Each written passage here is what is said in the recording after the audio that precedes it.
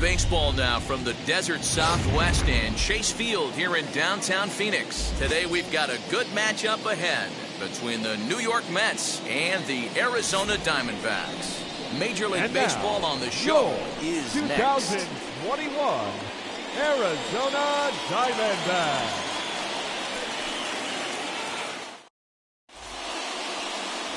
Madison Bumgarner, a lefty from North Carolina, gets the starting assignment. What do we need to know here, Danny? Hey, we're getting a look at a real competitive pitcher here. Career ERA in the low threes, and that's not an easy thing to do in the day and age of small ballparks and guys swinging for the fences. Rock solid pitcher, does a lot of things well, and it'll be fun to watch him work in this one here today. Stepping up is Jonathan Villar, and we are ready for some daytime baseball. First pitch of the AB now. Line down the left field line. But that'll land foul, strike one.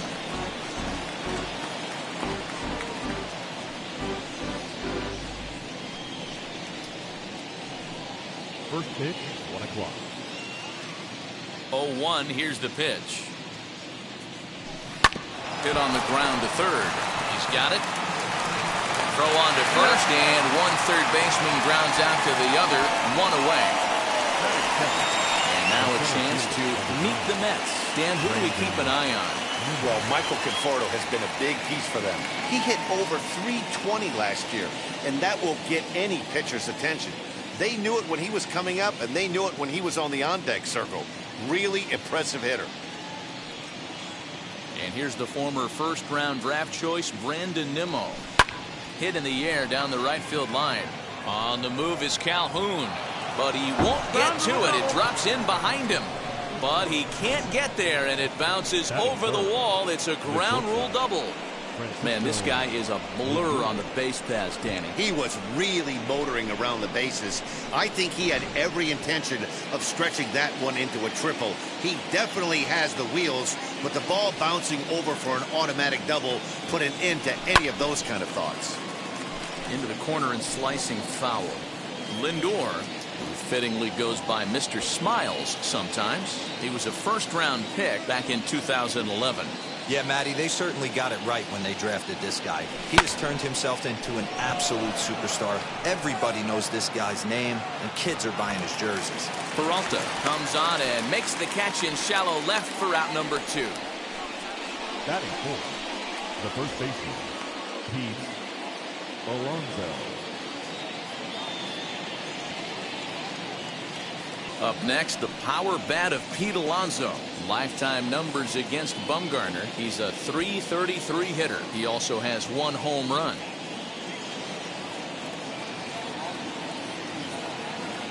From the stretch. Grounder down the line at third. This gets foul. It's 0-1.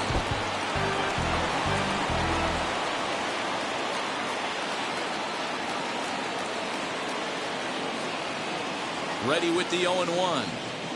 Grounded down the third baseline. Reined in. Throw to first with time to spare, and the side is retired. Mets strand 1.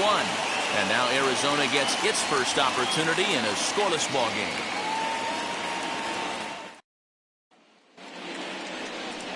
Carlos Carrasco, the right-hander from Venezuela, gets the starting nod in this one. Dan Plesac, what do you got? Well, I think the key for him is going to be locating strikes and forcing soft contact. He doesn't have dominant stuff compared to some other guys, but if he executes, he can still be very effective. We'll see how he does. Into the box, Josh Rojas. He'll lead things off here in the bottom half of the first. Not shortstop. Here it comes. Rojas.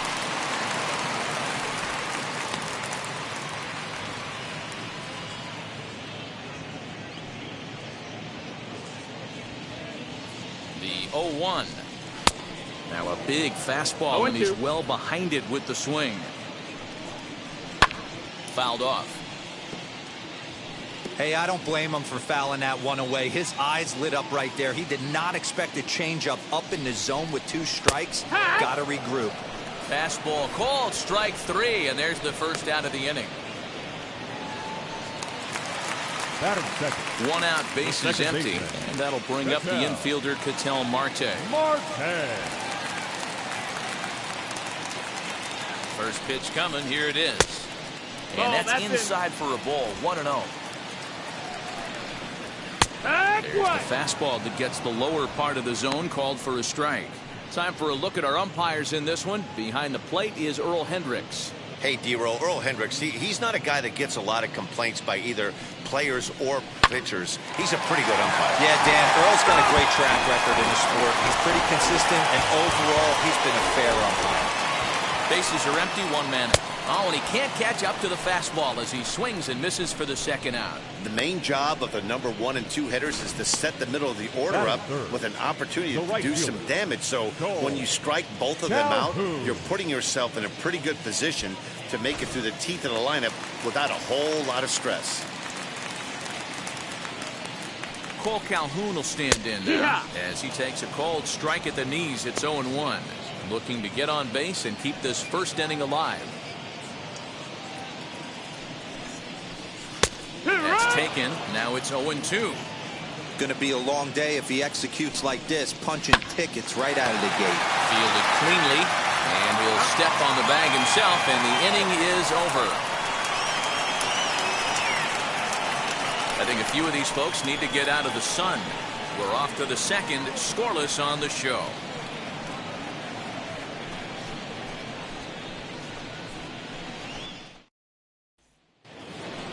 New inning set to get underway, and standing in is the veteran outfielder, Michael Conforto.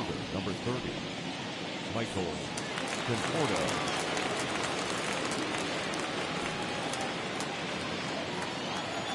Now here's the first offering. Hit sharply on the ground, and that's through for a hit. Hey, not an easy thing to do right there, D-Roll, with that stacked infield on the right side. To hit it through where the shift is, have to hit that in the right place at the right time. Yeah, he found a good result right there, Dan. Pitcher actually executed right there. Got him to hit it where he wanted to. Put good barrel, good contact on that ball, and was able to find the hole. Here's Javier Baez. Fought off at the plate as it's chopped foul.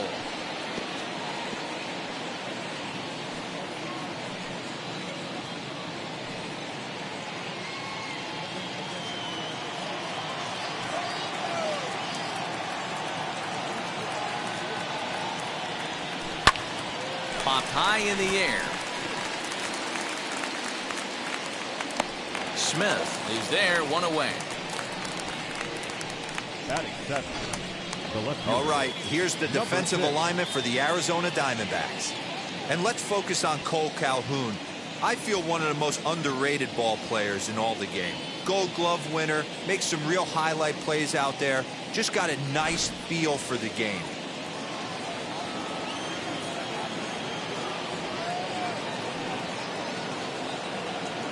So here's Jeff McNeil as he connects on the first pitch with a fly ball to center. McCarthy is there, 2 gone.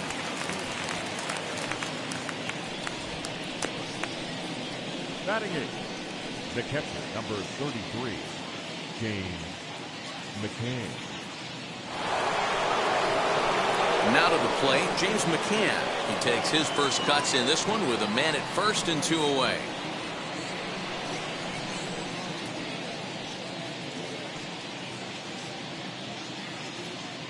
From the belt, the pitch. Fly ball to straightaway left. After it is Peralta. He gets there to make the play, and that ends the inning. Mets leave 1. We'll go to the bottom of the second. No score.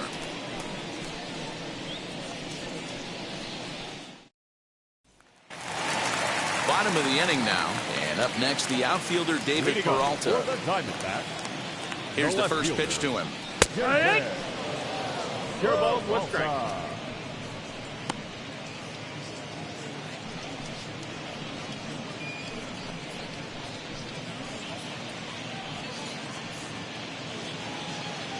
Comes set with the 0-1. Swing and a miss, and he's in the hole 0-2 now. 0-2 count. You could do just about anything you want right now. Up, down, in, out, hard, soft. Good time to be a pitcher.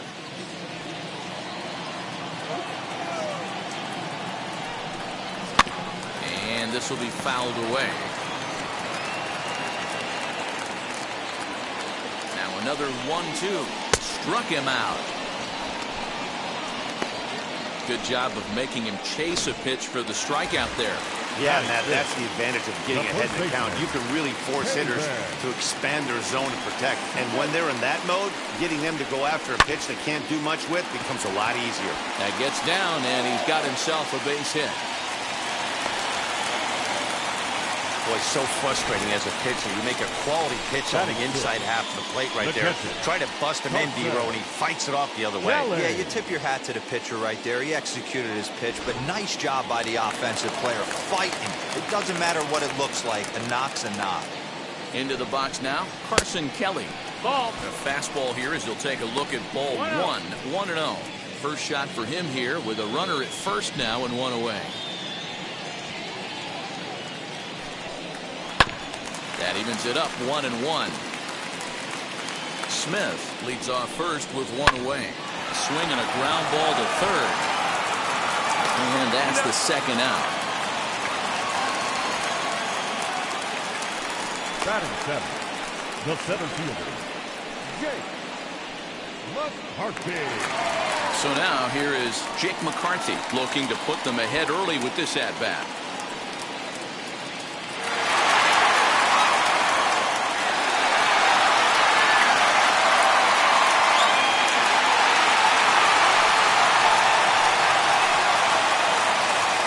First pitch of the AB now.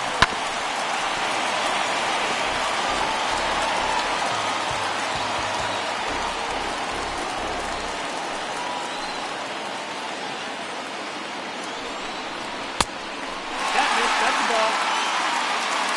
1-1. Bottom of the second here with no score. And they'll go off speed here as this pitch misses. It's 2-1. 2-1 to count.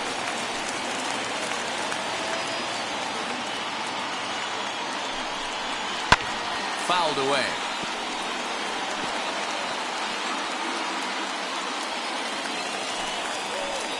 The 2-2. And he tried to hold up that time. We'll get an appeal down to third, and no swing. It's ball 3. Strike 3 called as he can't get the bat off his shoulders. Side retired. One left for the Diamondbacks. We'll move to the third with no score.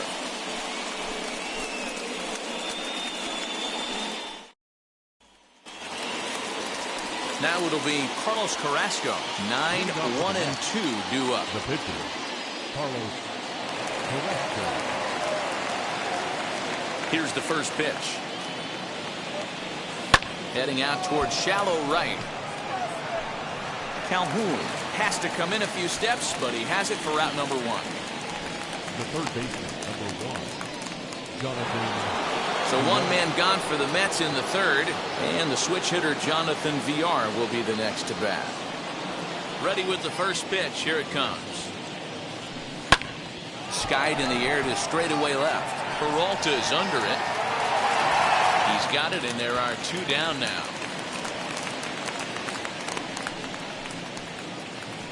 The center fielder, number 9, Brandon Nimmo.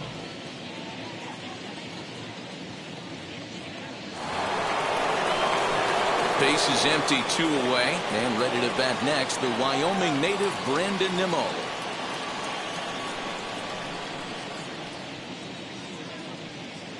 First offering on its way.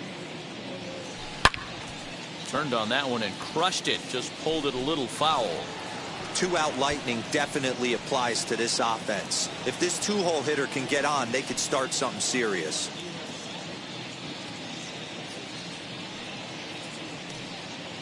Bumgarner ready with the 0-1. Sent on the ground out to second. Marte has it over to first, and that retires the side. Quick work there as the Mets are down on 4 pitches. Home half of the third coming up. No score.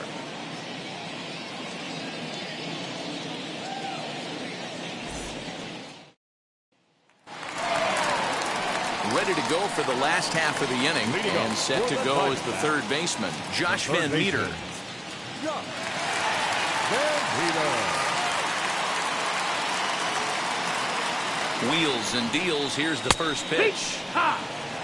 The offense better get it going right here, because they certainly can tell from their dugout this guy is carrying himself with a presence out on the mound. He's got feel for all his pitches. And it's fouled away.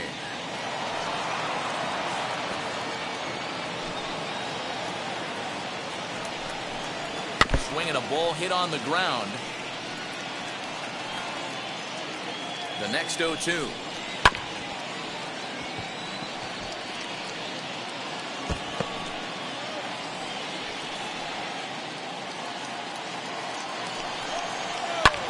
Pulled toward right center field. Coming in is Nimmo. He gets to it and makes the catch for the first out. Batting ninth, the pitcher, Madison Bumgarner. So bases are empty with one gone, and the pitcher Madison Bumgarner will bat next. He's set. Here it comes. Ball. One ball, no strike. The 1-0 home. A swing and a miss. That's the first One ball, strike. one strike. Bottom of inning number 3, 0-0 our score. And a ball and 2 strikes to the Diamondbacks pitcher. Man, this pitcher is on right now, pounding the zone, attacking these hitters. He's making it look easy.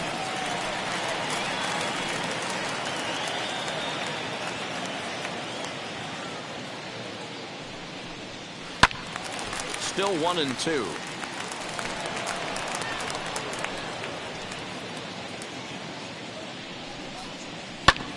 Another one sent foul. After that slider away, he must have set his sights out there, because he took that fastball in like he had no chance. 2 balls and 2 strikes now. 8th pitch of the at-bat coming up. Hit out towards second. Baez fields it cleanly. And he'll whip this one over to first, and he gets his man for the second out. The batter number 10, shortstop, Rojas. Next to hit is Josh Rojas. He was called out on strikes to open the home first. Now the pitch. Lifted in the air to center field. Nimmo finds some space out there for the catch to retire the side. Diamondbacks down in order. We'll head to the 4th, still scoreless.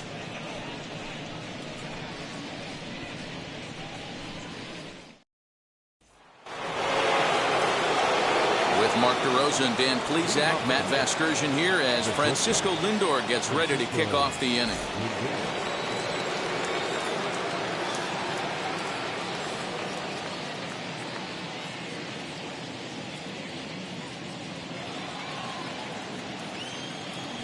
First delivery to him.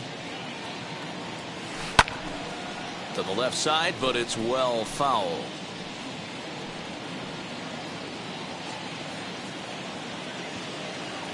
The windup and the 0-1.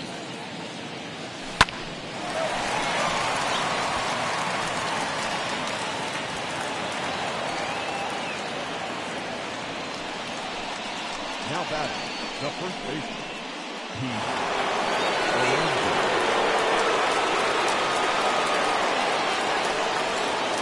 Here's Pete Alonso.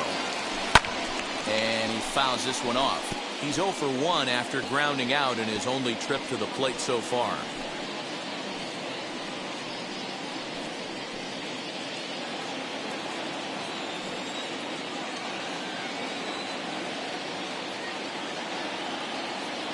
Bumgarner ready with the 0-1. Here's a shot to left field and deep. Look at this. And they take the lead. It's gone.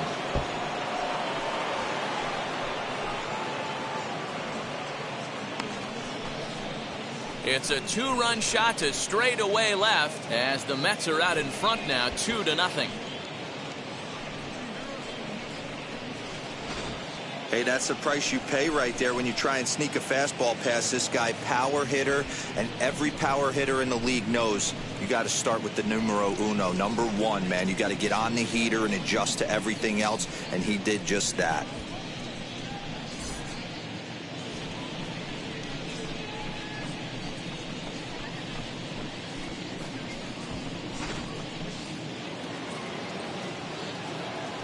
Standing in now, Michael Conforto. Michael. Ripped down the first base line.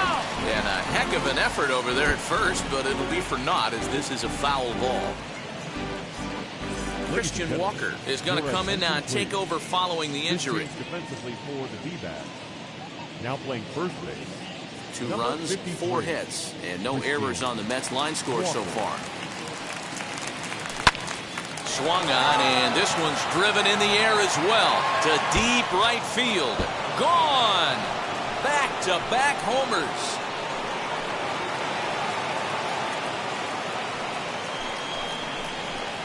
A solo home run there for Michael Conforto, and the Mets have taken a 3-0 lead.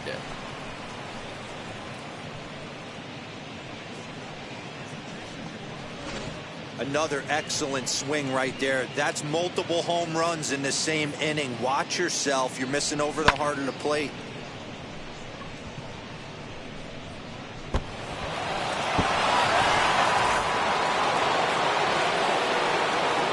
And that brings up Javi Baez. Here's another one that's drilled. This one to left. And this will get all the way to the wall now. Absolutely scorched that base hit. Worthy of some show track love, and as you see it, it came off the bat at 110 miles an hour. That's definitely squaring a ball up.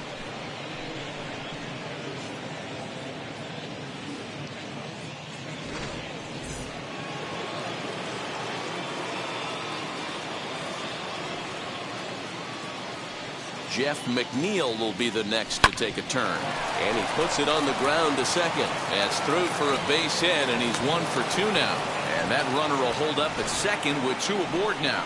Wow, his manager must have a lot of faith in him, and I'm not sure why. He's given up 5 hits in this inning alone, and it doesn't look like it's going to come to an end anytime soon. So now into the box is James McCann. He's got a chance to add on to what's already been a big inning for them.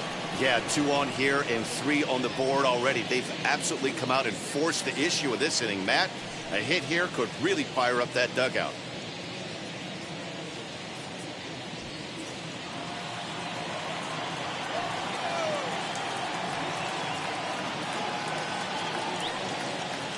Now the first pitch. High in the air out towards shallow right. Calhoun is in a few steps as he takes it for the first down. The batter, the pitcher, Carlos. Next to hit, Carlos Carrasco. He flew out in his last AB.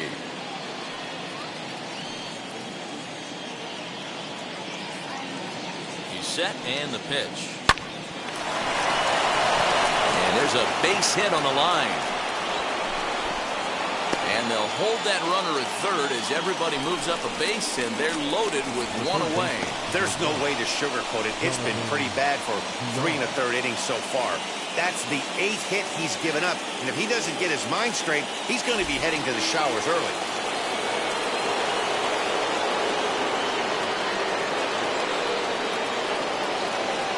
At the plate, Jonathan Villar.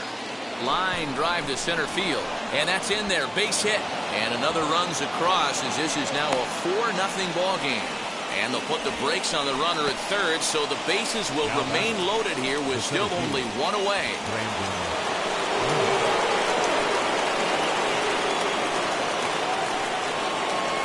So here's Brandon Nimmo as Bumgarner gets ahead of him with strike 1.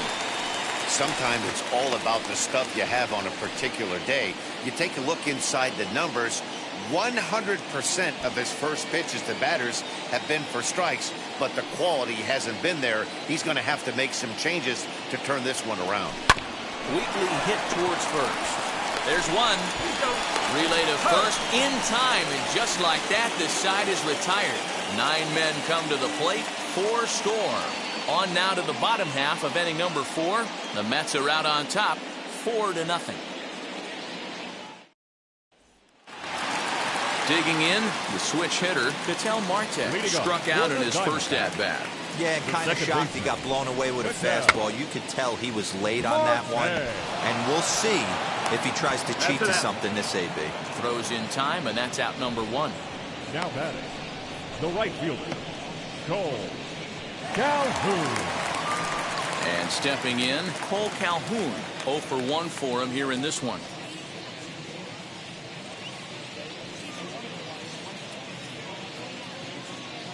Comes set. Here's the 0-0 pitch. First pitch fastball swung on and missed. 0-1. Hey, usually the second time through the order you start seeing an incorporation of some more off-speed stuff. But this guy's locating, feeling really good about his fastball. 2 back-to-back.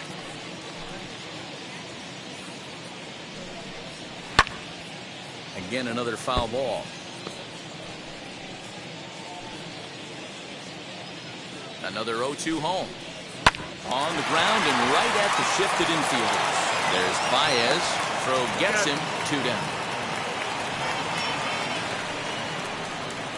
Now batting, the left fielder, David Peralta. So 2 out, nobody on.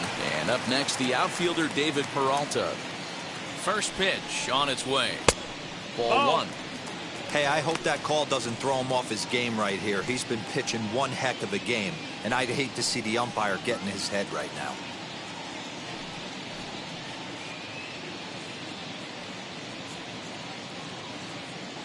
Now the 1-0. High in the air out to center field. Waiting on it is Nimmo. And the inning is over. So 1-2-3 go the Diamondbacks. They're down 4-0.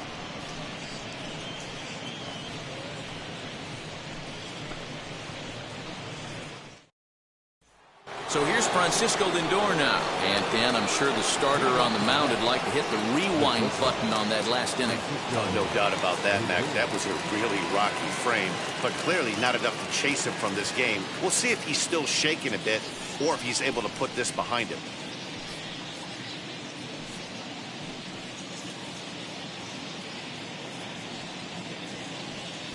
Ready to deal. Here comes the first pitch. Now a swing and a deep drive to left. Looking up is Peralta. And it's gone as they add still another.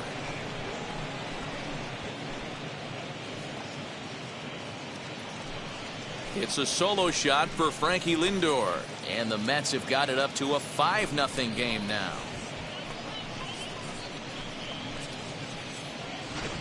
Man, this has been a rough one for this guy so far. That's the 3rd homer he's allowed today. He better start keeping the ball down in the strike zone, or that total might continue to rise. To the plate now, Pete Alonso. The first baseman. As he'll send a ground ball down to 3rd. Throw on to 1st, so a good comeback there as he gets the first out of the inning. Well, I think he got away with one right there. It was a fastball right down the middle, and he hit it hard, but he couldn't elevate it at all. Would have been a different story if he did. Infield in the overshift here. Now the pitch. And this ball is crushed deep down the right field line. And that's going to wind up hooking just a bit foul, so a missed opportunity there.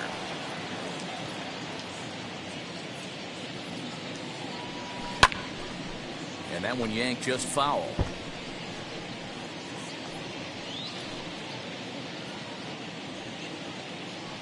Here it comes, 0-2.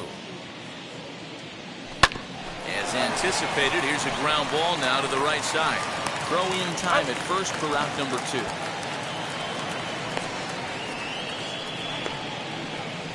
Not a lot you can do with that pitch. That fastball just ate him up inside and gets the soft grounder for the out. Next for the Mets, Javier Baez. He's singled in 2 trips to the plate thus far. First delivery to him. Slow little roller to 3rd. Throw cleanly into 1st, and that ends the inning. But add on one more as the solo shot stretches their lead even further. On to the bottom of the fifth. It's the Mets 5 and the Diamondbacks nothing. And back in Phoenix as we check in with Heidi Watney. Matt, during the commercial break, I had a chance to catch up with manager Torey Lovello about the Diamondbacks' offensive production, and he was pretty blunt in saying they're just not having very good at-bats. They've only managed one base runner in this game, so it's easy to see why he said they haven't shown much fight today. He's hoping to see someone step up and find a way to get something going, though. This game isn't out of hand, so it remains to be seen if they can snap out of this funk and climb back into this one. Good stuff, Heidi. Thanks. The first baseman. Striding in is Christian Walker. First at-bat of the game for him here in the fifth as he was a late entrant into this one. From the stretch, here's the pitch. That's the ball. Walker Outside. stands at an even 6 feet tall, a right-handed batter and thrower. He was a fourth-round selection during the first-year player draft of 2012. Hey, nothing has been handed to this guy. Drafted in the middle rounds, and he has found his way in the big leagues. This has turned out to be a really nice pick. A ball and 2 strikes. 1-2. I know it's cliche and it's tired at times, but a well-located fastball down at the knees is still the best pitch in the game.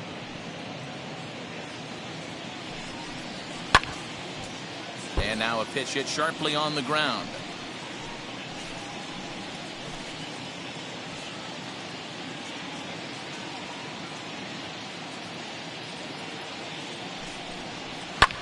Fouled off.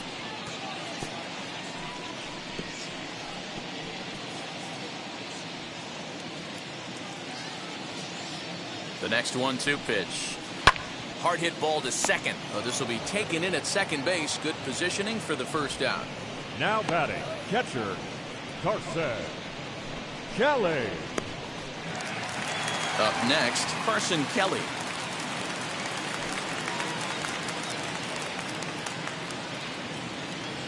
Now here's the first offering. 0-1 the count.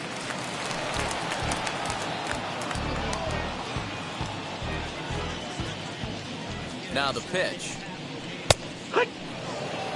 Not much you're going to do with that pitch right there. You have to catch it out front before it even breaks, and even if you do that, it's a tough pitch to keep fair.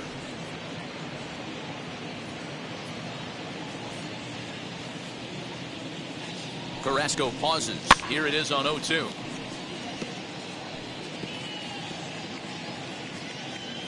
No runs, just one hit. No errors so far for the Diamondbacks.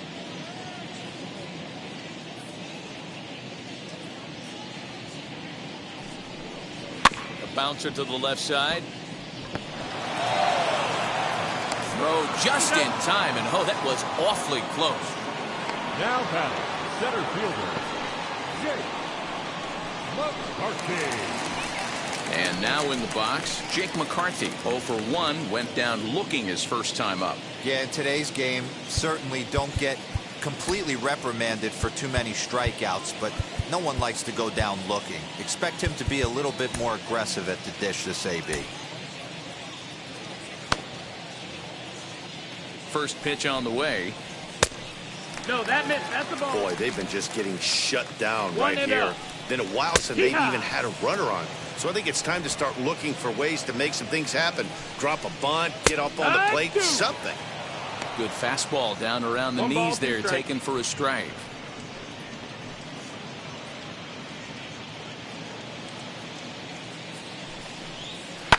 Lifted down the line in left. But this will wind up being a foul ball. 2-2 now with 2 away and the base is empty. 2-2.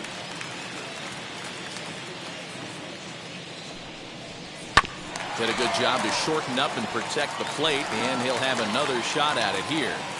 Hey, last 2 pitches back-to-back, off speed, then he's late on the fastball. He could pretty much do anything he wants right here on the mound. And a bit of a high throw that time, but not much problem over there at first, as that will end the inning. Diamondbacks down in order. They can't chip into that 5-0 deficit. Taylor Widener takes over to start the 6th inning on the mound. Number 57, Taylor Widener. Top half of the sixth about to get started, and standing in the outfielder, Jeff McNeil. Number 6.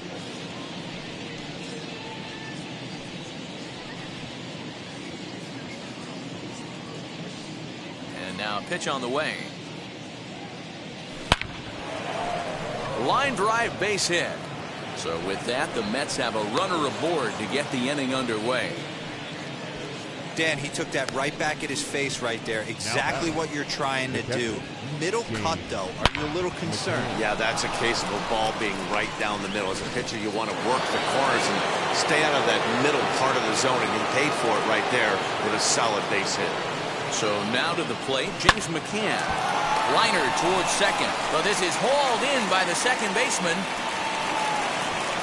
Up next to the Mets, the pitcher, Carlos Carrasco. Digging in will be Carlos Carrasco. He's 1 for 2 in this one.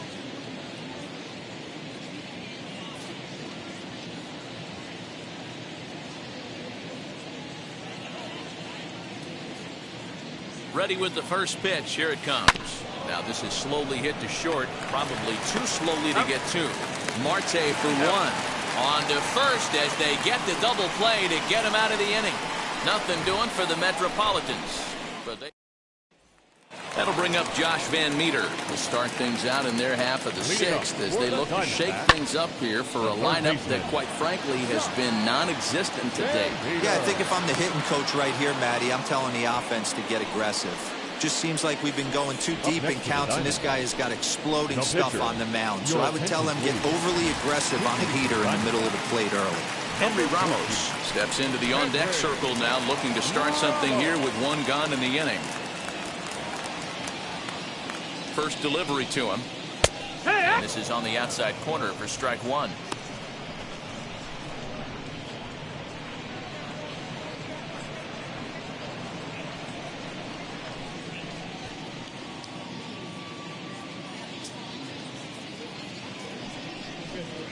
And this catches the zone as well. It's 0-2 now. Sometimes you just can't overthink it. If a guy can't hit a certain pitch in a certain quadrant, why would you throw him anything else? Case in point, this guy's cold zone is away, and this pitcher keeps attacking that exact spot. Still no balls and 2 strikes. 1 out, nobody on.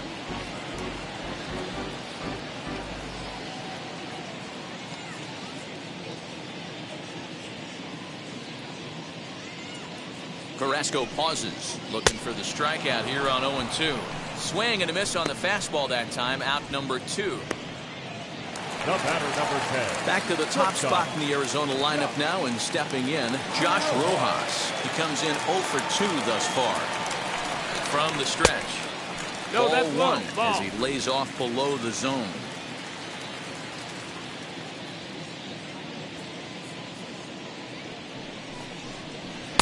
And 2-0 as this one's taken low. And how about the uncommon patience for the rookie in a big spot right here? These have been some tough pitches to lay off. Throw to first beats him easily, and the side is retired. Off of 1 leg, in the hole, falling away. That is pure magic. On to the back third here this afternoon, and we've got it for you on the show.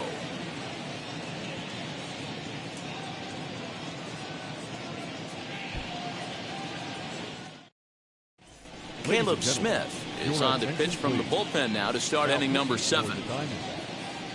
Number 31, Caleb Smith. Jonathan Villar will be the first one to greet him, as he'll have to turn around and bat from the right side of the plate here. Jonathan Villar.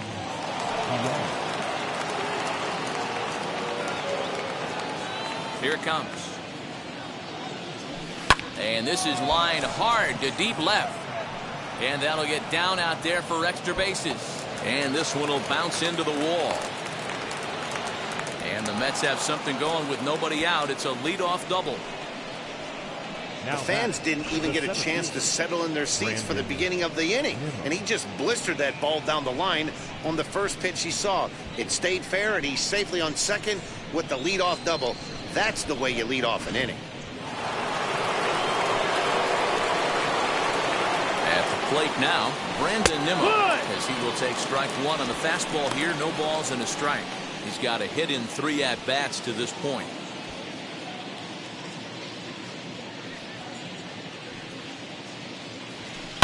Hit on the ground out to short. Throw on to first in time, 1 away.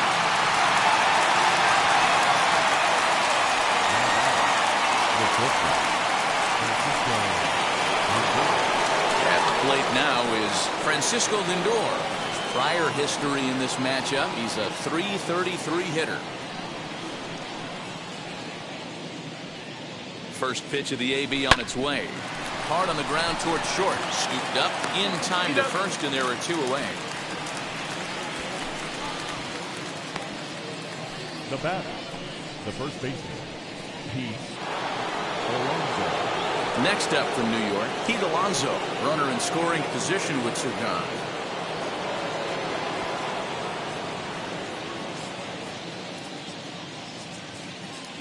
He's set. Here it comes.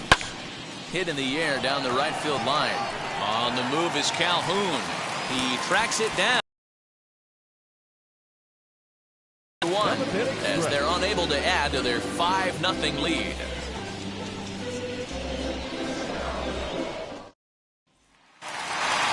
Last half of the 7th here, and that'll bring up the infielder Tyler Marcotte. Offense just needs to find a way to get that pass the baton mentality. Starts 1 at-bat at a time. I know they need base runners clearly. Maybe if they could get a few guys on the pillow, someone can bop one and get them back in this. Jerry's Familia gets the call from the pen. Home 7th. Number 27, Jury.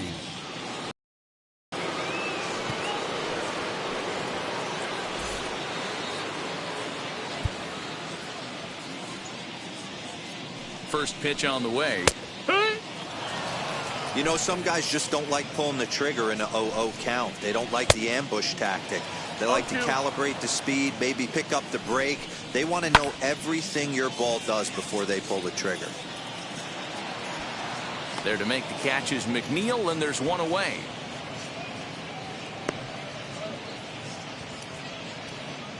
Now batting, the right fielder, Cole Calhoun. And now Cole Calhoun. It's been an 0-for-2 effort for him to this point. He's set, and the pitch. No, that's down. Ball.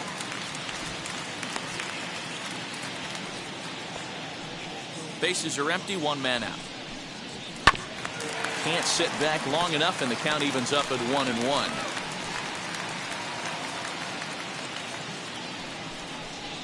And the slider's in the dirt as he lays off it for a ball.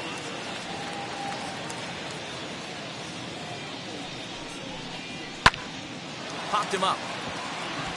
Baez moving to his left. And that's the 2nd out of the inning. Now batting, the left fielder, David Peralta. Now here's the first offering. David Peralta stands in as he looks at ball 1 here. 1-0. Pulled toward right center field. Giving chase is Nimmo. He's got it. A great running play, and that'll retire the side. So 1, 2, 3 go the Diamondbacks. Need to get it going soon. It's 5-0.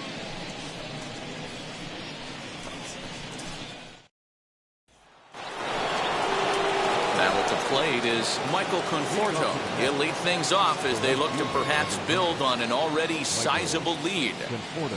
Swing, line, drive. That's going to be trouble.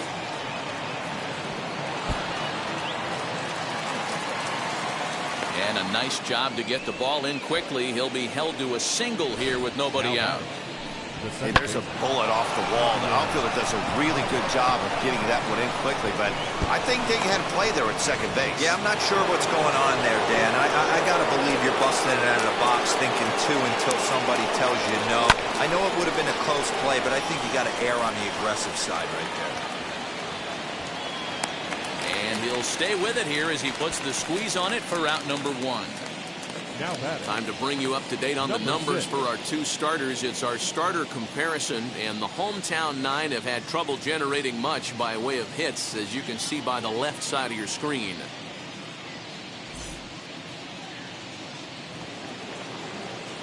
Next up, Jeff McNeil. He's 2 for 3 thus far.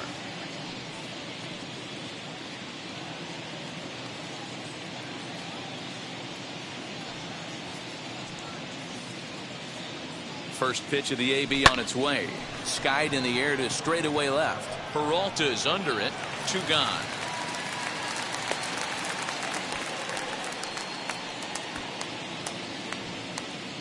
The catcher, number 33, James McCann. Stepping in once again is James McCann. He's hitless in 3 at-bats to this point. Ready to deal. Here comes the first pitch. Swung on, and this ball is absolutely crushed. Forget about it. Gone!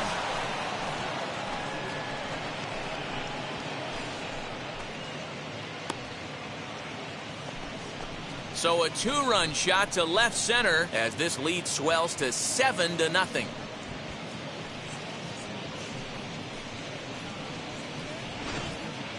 And we've seen 4 round trippers from these guys so far. Dan, D-Row, what do you make of all this? Dan, they're absolutely not going to cover off the ball. I'm curious to get your take on this. I didn't find it to be the truth. I didn't mind hitting at night, but a lot of guys say they see the ball better during the day. You know what's funny, D-Row, is I prefer to pitch in night games as opposed to day games. I always thought it was advantage to the hitter, and so far that looks like it's the case in this one right here. They must be seeing the ball really well because they're just absolutely smoking the baseball right now. Hard ground ball to third. Throw on to first, gets him, and the side is retired. The 2 come across to score in the inning, courtesy of this 2-run home run. We'll go to the bottom of the 8th. It's the Mets 7 and the Diamondbacks nothing.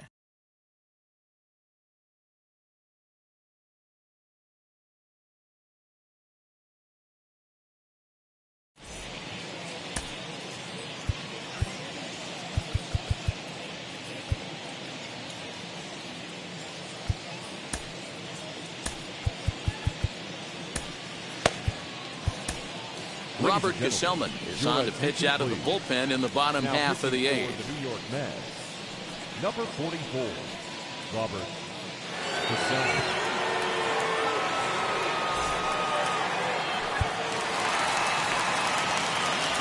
And now the first pitch. Christian Walker will stand in for the second time now as he looks at a called strike. It's 0-1. Walker.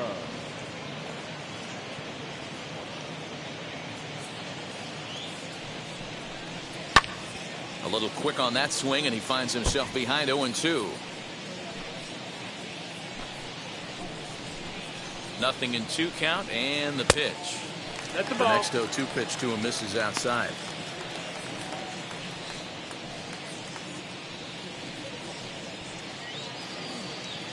The pitch.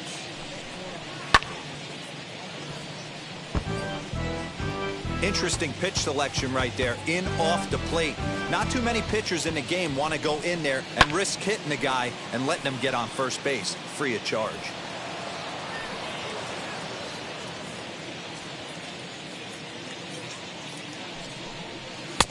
Now a fastball awfully close, but he doesn't get the call. It's 2-2 now.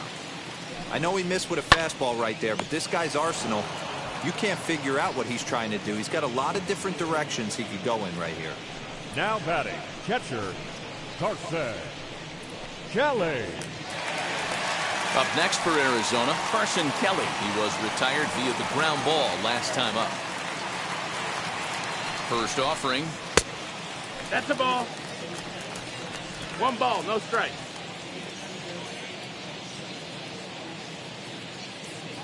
The 1-0 home. That's the ball. That's down. Down low, and the plot thickens here. 3-0.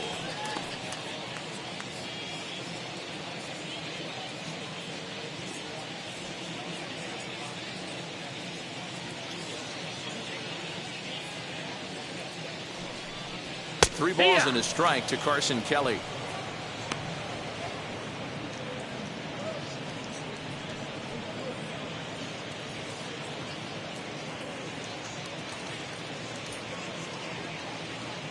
One out, nobody on.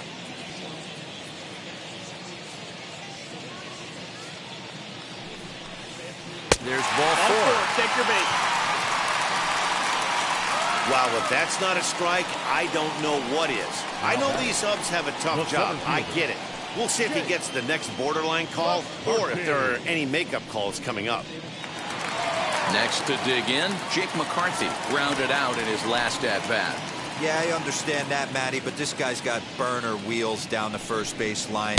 I don't think he even concerns himself with that. He has to put it on the ground. That's part of what makes him successful. Hey, this is a left-handed hitter that can fly down the line. If they want to turn 2, they're going to have to be almost perfect. 1-1. 1 ball, 1 strike to count. Kelly, base runner at first with 1 out. Now a swing and a softly hit ground ball. Here's a little chopper up the middle. He's got to hurry. One there, but one's all they were ever going to get, and the inning will continue. It's really tough to double up a guy with the speed that he has, and he was hustling all the way on this ground ball. So they should be happy they at least got the guy out at second. It'll be interesting now to see if he tries to use that speed again and swipe a bag and get into scoring position. Josh Van Meter is in with 2 away now as he looks at a called strike 1. When you're hitting at the bottom of the order, you better be keyhole in the middle of the plate. You cannot allow pitches like that to go by. 2 out with the man at first. Again, he sends it out of play.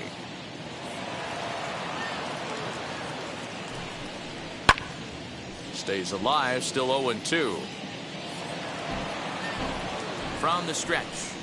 Frozen on strike 3 for the final out of the inning. 1 left for Arizona. They need to get something cooking here. It's 7-0.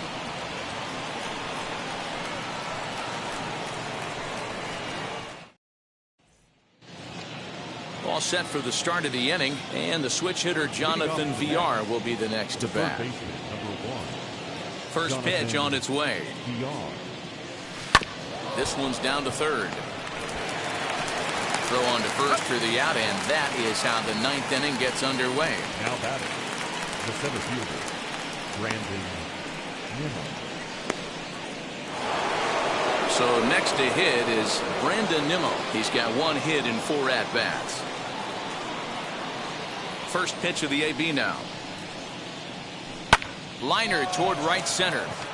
And he will make the play out there, and there are 2 away now.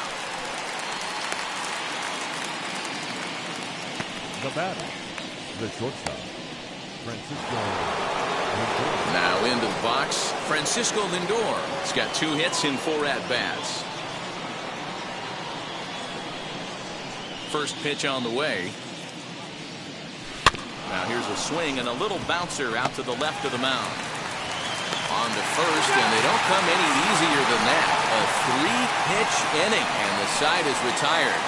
Down in order go the Mets, and they hold a 7-0 lead.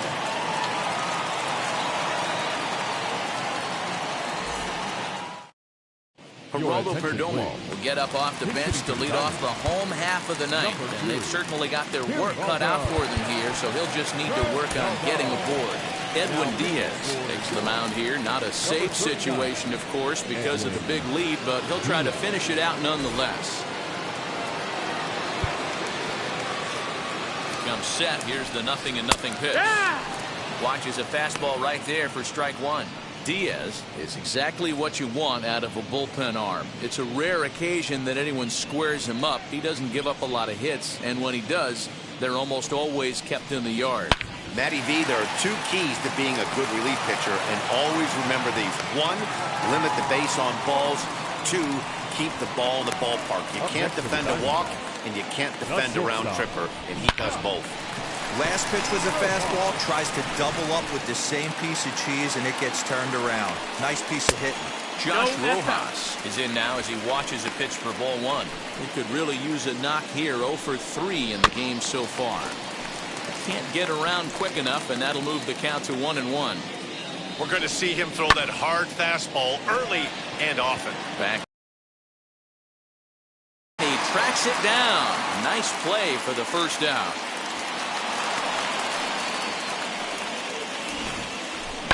That was a tough play, so let's take another look at it with Show Track. Seemed to get a solid read off the bat, took a good angle at it, and he covered over 100 feet to make the grab. And I'm sure he'll be getting some high fives for that one.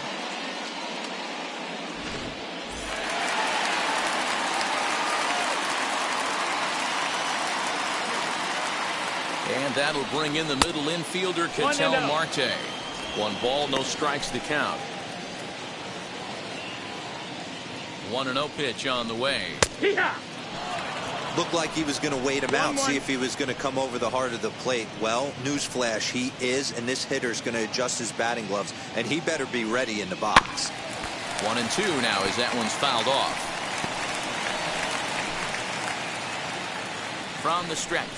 Oh, a fastball swung on and missed, and for the second time today, he's gone on strikes.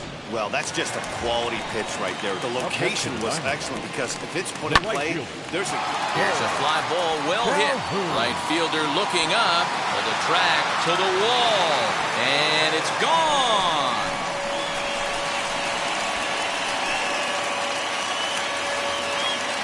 A 2-run blast to straightaway right field, and it's a 7-2 game now.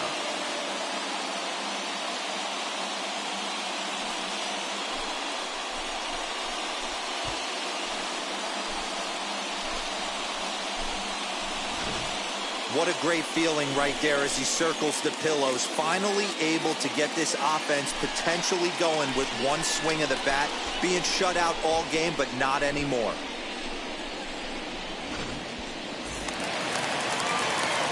Into the box, David Peralta. Now a ball hit hard toward first.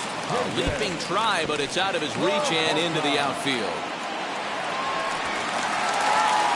Well, he was definitely not looking off speed on that pitch. I'll tell you, he had to be sitting on a fastball on that one because it's coming in hot, and he still manages to get out front of that and yank it for 2 bases.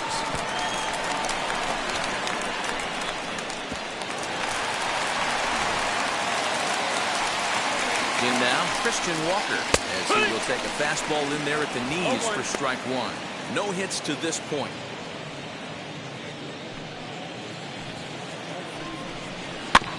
And it's quickly 0-2. Peralta at second with 2 down. Arizona down to its last strike. And this ball's in the air to left field, and this should do it. McNeil is there. Makes the catch, and the ball game is over. Anytime you can win a game, let alone on the road, you have to feel really good about yourself. It's not easy going into that other team's ballpark and coming out with a win, but they did just that. 7-2 the final score this afternoon. The Metropolitans took the lead in the 4th and held on until the end.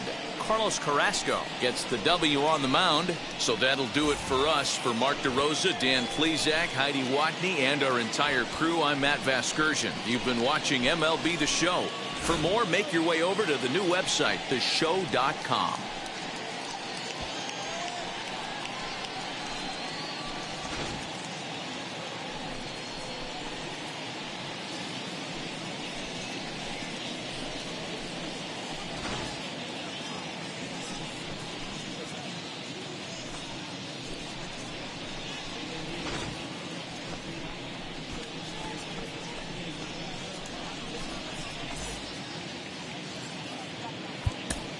The final line score for this.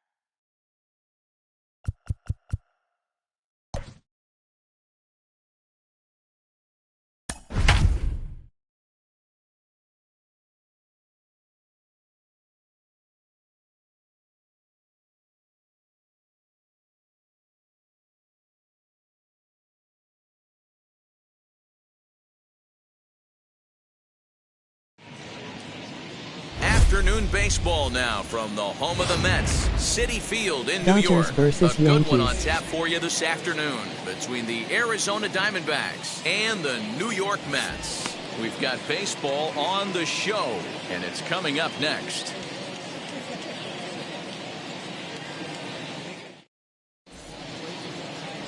Jacob deGrom, a right-hander from Florida, gets the ball as the starter here. What's your take on him, Dan? Well, this guy's kind of unique. How about a 5-pitch repertoire that he has? That gives him a lot of options for both righties and lefties. And if he's on, he could be really tough to hit. So here is Josh Okay, Rojas. we'll do that who will after lead this this one one. off today. And now the first pitch.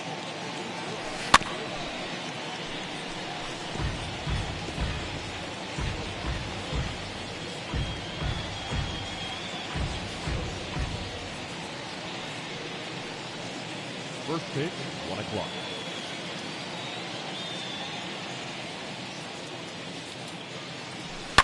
Swing and a liner. A leaping try, but it's out of his reach and into the outfield. Okay. Batting second, the second baseman, Tyler Marcotte.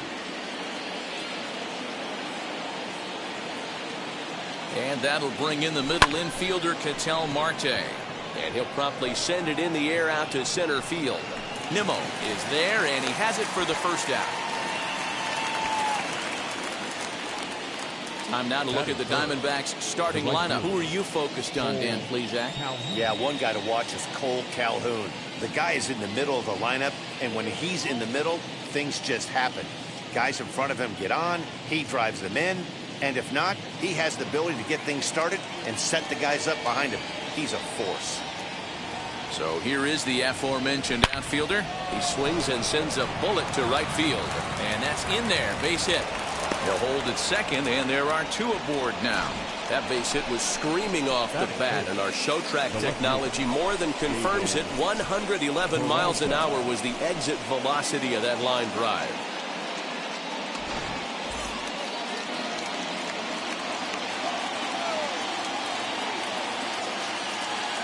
Standing in now, David Peralta, pulled toward right center field. Long run for the right fielder. He gets there and makes the play for the second out of the inning. That is good. The first baseman, Haven Smith. So now here is Haven Smith looking to put them ahead early with this at-bat.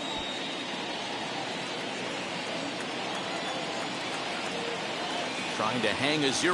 Here's the pitch. Down the right field line. That's a fair ball.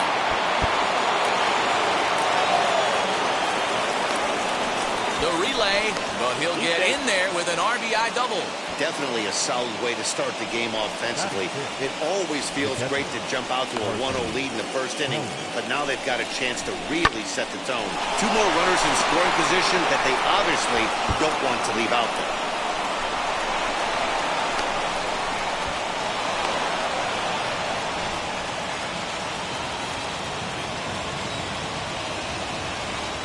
Into the box now, Carson Kelly grounded up the first baseline, and he'll step on the bag himself, and the inning is over. But a run will score in the inning on this RBI double. On to the bottom of the first now at Citi Field. It's now 1-0 Arizona. Number 25, a right-hander from the state of Texas, is the man on the mound here. Dan Plesac, what's the word on him? Well, one thing to look out for him, Matt, is if he can avoid the big inning. It's not that big of a deal to give up a run here and there, but sometimes he can be prone to giving up 3 or 4 in an inning, and that kind of derails the whole start when that happens. Limit the damage, and he'll be just fine. Jonathan Villar is in to start things off here as he looks at a called strike. It's 0-1. Good fastball down around the knees there, taken for a strike. Here comes the 0-2 pitch.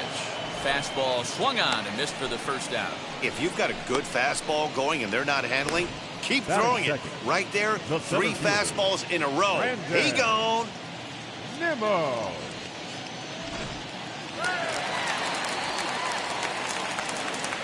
And here's the former first-round draft choice, Brandon Nimmo. One ball, no strikes to count. Bases are empty, one man out. 2 balls and no strikes to the Mets center fielder. And there is our officiating crew in this one, calling balls and strikes, Mr. Freddie Ferguson. Hey, D-Row, you better be ready to swing, particularly at that low pitch. Freddie Ferguson, low ball umpire. Yeah, it makes it tough on the offense. I was a guy who liked the low ball, but that usually means those guys are susceptible to that slider in the dirt. You have to see the ball up, and this guy doesn't give you a chance. Count leverage right there, sitting dead red fastball, and he didn't miss it. Nice swing right there, driving it into the outfield for a knock.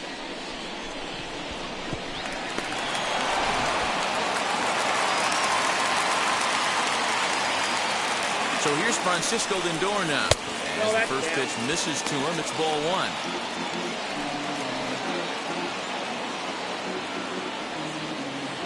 1. Nimmo stands at first with 1 out. Count now a ball and a strike.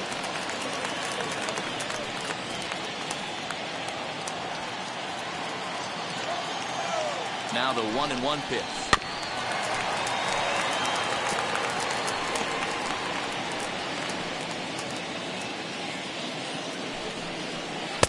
And there's a fastball well off the plate inside. I got to count 2-2. We just saw a fastball right there. I would not be shocked if he tries to get this guy to go fishing right here and drops a little off-speed pitch in the dirt.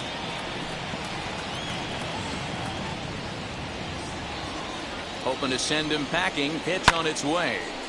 And another foul ball. Making him sweat out there. The 7th pitch coming up. Hit on the ground to third. Right to him. And there's out number 2.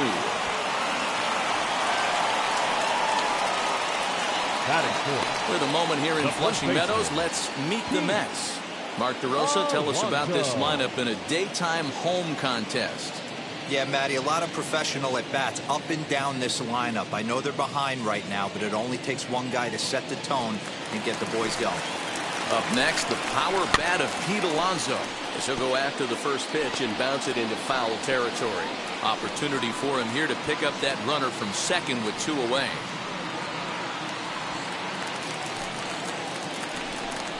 A ball and a strike to the Mets first baseman.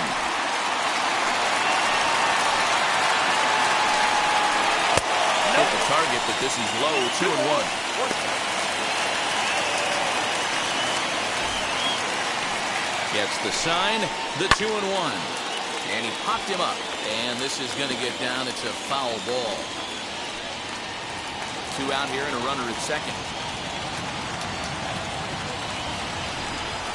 Got him swinging, and that will end the inning.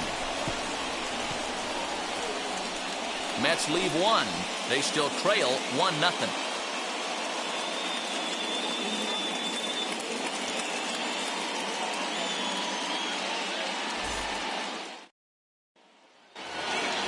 Second inning set to go, and next will be a speed threat in the form of outfielder Jake McCarthy. First pitch on its way. Fly ball into straightaway left. There to make the catch is McNeil, and there's 1 away. Okay, here's how the Mets are lining up defensively. And this team, they're not going to be moving around as much as some of the new age teams. The shifting and moving the third baseman over second base and the right fielder to play third base. This is going to be your stationary team, trusting pitchers to execute pitches. That'll bring up Josh Van Meter, as he'll pick on the first pitch and line one back up the middle, and that's a base hit. Well, there's no denying he was all over that fastball. That's what we like to refer to as a little bit of an ambush. Heater gets turned around.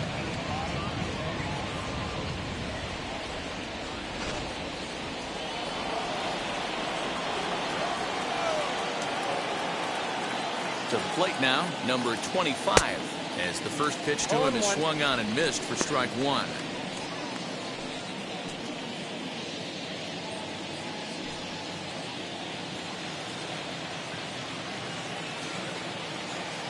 ready with the 0-1 pitch. Ground ball to second. This could be 2. Baez has it to second for 1. Relay to first in time, and just like that, the side is retired. D-backs are down on 4 pitches, and after an inning and a half, it's 1-0.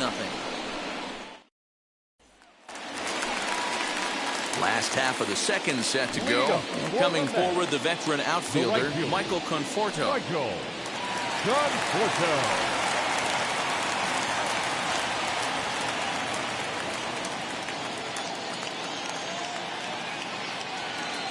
First offering.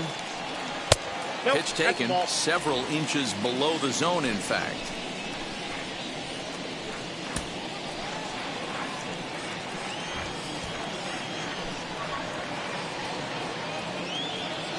Now the 1-0. 2-0.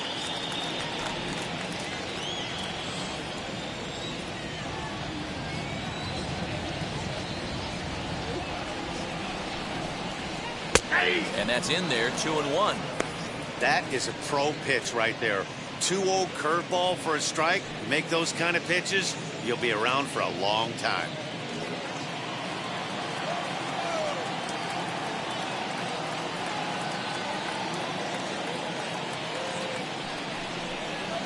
And he fires a fastball now for a called strike 2.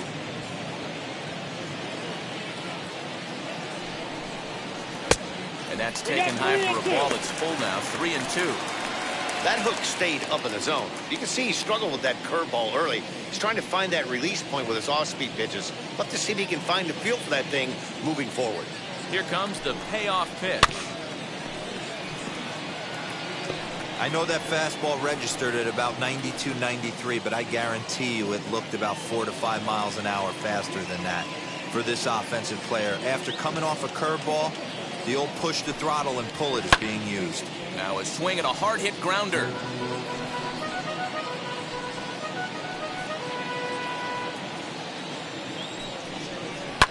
Swing and a hard liner to center field.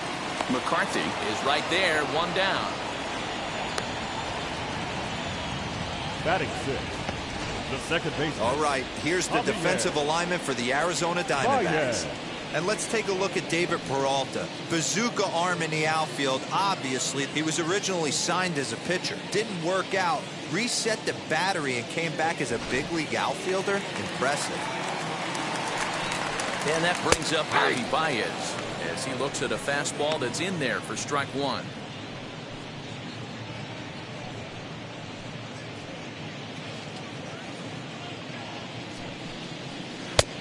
Swinging strike, and now it's 0-2. Hey, obviously he had a pretty good gauge on that first heater right there. He was super aggressive, thought he was getting another one, slowed him down with the curveball. That's the cat and mouse. Got him to go down swinging there. Javier Baez becomes out number 2 this inning. So here's Jeff McNeil. No balls and 1 strike. Try to make something happen with 2 gone in the bottom of the second.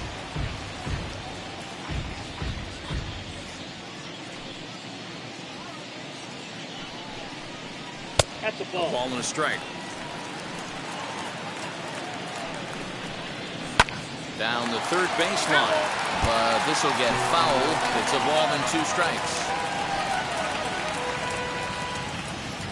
1-2. Here it comes.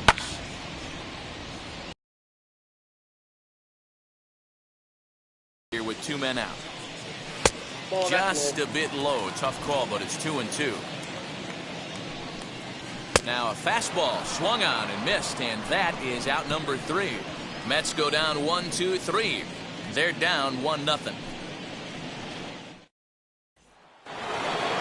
So the lineup flips over, and digging in, Josh Rojas. He singled and scored in his first appearance in this one. Now here it comes.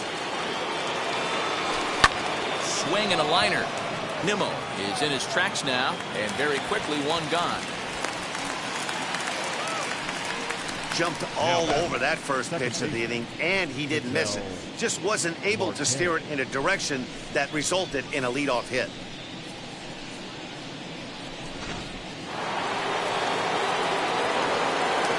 At the plate now, Tyler Marcotte. grounds it sharply to third. And a sliding try there at third, but it skips by him, a base hit. Man, I watched Chipper Jones for years, one of the best switch hitters of all time. Work on his craft under the tunnel. It's not easy to put the time in, but bottom line is, one of the reasons why they do it is the ability to work the whole field.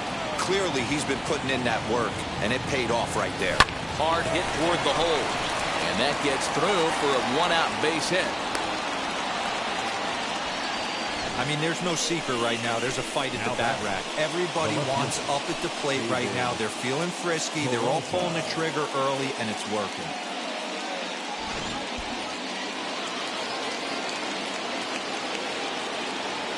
At the plate, David Peralta. He swings and sends a bullet to right field. That's in there. Base hit.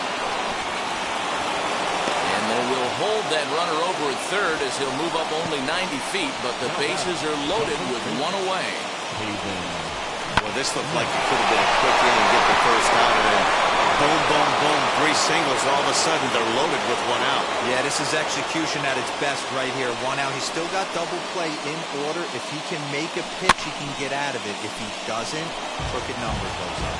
He could really open this lead up early if he can deliver here with the bases loaded.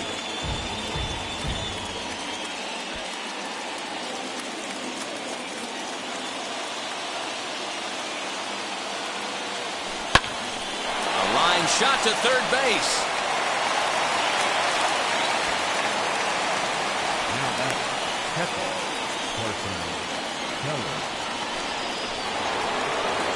Now at the plate here is Carson Kelly. He's 0 for 1 after grounding out in his only trip to the plate so far.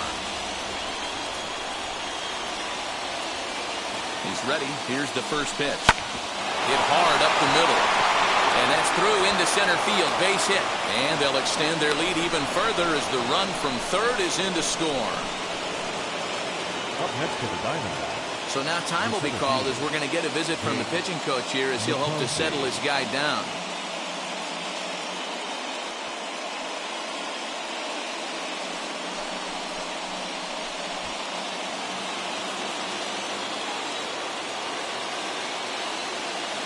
Into the box, Jake McCarthy.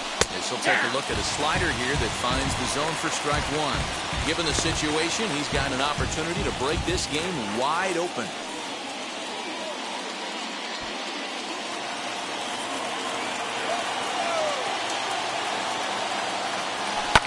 High fly ball out to straightaway center. Nimmo is there to make the catch, and they'll escape the bases loaded jam by giving up just 1 run. So 1 run on 4 hits here, no errors, and 3 men left on base.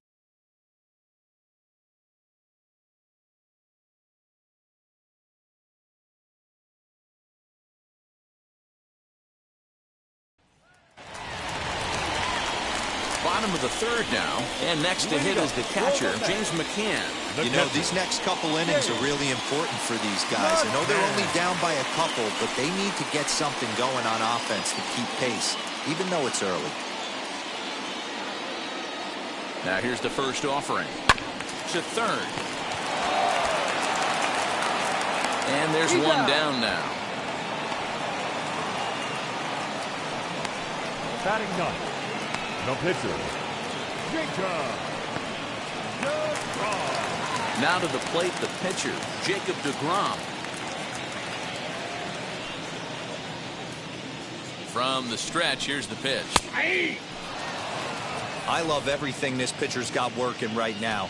He's got presence. He's got great body language on the mound. He's got fastball command and a nice early feel for his off-speed stuff. Turned on down the line. And that finds its way through for a base hit. Hey, don't let the fact that this guy's on the mound fool you right here. This guy has a nice approach at the plate, knows what he's doing, has history. I'm not surprised he was able to mix in a base hit.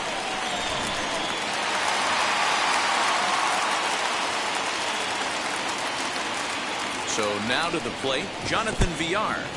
In the dirt here.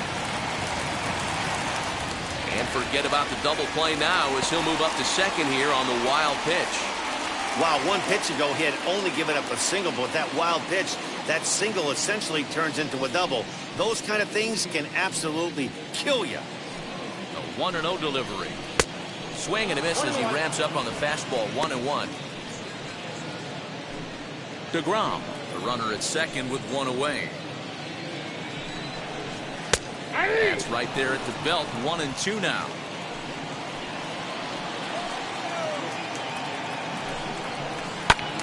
Still a ball and 2 strikes.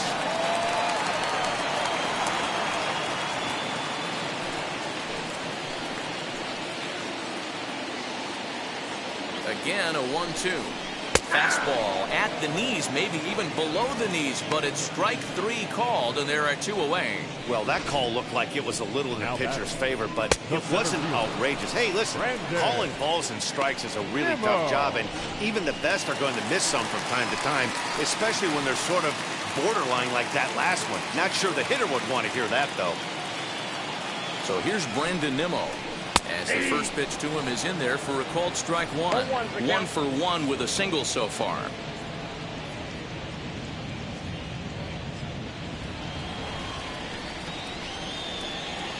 Tying run at the plate, the 0-1. Line drive to center field. And that's in there. Base hit. DeGrom rounds the corner and is headed home. And he's safe at the plate as it's now a 1-run ball game. You never want to beat a pitcher that breaks a guy out of a slump, but this guy was too good. You knew it was a matter of time before he started barreling baseballs. That gives him a multi-hit game, and I'm sure he's feeling good about it.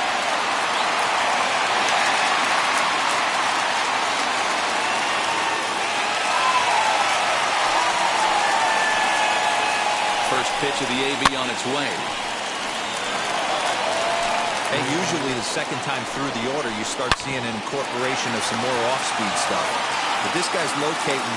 Well, the side is retired as they make the play. Mets played a run on a couple of hits.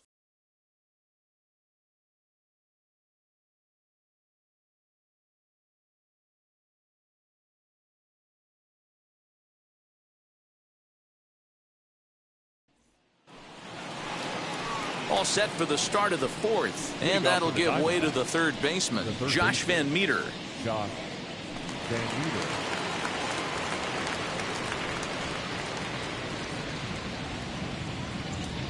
Ready to deliver. Here comes the first pitch. Sent on the ground out to second. Throw to first in time. 1 gone here in the 4th.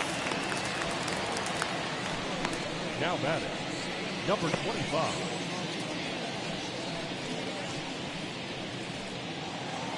Next to hit will be the pitcher, number 25. He's 0 for 1 thus far. First pitch coming. Here it is. Hit the other way out toward right field. Conforto is there, so 2 pitches and 2 outs thus far. The bat, number 10, shortstop, Josh Rojas. Now back to the top of the lineup. Stepping in, Josh Rojas. He singled and later scored back in the first, making him 1 for 2 so far. Here's the pitch. Swing and a miss that time. It's 0-1. I'd like to see this lineup start working the count a little bit more and drive up this pitcher's pitch count. Hit in the air to center field. Waiting on it is Nimmo. And that ends the inning. D-backs are down on 4 pitches as they're unable to add to their 2-1 lead.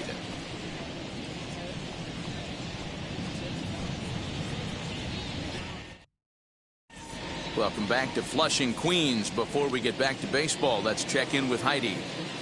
Matt, during the break, I caught up with the Mets manager to discuss his thoughts on his club's offense so far. And flat out, he was very pleased with the quality of their at-bats. Yes, they've only scored 1 run, but he said they've done a great job of forcing the pitch count up, and he thinks that's going to lead to more offense for them as this game goes on.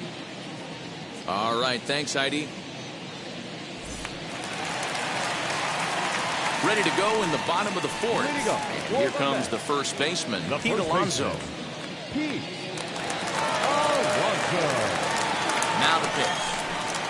And here's a called strike at the knees. Don't think he liked that one too much, but it's 0-1. Fastball, and he's quickly in the hole, 0-2. 0-2 count, and the pitch. A breaking ball swung on and missed, and he's set down for the second time this afternoon. Pretty textbook breaking ball for the punch out right there. Got it to bend a lot, and by the time it got there, it had fallen completely out of the zone. Not much you can do with that pitch.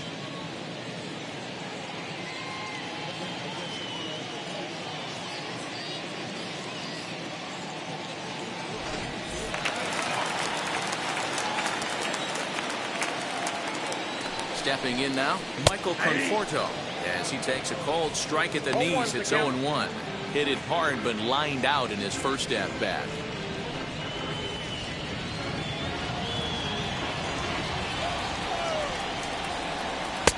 And 1-1 as this one's in on the hands. One out, nobody on.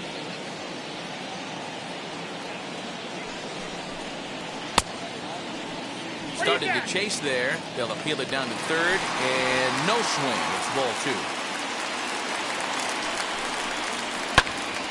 2. Even count, 2 balls and 2 strikes.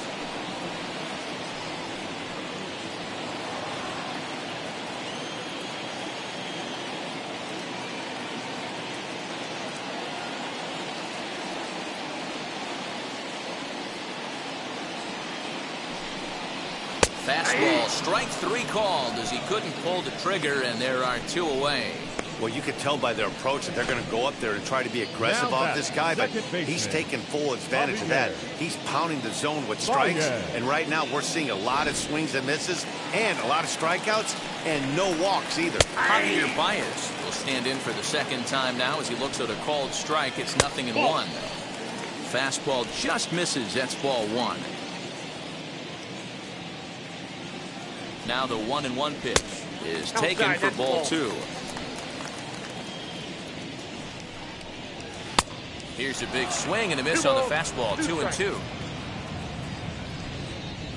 And he struck him out, his 8th punch out of the ball game, and that one ends the inning. So a pitching clinic there as he sets him down in order, all via the punch out. Mark, Dan, and I are back with more after this.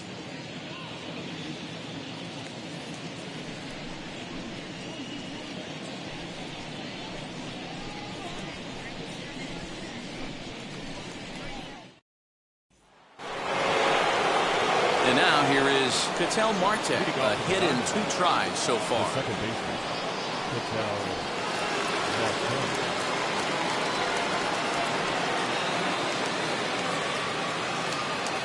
First pitch on the way. Swing and a miss on the slider. 0-1.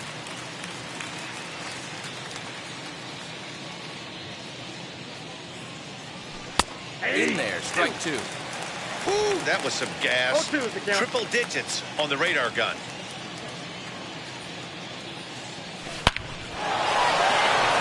Lined into right, a base hit.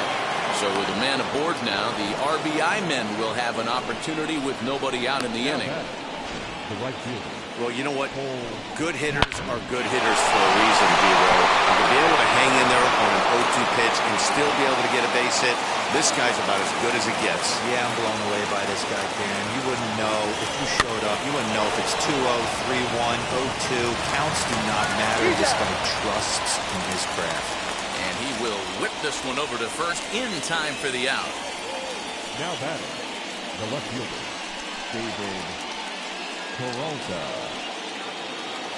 So a runner on second with 1 down now. And up next, the outfielder, David Peralta.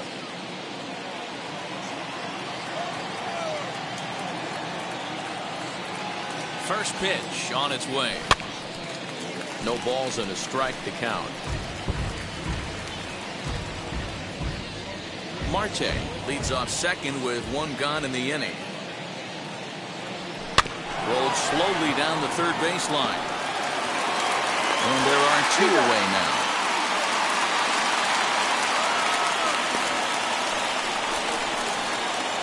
Now batting, the first baseman, Pavin Smith. That brings up Pavin Smith. He's working on a 1-for-2 game so far.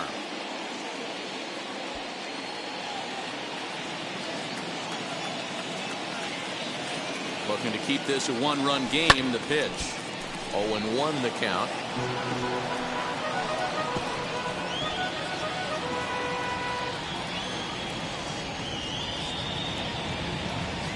The 0-1. Well hit the other way, and it's into the gap. And the runner at third will put the brakes on here as they didn't want to chance it even with 2 outs. Dan, it seems like they've had his number all game long. Well, they've been treating him like a punching bag out there. As we take a look at the line, you can see that he's given up double-digit hits, and things don't look like they're going to get any better. He might not last much longer. Standing in now, Carson Kelly. As he'll take a look at a strike right down the middle. It's 0-1. 1-for-2 in the ball game thus far.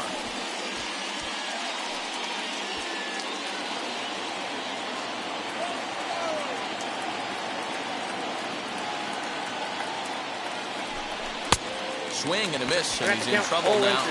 0-2. That's what you call a challenge fastball right there, boys. I don't know if he was necessarily trying. But we'll have to press pause as that strike 3 to retire the side. Clearly fired up to work out of that jam. The three of us are back after this message and a word from our local stations.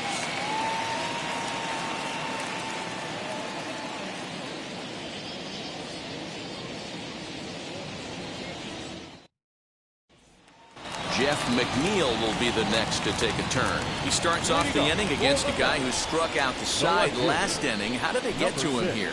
I'm not sure, Matt, that they want to stay as patient. He's been throwing a lot of strikes. They might want to start swinging a little bit earlier in the count.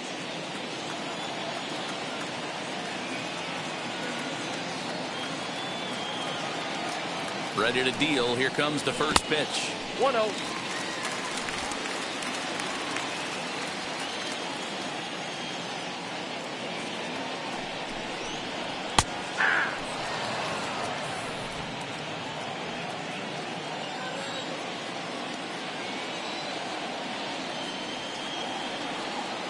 The 1-1. Count is 1-2 now. He hasn't thrown that pitch much all game. I got to believe as an offense, you just got to throw that pitch away and move on to the next one.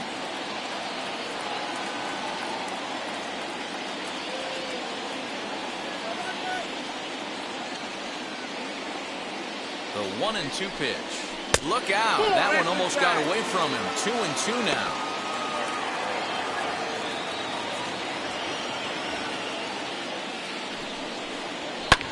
Fouled away.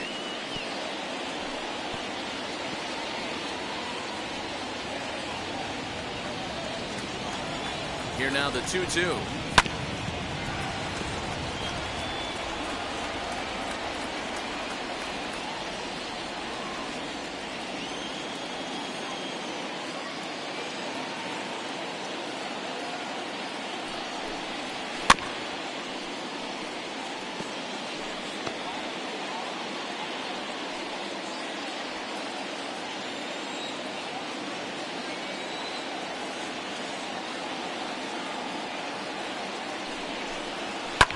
And it's fouled away.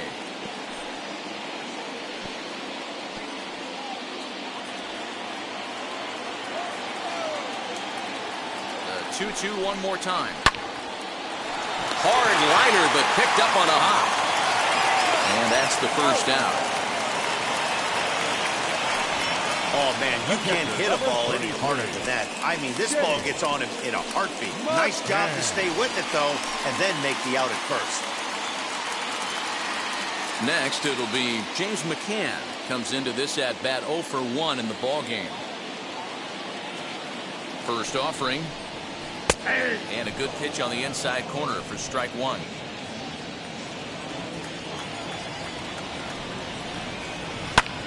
Line drive to left. But pretty much right at the left fielder as he takes it in for the second out. Now batting, the pitcher, Jacob DeGrom. Bases are empty here with 2 away, and that'll bring up the converted shortstop from his days at Stetson University, Jacob deGrom. Wheels and deals. Here's the first pitch. Whoa, that's down. 5th inning, 2-1 our score. And he fouls this one off.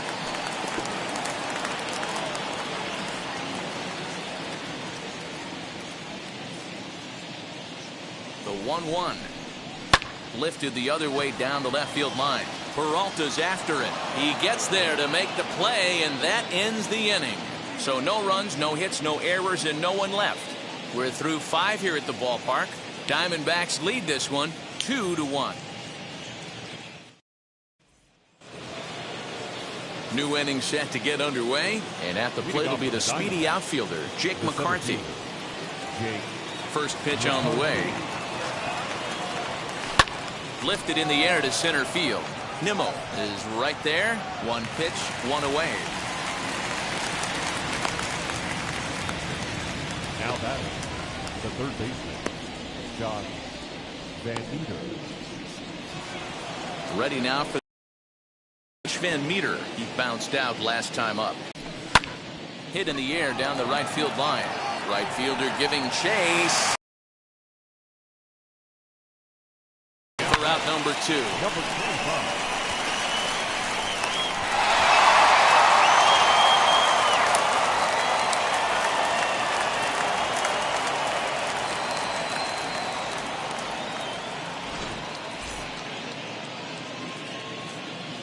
Into the box now, number 25. This pitch is popped up. McCann over to his left, and he makes the catch to retire the side. Diamondbacks down in order. They lead it 2-1.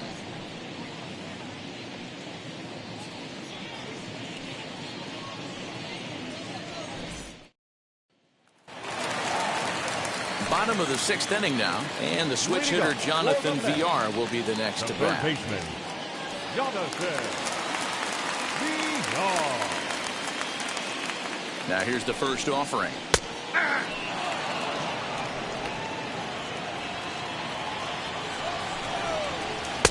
Oh, and he's really getting the better of him now. It's strike 2. Man, this guy's really pitched well so far, attacking the strike zone, and he's really kept these hitters off balance. Looking for the strikeout. Here's the 0-2 pitch. There's a swing and a drive hit well out to right field. Back goes Calhoun. Gone!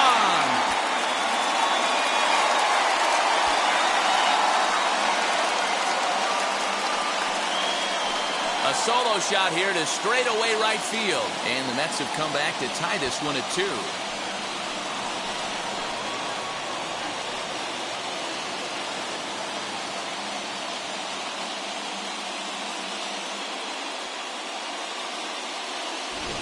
Yeah, and if you remember the previous pitch, he couldn't get around on a fastball and was mad at himself. Well, anymore, unless you're the guy standing on the mound wondering what just happened. High in the air down the right field line. And this will wind up a foul ball.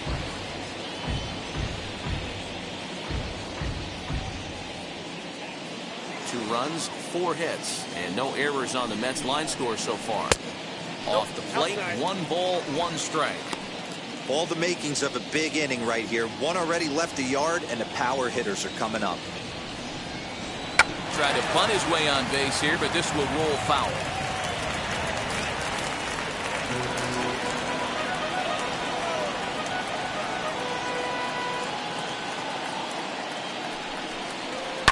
Now a flare out to left center. Rojas is there. He's got it 1 away.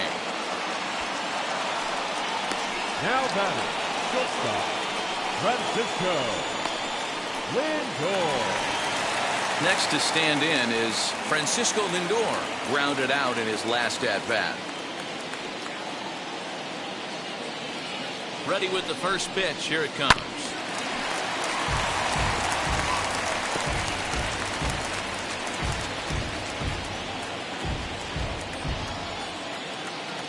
The 0-1 on its way.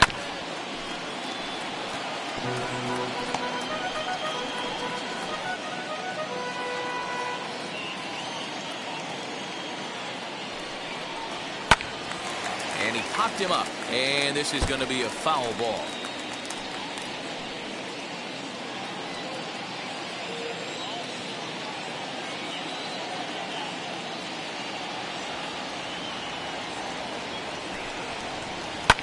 Fouled off.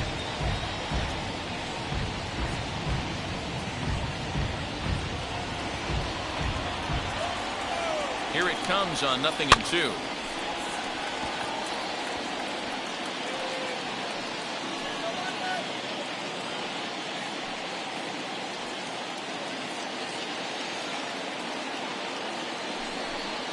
And he rings up another one. Make it 9 strikeouts for him in the game. Next, it'll be Pete Alonso. He went down on strikes in his last at-bat. Yeah, he didn't put up much of a fight either, Matty. Gotta find a way. Can't go down 3 pitches. I don't care if you're staring at him or swinging at him. You have to find a way to make this pitcher work a little bit harder. Can't find the zone there as he lays off the breaking ball. In today's game, everybody's trying to work off the mound north-south, trying to elevate that heater. He wanted that pitch right there, but I can tell you as an offensive player, I'd rather give you 6 inches off east-west than to have you call that high fastball. Count moves to a ball and 2 strikes now.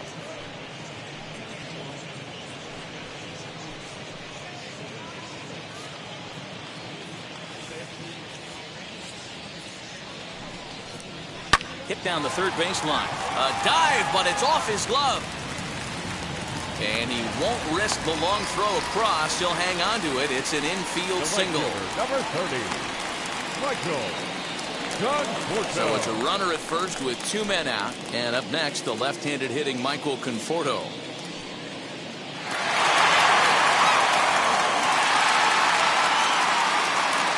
From the belt, the pitch. That elevated fastball right there, that is the biggest change in the game today for me. When I first came up, a lot of guys working that Greg Maddux east to west.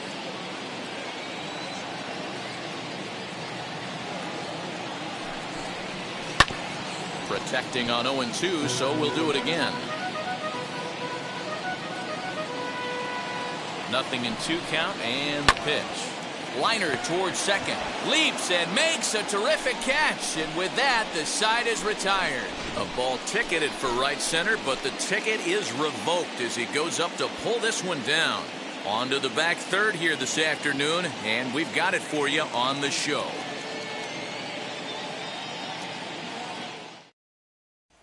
So now to the plate, Josh Rojas. He'll start the 7th, and Dan, as a former pitcher yourself, you must be enjoying this. Lots of good pitching and defense today. Well, that's one of the keys. We're seeing a lot of strikes. We're seeing a lot of swings. We're seeing some great plays on defense. This has been a snappy one up to this point.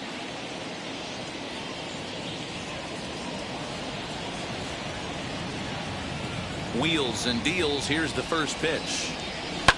On the ground is second for Baez. Reined in. And the throw to first is in time, so the leadoff man is gone here to start inning number 7. Now back, second baseman, Tyler Marcotte. So the next to bat will be Tyler Marcotte. 2 hits in 3 at-bats for him in this one.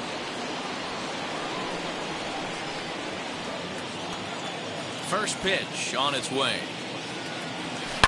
Hit hard to the right side.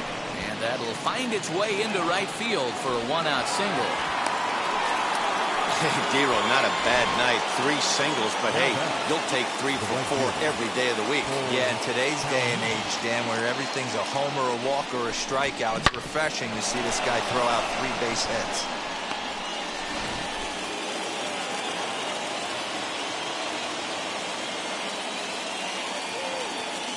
Cole Calhoun will stand in now as he grounds one briskly to short. To second for 1. On to first as they get the double play to get him out of the inning.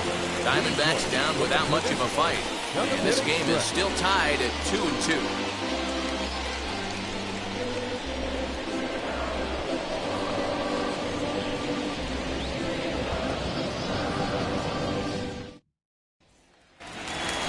Here's Javier Baez. He was sat down on strikes in his last at-bat. The second baseman, Javier Valle.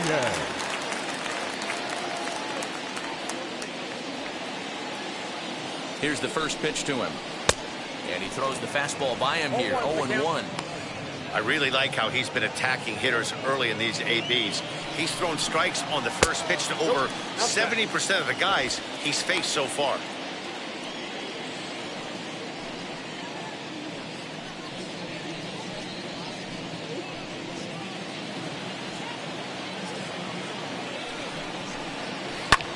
In front of the changeup, and he can't keep it fair. 2 strikes on him now.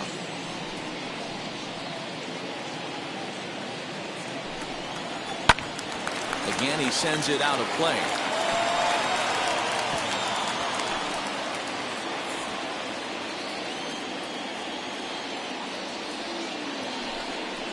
Struck him out. Struck him out again, I should say. His 3rd punch out of the game. He's really racked up the strikeouts in this one. And this guy's been victimized 3 times already today. He and this lineup are clearly having a really tough time picking him up. At the plate, Jeff McNeil. As he takes a called strike on the black, it's 0-1. 0 for 2 from him so far in this one.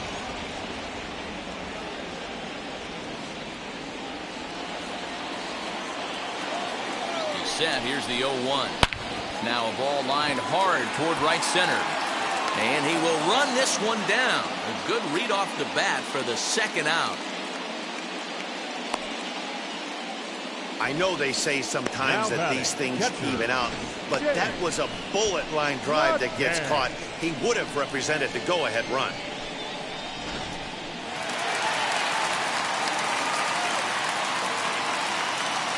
Into the box, James McCann. As he'll take a tough pitch on the outside part of the plate for strike 1. 0 for 2 for him to this point.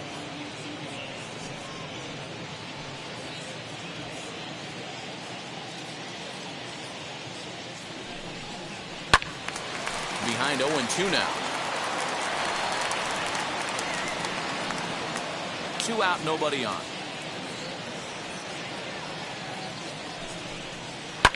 Heading out towards shallow right. Calhoun has a read on it, and he makes the play to end the inning. Down in order go the Mets. Score remains 2-2.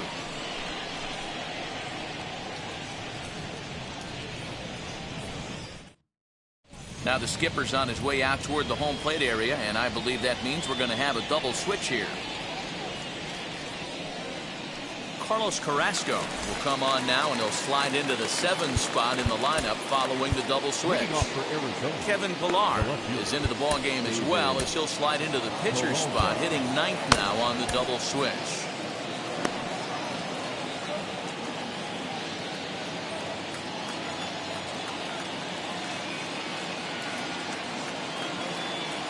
Ready to deliver. Here comes the first pitch.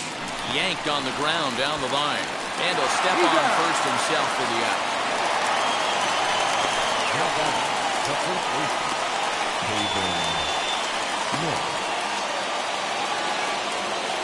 Stepping in next, Haven Smith. Last time through was a base hit.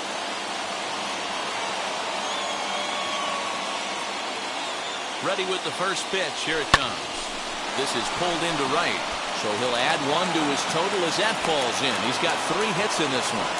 Yeah, that hard hit single right there, that's clean. 3 for 4, he's looking locked in.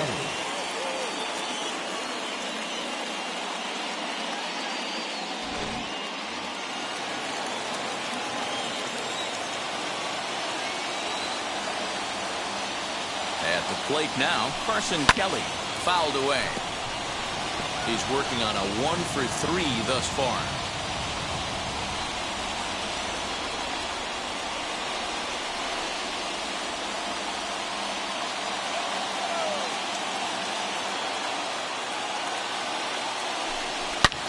Swing, high drive, left field and deep. Ranging back is Pillar. Gone! A 2-run shot that gives them the lead. It's a 2-run shot to straightaway left. As they take the lead, it's now 4-2.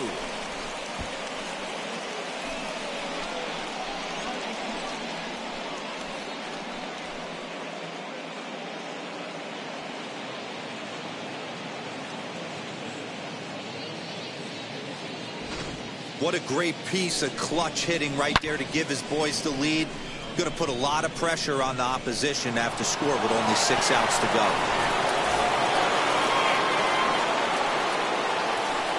Now back, the center fielder, Jake.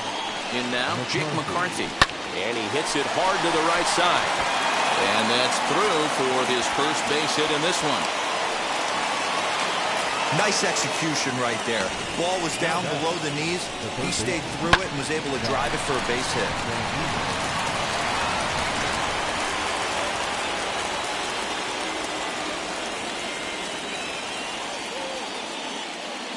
To the plate now, Josh Van Meter.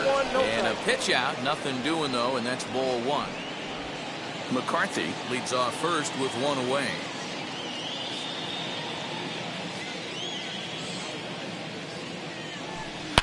Hit hard towards the hole. That gets through, and he'll reach base again on his second base hit of the game.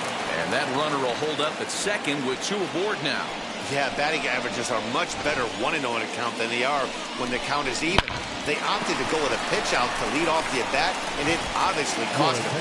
No real damage done yet, but now they've even got a tougher situation to deal with. Seth Lugo takes the mound to try to get out of this mess. There are 2 on with only 1 away.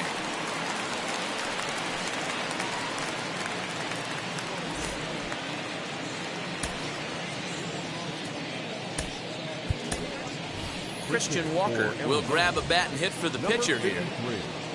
Christian Walker.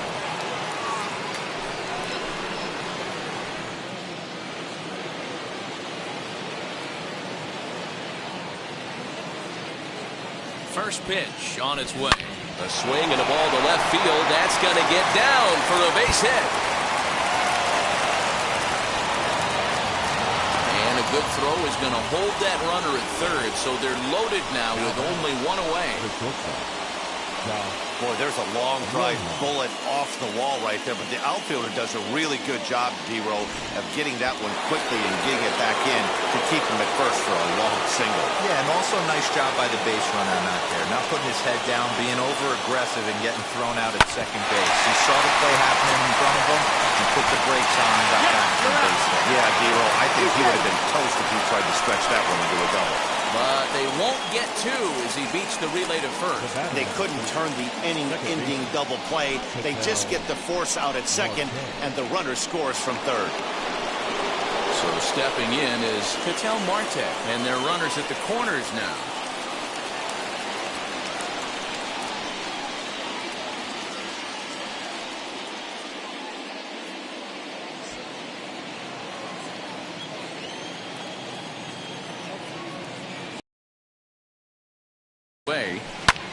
And a little self-preservation. Strike for 3 runs on 5 hits, no errors, and a couple of men left on. Not too many more shots left. Home half of the 8th coming up. D-backs lead it 5-2.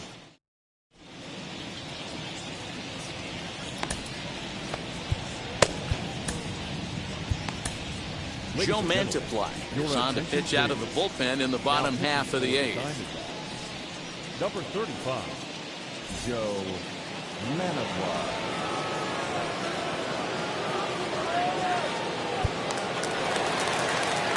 Now to the plate, here is Kevin Pillar. And he's getting his first plate appearance here in the 8th after entering off the bench just a little bit ago.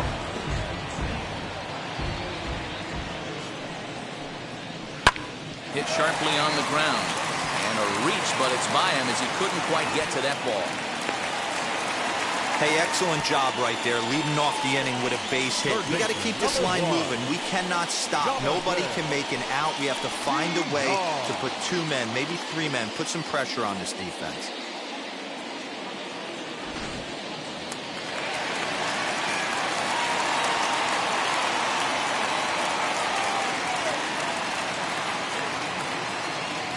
Into the box now, Jonathan Villar standing in from the right side as he takes strike 1.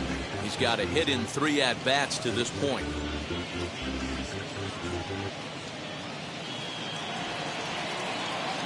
As a look, now the pitch. Oh, and you talk about a pitcher getting the benefit of the doubt. That's low, but called a strike anyway. Nothing in 2 now. All you want is the leadoff man to get on to start a big inning, maybe get a big rally going to claw your way back into this ball game.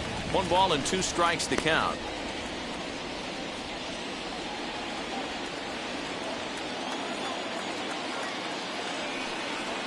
A ground ball to third, and they could get 2. Oh, and it eats him up a bit. Usually he's pretty solid with the glove at third, but I think this time he just rushes a little bit because he wanted to start the double play. So instead of 2 outs, they get none, and we'll see if the guy on the mound can bail them out. Digging in next, Brandon Nimmo. And Dan, what's the plan of attack here for the guy on the mound? Well, I think they have to go right after him. He's pretty unlikely to take you deep, but if you allow him to get on base, the chances of him scoring and tying this game become a lot greater. And he takes a pitch that's ruled a strike at the knees. Pretty liberal strike zone there. It's 0-1.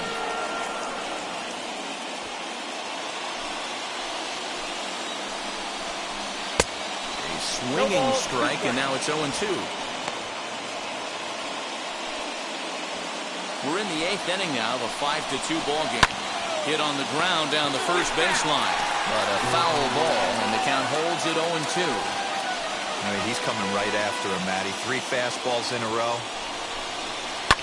Lifted in the air to center. McCarthy is there, and he has it for the first out. And he'll indeed move up 90 feet, putting runners at the corners now with 1 away. Good read there at second base to know he could make it to third on the flyout. Now he's only 90 feet away with 1 out. Next, here is Francisco Lindor. Not providing much out of the 3-hole in this one. Hitless in 3 at-bats so far.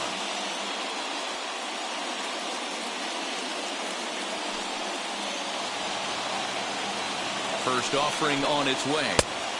Fastball just misses. That's ball 1. This is why the manager pencils these guys in the middle of the order. Oh, and this is hit high and deep out to left. It'll die on the warning track as the catch is made, and here comes the runner from third. And that'll score the run from third, and don't look now, but the lead's cut to 2 here. Well, he hit that ball pretty well, but the only problem was that he pulled off it just a bit. The location was a little on the outer half, so he would have hit it even better if he would have stayed through the middle of the field with it. So here's Pete Alonso as he will take a look at a fastball in there as that strike zone expands just a little. It's 0-1. He's working on a 1-for-3 thus far. Tying run at the plate, the 0-1. And he takes strike 2. Hey, as a former infielder, nothing hurts your heart more than making errors behind your pitchers. Let's see if this guy can pick them up right here. Can't quite get the low outside corner there. It's 1-2. VR is off of first with 2 away. Down the left field line and deep, but this will wind up being a foul ball. Popped him up. Smith in foul ground, and that ends the inning. So 1 run on 1 hit, 2 costly errors, and a runner left. We've played 8 full. D-backs out in front, 5-3.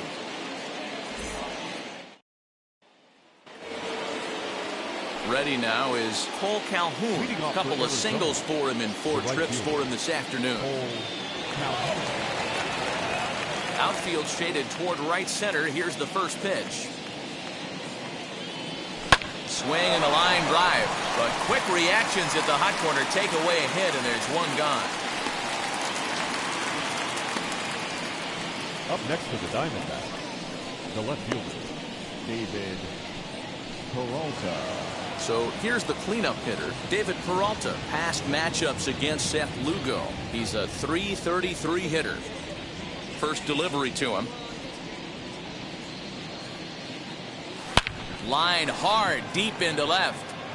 Pilar is going to get there as he backs up to put it away, and there are 2 gone now. Now batting, the first baseman, Haven Smith. Now to bat, Haven Smith. 3 for 4 so far and seeing it well in this ball game.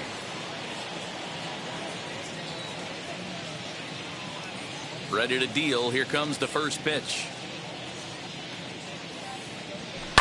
Pulled high in the air out to right field. Conforto is there, and it's a 3-pitch inning as this side is retired. So 1-2-3 go the Diamondbacks as they hang on to their 5-3 lead.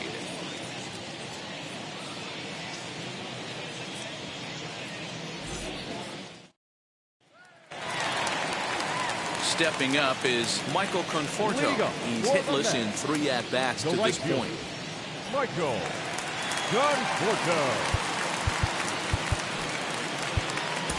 Brett DeGus is the man called on to close this one and earn a save in the ninth. 59, Brett DeGus.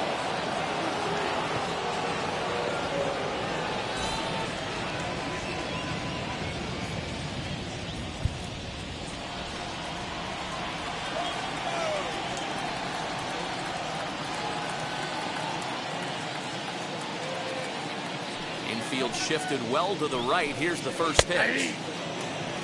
That's the exact spot to lean on as a reliever. As a hitter, you just have to tip your cap and look for the next one.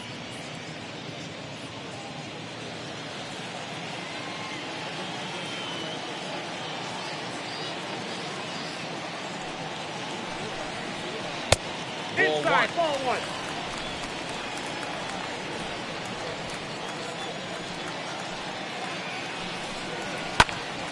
And that one yanked just foul. He's going to be thinking about that pitch all night if he doesn't have a big game right here. Pulled his front shoulder and everything went with it.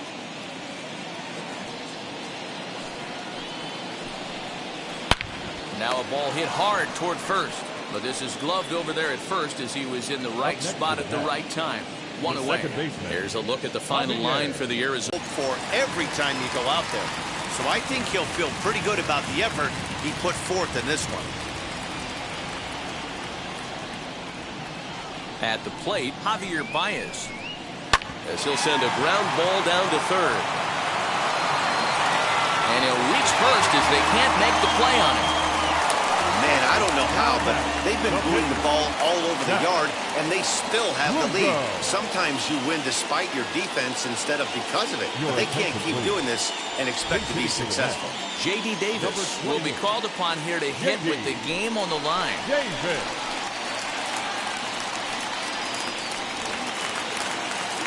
First pitch coming. Here it is.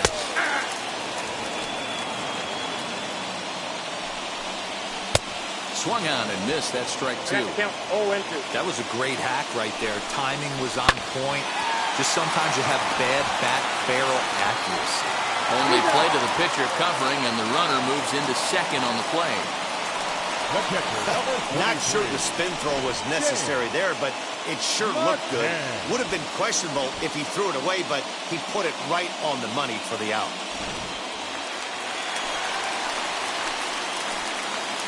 So now to the plate, James McCann. This will lay off a slider too low, ball 1. He could really use a knock here. 0 for 3 in the game so far.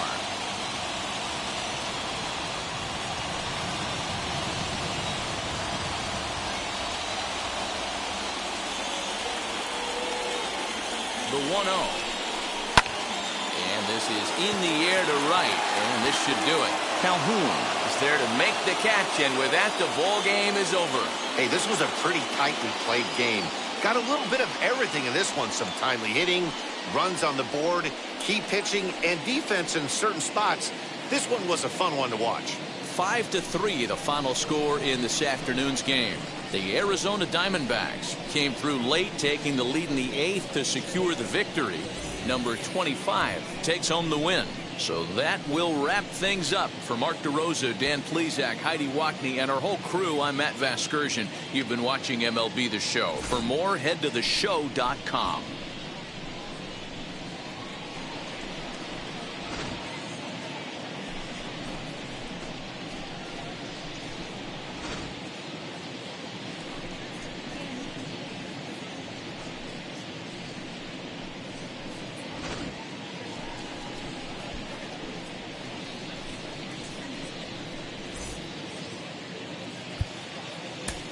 The final line score for our ball game.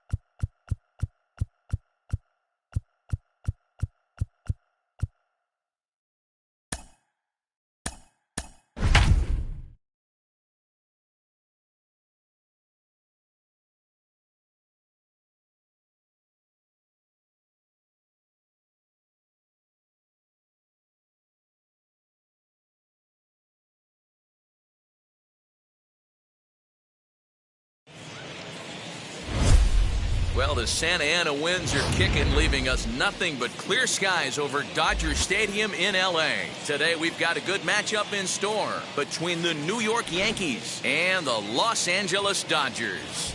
Alongside Dan Plesac and Mark DeRosa, and Danny, as pitching matchups go, it doesn't get much better than what we've got here for this one. Well, Matt, these are two of the best in the business. Two guys that throw a lot of strikes, and if their game is on, we should have a very low-scoring ball game with these two elite starting pitchers.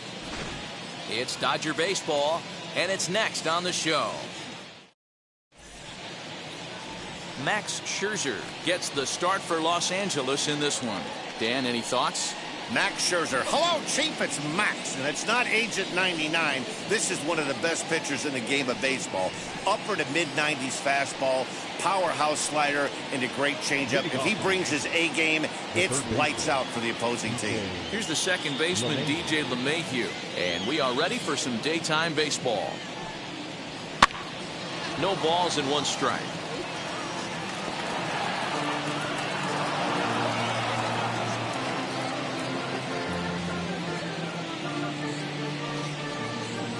First pitch, 1 o'clock.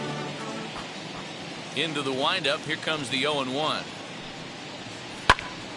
In front of the changeup, and he can't keep it fair. 2 strikes on him now.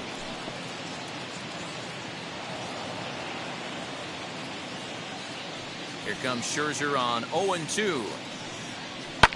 Lifted down the line in left. But this will wind up being a foul ball.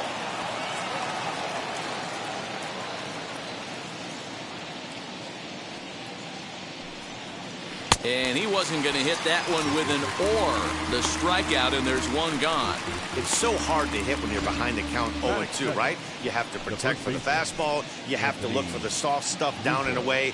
You're really at a disadvantage when you fall behind 0-2. And that'll bring Anthony Rizzo to the plate. As he'll take a look at ball 1.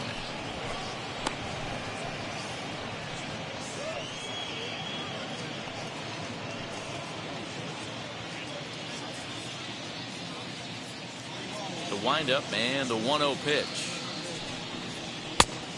2 balls, no strike.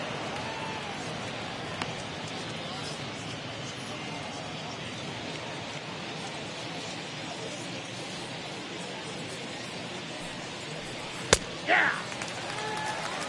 Just a perfect afternoon for baseball. 80 degrees under clear blue skies.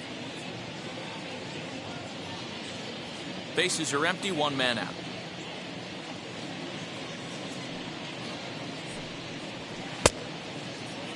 And he tried to hold up that time. We'll get an appeal down to third, and no swing. It's ball 3.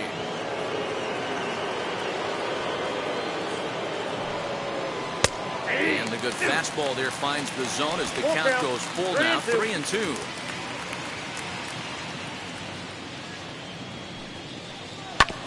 Now here's a comebacker back to the mound. And he'll just flip this on to first for the second out of the inning. With that, here's a look at the Yankees' starting lineup. Mark, what's your take on him against one of the best starters in the game? Well, Matty, we know this is a pitcher's park. The numbers bear it out. Look for the managers to play a part in this one. Hopefully the guys listened in the hitters meeting. They're going to stay up the middle, big part of the yard. But when they get on, look for some wheels in motion, some execution, trying to manufacture some runs. I think that's how this lineup will play it out. Aaron Judge is in with 2 away here as this one swung on and missed for the first strike.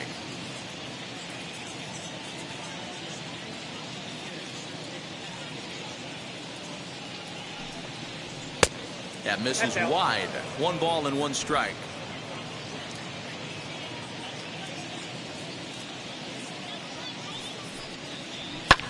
And it's fouled away.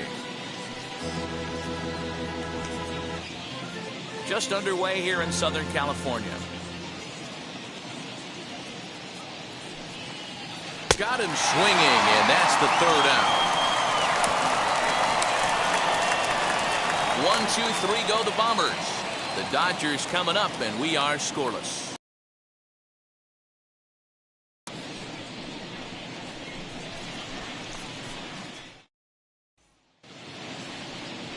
Garrett Cole will be the starter in this one for the Yankees. What do we need to know here, Danny? Not many better in the game than this guy right here, Matt. Garrett Cole. He brings the goods. Fastball approaches near 100 miles an hour. Hard assortment of breaking pitches. And on top of that, he's a winner, and he loves to be a big game pitcher. You'll know early if he's attacking the strike zone and has a 1, 2, 3 inning. Pretty good chance he's not giving up very many runs in this one. So that'll bring in Mookie Betts. He'll lead things off here in the bottom half of the first.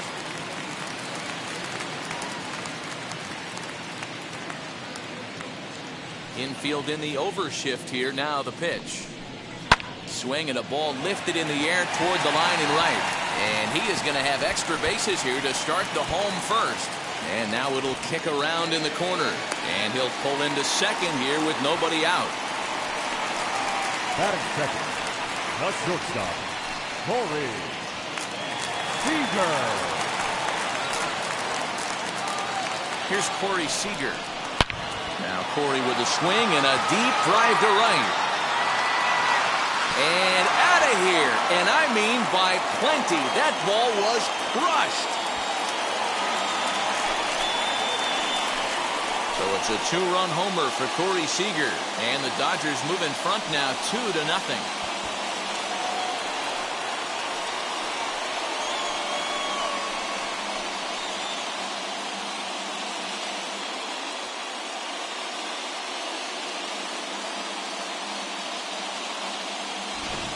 That's how the manager drew it up right there. Hold the visiting team scoreless and then grab a huge home run in the first.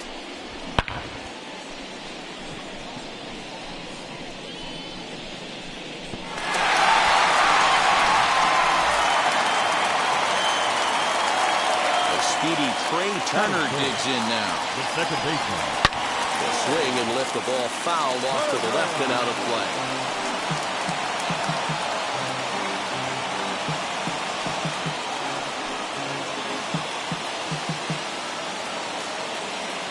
One strike now from Cole. And that misses downstairs for a ball. 1-1. Cole, or the Cole train as he's frequently. And they didn't with this guy. He has turned himself into an absolute superstar. Out in front here is this one scorched foul to the left.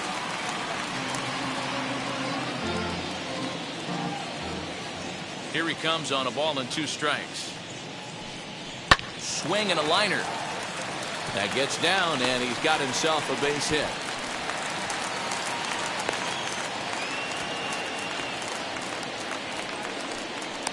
Batting fourth, the first baseman, Max Muncy.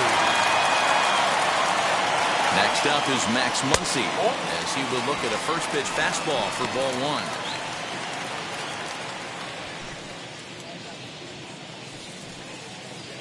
Turner aboard here at first with nobody out. Look out. 2-0 now. One of the things every pitcher wants to do is make sure that those hitters aren't very comfortable up there. See how he runs this hard one in right here? That's a pitch you just want to try to get a hitter to move his feet a little bit. Fastball right back to the mound. On to Rizzo at first, and they get them both.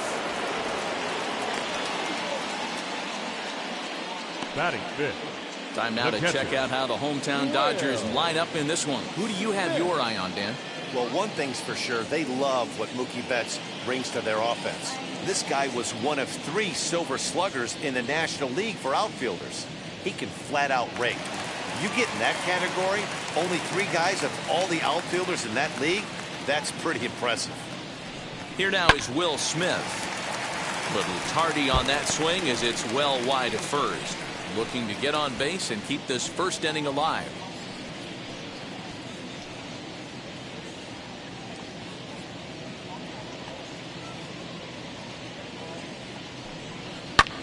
And he goes the other way, but he got a lot of it deep down the line. Almost into the short porch, but it's off the wall. And now he'll get into scoring position with 2 away. When he started this game, giving up 3 extra base hits in the opening frame was not what he had in mind. He could still settle down and turn things around on the mound, but the way it's going right now, this has the makings of a start he's going to want to forget.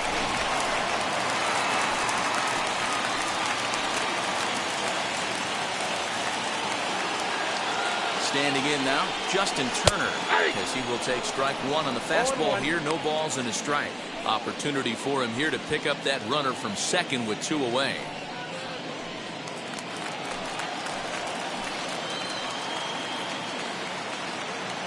Oh, 1, here it comes.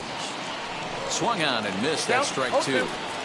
On 0-2 here, he doesn't have to give in with a great pitch to hit. He's got a base open. A swing and a miss. That retires the side, and that will do it.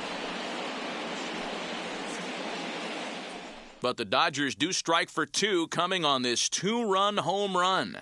We'll head to the top of the second. It's now 2-0 LA. And digging into the batter's box next will be Giancarlo Stanton. Past battles with Scherzer, comes in with 6 hits in 21 at-bats. And of those hits, 3 of them were of the home run variety. First delivery to him.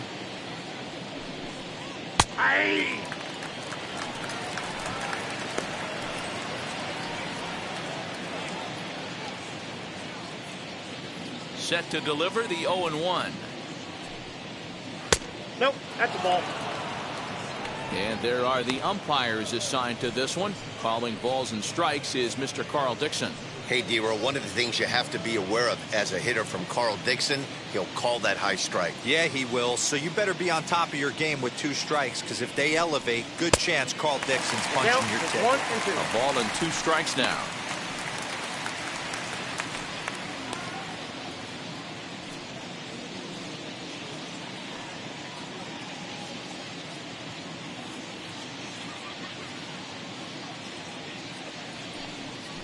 Now a swing and a miss, and Stanton is down on strikes for round number 1. Really good late bite on that slider right there.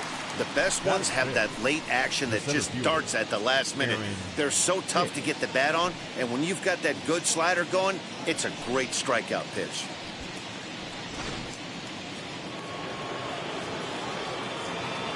At the plate now, Aaron Hicks. As he'll take a changeup here for strike 1. Scherzer has made a name for himself as a starter that simply misses the barrel of the bat. He rarely allows a large number of hits, and he does a pretty good job at keeping the ball in the ballpark when the hitters do make contact. There's a swing and a high blast headed for the corner and right. And that ball will stay fair, and it's gone. A home run.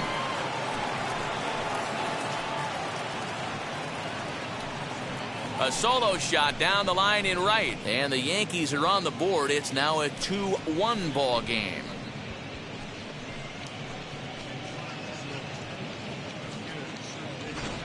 There's an old saying in the game. They say solo homers won't kill you. This might be a good time for a mound visit right here. Try and erase those negative thoughts and get right back in the zone. You still have the lead. And that'll bring up Gleyber Torres. As he'll take a look at a slider here that misses for ball 1.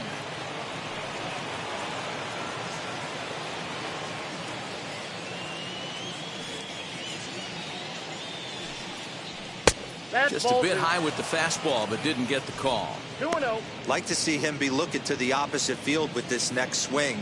Pitcher's trying to work you away. In the dirt. It's 3-0 now. Gary Sanchez is on deck. One out, nobody on.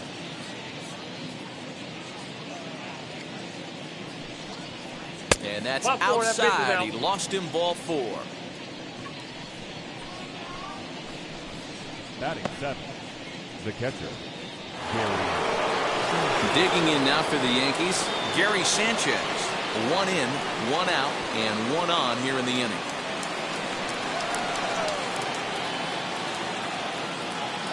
From the stretch. And that's in there for strike 1. Wow, I'm shocked the hitter took it right there. That's a well-executed pitch down in the zone to try and get that double play.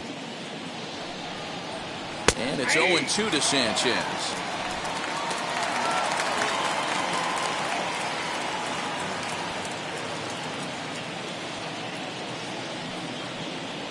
Oh, double play ball to second. 4. There's 1. Out. Throw to Muncy to finish the double play. That retires the side. 1 scores in the inning, coming on this solo home run. On to the bottom of inning number 2. It's the Dodgers 2 and the Yankees 1. Bottom of the inning now. Coming forward, the veteran outfielder, A.J. Pollock. A.J. Pollock. First offering. In there, strike 1. Hey, when you're featuring a mid-90s fastball like this pitcher, attack with that pitch. Get ahead. Get the offense on their toes. That opens up the off-speed pitches later in the game. Behind 0-2 now.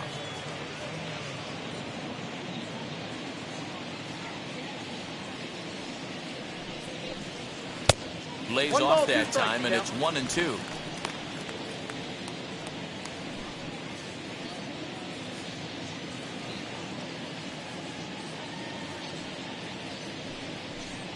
And he'll lay off the curveball that's in the dirt that time, and it's back to even now at 2-2. He went with the off speed there once he got him to 0-2, but now that they both missed, I think we'll see more of a challenge pitch here. You don't have to give in, but you can't be too cute either. Here now the 2-2. Is a swing and a miss. That's strike 3.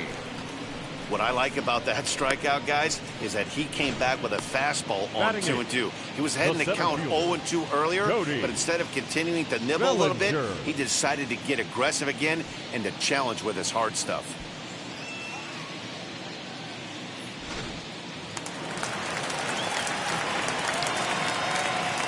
Cody Bellinger at the plate now. As the first pitch to him is in there for a called strike 1.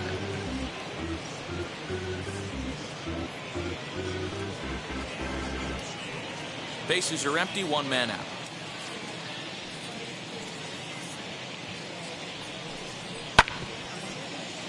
A little quick on that swing, and he finds himself behind 0-2.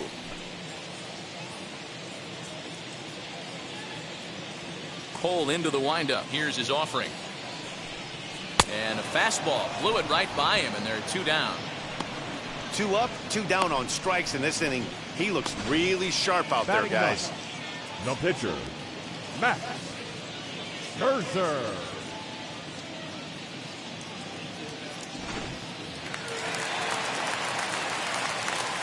In now, Max Scherzer.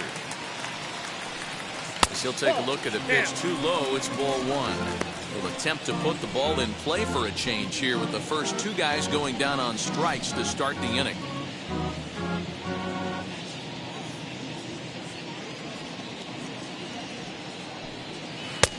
Comes at him with the slider there, and he gets the strike.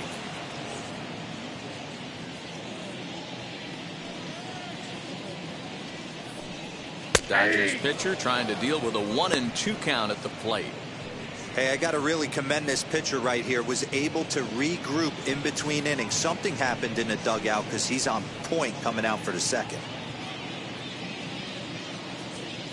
Here comes the 1-2. Hits the top of the zone. He struck him out looking. Dodgers down in order. They still lead it 2-1.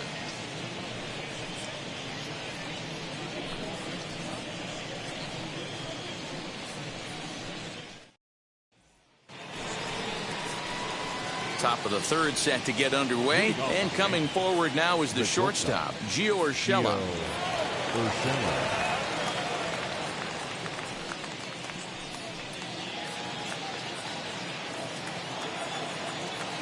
First pitch on the way.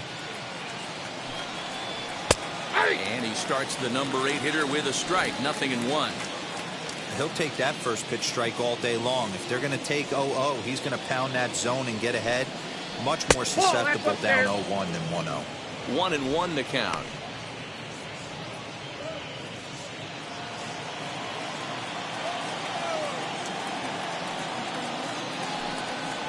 Yankee shortstop behind in the count 1-2.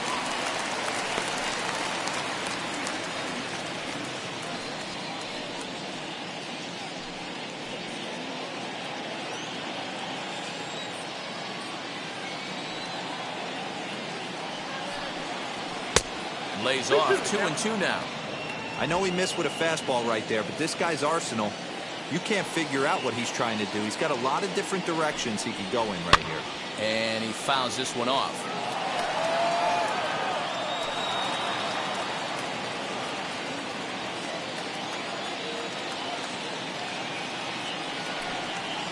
Now a swing and a miss as he picks up another one. Make it 4 strikeouts already, and there's your first out. Next for New York, Garrett Cole.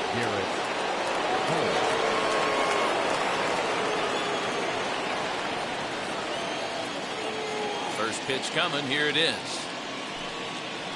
On the ground to third. Gloved by Turner.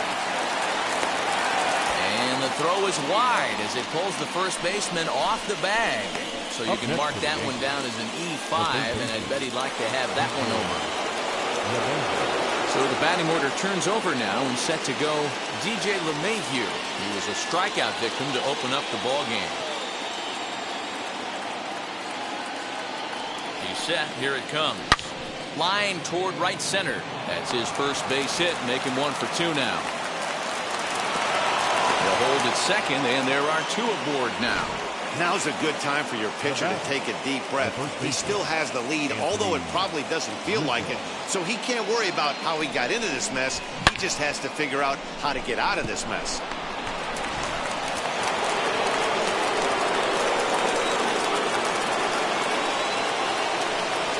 Anthony Rizzo stands in now. Swinging a ball hit on the ground.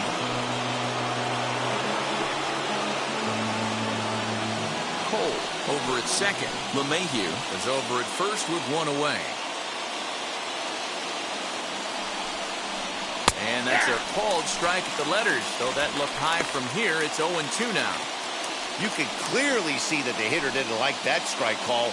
And his manager, he didn't like it either, as he's given the umpire an earful from that dugout.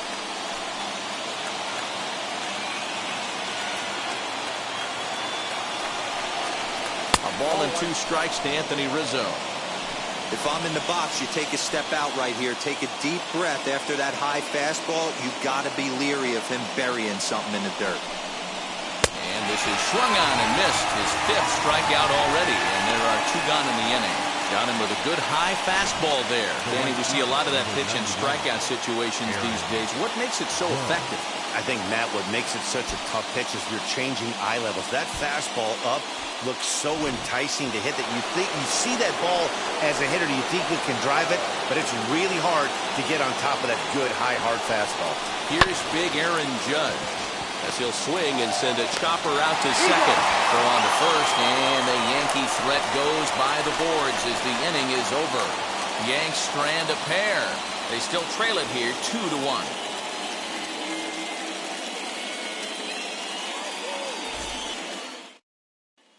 Here's Mookie Betts. He starts off the inning against a guy who struck out the side last inning. How do they get to him here? I'm not sure, Matt, that they want to stay as patient. He's been throwing a lot of strikes. They might want to start swinging a little bit earlier in the count.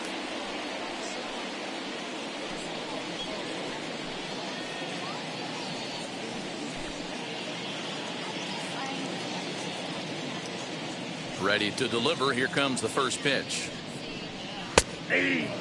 Betts, who's often just referred to as plain old Mookie. He was a 5th-round pick back in 2011. I know a lot of people weren't sure what this guy was going to become, but he has blossomed into one of the super. And this will kick off the third base bag. And that's through for another base hit. He'll make it 2 for 2 in this one. Hey, they weren't going to keep this guy down for long. That's the ebbs and flows of a baseball season.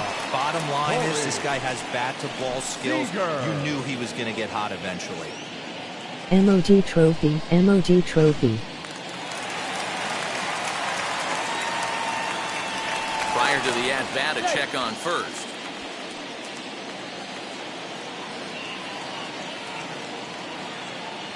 Next at the plate will be Corey Seager as the changeup to him drops in there for the first strike. He launched one over the wall back in the opening frame.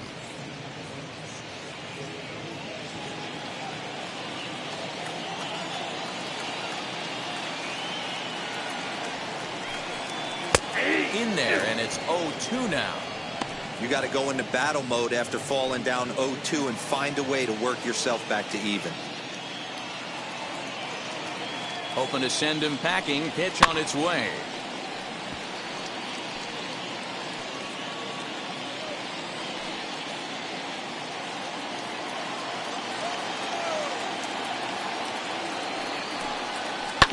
Down the first baseline.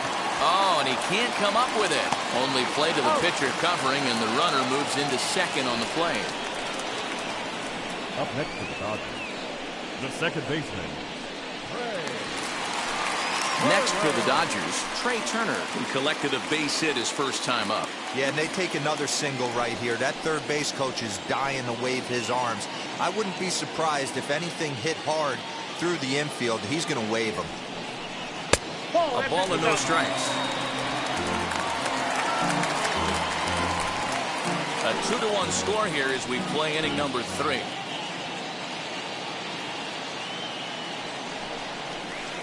And he misses again, 2-0. Yeah, I think it's pretty clear they don't want to challenge this guy right here, but working around a guy can come back to bite you at times.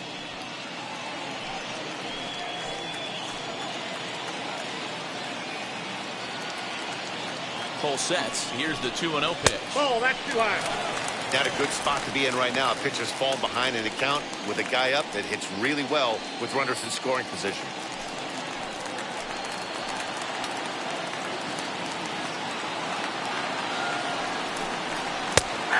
Good comeback there. It's 3-1. Hey, usually the second time through the order, you start seeing an incorporation of some more off-speed stuff. But this guy's locating and feeling really good about his fastball. 2 back-to-back. 3-2 now. Now the payoff pitch home.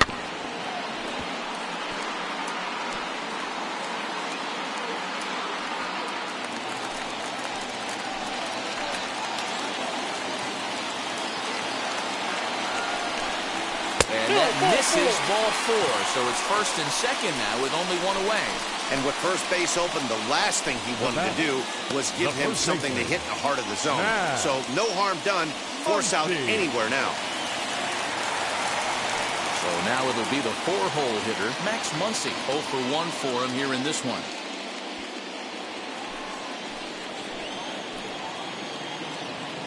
He's set and the pitch. The fastball here as he'll take a look at ball 1, 1-0. I wonder if that call not going his way right there has anything to do with walking the last guy. We all know umpires don't give you much on the corners if you're not throwing strikes consistently. Betts at second, Turner at first, 1 gone. That's wide, 2-0. Hey, time to start making some quality pitches. He finds himself in a tough spot behind an account with guys on base.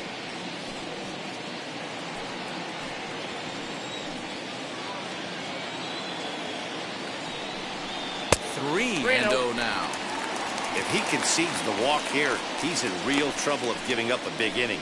It's not all that bad yet, but dealing with the bases loaded will make it pretty tough to wiggle out of. Got to find the strike zone. Here's the 3-0. A little surprised he was given the go-ahead there as he misses the knuckle curve.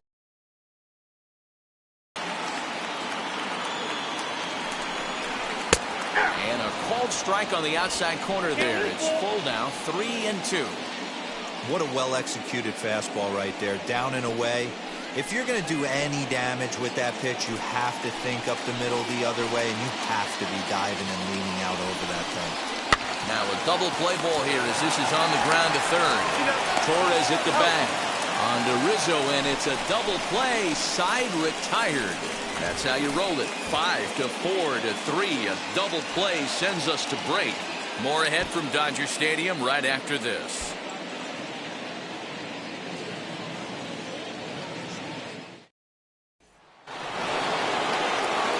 Back with Mark DeRosa, Dan Plesac, Matt Vasgersian, and leading off the inning, the big right-handed slugger, Giancarlo Stanton.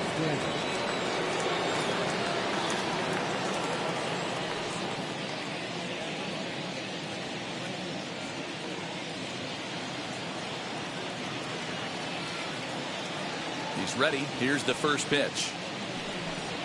Giancarlo Stanton is in to start things off here as he looks at a called strike. It's 0-1.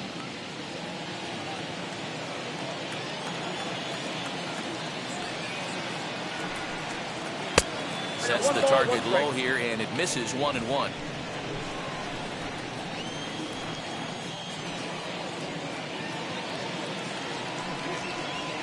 And he's a little too high with that one. 2 balls and a strike. 2 balls, 1 strike. This guy's been throwing the ball great so far, but he's going to be tested here. 4, 5, and 6 coming up this part of the lineup. 3-1. That's just out. Well, it's a pretty well-known fact that your batting average goes up as you get into more favorable hitters counts, and that's especially true when we're talking about this kind of hitter. Not a great spot to be in if you're the pitcher. And he checks his swing. Did he go around? Yes, says the first base umpire. Strike 2.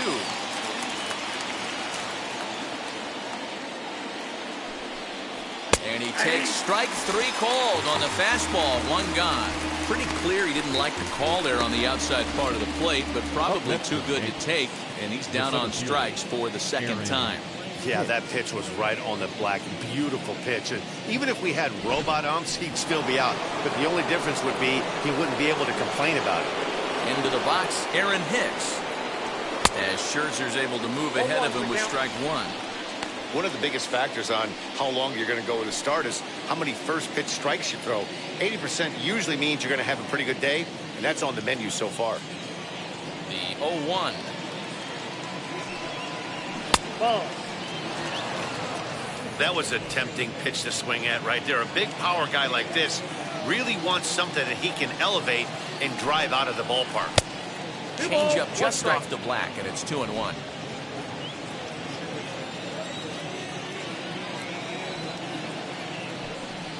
Two balls and 2 strikes to Hicks now. Into the windup. Here comes the 2-2 pitch. And now a slider in there for a called third strike, and there are 2 gone now.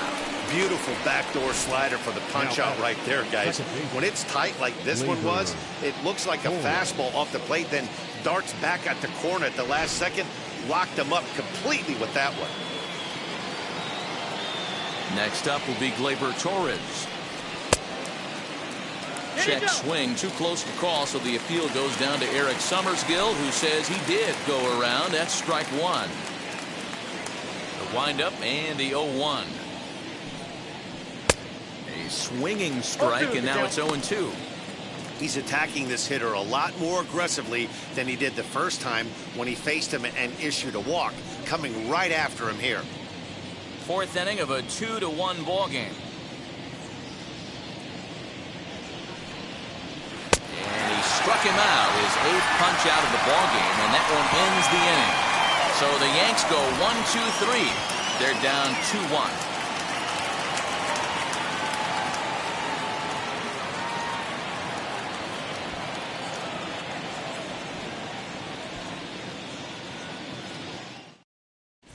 Welcome back to Dodger Stadium. Let's send it down to the field in Heidi Watney. Matt, during the break, I caught up with Dave Roberts, the Dodgers skipper, about his lineup's performance so far. And overall, he's really happy with the at-bats they're putting together. It's still pretty early in the game, but they've seen a lot of pitches already. And he thinks the 2 runs they've pushed across so far is just the beginning, given the quality of the at-bats they're putting together. Good stuff, Heidi. Thanks.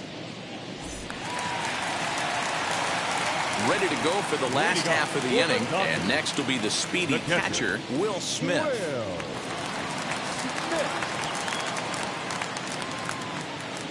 Ready to deal. Here comes the first pitch. Hey! Shocked he didn't let it fly right there. Usually you're looking for a fastball elevated to get the party started.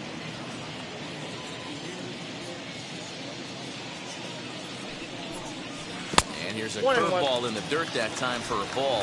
1-1.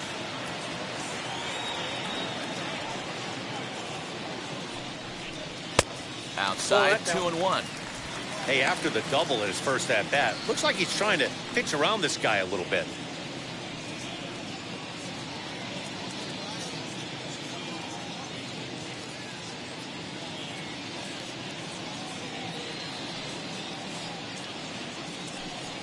Two and 2 to the Dodgers catcher. 2 balls, 2 strikes.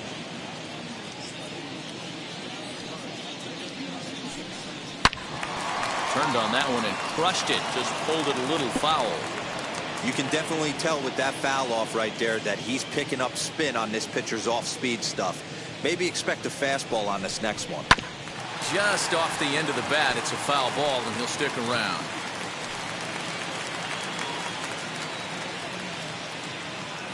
Into the windup. Here comes the 2-2 pitch. And a good bite to that slider as he swings through it for the first out of the inning. Classic slider, down and away for the strikeout there. Not a whole lot to say about that pitch that hasn't been said a million times already. That's just a real tough pitch for a hitter to pick up out of a pitcher's hand, so they end up chasing when they're in protect mode. At the plate, Justin Turner. And he'll take a changeup here for strike 1. Looking to put the ball in play here. He went down on strikes in his first at-bat.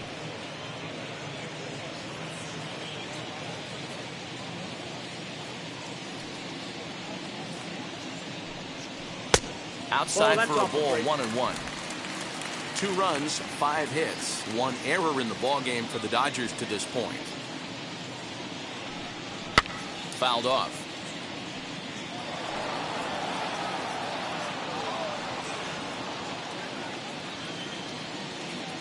Here's the 1-2 delivery. And he'll lay off the curveball that's in the dirt that time, and it's back to even now at 2-2. Here's a fly ball, well hit. Back goes Stanton at the track. That ball is gone as he tucks it over the wall down the line.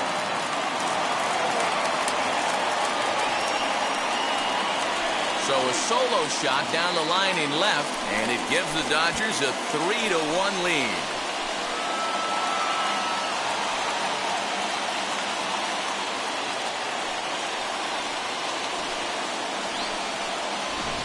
Hey, that's the price you pay right there when you try and sneak a fastball past this guy. Power hitter, and every power hitter in the league knows you got to start with the numero uno, number 1, man. You got to get on the heater and adjust to everything else, and he did just that. To the plate now, A.J. Pollock. High in the air down the right field line. Heading after it is Judge. Through first and hustling for second. And now this will get over the wall down the line out there for a ground rule double. When you play in this park where the fences are shorter, this is going to happen more often than any other ballparks.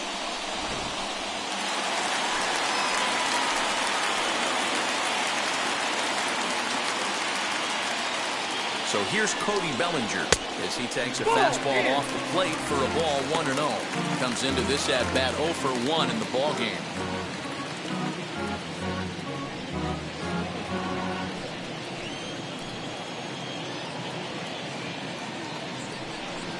Two balls and no strikes. The count to the Dodgers center fielder. Well, you have to have a lot of confidence and composure to pitch effectively, and right now, I'm just not seeing it. He looks kind of rattled out there to me.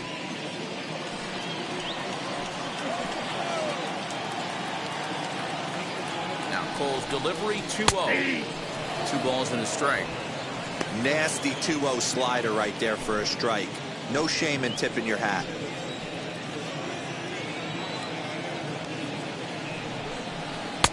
Fastball, and looks like they're pinching him a bit here. It's 3-1. I'm seeing him aim the ball right now. That's a trap you fall into as a pitcher when you're not as confident in your stuff as you should be. You got to trust your stuff. Full count to Bellinger, 3 balls, 2 strikes.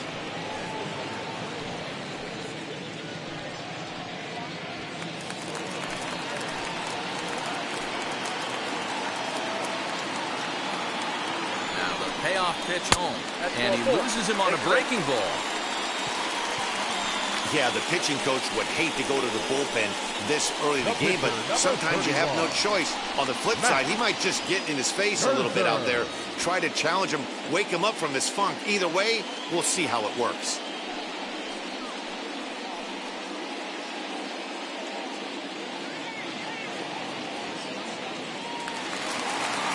So here's the Dodgers pitcher, Max Scherzer, and he may instead be asked to bunt. We'll see how they approach the situation with 1 away. Now here's the first offering. And he starts him out with a strike on the outer half. That was a pretty good fastball after he walked the hitter previous. There was a little angry on that heater.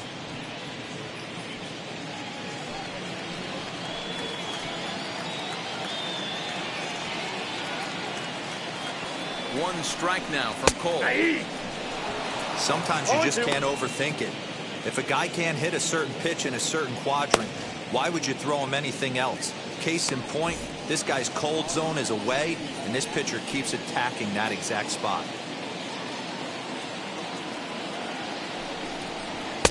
The next 0-2 pitch to him misses outside. Boy, he sped him up in this at-bat. Now it's time for the changeup. This guy's got a good one, and he hasn't thrown it yet in this at-bat.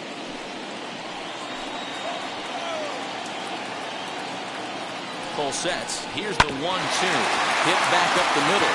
Torres has it to second for 1. Relay to first in time, and just like that, this side is retired. But the Dodgers add on courtesy of this solo home run. We're through 4. It's 3-1 LA. Welcome back. Heidi Watney standing by as we get set for the top of the 5th. Thanks, Matt. I talked with Yankees manager Aaron Boone during the break about the team's offensive performance so far, and he told me he's pretty unhappy with their discipline at the plate in this one. He said that they're playing right into the pitcher's game plan today by expanding the strike zone way too often. Instead of swinging at pitches in the strike zone that they can do something with, they're often chasing at pitches out of the zone, which is resulting in a lot of their outs. Going forward, they have to start being more selective, guys. Thank you, Heidi. The catcher, Gary Sanchez.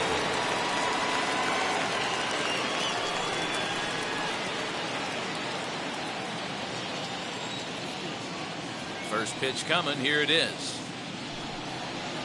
Gary Sanchez is in to start things off as he looks at a ball to start the inning. 1-0.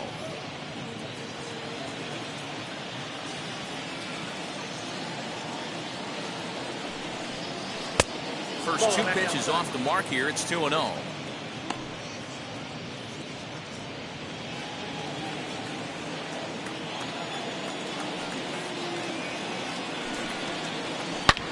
Hit the other way out toward right field. Betts on the run. He can't get there in time, and now it hops over the wall for a ground rule double. Well, that will bring a smile to a manager's face every single time. First hitter of the inning just squares it up and bounces it over the fence. Even if it stays in the yard, that's a double either way.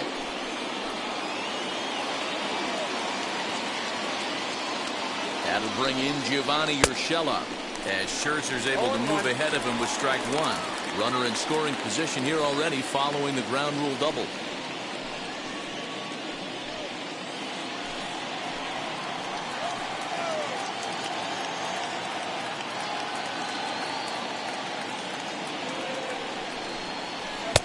That misses wide.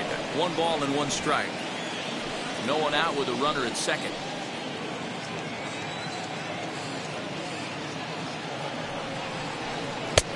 No offer on that one. 2 balls and a strike.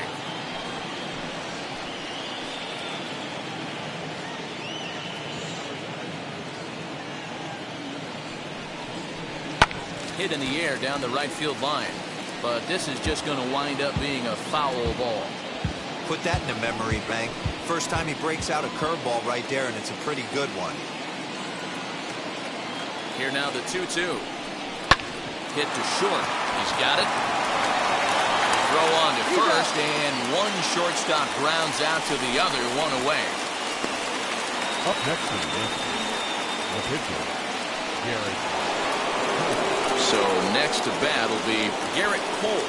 And with a runner already in scoring position and 1 away, he is likely not to be bunting here.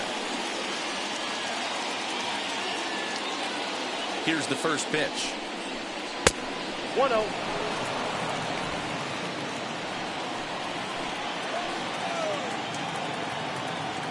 Now the 1-0 is taken for ball 2. Can't fall behind against the pitcher. Need to minimize pitch count against the easy outs, and this is certainly one of them.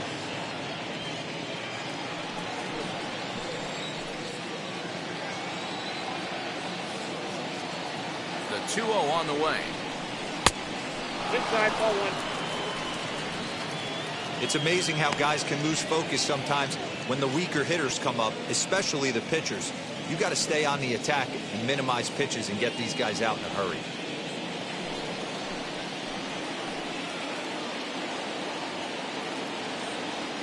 He's set. Here's the 3-0.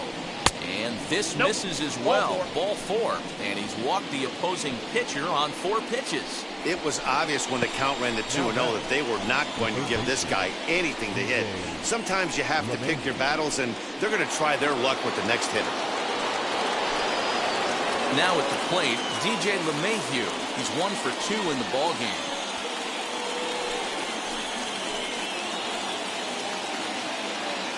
First pitch on the way.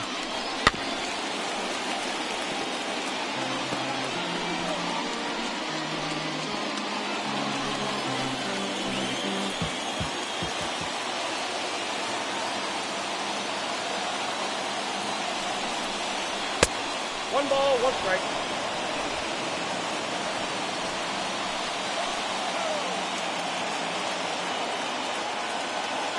Here's Scherzer now 1-1. Fouled away.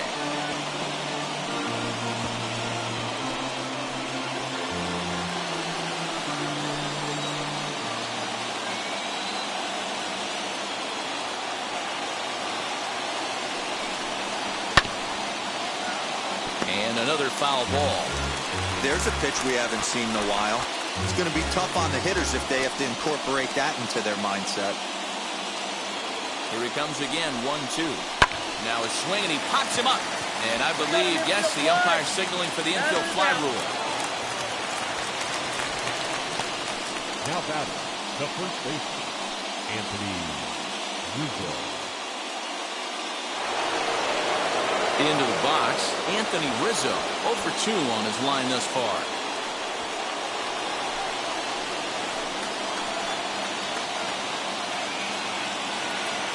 First offering.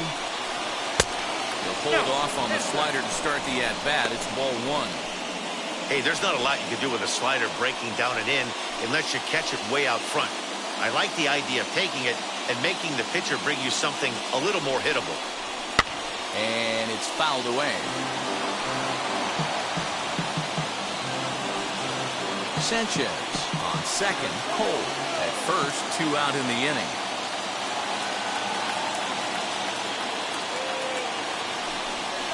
Two balls and a strike to the Yankees first baseman. He's got a couple of pitches to deal with right here, but he's starting to lose command of his pitches. It might be time to take a step back and try to refocus on making some good pitches.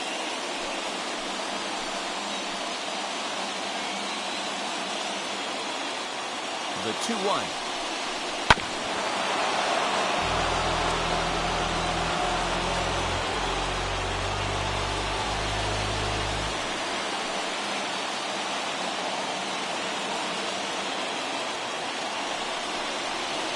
got himself another one as he picks up strikeout number 9 here, and the side is retired. Yanks strand a pair. Score holds. It's 3-1.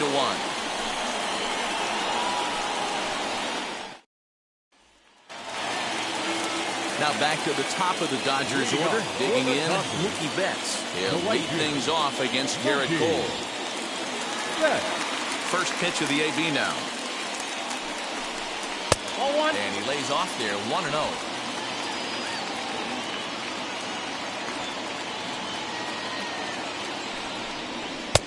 And this one's too far inside, ball 2. Pretty good pitch right there. Fastball in off the plate.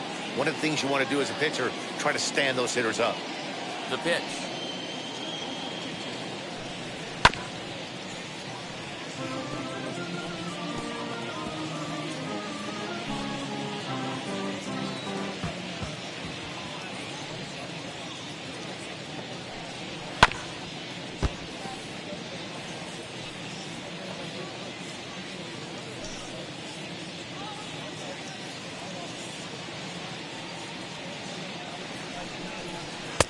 Now a fastball inside, and he works it back to a full count now. Well, you don't see it all that often, but this might be a good time for a 3-2 change. If he can look. A swing and a drive to center field. That one's got a chance. Judge is on the warning track as he hauls it in for a loud out number 1. Had to go a long way to make that running catch, and here it is again with the show track data. Took a great angle at it, showed nice closing speed, and ended up running close to 120 feet to bring it in. No doubt that grab saved extra bases.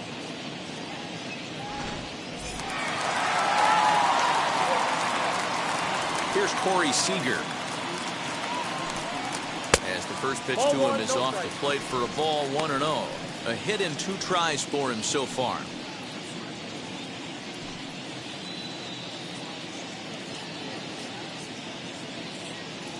One 1-0 pitch on the way. Ball 2.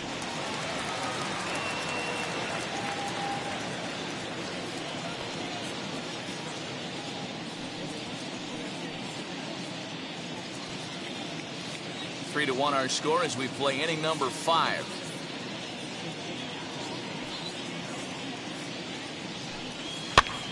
And he popped him up. LeMahieu into shallow left. He tracks it down and makes the play to record the second out. Now batting, second baseman, Trey Turner. 2 down, no one on base. And that'll bring up one of the fastest players in all the land, Trey Turner. Ready to deal. Here comes the first pitch. Ball 1. Count 1-0.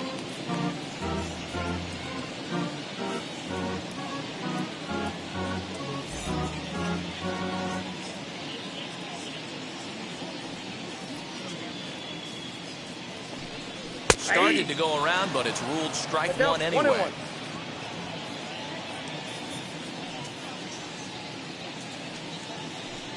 Two and 1 to count to Trey Turner. Good fastball there. Didn't get the swing, but the guy at the plate isn't someone who chases many bad pitches. Line shot to third, and the side is retired. 1-2-3 go the Dodgers, and it's still 3-1.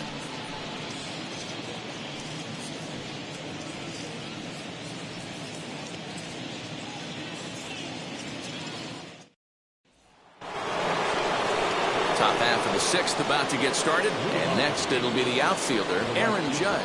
Offense needs to get going right here. You want to try and tighten up this game a little bit before it starts to get into that territory where you're going to start seeing the back end of each bullpen. On the outside, Black, good pitch called for a strike. Yeah, that looked like an auto take right there, just trying to measure up this pitcher's stuff.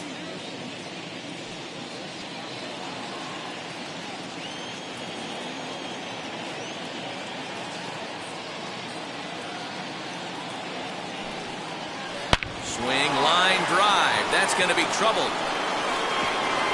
Legs churning. He's headed for second. And the Yankees are in business here. It's a leadoff double. Finally, a little something for them to get excited about. Yeah, a rally can begin with a single swing of the bat, and this might be their chance right here. They've struggled to produce a lot of runs, but there he is at second base. A shot to the outfield scores him. Then who knows what kind of roll they can get on. Got to take it one good at-bat at a time.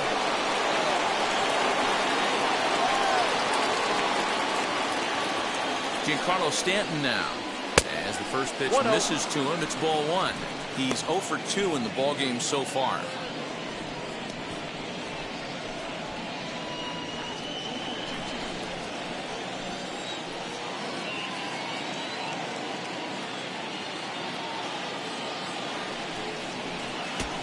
And this one gets away.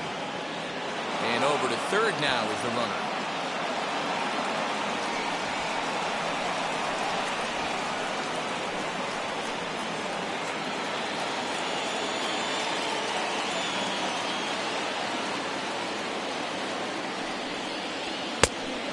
Good comeback fastball there. It's 2 balls and a strike.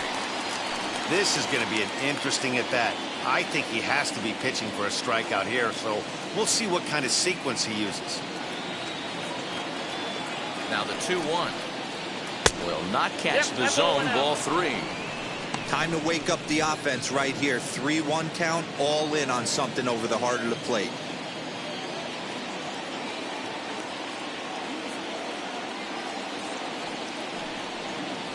And he's able to lay off there for ball 4.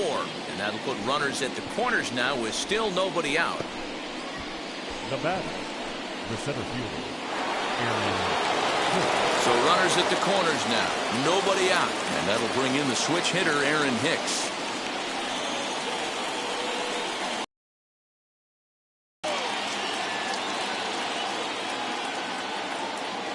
First pitch coming. Here it is.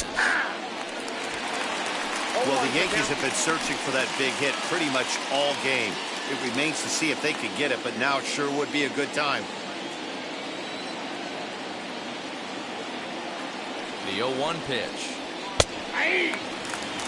With 2 strikes now and a runner at first, do you go for the strikeout, or you're still looking for the double play ball? Good time to try to put the ball down in the strike zone. You could either get a strikeout or a potential double play ball.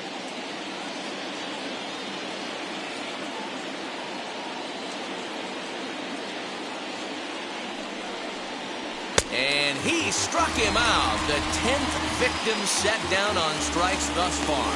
That's 10 strikeouts for him now, and I'll tell you, he could rack up quite a few more before he's done. Still a lot of game left in this one.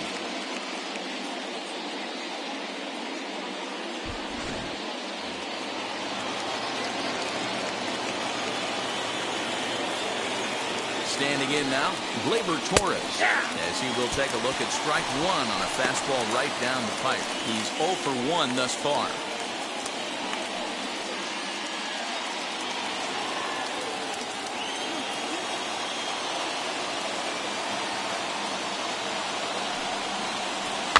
Slow roller down the third baseline.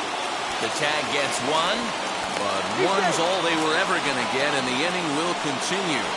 Up next, big spot here. First and second, 2 men gone, and that'll bring up Gary Sanchez.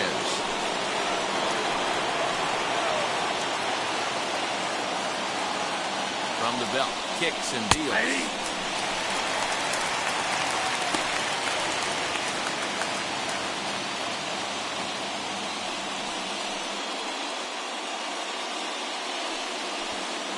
Stanton over at second. Torres on at first with 2 down.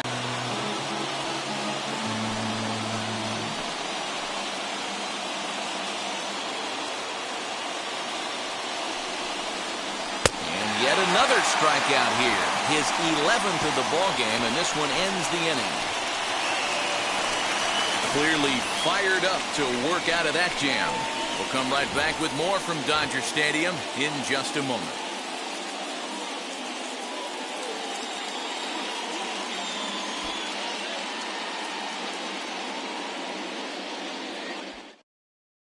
Clay Holmes enters to do the pitching in the bottom of the 6th. Number 35, Clay. Now to the plate, Max Muncy. He'll have the opportunity to kick things off as we begin the home sixth. Max Muncy.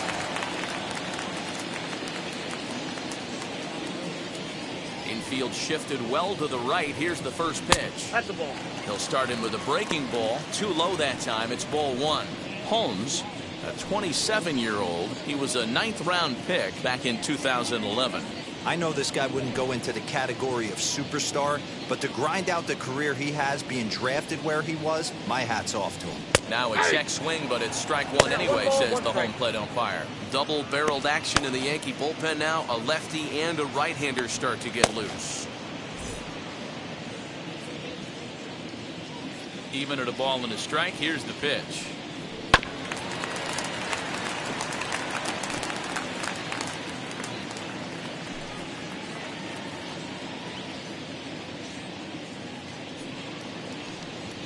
And the sinking fastball called strike three, and that's out number one. Well, I'm glad we get another look at that beauty of a pitch right there. You can't spot a sinker in a better location because even if you do get the bat on the ball, there's not a whole lot you can do with that. Textbook sinker. So now to the plate, Will Smith. As the first pitch sinker misses to him, it's ball one. A hit and 2 at-bats for him at this point in the ballgame.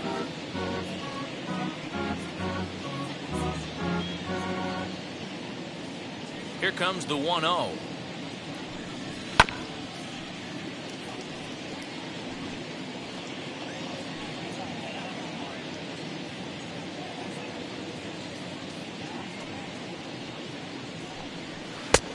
Two one.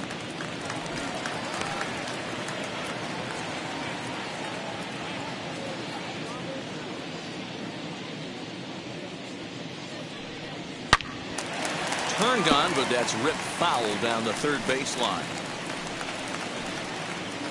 We're in the 6th inning here in a 3-1 ball game. Just hung in there on that one.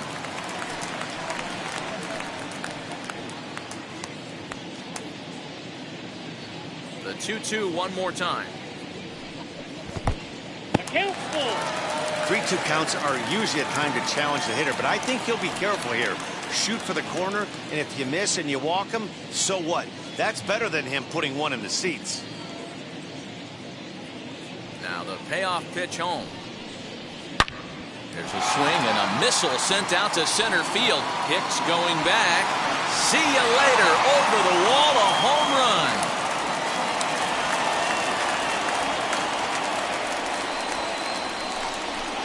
So it's a solo shot to dead center, and the Dodgers move out in front now, 4-1.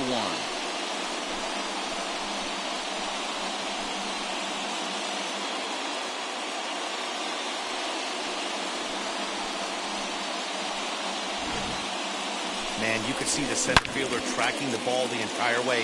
He thought he had it, and he might tell you he should have had it, but he just couldn't bring it back into the yard. Sometimes it's a game of inches, folks.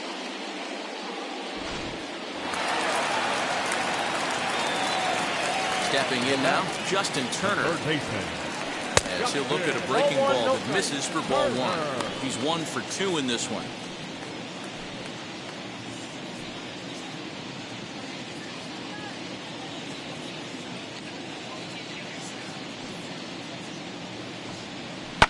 Fouled off.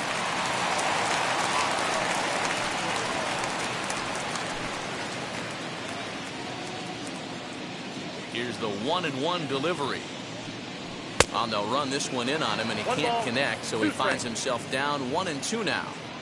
Boy, that's a jam shot right there. That's as good as it gets, in my opinion. Woo, up and in. Fouled away.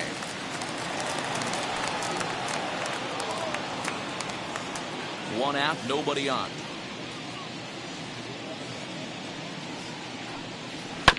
Just staying alive, putting together a really good at-bat here.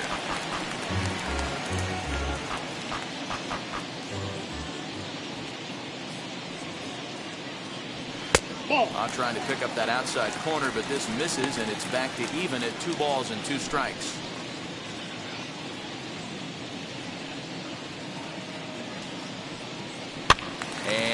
fouled away.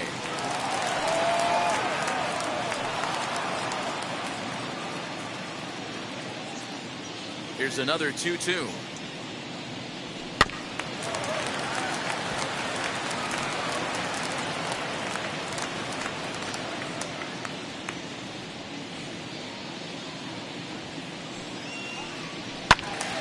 And he'll get to see another one. It'll be the 10th pitch of this at-bat.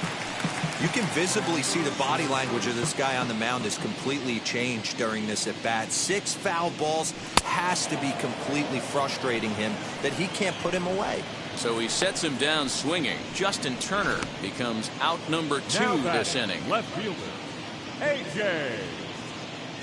Pollock.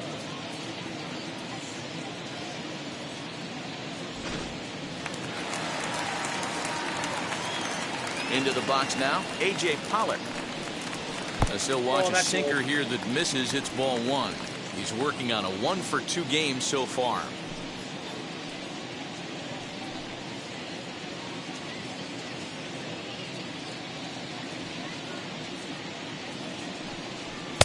Inside, and he falls behind the hitter now, 2-0. Looks like this guy's afraid to throw the ball in the strike zone. Gave up that home run earlier in the inning. Needs to get back to being aggressive.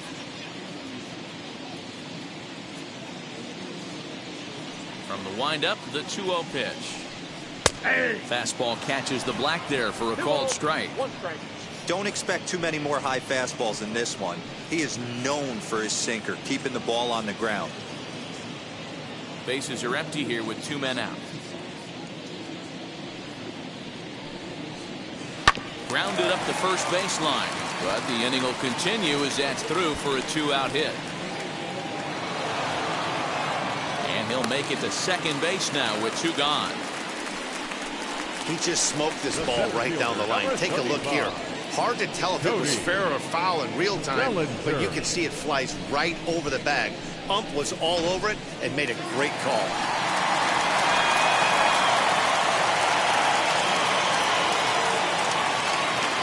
Cody Bellinger at the plate now, as he'll try to hold back on the swing, but he went around for the first strike. It was a walk in his last trip.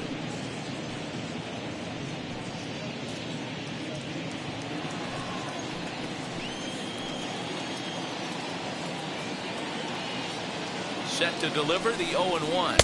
Nope. Ball 1 as he lays off below the zone.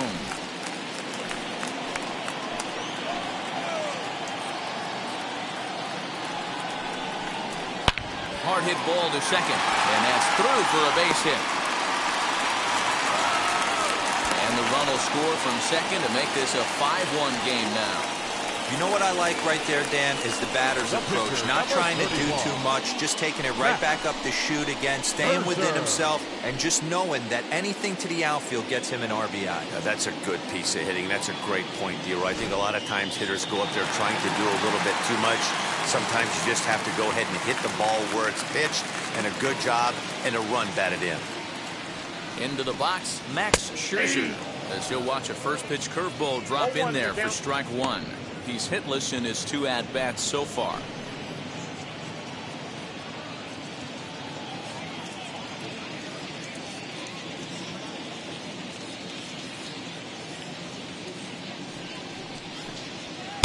One and one.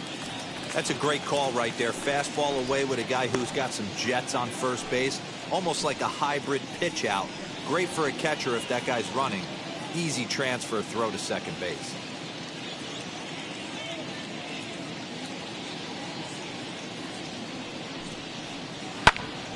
And he'll fall behind now to 1-2.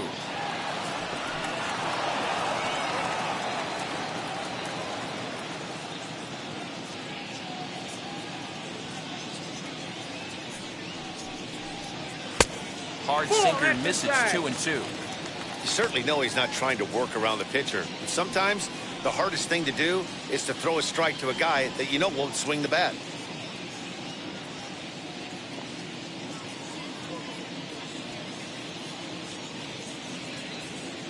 The 2-2. And he couldn't get on top of it as this has popped up behind shortstop. Urshela has got it, and the side is retired. So it's 2 runs on 3 hits, no errors, and a runner left on. We're through 6 full. LA's on top 5-1.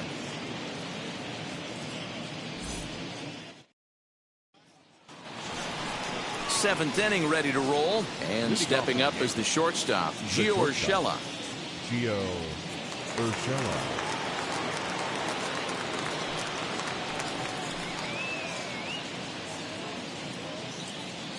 First pitch on its way. And he gets ahead 0-1. Probably a design take right there. They need base runners, so they're going to make him try to bring the ball in the strike zone.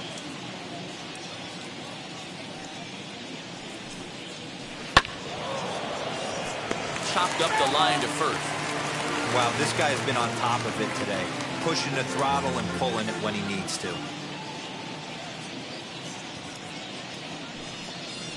Hit on the ground toward the left. Fielded cleanly. And the throw to first is in time, so the leadoff man is gone here to start inning number 7. Those jump throws are always some of the most exciting plays you'll see. So here it is again with Show Track. Shows off some great range, and it's still somehow able to get a lot behind the throw as his momentum was taking him the other way. Not everybody can make that play. Voigt will get the call here as he'll hit for the pitcher. Number 59, Luke Voigt. Now here's the first offering. Cut fastball in there for a called strike. Hey, it's always key getting early strikes in a count. This guy's been awesome at it so far. More than 70% of his first pitches have been in the strike zone. Turner's got it. On to first, and Scherzer's on a roll now, 2 away. Now batting, the third baseman, DJ LeMahieu. And that sends DJ LeMahieu into the box. He's got a hit in 3 at-bats to this point. He's ready. Here's the first pitch. Ground ball right side. Go to first with time to spare, and the side is retired. Starting to run out of innings here as they are unable to cut into the deficit. Bottom of the 7th inning upcoming in LA. Get up and stretch. Dodgers lead this one 5-1. Luis Severino gets the call from the pen to take the ball for the home 7th. Number 40, Luis Severino. So now into the box is Mookie Betts. Flew out last time up. The right fielder, Mookie. First pitch of the AB now. Betts. Back outside.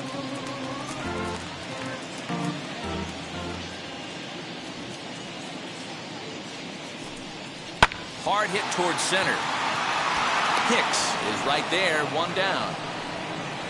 Good contact to start out the inning. Thought he might be on base with some sort of a hit, but it hung up there too long.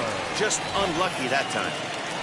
Corey Seager will stand in here, but before he does, let's take you back to the very first inning. This was a 2-run home run right out of the gate that really got these guys off to a fast start. Now here's the pitch.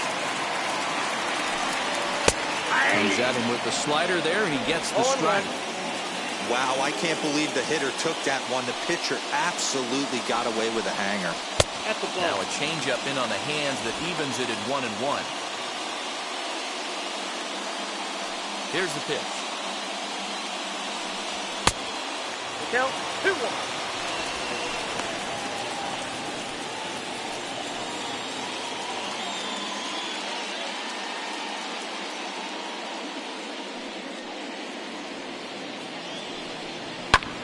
Popped him up. Torres shading to his right.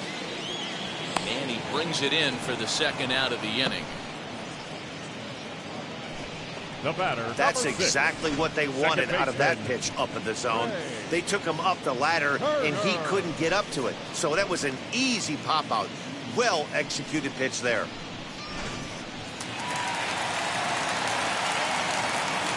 Here now is Trey Turner. As he'll take a called strike here on a borderline pitch at strike 1. A hit and 2 tries for him so far.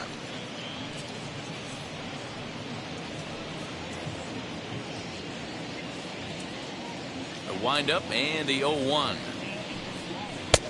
Ball, that's out. 7th inning here in a 5-1 ball game. Nope, and that misses. 2-1.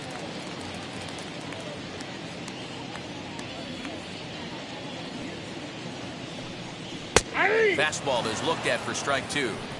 2 balls, 2 strikes, a crucial count for both pitcher and hitter. So, Dan, what was your approach on the mound in that count? Do you still pitch for the strikeout here?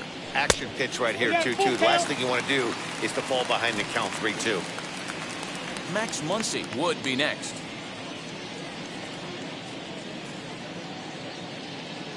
Now the 3-2 pitch.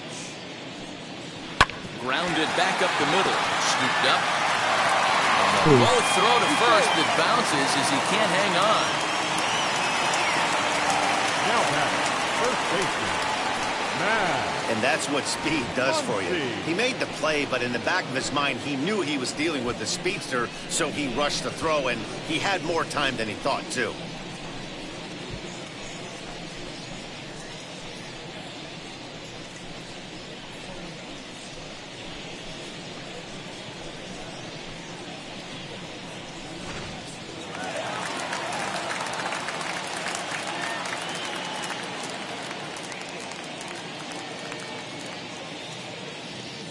And that'll bring up the versatile Max Muncy. 1-0. And a pitch out. Nothing doing, though, and that's ball 1.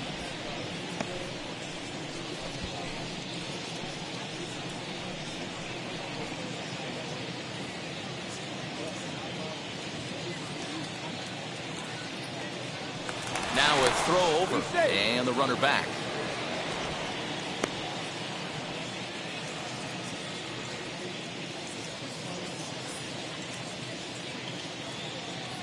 Now the 1-0. 2 balls, no. You thank your lucky stars when you get a chance to hit behind a guy with as much speed as he has on first base. The entire defense is on guard, and you know probably there's a fastball coming.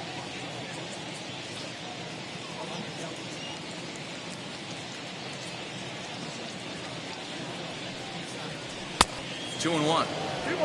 What I love right there is just the freedom in that hack. He ain't trying to do anything but hit the baseball as far as he can. He's set, and the 2-1 pitch. Swing and a miss, 2-2 now. Swing and a miss on a nasty slider right there. Always felt toughest pitch in the game. If you're a guy who liked to work the big part of the field, you were on that fastball middle away. Well, that slider looked like a heater for about 56 feet 6 inches. Hit hard on the ground towards second, and there's his first base hit in this one. So now they'll have runners on the corners with 2 away. Nice execution right there, Dan. Kept his front shoulder in, kept his hands inside the baseball, and ripped the base hit up the middle. And if you're a pitcher right there, you can't get discouraged. Sometimes even when you make a good pitch, the ball's going to find a hole somewhere. That one right up the middle. Will Smith will stand in yet again as we flash you back to the middle innings. This was a turning point here, a solo home run that was really one of the key at-bats of the ball game to this point.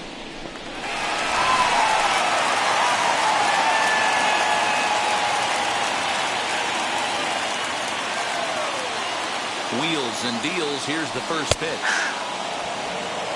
I can't imagine that pitcher was trying to put it right over the heart of the plate. Thank God he took that pitch right there, or he'd be getting one back from the umpire.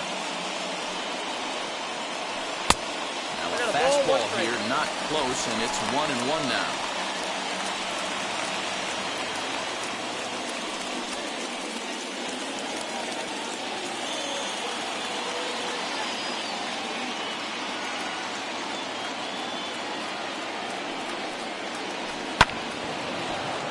Right side, but it's going to be a foul ball.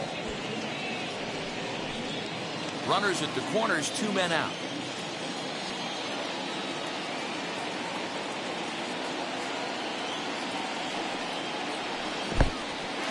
In the dirt and blocked behind the plate. Good job to corral this quickly as the runners hold on.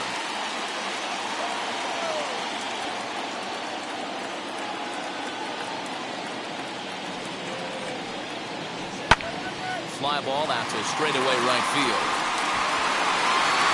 Judge is there, and he puts this one away for the third out. So a great job there of working out a potential trouble. Dodgers strand a couple. They lead this one, though, 5-1. Brustar Graterol has been summoned from the bullpen as he'll do so to start the 8th. Number 48, Brustar Graterol.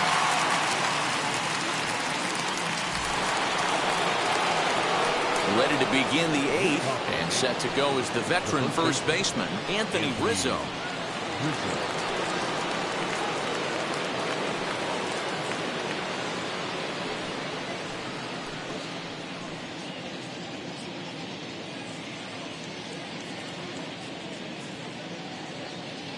Now the pitch. And he pours this one in at the letters, 0-1. You can bet he wants that one back at the plate right now. That's a pitch you normally see a guy drive if he has the right approach going. He's ready. Here's the 0-1. The count's 1-1. Graterol, a 22-year-old. He's in his 3rd season as a major league player.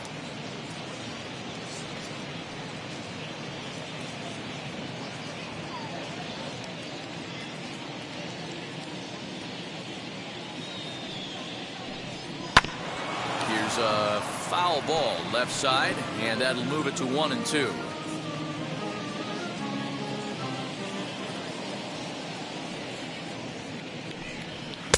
Outside and low that time. Now it's 2 balls and 2 strikes.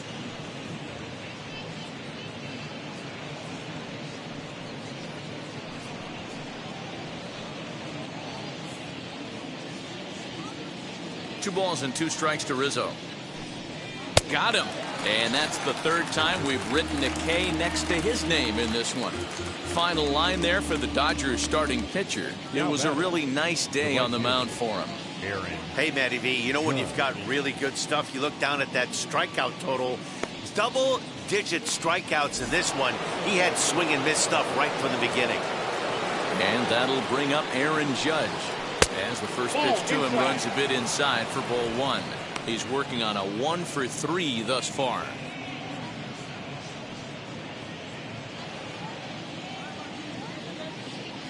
The 1-0. Nope, outside. Well, this is a spot you'd like to be in. 2-0, good hitter. He's going to turn it loose right here. 1 run, 4 hits, and 1 error on the Yankee line score so far. Too tight with that one. 3-0. Hey, every ball club has that spark plug guy, and this is the guy right here. He usually ignites a lot of productive innings. And that misses as well. Ball 4, so it's a 4-pitch walk here. And with the bases empty, you don't feel bad about walking that guy. He's capable of taking deep every time he digs in, so it's not the worst thing in the world to work around him if you can.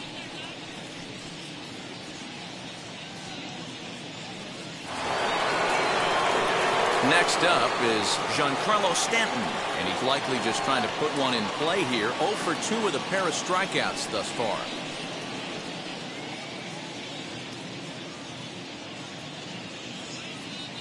He comes set. Here's the 0-0 pitch. And that misses for ball 1. Judge, base runner at first with 1 out. In there, 1-1.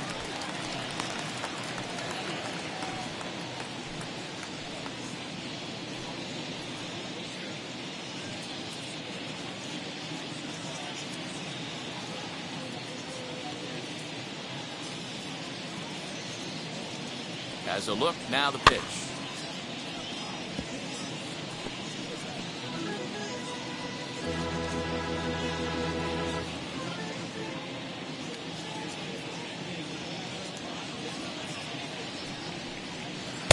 Slider laid off for a ball.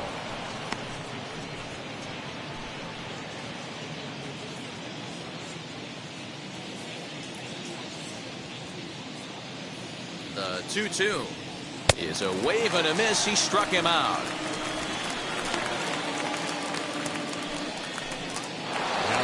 Now it'll be Aaron Hicks as he'll dig into the left-handed batter's box. Very difficult to be a switch hitter in baseball today. Without question, the more comfortable side being from the right side. So he's going to have his work cut out for him here, hitting left-handed. Strike one to start the at-bat.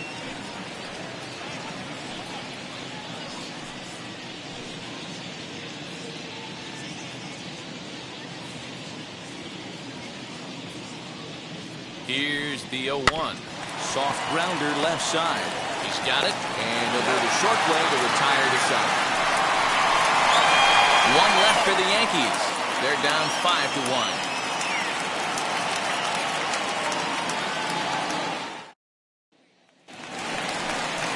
Bottom of inning number 8 set to go. And standing in is the veteran third baseman, Justin Turner.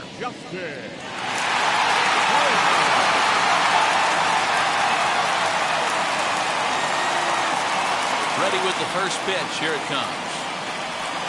Hit softly on the ground to third. Fielded cleanly. Throw on to first, and one third baseman grounds out to the other, one away. The left fielder, number 11, A.J. Pollock. Next to hit is A.J. Pollock. He's 2 for 3 and looking for more here. First delivery to him. Check swing called strike, 0-1. With this one almost in the books, the story was clearly the long ball. Yes, what are your we'll do thoughts the on Blue this Jays offense, versus fellas? Astros next Well, Thursday. Manny, I don't know what your Thank you thoughts for are, checking Debo, out but the boy, channel. when the weather starts to warm up and the ball starts jumping out like this, it's clear that the pitchers need to start making better pitches. Yeah, just great approach. No one really chased today. Really stayed staunch on their ability to get that pitcher to come into the heart of the plate, and they did damage with it. Well, you know what? Good hitters are good hitters for a reason, D-Row. And to be able to hang in there on an 0-2 pitch and still be able to get a base hit, this guy's about as good as it gets. Yeah, I'm blown away by this guy, Dan. You wouldn't know if you showed up. You wouldn't know if it's 2-0, 3-1, 0-2. Counts do not matter. This guy trusts in his craft. And he'll dive back in.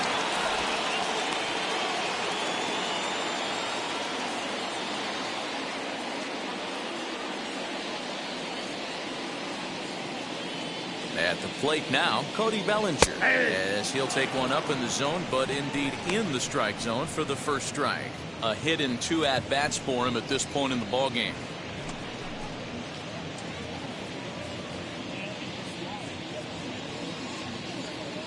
Now the 0-1. That's strike 2 on a well-placed changeup around the knees.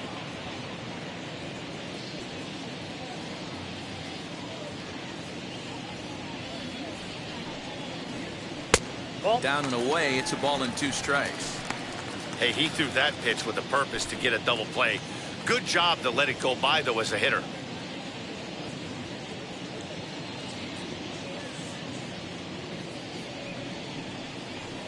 And a fastball swung on and missed as he just reared back there, 2 away. In a double play situation, you kind of expect most pitches to be down in the zone, hoping for a ground ball. So that was an interesting pitch selection to go up in the zone. I think he caught him off guard a little bit. Matt Beatty will look for some 2-out magic here as he'll pinch hit with 2 gone and a runner at first. Matt Beatty.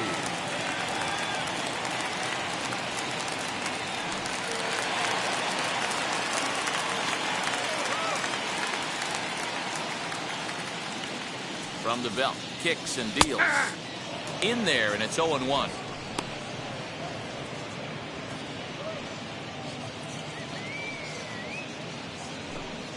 Pollock leads off first with a pair of outs in the inning. Throw over to the bag, and he just manages to get his hand in.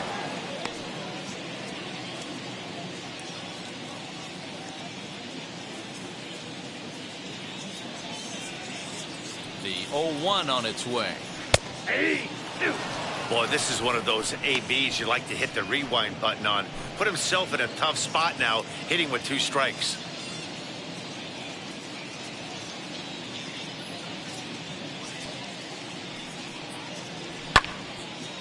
And that one yanked just foul.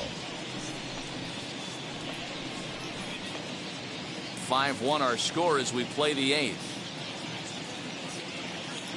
Now a throw over to first, and the runner will get back standing.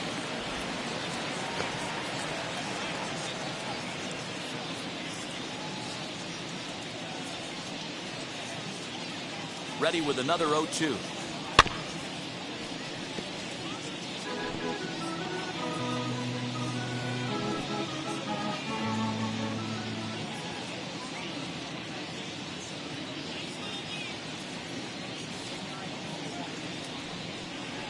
And strike 3 called as he says, you got to be kidding me, with the side retired. 1 left for LA. They're up 5-1.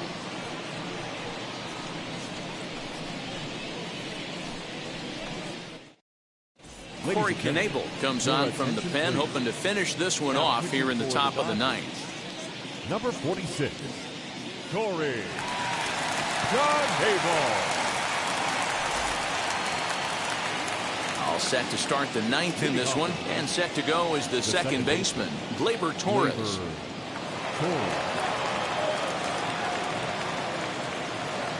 And now the first pitch.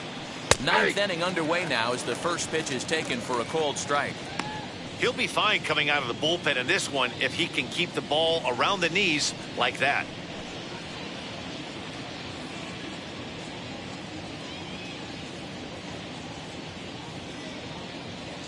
Ready with the 0-1. Nope, that's inside.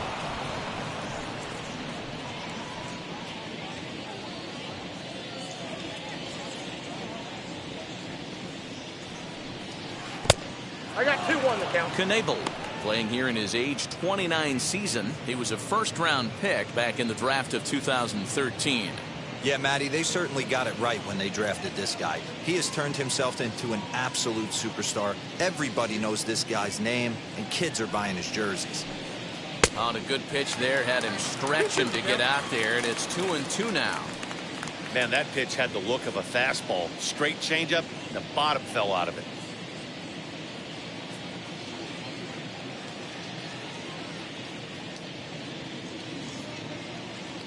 The 2-2. Not where he wanted that fastball to be, and it's 3-2 now. That was kind of a gift to the hitter. He's up there probably thinking of protecting on 2-2, but when you launch a ball that high out of the strike zone, it's obviously easy to take that one. And this pitch misses here. It's ball 4, and they've got a leadoff base runner aboard to start the 9th. I know one thing. He earned that free pass right there. He was tempted with some really good pitches, but he stayed disciplined and drew the walk. Next to hit, Gary Sanchez. His head-to-head numbers against Corey Knebel. Not a big sample size, 0 for 1.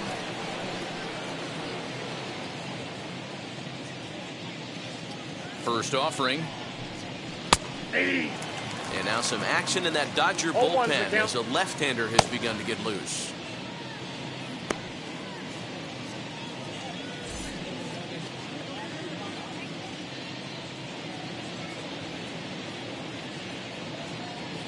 Set to deliver the 0-1. Hey.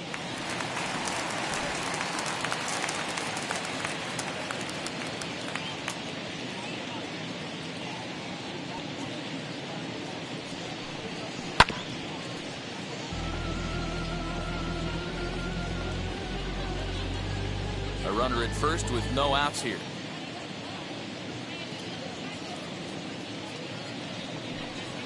And he wasn't going to hit that one with an or.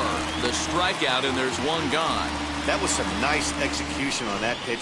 Spotted it nicely down around the bottom of the zone. And when you do that, especially with 2 strikes, not a lot of guys are going to hurt you. You're going to get a lot of ground balls and swings and misses down there.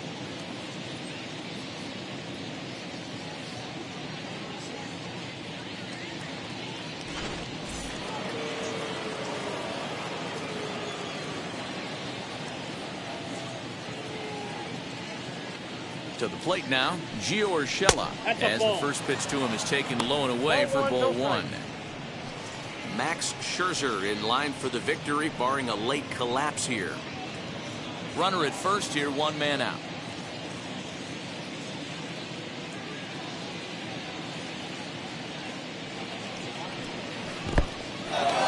In the dirt. Right on the money, and he's popped down trying to take second base.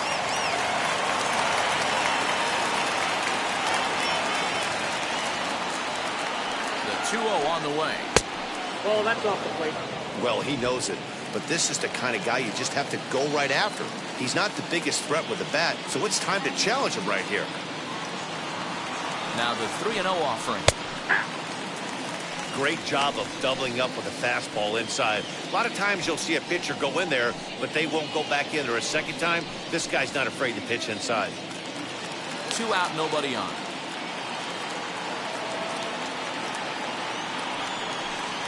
And that's taken for strike 2, as now they're down to their final strike here this afternoon. A crowd of over 39,000 on their feet.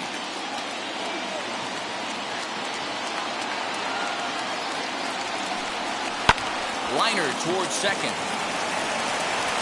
On to first, and that's your ball game. Hey, one of the keys to having a good record in baseball is to win some games at home. So this was a big win to win at home in front of their home crowd. 5-1 the final total in today's game. Los Angeles jumped out to an early lead in the first and never looked back. Max Scherzer earns the victory on the mound. So that'll do it for us. For Mark DeRosa, Dan Plesac, Heidi Watney, and our entire crew, I'm Matt Vasgersian. You've been watching MLB The Show. For more, make your way over to the new website, theshow.com.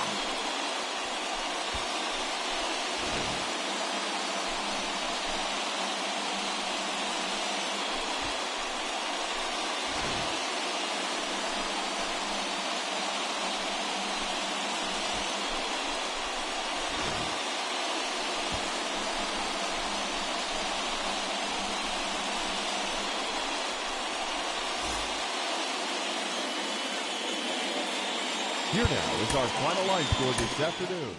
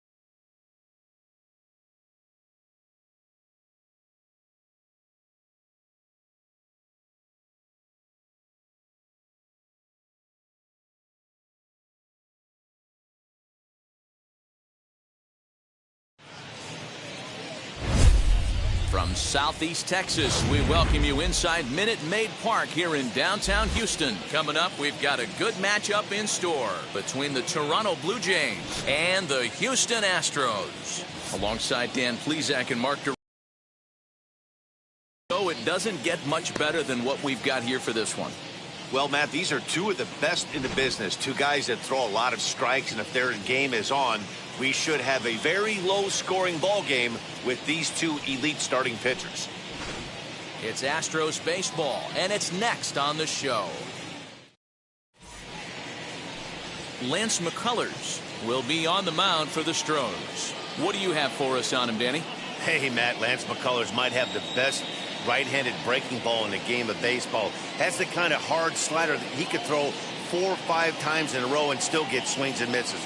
Good fastball, too. 93 to 95 miles an hour. Wipeout, and I mean wipeout breaking ball. His changeup has gotten better every year. If he's throwing strikes early, he's a nightmare on hitters.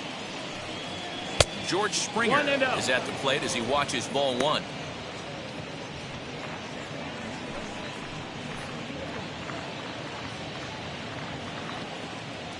First pitch, 1 o'clock.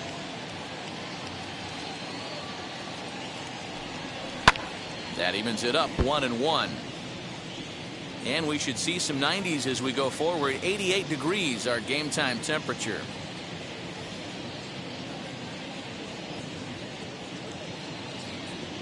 Now the 1-1 pitch is laid off for ball 2.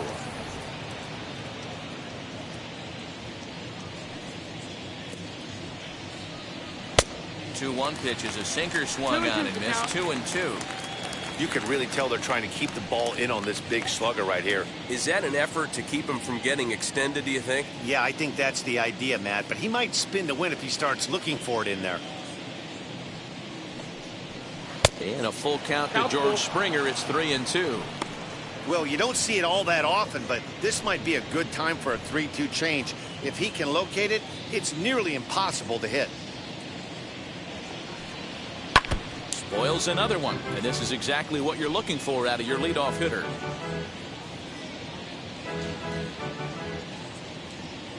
Into the windup, ready with the payoff pitch. Swung on and missed. Really fooled him that time for the first out. That strikeout was a real good example of a pitcher continuing to make a guy chase out of the zone. When you recognize a hitter is in protect mode, you don't have to come inside the strike zone.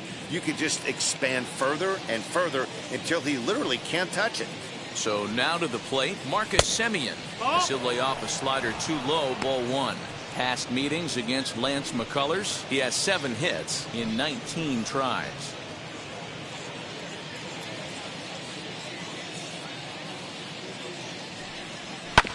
And he gets a piece here as this ball is fouled away.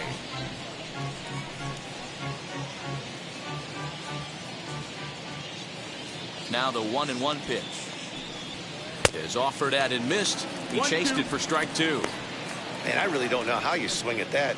He must have had his mind up he was going to swing as soon as the ball came out of the pitcher's hand. Swung on and lifted in the air to left center. Center fielder giving chase, but he won't get there. It falls in. Batting third, the first baseman, Vladimir Guerrero Jr.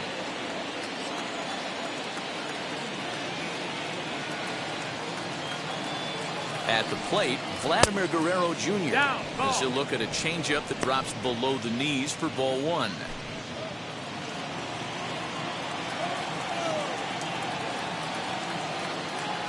Semien's off and running. Pitch outside the throw. It skips in and he's safe. Close play, but he's in there. Well, he's certainly doing his best to get his team out to an early lead. Picks up the single and then decides that's not good enough, so he swipes second to get into scoring position. Now we'll see if the guys can pick him up. Semien, the runner at second with 1 away. A 2-1 count to the Blue Jays first baseman.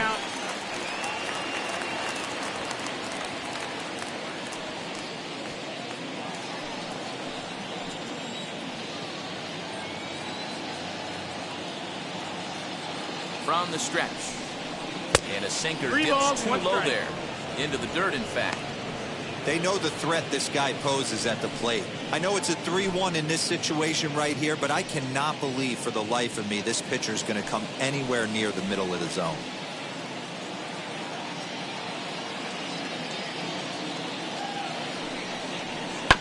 Too close for comfort, and he did a good job just to make contact. 1 out and a runner on second base.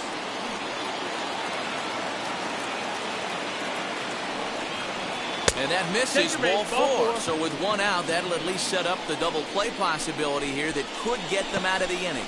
I'm sure the manager is fine with that. He tried to entice him with that 3-2 pitch, but he didn't take the bait. First base was open, though, so he just needs to make a good pitch for a ground ball. Next to bat for Toronto, Bo Bichette.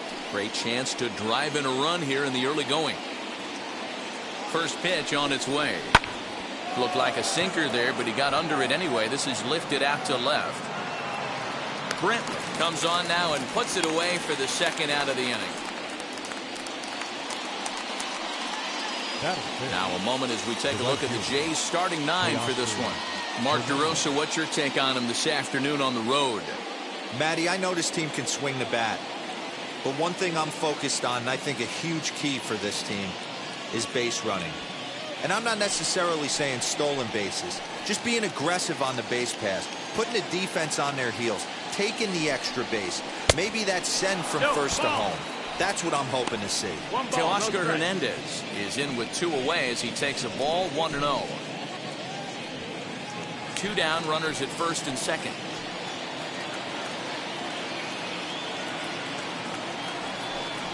Went about halfway there, but it's a called strike regardless. He appears to be having some issues with pitch command to start the game. He's dealing with 2 guys on, and that last pitch looked like a big mistake in that location. Right down the middle, but he got away with it. Weak grounder down the line at third. Throw on to first is in time, and the Toronto rally goes for naught as the inning is over. Blue Jays leave a pair. And now the Astros will go to work for the first time. No score.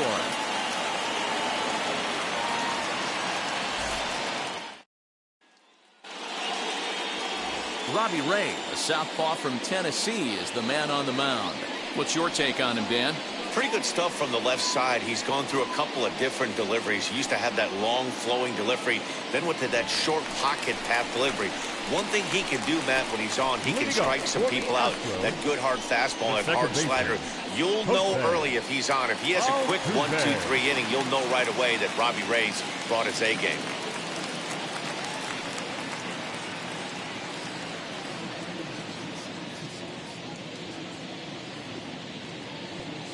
First offering.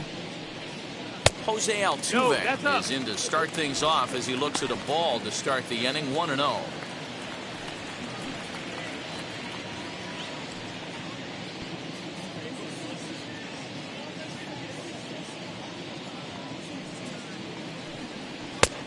It looked like the fastball got away from him there. So that's 2 pitches in a row above the belt. As a hitter, that's what you're looking for, especially when it's a day game and the ball is carried. That just wasn't a good enough pitch to hit.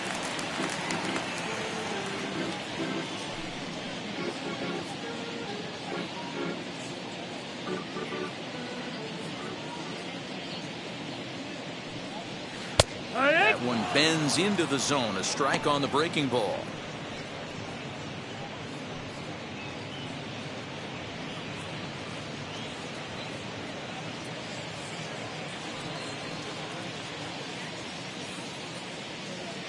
The 3-1 pitch.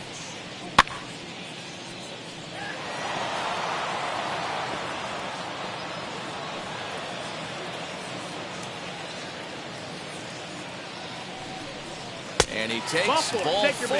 So the leadoff man is on here in the home half of the first in a scoreless ball game. Well, the reason power hitters generally draw more walks than other guys is exactly what we saw right there.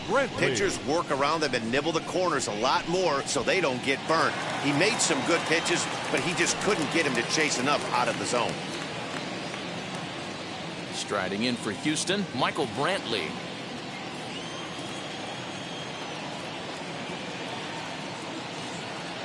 First pitch of the AB on its way. Hey, when you're featuring a mid-90s fastball like this pitcher, attack with that pitch. Get ahead. Get the offense on their toes. That opens up the off-speed pitches later in the game. He's ready. Here's the 0-1. And that's in there as well. 0-2 now. And there are our umpires calling balls and strikes is Mr. Earl Hendricks. Hey, you know, D-Row, the book kind of on Earl Hendricks is he likes one side of the plate or the other. Could it be where he sets up behind the catcher? It could be, Dan, but as a hitter, that's all you look for. I'll give you a little bit off the outside edge if you're going to be consistent with it.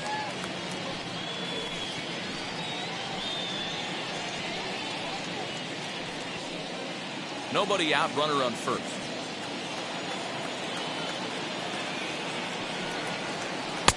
Here's a breaking ball, but it doesn't quite find the strike zone.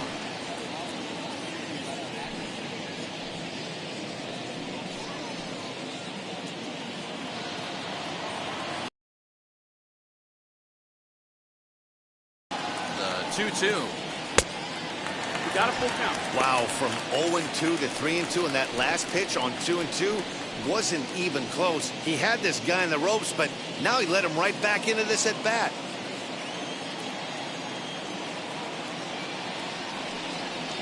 And boy, that misses as well. It's back-to-back walks to start out the inning. At this rate, he's going to set some kind of a record for walks issued in a game, or he'll get an early hook. We'll see if he can settle down here and start to find the strike zone, or if he continues to struggle. And that'll bring up the former first-rounder Alex Bregman. Lifetime numbers against Robbie Ray. He's 1 for 5.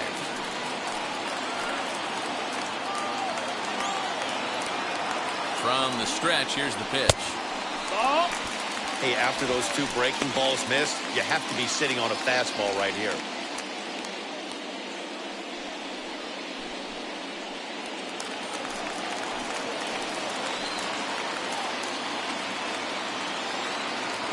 The 1-0. Time to start making some quality pitches. He finds himself in a tough spot behind an account with guys on base.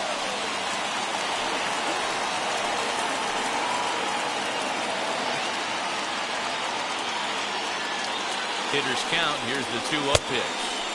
Tries to uppercut that thing, but missed it. 2-1.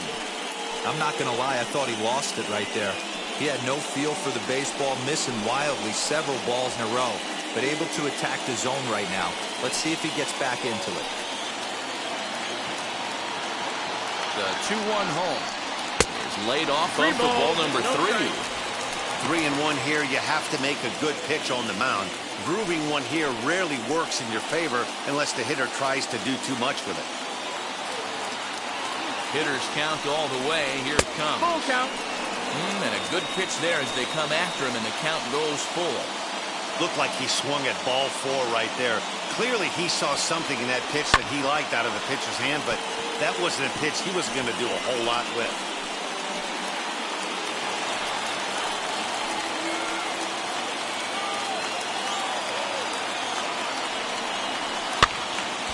Again, he sends it out of play.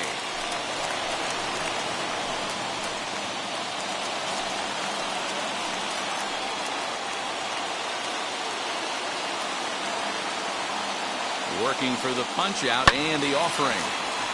Another one sent foul.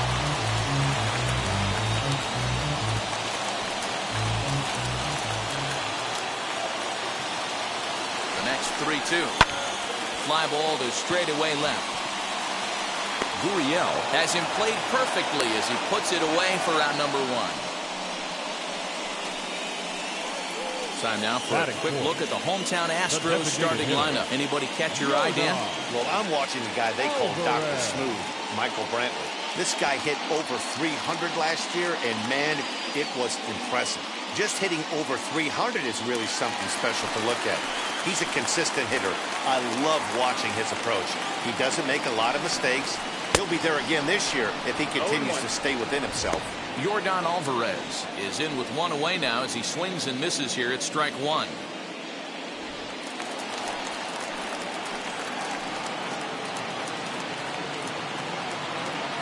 A 1 pitch on its way. And that misses 1-1. This looks like it could be a rough one. He can't throw a strike, and it's only the first inning. I'm not sure he's going to be around here very long.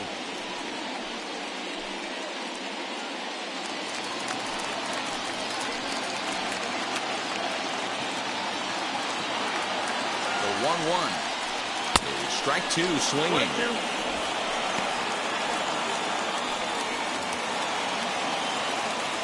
Already 24 pitches to this point in the inning.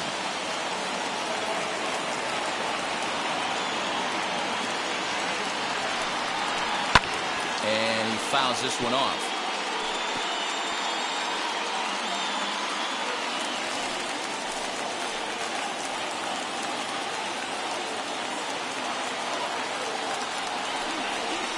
Chopped weakly to the left.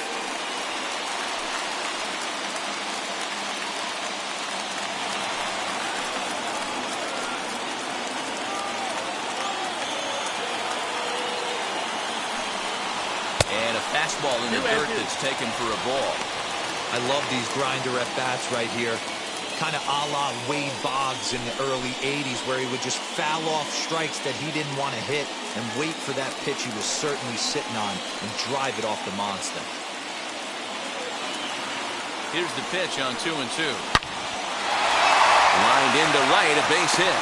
Altuve Rounds third and is digging for the plate. And he's safe at the plate as they take the lead. Boy, that has to feel good as a hitter, D-Roy. You get that base hit to give your team the lead. You have to feel good when you get down to first base. Yeah, it's just a nice approach. You see him turn to his boys right there and get fired up with the dugout. 100%, not trying to do too much, able to quiet the moment down, center himself, and come through in a big spot. Here's Carlos Correa now. He swings and hits it foul off to the right and out of play. And he's got runners at the corners here with only one gone.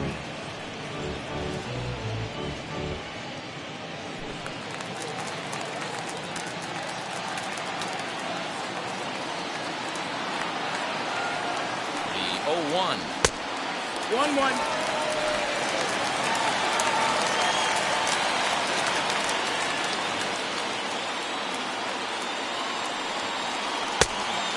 That's the ball.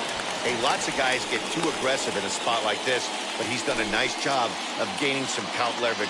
Look for him to put the ball and play hard. Now the 2-1. Waves and misses for strike number 2. With 2 strikes now and a runner at first, do you go for the strikeout or are you still looking for the double play ball? Good time to try to put the ball down in the strike zone. You can either get a strikeout or a potential double play ball.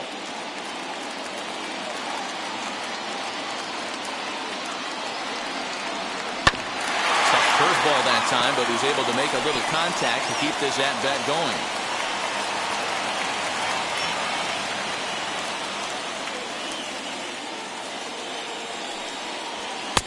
And they're working the outer half here, but that one's wide for ball 3. Wow, these guys are really grinding out their at-bats in this one. They're not making any outs easy to get, and that, of course, is having a huge impact on the pitch count. Line to the right side. And that gets down as he can't get there in time. And that'll plate their second run of the game as they take a 2-0 lead. Nothing fires me up more than watching an offensive player stay inside a baseball and drive it the other way.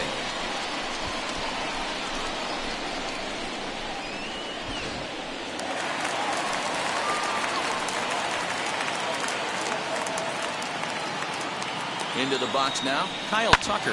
Grounder hit hard down the first baseline. Well, a foul ball here, 0-1.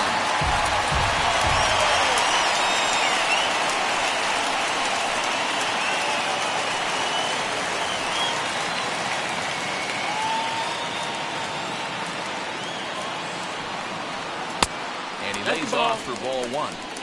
If you're going to have success against some of the better hitters in the game, you've got to get that pitch right there. 0-2, he's almost certainly out. 1-1, he's got a chance to really do some damage. Alvarez at second. Correa is over at first with 1 away. This is hit high in the air out toward left center. Springer has a read on it. 2 gone.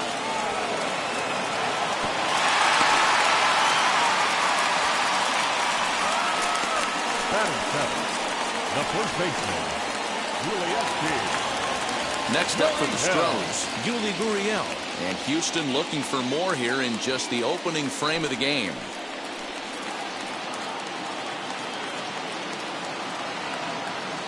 Hoping to limit the damage, here's the pitch. No, that missed. I think this inning could have far-reaching effects in this game. They're really making him work, and unless he dials it in, it's probably going to limit how deep he goes into this game.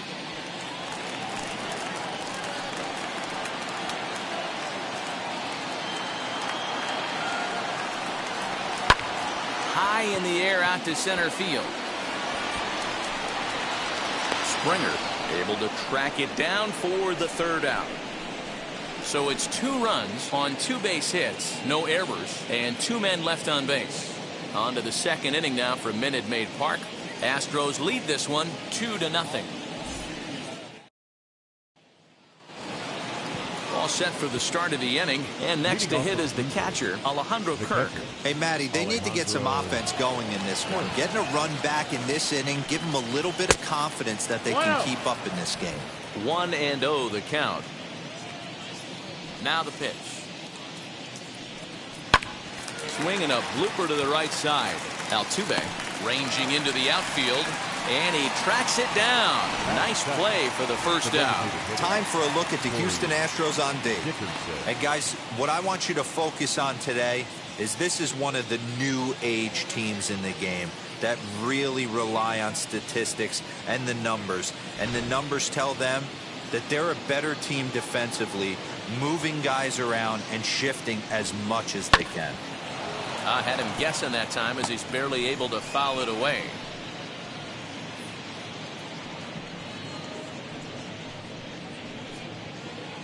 Bases are empty, one man out.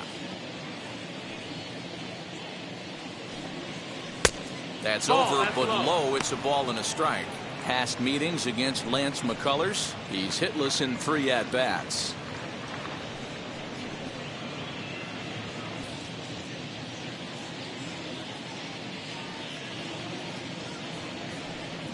And a slider's in the dirt as he lays off it for a ball.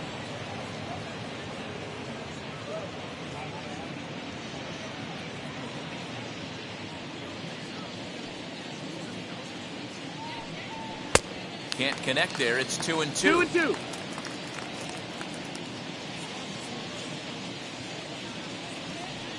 And now a slider in there for a called third strike, and there are 2 gone now.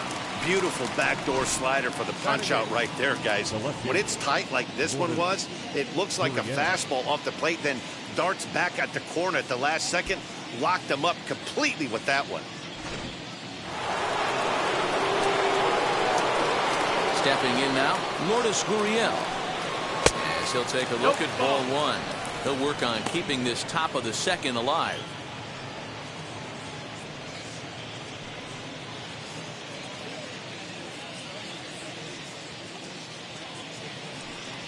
(2-0) to the Jays left fielder. Well, they're certainly letting you know as an offensive unit that they're going to be patient. As a pitcher on the mound right now, you have to recognize that and start attacking in the zone early. Hitters count. Here's the 2-0 pitch. Hee-haw. 2-1.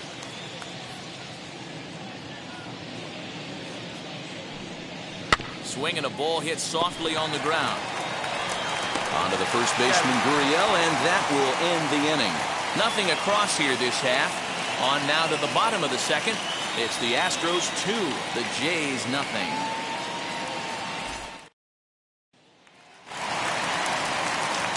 Last half of the second set to go, and next will be a speed threat in the form of outfielder Chas McCormick. Here's the first pitch to him. That's it, ball.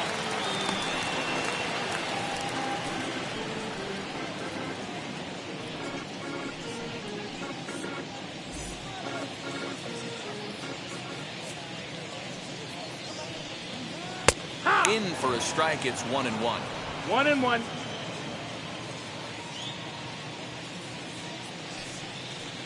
Good break on the knuckle curve, but he missed with it. 2-1.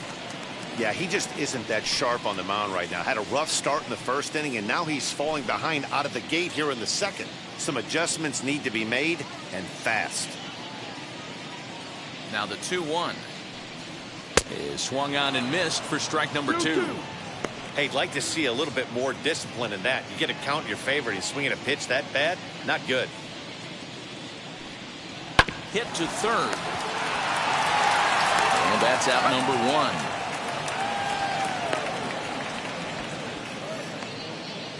Batting ninth, the catcher. All right, guys, time for a look at how the Toronto Blue Jays set up on defense today. And can we focus on George Springer, one of the more dynamic outfielders in our sport? He will leave his feet. He's got a cannon for an arm, not afraid to dive in and say hi to the fans if a ball's going near there, too. Do not test this guy's arm. Standing in now, Martin Maldonado. Your ball, as with one away, he won't catch up with the fastball, and it's 0-1. Lifetime numbers against Robbie Ray. He's just 1 for 6. 1 out, nobody on. Big swing and a miss at the fastball, and he's behind in the count 0-2. Go to that well one more time. He's been late on the first 2. Maldonado behind the ball and 2 strikes. 1 ball, 2 strikes.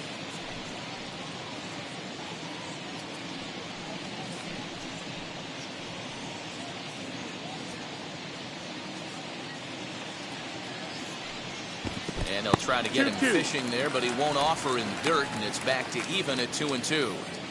He went with the off speed there once he got him to 0-2, but now that they both missed, I think we'll see more of a challenge pitch here. You don't have to give in, but you can't be too cute either. Now a check swing, and he went around, says the home plate umpire. No appeal needed, and there are 2 away. He's looking a lot sharper and settled in here in the second inning. It'd be hard not to, because that first inning was pretty much a mess. But I give him credit for letting it go and making some really good adjustments. So up to the plate next will be Jose Altuve. As the first pitch misses to him, it's ball 1.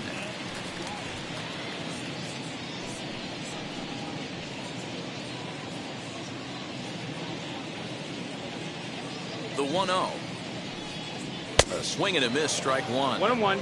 With the way this guy's throwing on the mound, you cannot be chasing. You have to set your sights a little bit lower and control the strike zone.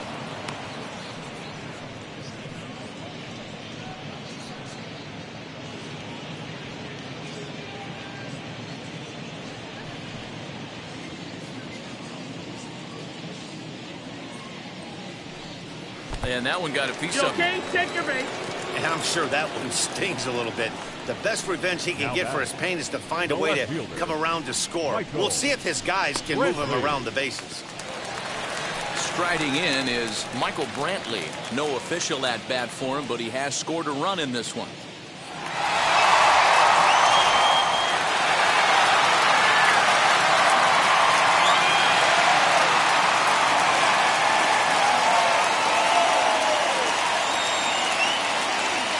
Ready to deal. Here comes the first pitch. That missed. That's the ball. Fastball off the plate away. It's ball 1.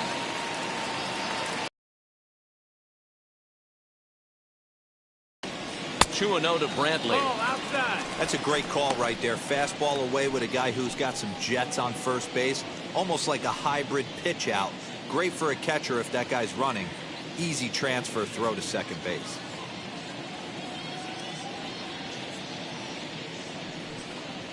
And he'll try to check his swing here, but he'll have no such luck. It's strike 1.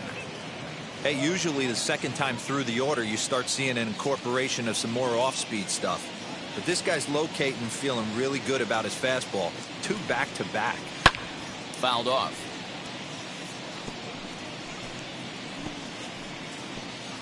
Altuve, the runner at first with 2 gone.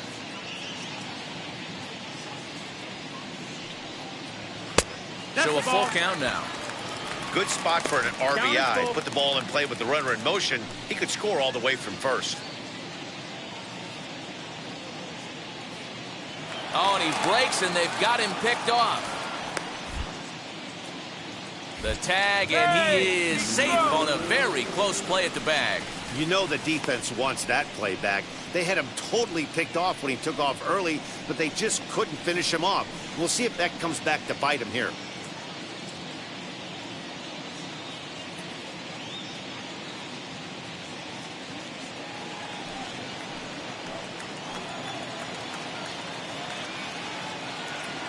Three-two pitch. And that misses, ball 4. So it's first and second now with 2 out. Well, he's really laboring in the early going here. That's his 3rd walk of the game already. We'll see if he can get it together, or if this is just one of those days where he's going to have to grind his way through this start. And that'll bring up Alex Bregman. 2s all over the place. 2 on, 2 out, and of course, here in inning number 2.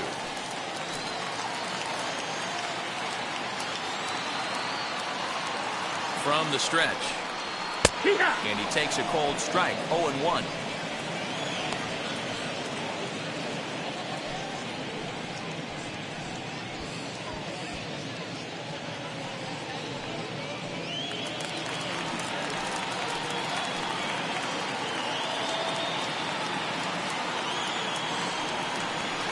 Hit hard on the ground to second. Simeon's there, and the 2-out threat won't pay off. The inning is over.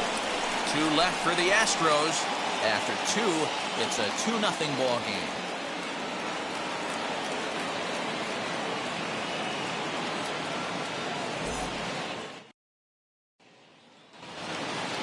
And And stepping in, Santiago Espinal, as we are all set to begin the third inning in this one. First pitch on the way. Now a good pitch around the knees, but it doesn't quite catch the bottom of the zone.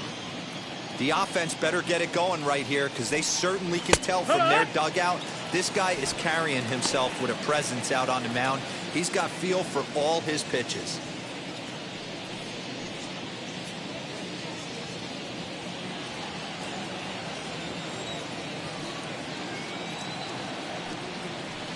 Slider clocked in the mid-80s there. It's a ball and 2 strikes.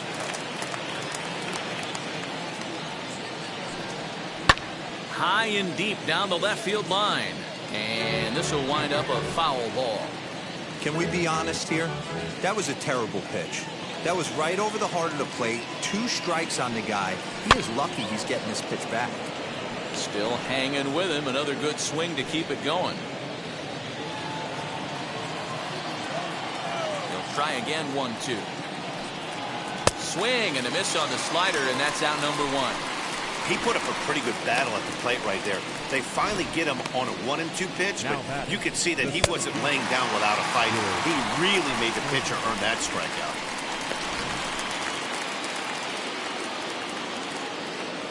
George Springer the next to hit. As he'll take a look at a slider here that misses for ball 1. 1-0.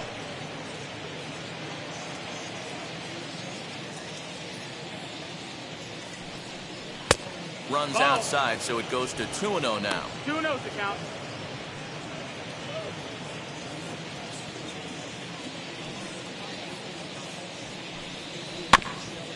This is foul right side.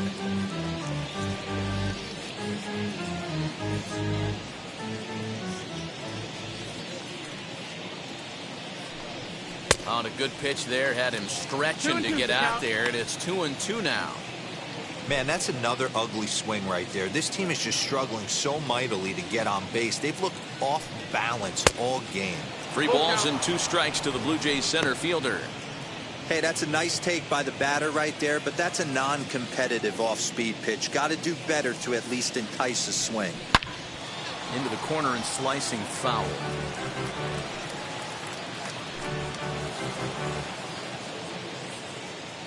Here it comes. And awfully close there on 3-2, but take your base, says Earl Hendricks. It's ball 4. Well, when you go with the slider there in a full count, you're hoping that the hitter is thinking fastball and swings through it. Didn't work out that way, though. He lays off and gets the free pass. Stepping in for the Jays, Marcus Semien singled in his last at-bat. Yeah, guys, still the only hit in this game so far. They've been pretty well shut down. Guys on the mound have really much controlled the whole outcome up until this point. Yeah! Sinkers in there, no balls and a strike.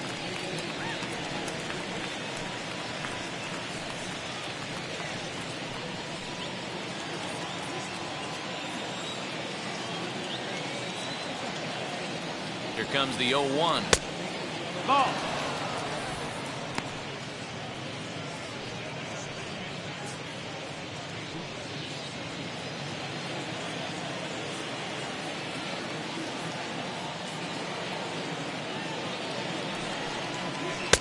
Swing and a miss. Good sinking action there. 1-2. Yeah, guys, he's got so much respect for this guy's fastball. You could tell he was out in front on that slider. I think he goes to the well one more time with that pitch. Oh, and this is swung on and missed. 4 strikeouts already, and that's out number 2. Good job of making him chase a pitch for the strikeout there. Yeah, Matt, that's the advantage of getting ahead in the count. You can really force hitters to expand their zone and protect. And when they're in that mode, getting them to go after a pitch they can't do much with becomes a lot easier.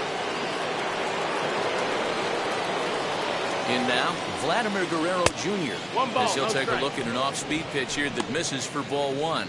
He drew a base on balls his first time up.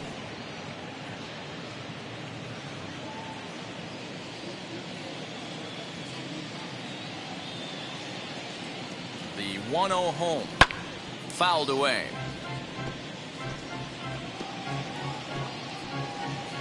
Springer is off at first with 2 away.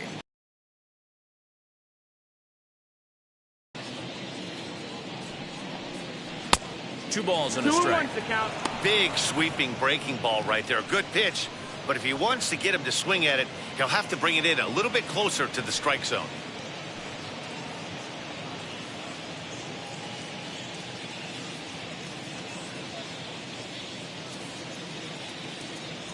Now the 2-1. Back up the middle and in for a base hit.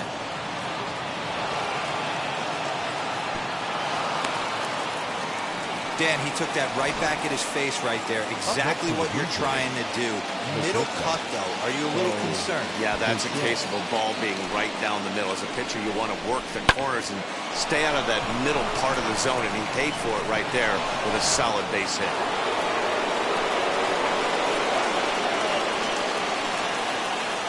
At the plate now, Bo Bichette. Grounder down the line at third. This is foul for the first strike. Flew out in his only at-bat so far.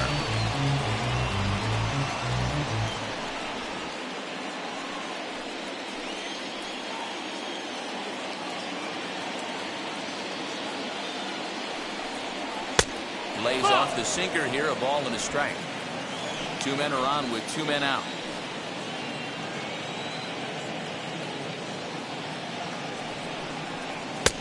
No offer on that one. 2 balls and a strike. 2-1. He's got a couple of pitches to deal with right here, but he's starting to lose command of his pitches. It might be time to take a step back and try to refocus on making some good pitches.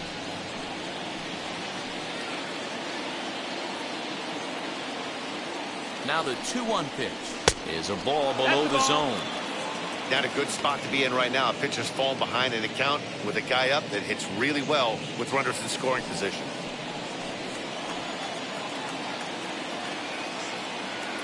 The 3-1 pitch. 3-2 full count. 2 down, runners at first and second.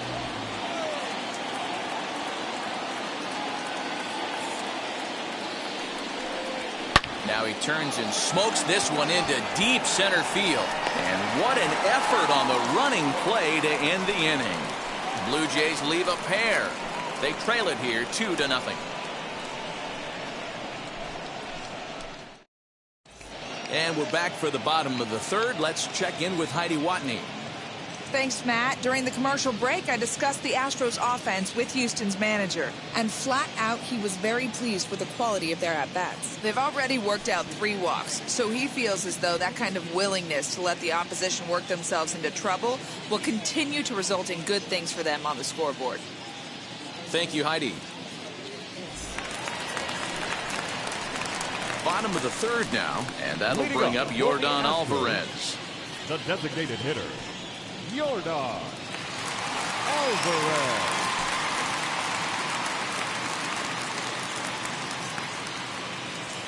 Infield in the overshift here. Now the pitch. No, that's high. Fastball just misses. That's ball 1. We're only in the 3rd inning, and his pitch count is above 60. That's not being too efficient with your pitches.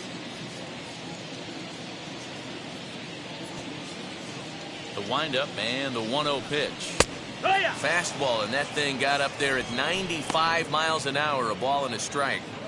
Looked like he was going to wait him out, see if he was going to come over the heart of the plate. Well, newsflash, he is, and this hitter's going to adjust his batting gloves, and he better be ready in the box. And it's fouled away.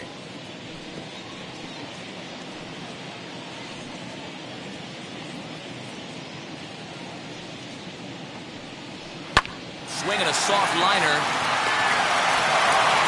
Throw to first is in time for the first down.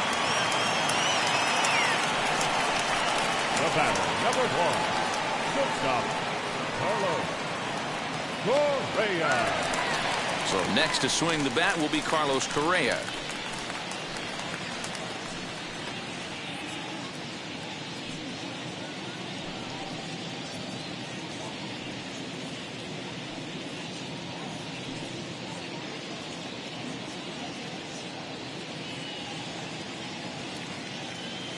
Ready to deal. Here comes the first pitch.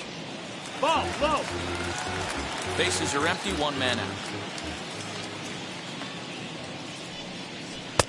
Got him to swing at a pitch below the knees. 1-1.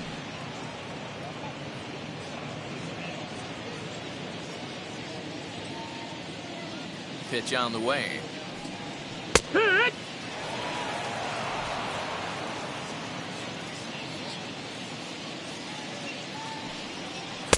And it's 2 balls and 2 strikes now.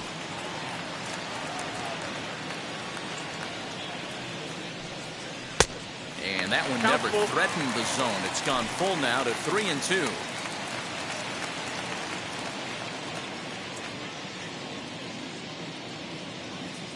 Into the windup, ready with the payoff pitch.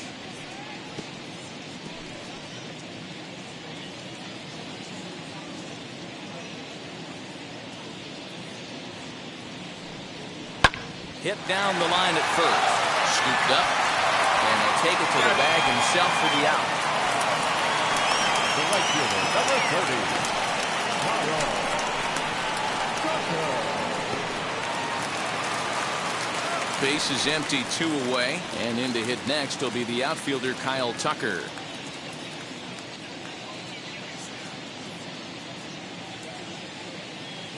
Infield shifted well to the right. Here's the first pitch. 1-0.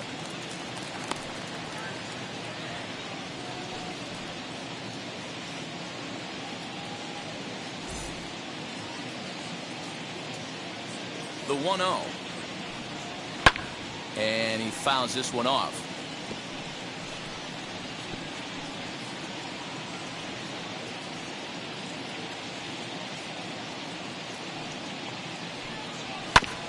Can't keep the weight back, and he falls behind 1-2.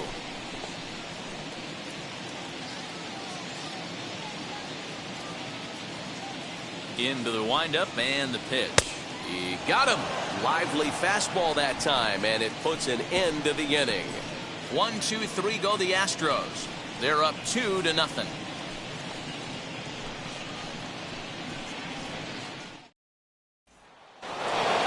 All set for the start of the 4th. And digging in is the outfielder, Teoscar Hernandez.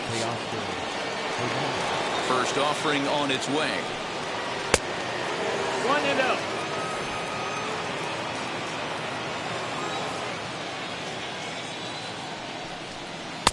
Looked like a slider perhaps, but it missed badly, and it's 2-0.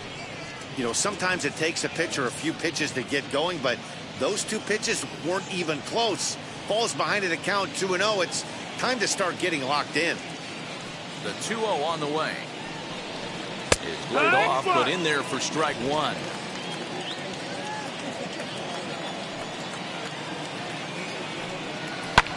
Fouled off.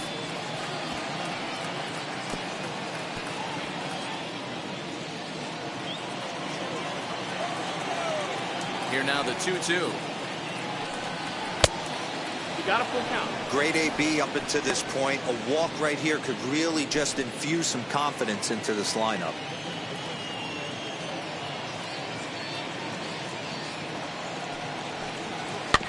Good swing just a little early, and he'll see another payoff pitch.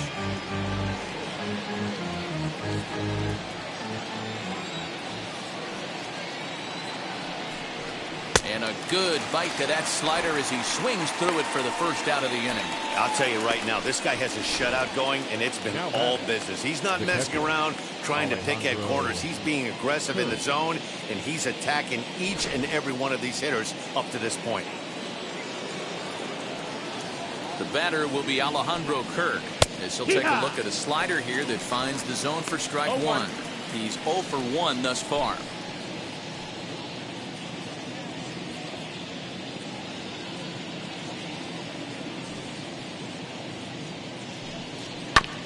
And it's quickly 0-2. Kirk, a 22-year-old. This is his 2nd year as a major leaguer. Both teams with just 2 hits apiece thus far. A 1-2 count to the Blue Jays signal caller.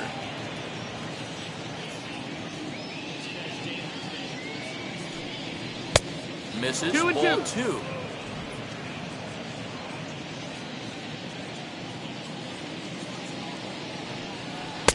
And that misses there, so he runs the count full now.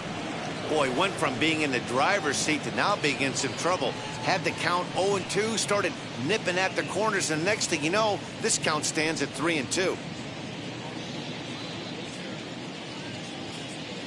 Now the The payoff pitch home. Swing and a miss got him reaching. And the throw is made to record the second out of the inning. Coming forward now, the Toronto designated hitter, Corey Dickerson. 2 outs already on the K this inning, so he'll be looking to do better. First pitch of the AB now. Ball. Hey, a 2-out walk One right ball, here no would be the strike. tying run to the plate. Even though it's early on, you got a guy on deck that has a lot of pop. The 1-0 home. Hard on the ground towards short. He's got it. On to the first baseman, Gurriel, and that will end the inning.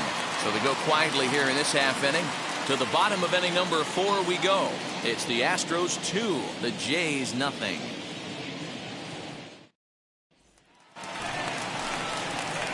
Now the Cuban import, Yuli Gurriel. The first baseman, Yuli Gurriel.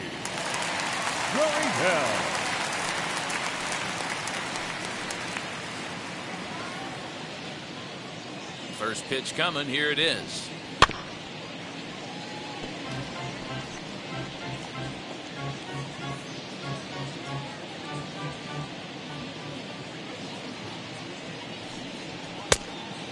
One and one.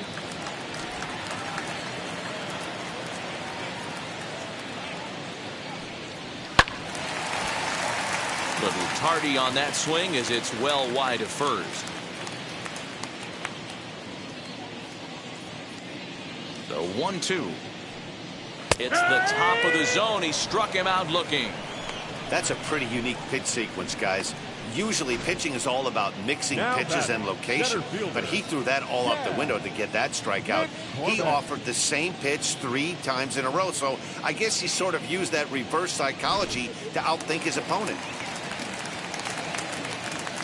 To the plate now, Chas McCormick, as he will look at a first pitch fastball for ball 1.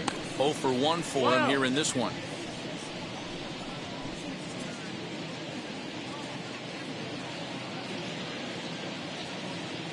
Now the 1-0. Ball. Boy, you don't see that very often out of a rookie. That's a 2-0 count, and both of those pitches were really close. This guy has a pretty good eye. Now here's the pitch.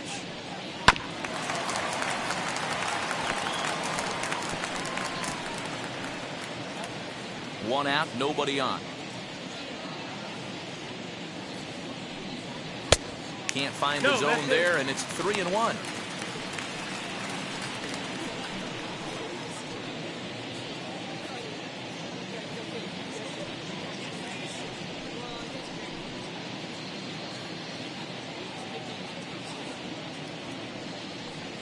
Here's the two-seam fastball that bears in a bit too tight. It's ball 4. Now batting, the catcher, Martin. And now in the box, Martin Maldonado struck out in his first at-bat. Yeah, and kind of shocked he got blown away with a fastball. You could tell he was late on that one. And we'll see if he tries to cheat to something this AB. No balls and a strike to count.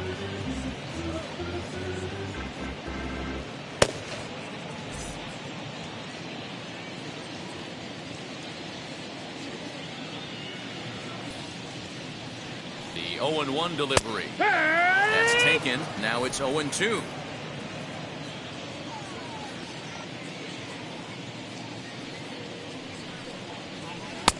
That misses. 1-2. Wow, really close pitch on 0-2. That just missed, and if he hits that spot right there again, he might get the call next time. A 2-2 count to the Astros catcher. We just saw a fastball right there. I would not be shocked if he tries to get this guy to go fishing right here and drops a little off-speed pitch in the dirt.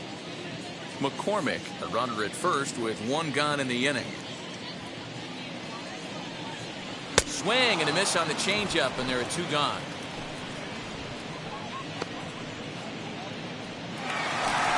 Back to the top of the order now, and striding in the speedy second baseman, Jose Altuve.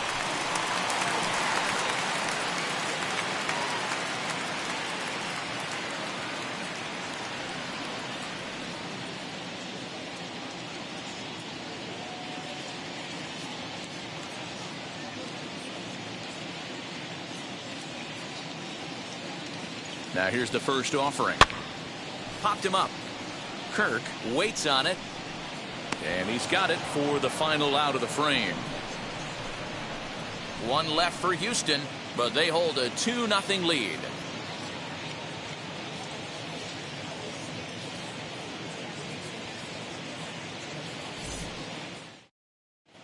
And we're back in Houston. Welcome back to Minute Maid Park as we check in with Heidi.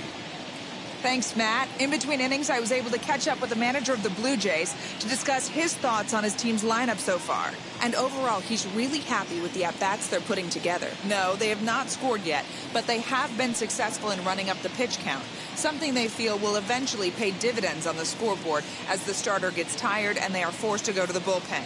For now, they're sticking to the plan. All right, Heidi, thank you. Digging in will be Lourdes Gurriel. He bounced out last time up.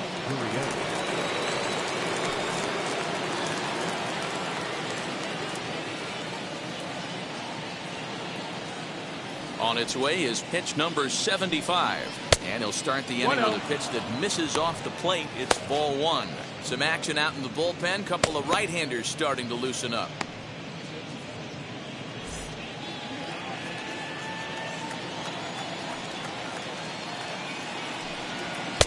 Taken, but that catches the inside part of the plate.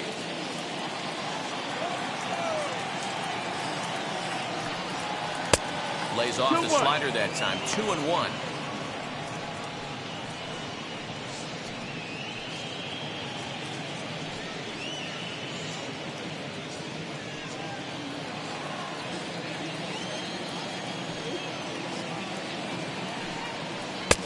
No dice on the knuckle curve that time. 3-1.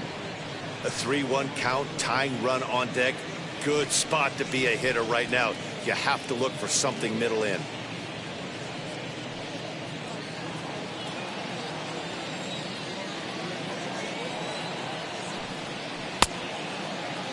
And he checks his swing. Did he go around? Yes, says the first base umpire. Strike two. Now the 3-2 pitch.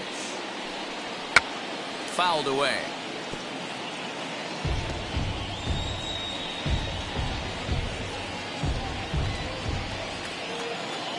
A payoff pitch one more time.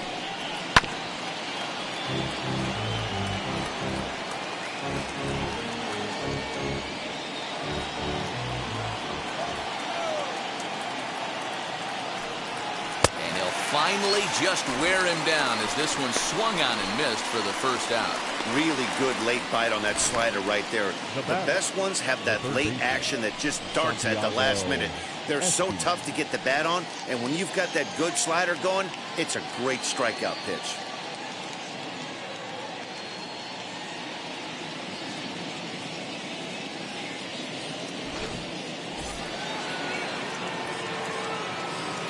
Into the box, Santiago Espinal.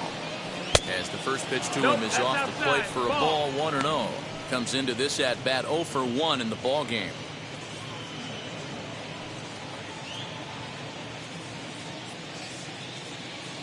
The 1-0 home. Oh, here's a shot out to right center. Around first, he's digging for second. And he'll pull into second with one away. Finally, a little something for them to get excited about. Yeah, a rally can begin with a single swing of the bat, and this might be their chance right here. They've struggled to produce a lot of runs, but there he is at second base. A shot to the outfield scores him. Then who knows what kind of roll they could get on. Got to take it one good at-bat at a time.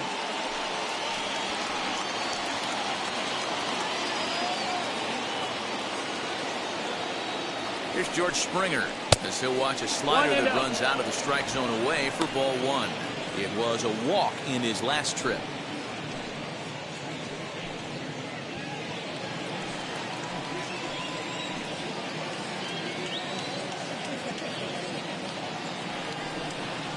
Breaking ball. That's in the dirt as he takes a ball. No runs, 3 hits, and no errors in the game for Toronto.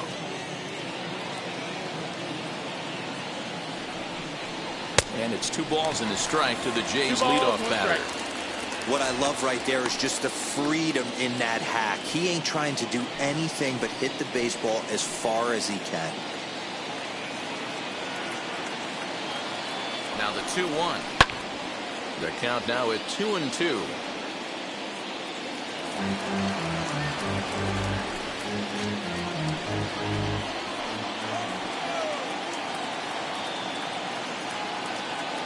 From the stretch, a bouncer up the middle. Altuve fields it cleanly. Throw on to first, 2 gone. Now batting, the second baseman, Marcus Semien.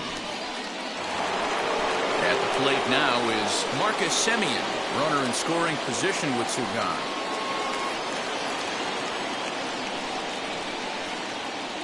First pitch of the AB on its way. Ball.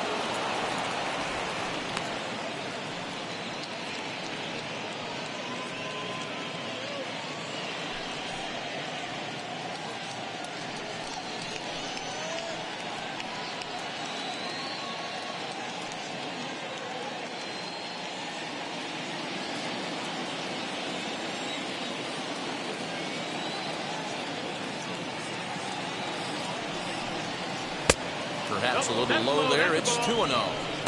Now 2-0 with a great hitter up, a runner on third and 2 outs. This is not the spot where you want to be challenging a hitter like this. This is where you have to pitch very careful.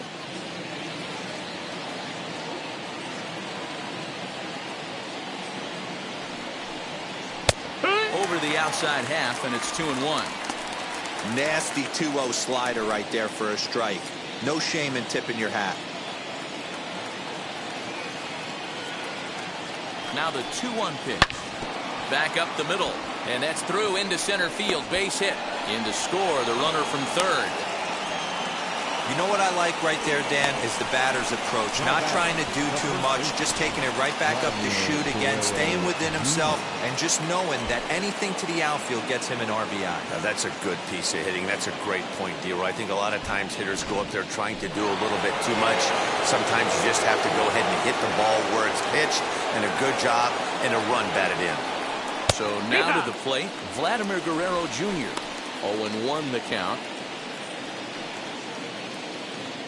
Semien leads off first with a pair of outs in the inning. And it's 1-1.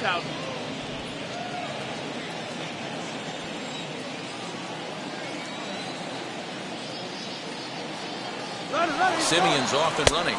Pitch outside the throw. And he is out at second. Caught stealing to end the inning. Trying to move into scoring position with 2 away, but not to be as we get another look. More to come from Houston after this. Here's Michael Brantley. He'll look to light a spark under this lineup that hasn't found the scoreboard since back in the first inning. Yeah, and for me, the story has been the starting pitching they face. It's been very difficult to rebound and, quite frankly, dominate after getting roughed up a bit in the first inning of a start. So I'll give a lot of credit for what he's been able to do. And that misses inside 1-0. Obviously, the game plan wasn't to let this guy beat you right here. He's already walked twice, and that pitch out of the zone tells me they want nothing to do with him. There's a fastball on the inner third taken for a strike.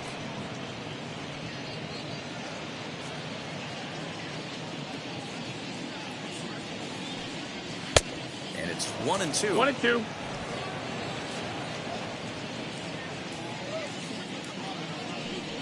Now the fastball is right by him as he swings and misses for the first out of the inning. Talk about blowing it by a guy. Geez, I mean, that fastball was way behind him when the swing came through the zone. I have to think he was looking for something off speed, and he just couldn't pull the trigger on that fastball. At the plate, Alex Bregman. As he takes a called strike at the knees, it's 0-1. Hey, it's not always about filling up the strike zone all the time every inning. He's pitching well as we're moving into the middle innings, but interestingly, less than 50% of his first pitches have been for strikes. Pulls this one in the air out to left. Gurriel is underneath this one, and that's out number 2.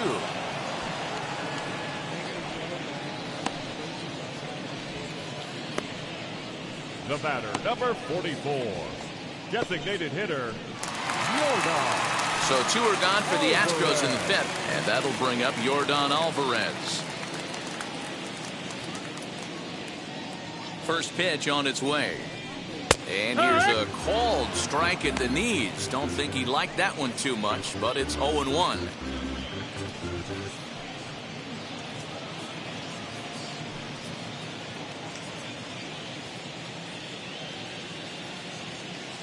Pitch on the way.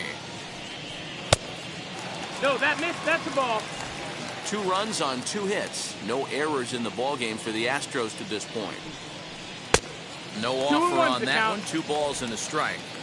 Those are just 2 great takes right there. Those are pretty good pitches. Sliders down the way, both of them. Just off the plate. Couldn't get the batter to fish.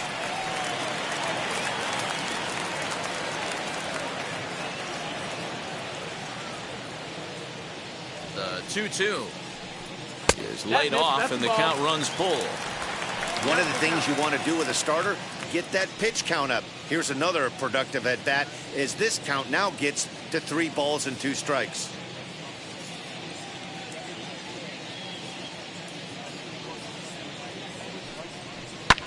And it's fouled away.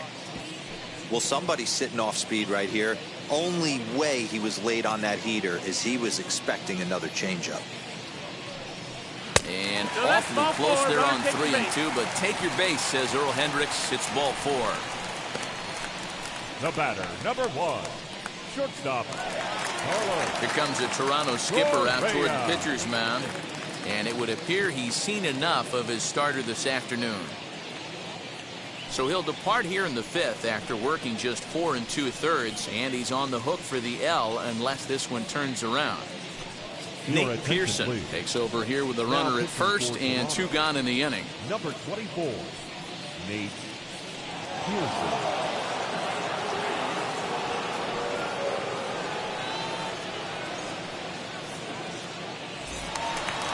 Carlos Correa will be the first to greet him here as he stands in with a runner at first and 2 away.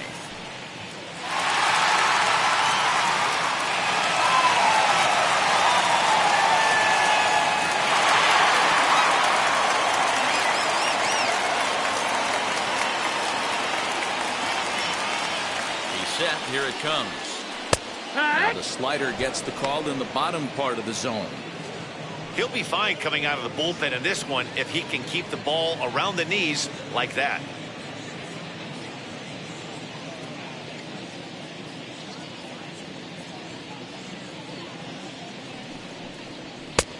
A swinging strike, and now it's 0-2. Hey, down in the count 0-2, I'd like to see a little choke and poke right here. Maybe work it up the middle or opposite field with 2 strikes. And he fouls this one off.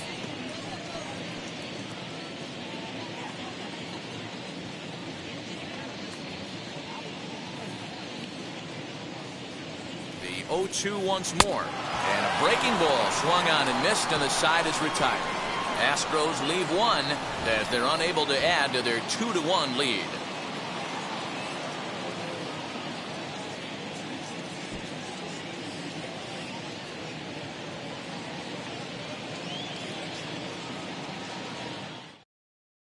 Zach Greinke takes over to start the 6th inning on the mound.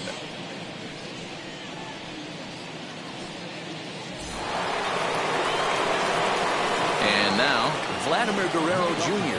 He'll get us going for the Jays in their half of the 6th. Wheels and deals. Here's the first pitch. That's the ball. A couple of righties starting to loosen now in the bullpen.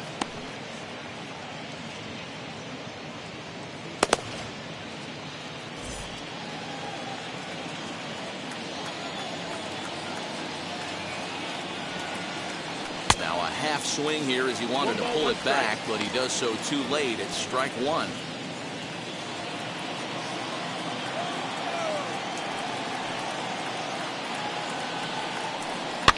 Fouled off.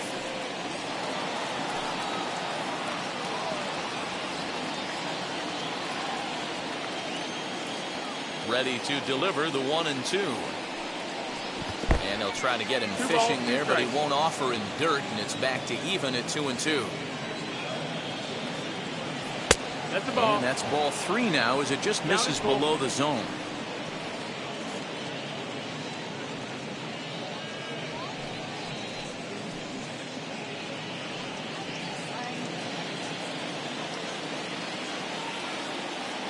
The 3-2 pitch. Fouled away.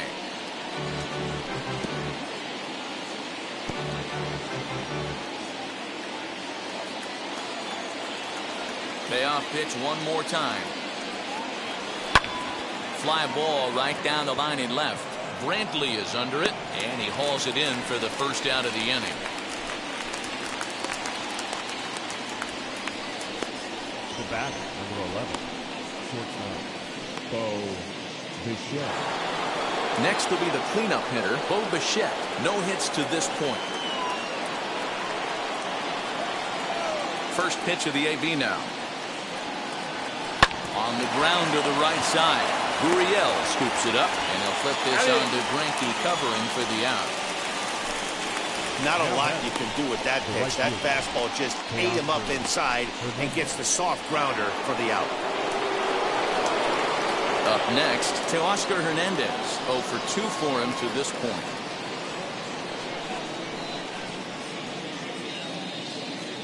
First pitch on its way. Ball hit high and foul down the left field line. It's strike 1. Low scoring game thus far. 2-1 here in the 6th. Nearly got the inside, but ruled the ball.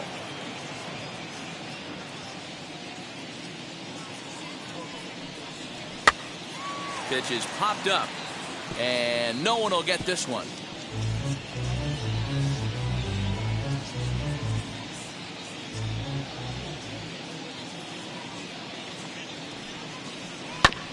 And another foul ball.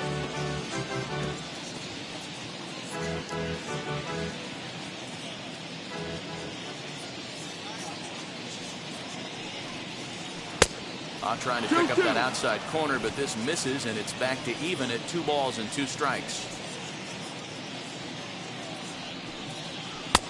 Not close with the off-speed pitch taken for a ball. 3-2 counts are usually a time to challenge the hitter, but I think he'll be careful here. Shoot for the corner, and if you miss and you walk him, so what? That's better than him putting one in the seats. Little chopper back to the mound. Over to first, and that retires the side. Blue Jays go down in order. Our score remains 2-1.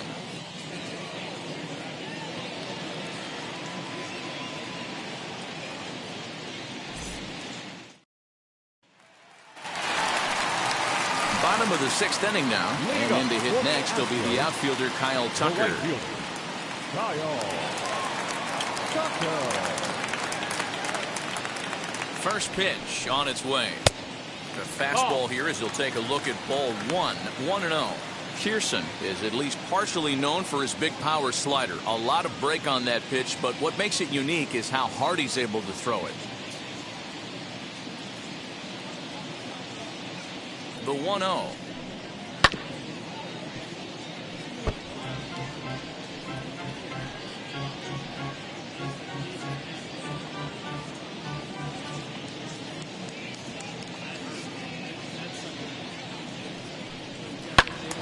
Now a ball swung on and heading for the stands in right, and that'll move the count to 1-2 now. Pitch on the way.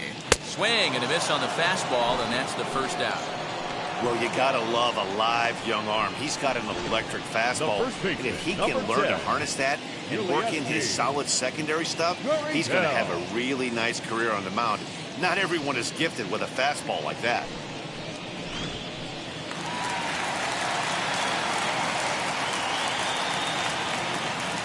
So here's Yuli Gurriel, as the first pitch to him is in there for a called strike 1. 0 for 2 from him so far in this one.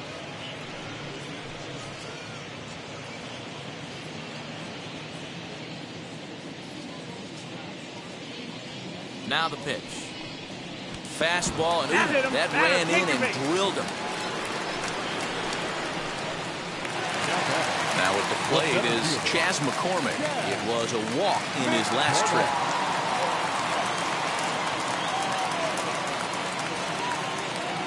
He's set and the pitch. In on the hands of it with the fastball. It's 1-0. 1 ball, no strike. Love the fact that he's not scared to go right back inside with another fastball. I know he hit the last guy, but if he's going to have success, he's got to establish that pitch in. Gurriel leads off first with 1 away.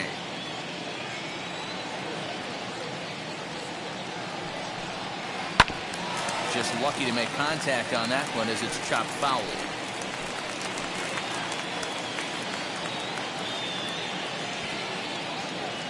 The 1-1 is a good curveball that gets him to reach. 1 ball, 2 strikes.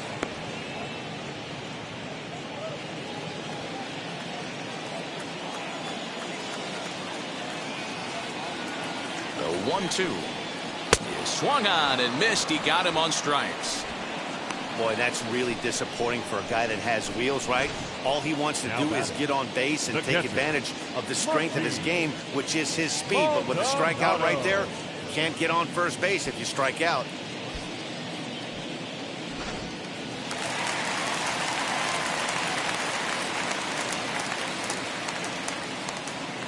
In now, Martin Maldonado, as he'll take a changeup here for strike 1. He's 0 for 2 in the ballgame so far.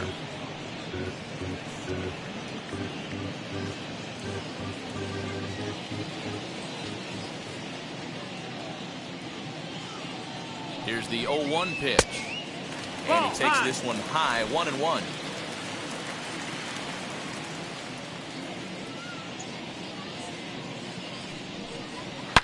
This is line to left. In there, a base hit.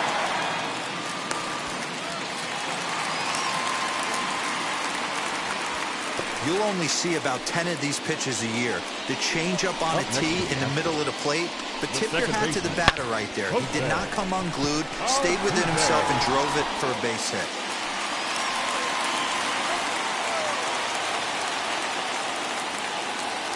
Here's the second baseman, Jose Altuve, as he pops the first pitch foul behind the plate. We'll see if he can come through in a clutch spot here. 2 on, 2 out here in inning number 6.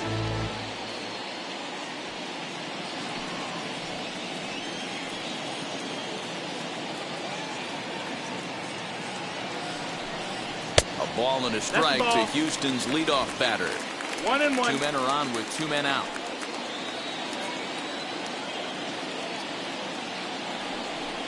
Two balls and a strike to Jose Altuve.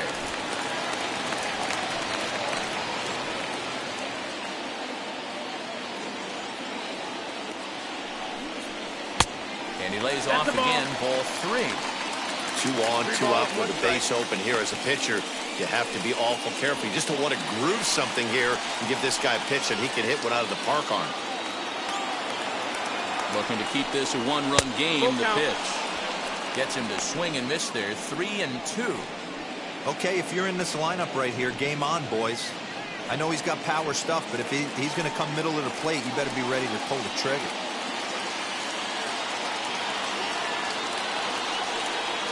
Swung on and missed, and that's the final out of the inning.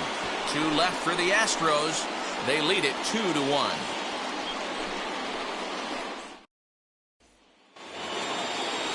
New inning set to get underway, and now it'll be the catcher, Alejandro Kirk. Here's the first pitch now from Greinke. Oh, and ouch, that one drilled him.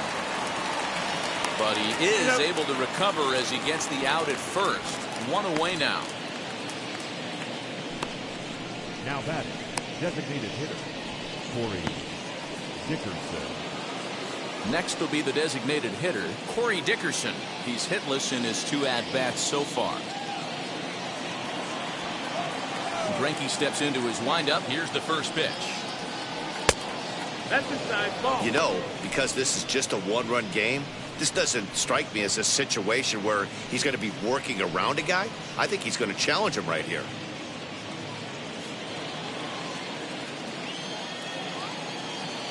The 1-0 home.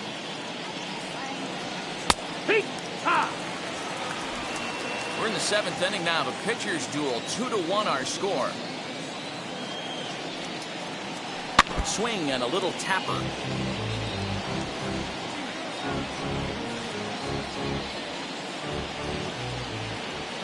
Here comes the 1-2. Chopped toward the second baseman.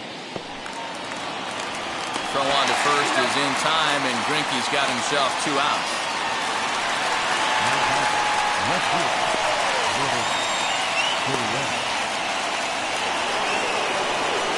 Next up, Lourdes Gurriel struck out in his last trip to the plate.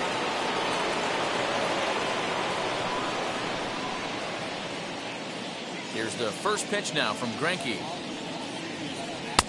And he'll start him with a slider that's taken down and away for ball 1.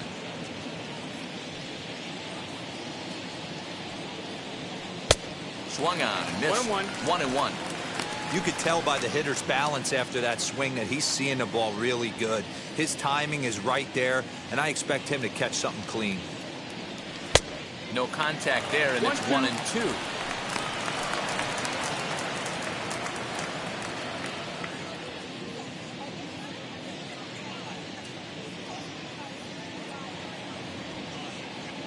This should end the inning as it's sent out to second. There is Altuve onto the first baseman Gurriel, and that will end the inning. So they're held in check here this half of the inning. 7th inning stretch time here at the ballpark. The Astros lead it 2-1. And here's the left-handed hitting Michael Brantley. He went down on strikes last time up. Left fielder, Michael Brantley.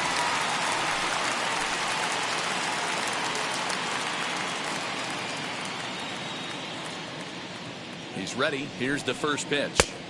Can't find the zone there as he lays off the breaking ball. Looked like he was a little over-aggressive there to throw that nasty curveball. Just needs to slow his delivery down a bit.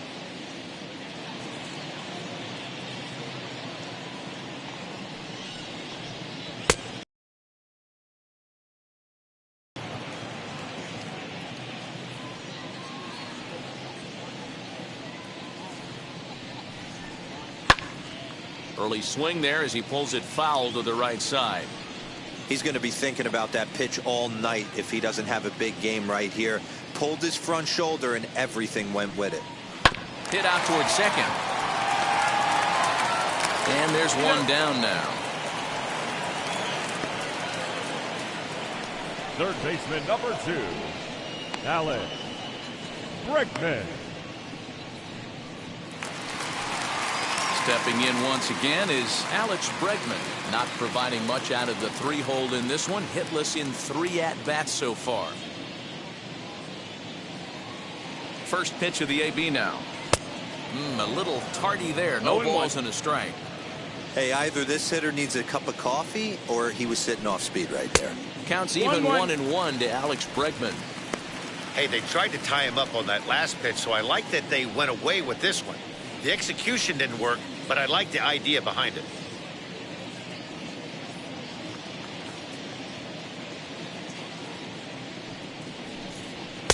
Up high, 2-1 now.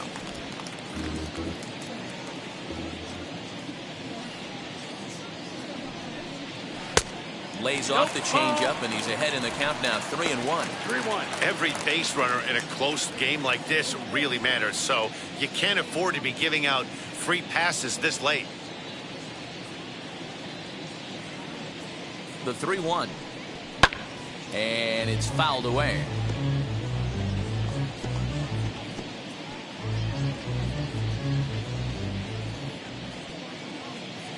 Now the 3-2 pitch is a wave and a miss. He struck him out. A lot of indecision there on that check swing, and that's something you see quite a lot on 3-2. When the difference between striking out and drawing a walk can be an inch or two, it's pretty understandable why guys aren't always aggressive with their swings. He comes set. Here's the 0-0 pitch. Yordan Alvarez is at the plate as he looks at ball 1.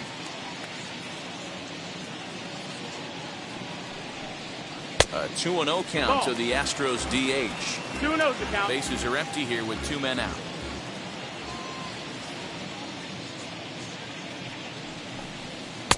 Swung on, missed. 2-1.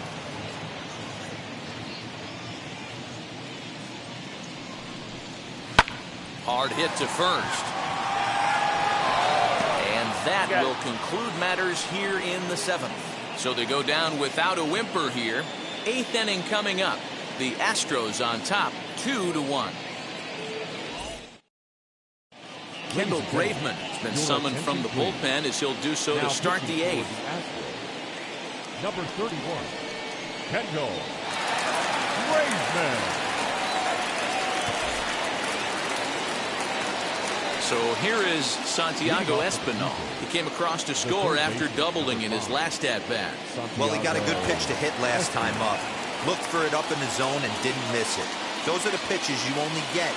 Maybe once an AB, maybe once a game, maybe once a week. So he certainly capitalized on it last time. And the 8th inning begins with a flyout. Quickly one away. The center fielder, number 4, George Springer. Next to dig in, George Springer grounded out in his last at-bat. First pitch on the way. Hit in the air down the right field line. And this will wind up a foul ball.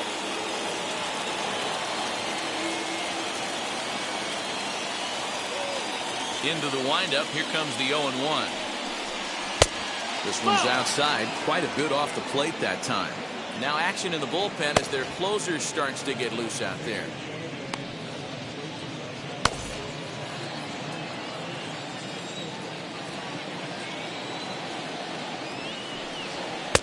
And he takes ball 2, and it's 2-1. 2 balls, 1 strike.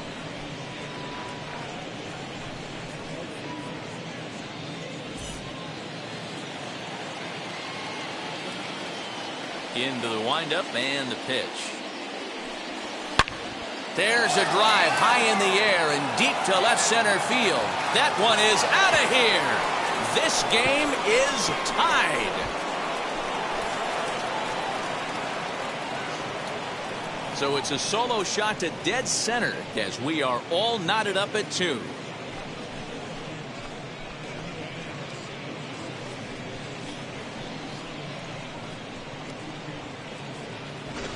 Big time at bat right there. Team trailing, and he ties it up with a bomb. Interested to see how this one finishes out.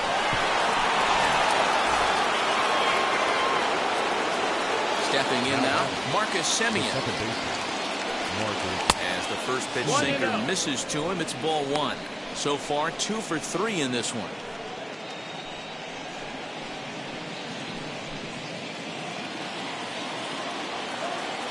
The 1-0 is taken for ball 2.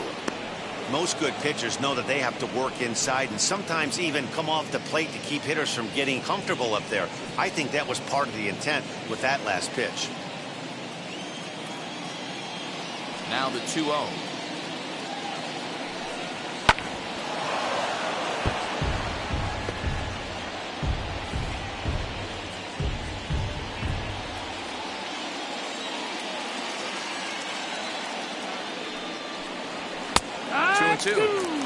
Two balls, 2 strikes, a crucial count for both pitcher and hitter. So, Dan, what was your approach on the mound in that count? Do you still pitch for the strikeout here?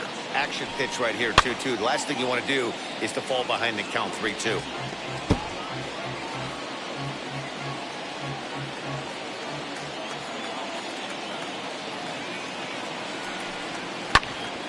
Lifted in the air out to right.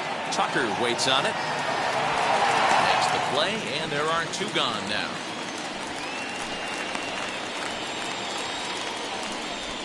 The batter, the first baseman, Vladimir Guerrero Jr. So next to hit is Vladimir Guerrero Jr. It was a flyout for him in his last trip. Almost, Matty. Almost went deep his last AB. Certainly just missed it. With this guy's big power, he's feeling pretty good at the dish. Look for him to try and get on something and drive it out of the yard this AB. The windup and the 1-0. High in the air and deep to left center field. Looking up is the center fielder. It's up and out of here into the archways.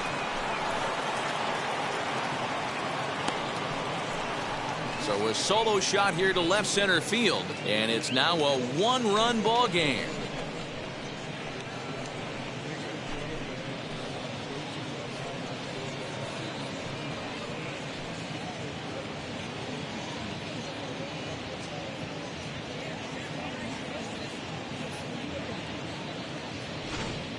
What a great piece of clutch hitting right there to give his boys the lead. Going to put a lot of pressure on the opposition after score with only 6 outs to go. Christian Javier enters the ball game out of the pen, looking for the final out here in the top of inning number 8. Christian.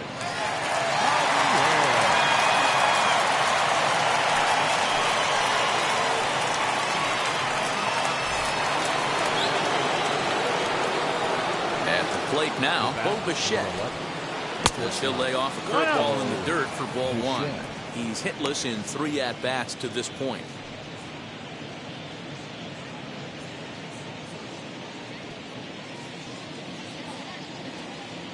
The 1-0 is swung on and missed. Strike one. Strike.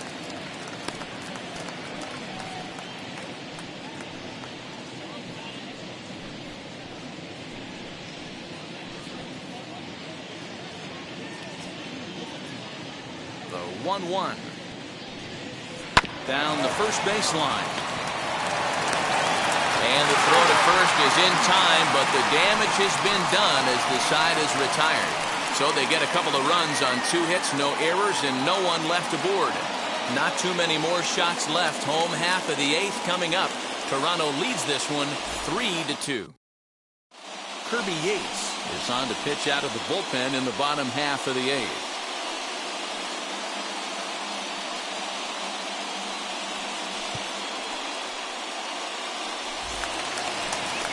Bottom of the inning now, and stepping in is the veteran shortstop, Carlos Correa.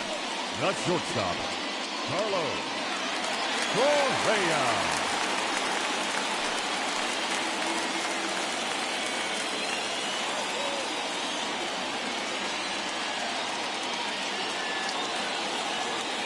First delivery to him. Yates, a 5'10" right-hander. He was taken in the 26th round back in 2005. To grind for everything. Nothing is given to you. And this guy has turned himself into a very solid big league ball player. That's a big accomplishment. And he fouls this one off.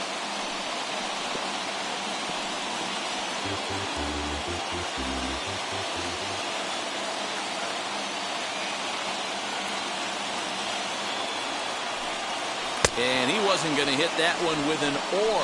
The strikeout, and there's one gone.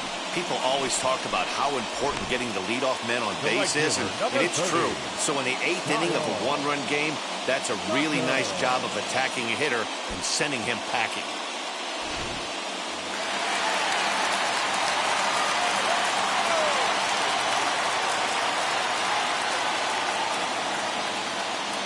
Standing in now, Kyle Tucker.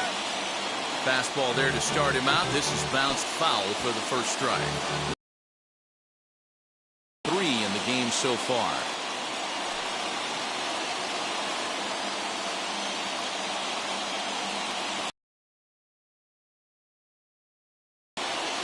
Now here's the pitch. Swung on but fouled off to the left.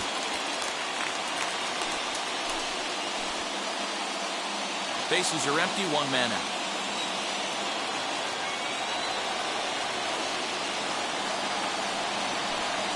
And he struck out again. That's the 3rd time he's gone down on strikes in this one. No problems for him on the mound since he's come out of the pen to start this inning. That's back-to-back Ks, and he's making it look pretty easy. This has the makings of a good outing so far.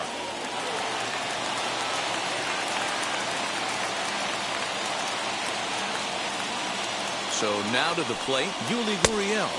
And he'll take a look at ball 1. No hits to this point.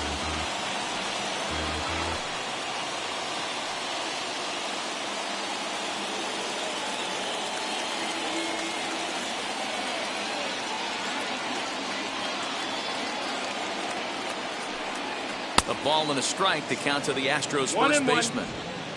This one, everything we could have hoped for. 3-2 in inning number 8. Gurriel behind a ball and 2 strikes. One pitch away from wrapping up a very good inning's work out of the bullpen here.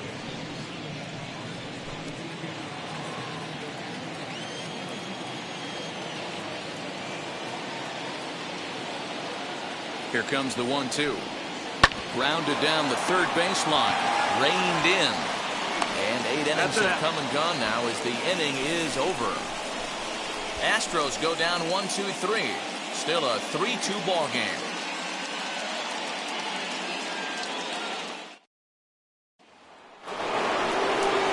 So that'll bring in Teoscar Hernandez. No hits in 3 tries so far. He's struck out once. Outfield shaded a bit to left center, the first pitch. 9th inning underway now as the first pitch is taken for a called strike. You know, some guys just don't like pulling the trigger in a 0-0 count. They don't like the ambush tactic. They like to calibrate the speed, maybe pick up the break. They want to know everything your ball does before they pull the trigger. A little quick on that swing, and he finds himself behind 0-2.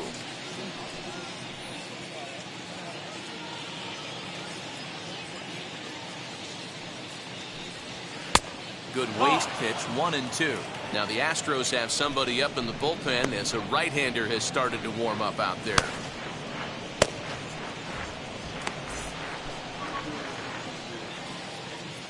The 1-2 is at the knees and called strike 3. Flat out locked him up with a changeup right there. Usually you're trying for a swing and miss when you throw that pitch in a 2-strike count, but clearly he wasn't looking for it, so it's a backwards K for him.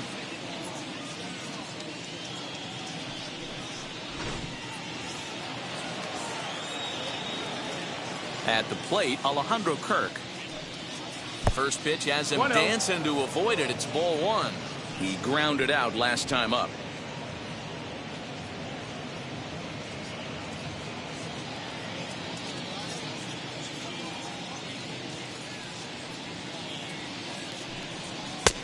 Well behind that fastball. It's a swinging strike.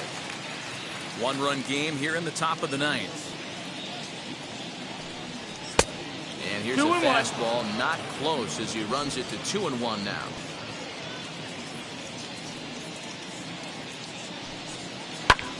And that one yanked just foul.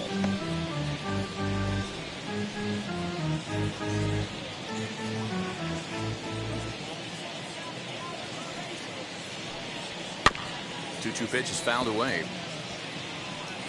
Lucky he got a piece right there. He was definitely late on that pitch after seeing a previous off-speed pitch. High in the air down the right field line. Right fielder giving chase. He gets there, and that's the 2nd out. Up next for the Blue Jays, the designated hitter, Corey Dickerson. At the plate now is the designated hitter, Corey Dickerson. He's hitless in 3 at-bats to this point. First pitch of the AB now. Here's a good breaking ball as he gets the bottom of the zone. I'm sure every pitcher on the staff could use an extra run right here. I know the bases are empty and there's 2 outs, but stay on the attack. Get a guy on. Well, the play's been made, and with it comes the end of the inning. So they breeze through this half of the inning. Nothing further in the Toronto 9th. It's last chance now for the Astros. They trail it here by just a run.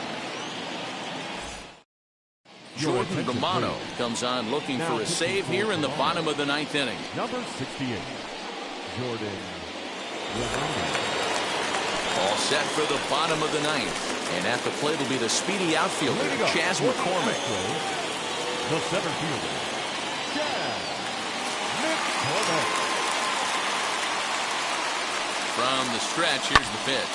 Lifted in the air toward the line and right. Waiting on it is Hernandez. 1 down.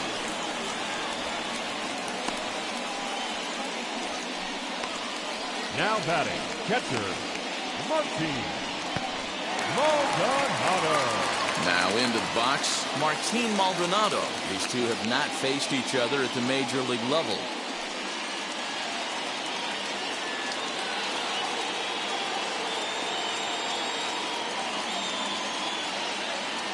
Ready to deal. Here comes the first pitch. Cold strike as the slider gets the outside corner.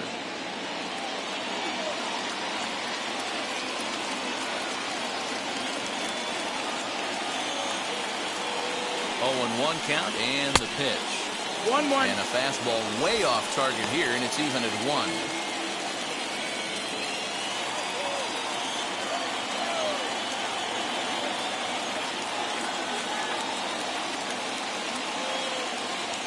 He's set. Here comes the 1-1. 2-1's the count. Not sure if that was a purpose pitch or not, but I like it.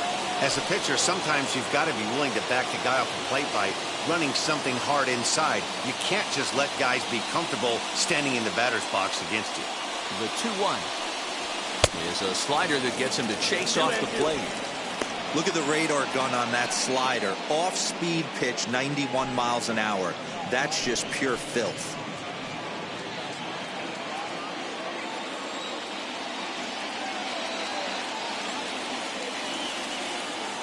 The 2-2.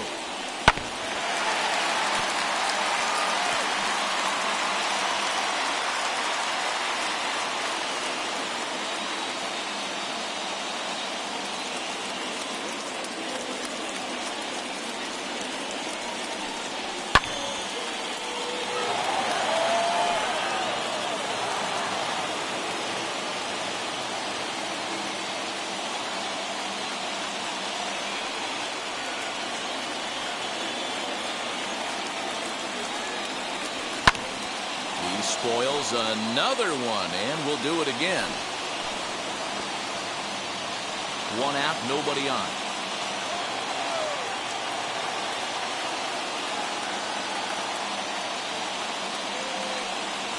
Got him, and he goes down on strikes for the 3rd time. That swing tells me he was really trying to get a pitch out front and rip it down the line, but that wasn't a great pitch to do it on. It's really not the best 2-strike approach either.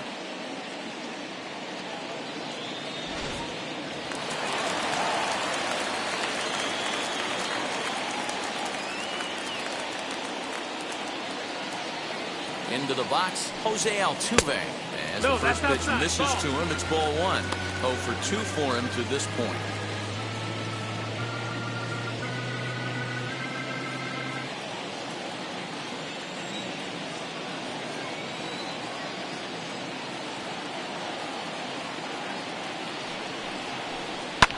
Fouled off.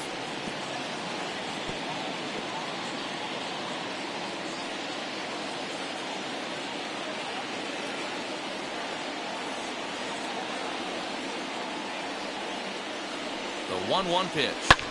Fouled away.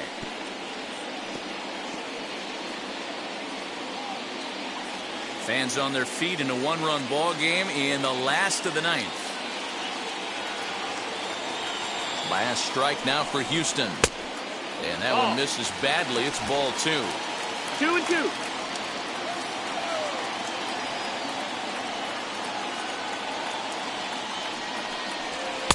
Outside and a full count, 3-2.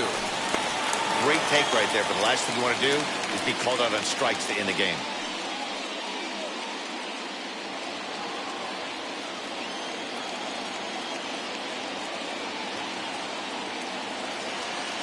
Has them down to their final strike. Here it comes. And he lays off ball 4. So now the potential tying run here is aboard late in the game. So that's the 2nd walk he's worked in this one. Yeah, and that seems to be a popular approach when this guy steps in.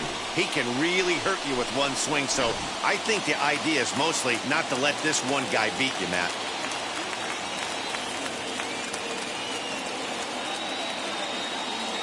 In now, Michael Brantley, as he looks at a fastball that's in there for strike 1. Hey, I know the tying run's at first right here, but if the pitcher on the mound executes, keeps the ball in play, I think good things are going to happen.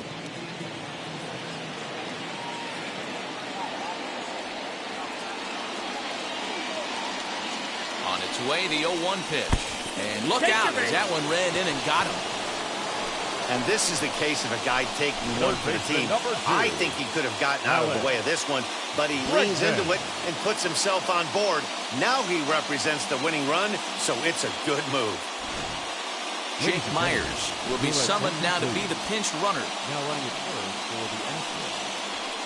Now at the plate, here is Alex Bregman. His day at the plate hasn't amounted to much, 0 for 4, but this is a great opportunity to make amends. Well, if your team really needs you, like they need it right here, you have to be able to put your personal struggles out of your mind. Right now is all that matters.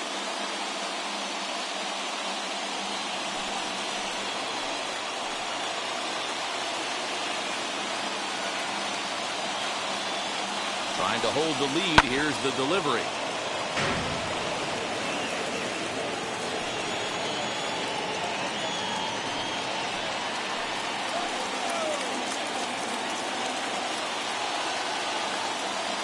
The 0-1 offering.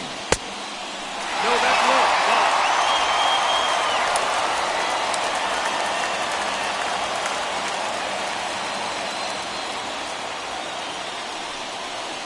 This is on the ground over to first. Scooped up. And the throw to first will take care of him as the tying run will be left stranded at second base. This ball game is over. A one-run game this afternoon, 3-2 the final finish. Toronto came through late, taking the lead in the 8th to secure the victory. Nate Pearson is credited with the win. So that will wrap things up. For Mark DeRosa, Dan Plesac, Heidi Watney, and our whole crew, I'm Matt Vasgersian. You've been watching MLB The Show. For more, head to theshow.com.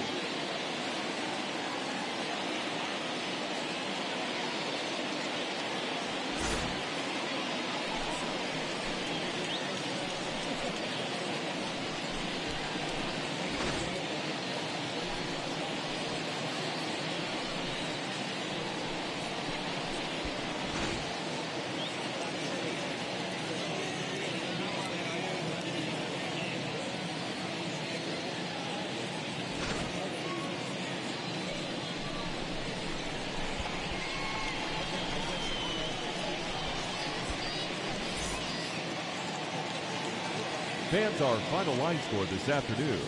First for the victorious Blue Jays, 3 runs, 6 hits, no errors. They left 5 men on base.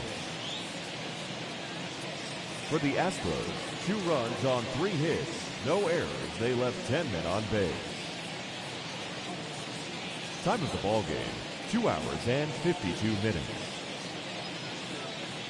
Thank you for joining us here this afternoon. And we remind you to please drive home safely.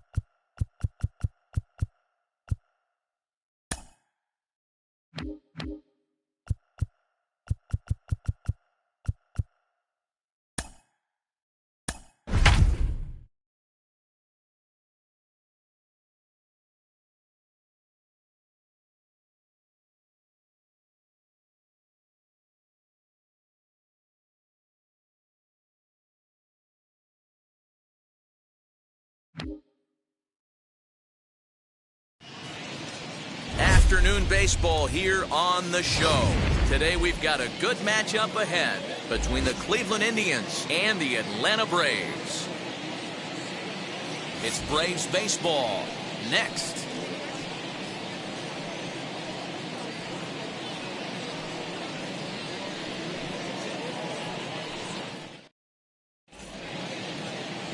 Max Fried gets the ball for Atlanta in this one. What's your take on him, Dan? Hey, You don't see a lot of guys that have 5 pitches, right? Sometimes it's hard to master even 2 or 3. But if you can master 5 like he has, he'll be in pretty good shape. Stepping up is Miles Straw. He will lead this one off today. First pitch of the AB on its way. And a called strike down in the zone. 0-1.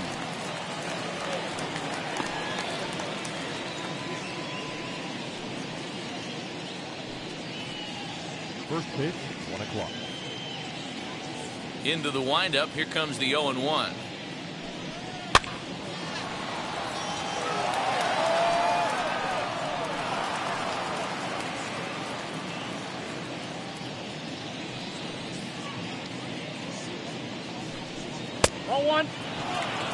Lots of sunshine in the forecast. 83 degrees here at first pitch.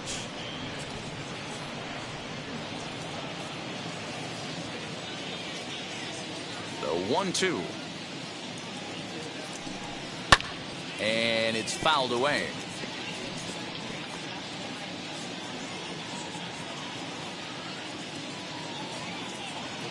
Here's another 1-2.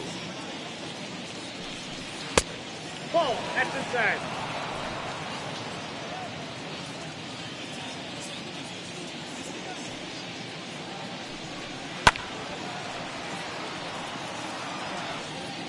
I know he fouled that pitch off right there, but he was definitely out in front. He was cheating to a heater, no question about it.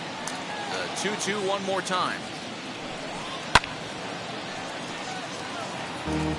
4 foul balls in this AB. Pitcher cannot find anywhere to go to put this guy away.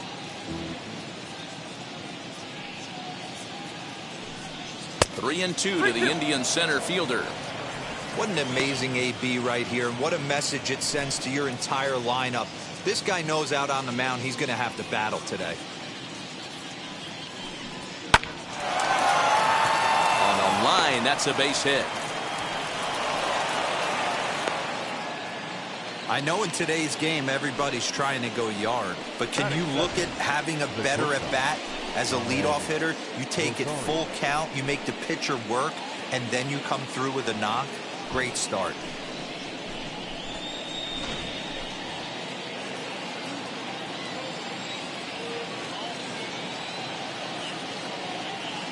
And that'll bring in the former top prospect, Ahmed Rosario. No balls and 1 strike.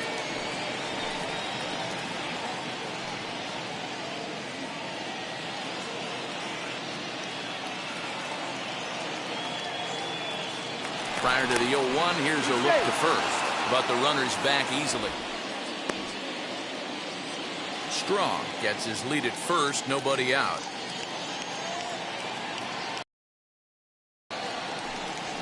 In there at the knees, 0-2 now. This is a tough guy to turn 2 on. It's got to be hit hard, and if you're an infielder, you've got to catch it and get rid of it quickly.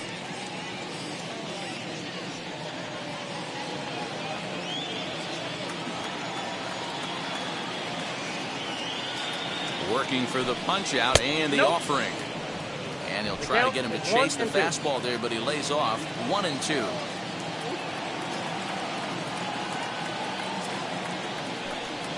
And they really bunch him up on that one as he swings and misses for the first out. That has to make you feel really good as a pitcher, right? You're making pitches all around the zone, and then you bring that one inside. You can't do anything with it. What does it do? It just locks you up inside. You have no chance to put the ball in play.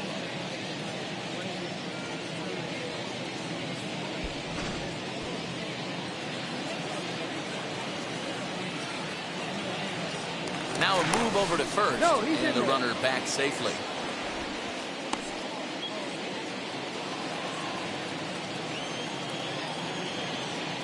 And again a throw, keeping particularly close tabs on him.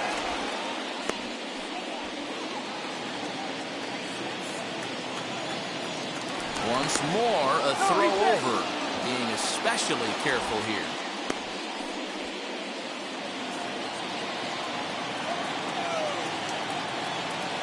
Stepping in now, Jose Ramirez. Standing in from the right side as he takes strike 1. His prior history versus this arm, just a couple of matchups, no hits in 2 at-bats.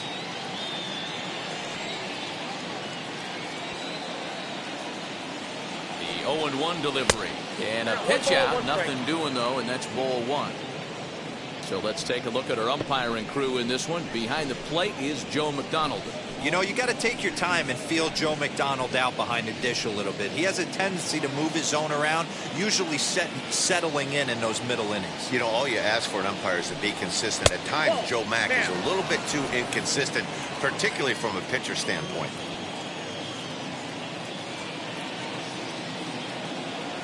The 2-1 home. Runners off for second. Back up. Oh, no, that got him. Recovery throw is not in time, and that will go down as a painful single. Hey, hit and run right there. I know the guy has, because the ball didn't get to the outfield, but you know, let's see what happens.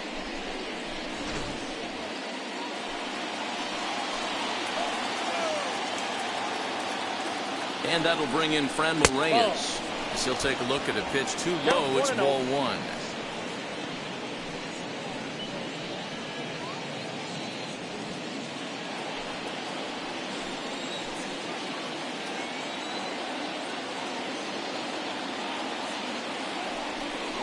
Hit on the ground down the first baseline.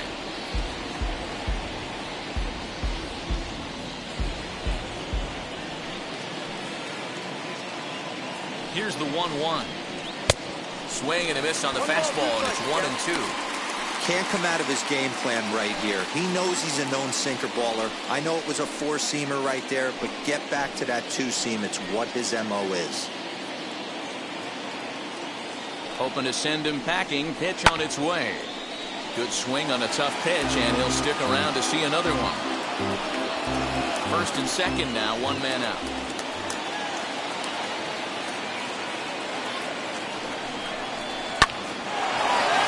Into right field, that's a base hit. The throw to the plate.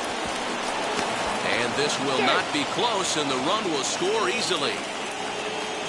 Wow, you rarely see this guy give up more than a hit an inning, and he's already given up 3 here. It's too early to be concerned, but you do have to keep an eye on him moving forward. He's a pro, though, so he's capable of turning things around in a hurry.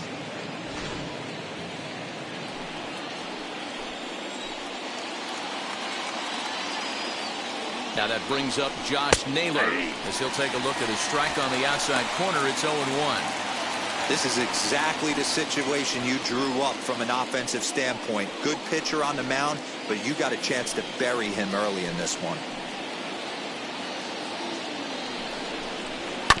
And it's quickly 0-2.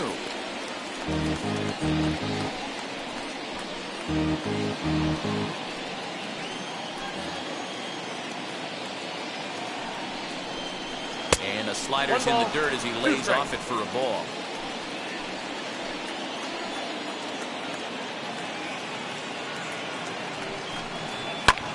Pulls this one into the air out into right field. After it is Soler. But he can't get there as this hops over the wall for a ground rule double. And a bit of a break on defense as only one run is going to score. Really unfortunate there. Obviously, the runner at second base was going to score easily, but it's possible they could have waved the runner around from first as well.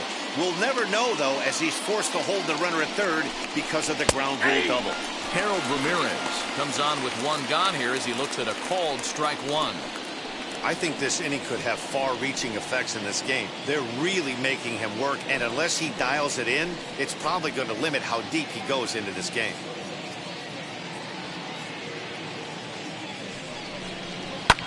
Hit in the air down the left field line. Rosario is there.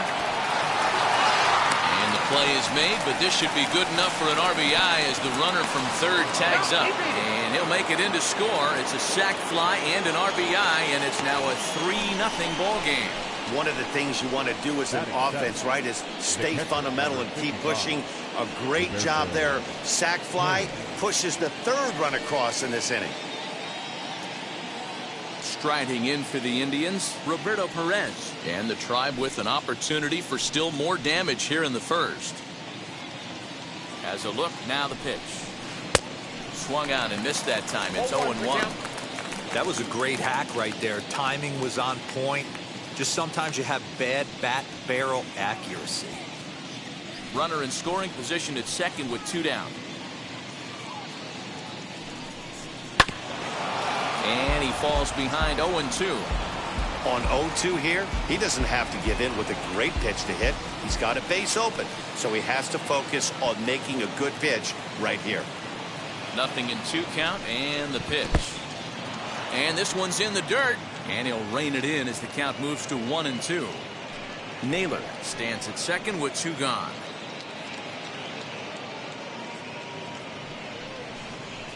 And the 32nd pitch of the inning is swung on and missed, and that will retire the side. So 3 runs on 4 hits, no errors, and a man left on. On now to the bottom of inning number 1. Cleveland's out in front, 3-0.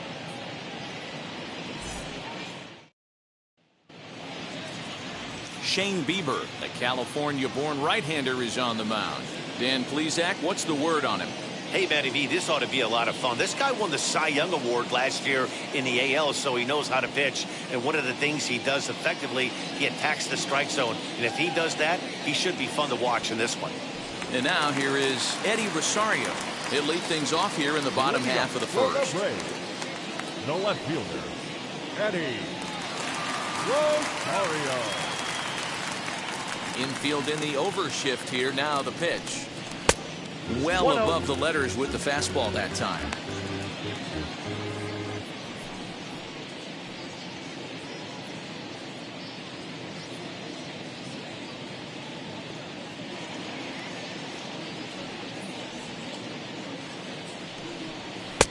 Fastball just inside.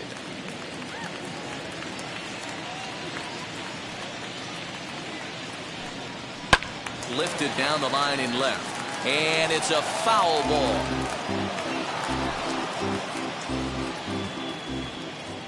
Ready to deal. Here's the 2-1. Line drive, and that's a base hit into center field. Running hard. He's digging for second. And he will pull into second with a leadoff double. That base hit was screaming off the bat, and our show track technology more than confirms it. 111 miles an hour was the exit velocity of that line drive.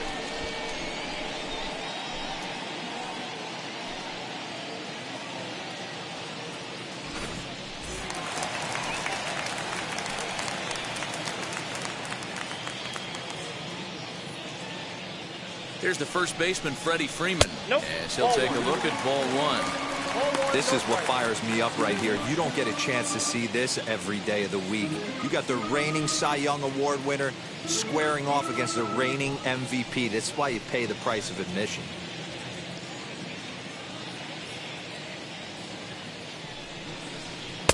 Chuno now. A runner at second, nobody out.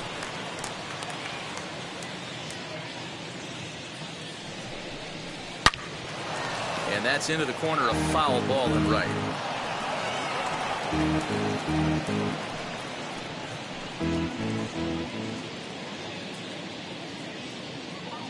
Now the 2-1 pitch is offered at and missed. He chased it for strike 2. It's not easy to get your barrel to a pitch that high. That can be an effective location as long as he keeps it above the letters. The 2-2. Chop to the right side. Should get the runner to third. Fielded cleanly, and that's the first out. Batting third. And time now to take a look at how these Braves are lined up in this one. Thoughts, Dan? Who stands out? Well, Matt, I'm excited to get a chance to see that left-handed hitter, Freddie Freeman. He won the National League Hank Aaron Award last year. That goes to the best offensive player in the league, hands down. That's why the award is there, and he was so deserving. He's a heck of a hitter. So up steps Ozzie Albies as the first pitch to him runs a bit inside for ball 1. First trip to the plate for him in this one, and it's a good RBI spot too. Leadoff man at third with 1 down.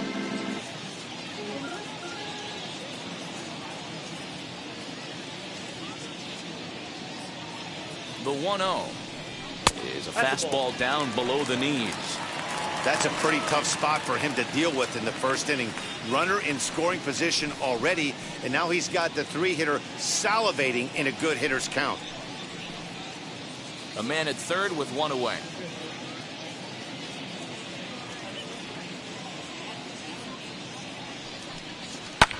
And he fouls this one off. Bieber has become known as a starting pitcher that frequently works deep into games. The kind of guy you want on the staff when your team needs some rest because he tends to eat up innings all by himself.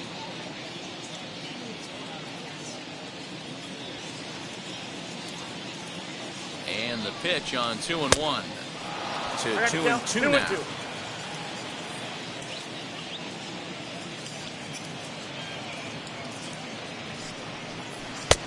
Never tempted to swing at that ball down low. It's ball 3. We're seeing a good AB here from the 3-hole hitter. If he can work a walk or pick up a hit here, he's going to put that cleanup guy in a really good position to do some damage in this first inning. He loses him on ball 4. And with first base open, the last thing he wanted to do was give him something to hit in the heart of the zone. So no harm done. Force out anywhere now. And now the Atlanta number 4 hitter, Austin Riley. And their runners at the corners now. First pitch of the AB on its way. Lofted in the air out toward right center. Right fielder giving chase. Makes the catch, but the runner from third breaks for home. And they are on the board. It's a sac fly and an RBI to make this a 3-1 game now. Great job there by this power hitter. Known for driving the ball out of the ballpark. Does the job right there with the sac fly and brings the run home.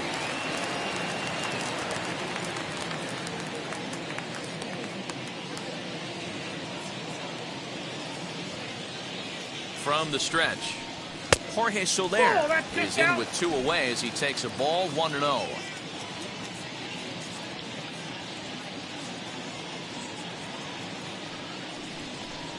A ball and a strike. His career numbers against this pitcher, just a 1 for 12 career line. 7 strikeouts on the stat sheet as well. Even at a ball and a strike, here's the pitch. Count is 2-1. He takes one off the inside corner for ball 2.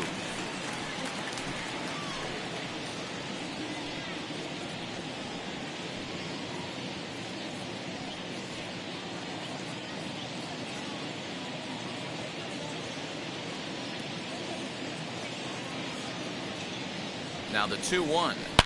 Oh, and here's a fastball right down the middle of the plate that swung on and hit out to deep left field, and this one's not coming back. This is a long home run. So a 2-run homer down the line in left, and the Braves have drawn even now. It's 3-3.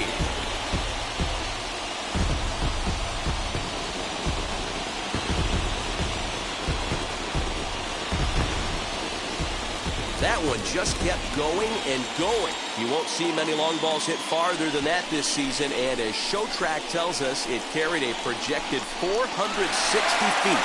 That's big boy territory.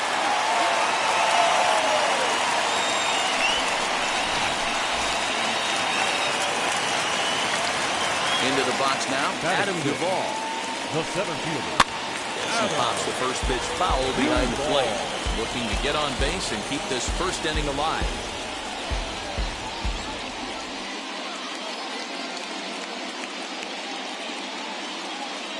Into the windup. Here comes the 0-1. A swinging strike, and now it's 0-2. Down 0-2. Maybe simplify the game plan right here. Get on the heater, even though he has 5 weapons to go to. Nothing in 2 count, and the pitch. And he strikes him out here, so he's able to stop the bleeding a bit as this side is retired. Braves able to tie things up on this home run. Second inning coming up, and we are all tied at 3 apiece.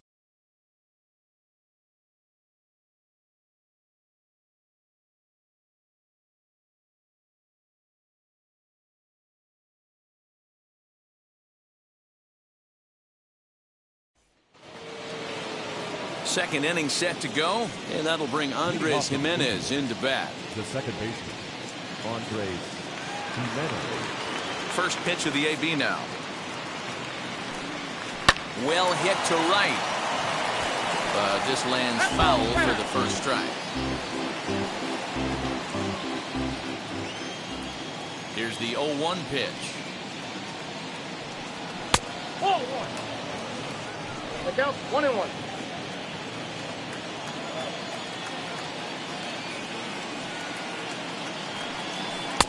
2-1. 2-1. He might still be thrown off from that first inning, guys. He got knocked around pretty good, and that can be hard to recover from mentally sometimes.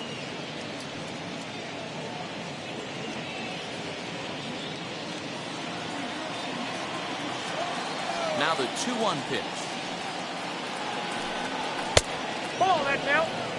You can bet they love ball 4 here. That gives the pitcher on deck an obvious bunt situation to move the runner into scoring position. 3-1. And that misses for ball 4. So it's a leadoff walk here to start the second. He's really struggled with his command in this game, no doubt about it. But to make things worse, he just lost one of the fastest guys in the ballpark.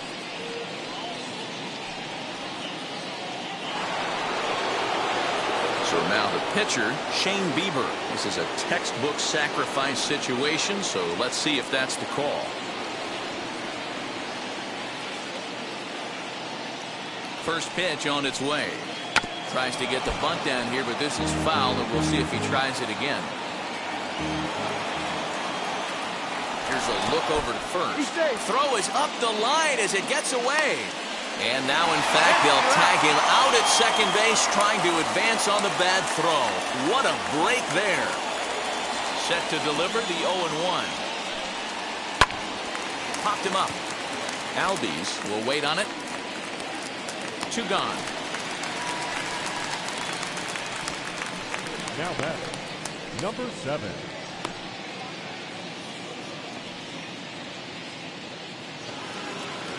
So the Indians lineup flips over, and to the plate, Miles Straw. He singled in his first AB.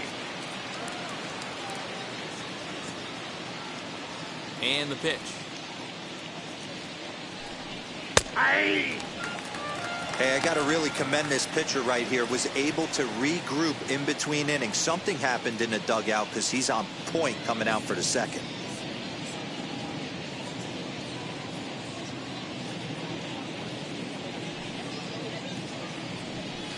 And here's a curveball in the dirt that time for a ball. 1-1.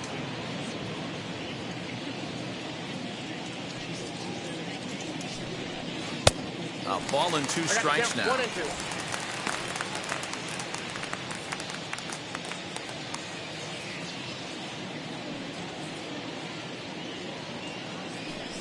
A swing and a miss as he chased with 2 strikes, and that will retire the side. Indians fail to score. Home half of the second coming up. It's 3-3.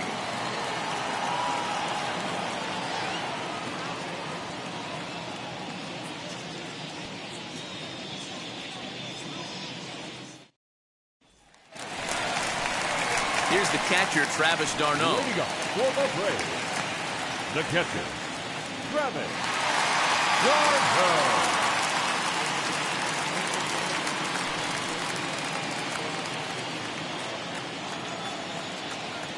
Ready to deliver. Here comes the first pitch. Nope.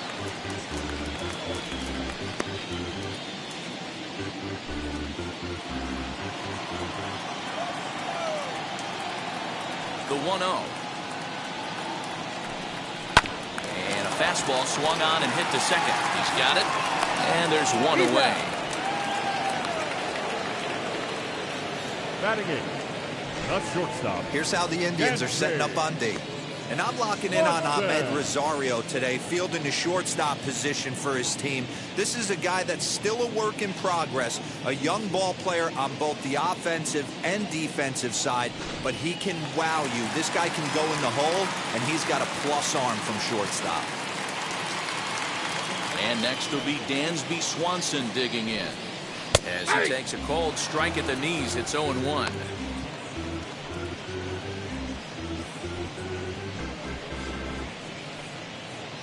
Bases are empty, 1 man out.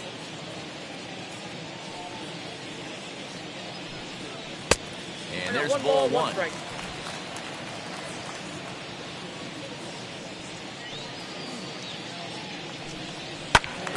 Count is 1-2 now.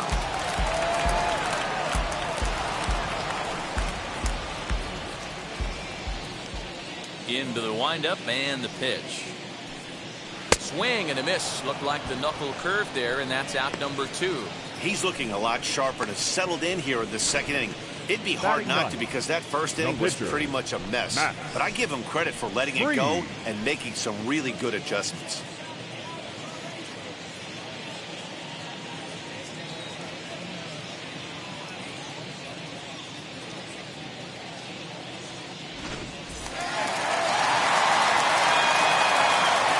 Standing in now, Max Fried. As the first pitch to him is taken low and away for ball 1. Count 1-0. 2 out, nobody on.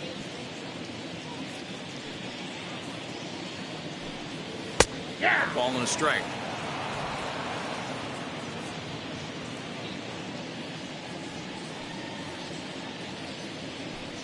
One and 2 now to the Braves pitcher.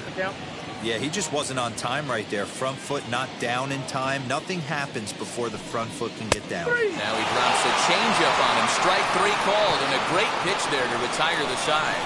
Down in order go the Braves. 2 innings complete. Score tied at 3 apiece.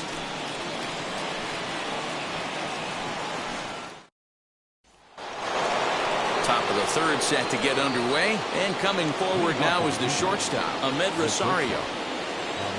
Pitch on the way.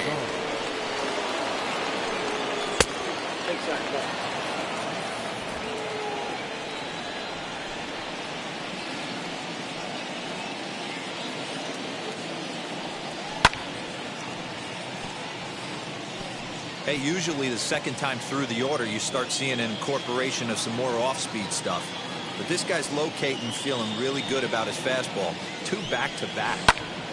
Count moves to a ball and 2 strikes now.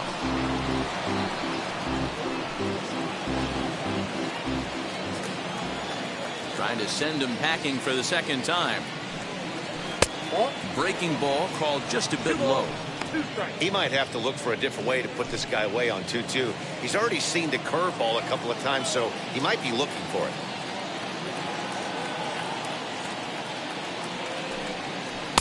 Here's one that misses inside, and the count's run full now, 3-2.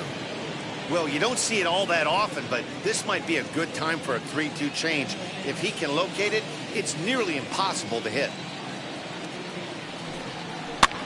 This one's flared off to the right side, and that'll get down for a base hit. So a productive start to the inning for the Tribe as their leadoff hitter is aboard. Well, that's what's so disappointing as a pitcher, Dero. You make a really good pitch, and yet this guy's so big and so strong, he's able to muscle it into right field for a base hit. Yeah, you hand your batting gloves to the first base coach right there, and you thank your lucky stars. That's a nice AB. At the plate now, Jose Ramirez, as he will take a fastball in there at the knees for strike 1. Rosario on at first, nobody out. And he misses with it, 1-1.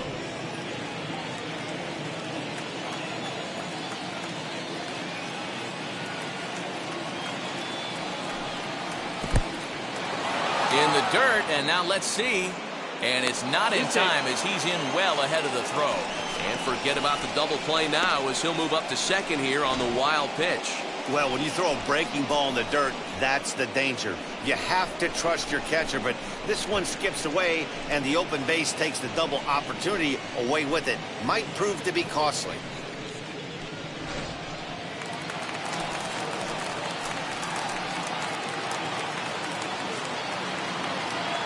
Two balls and a strike. Here it is.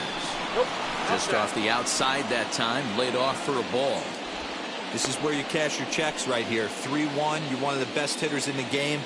You live for situations like this.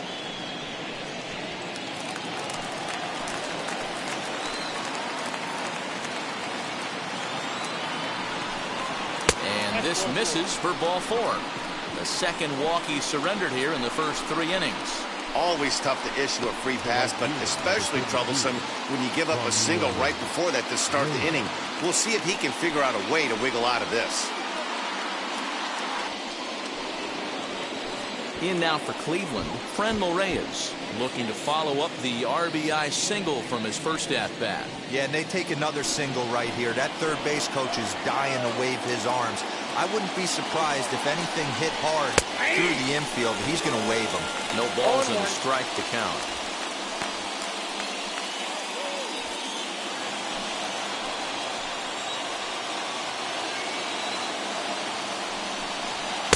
Ball one.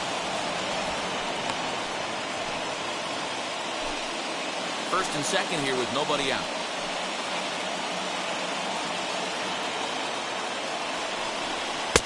The ball and two strikes.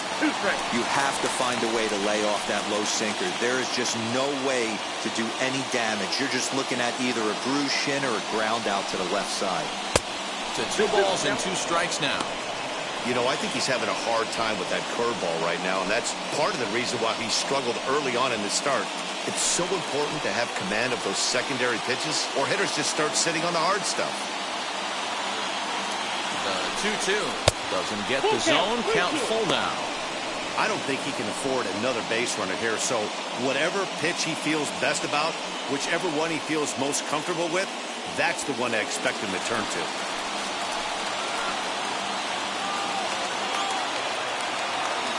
3-2 pitch. And he lays off there, ball 4. So back-to-back walks have him in business here with nobody out. On the flip side, he might just get in his face a little bit out there, try to challenge him, wake him up from this funk. Either way, we'll see how it works.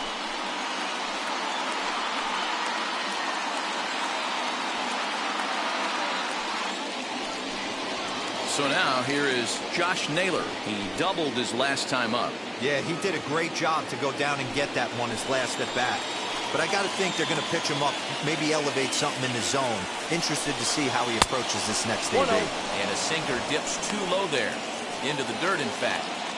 When you're hitting in a situation like this, you have to find a way to slow your heart rate down. The pitcher's the one with all the pressure.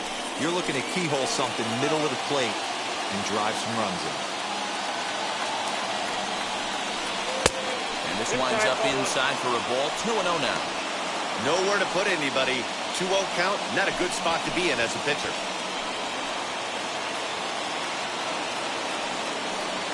Bases loaded here, nobody out.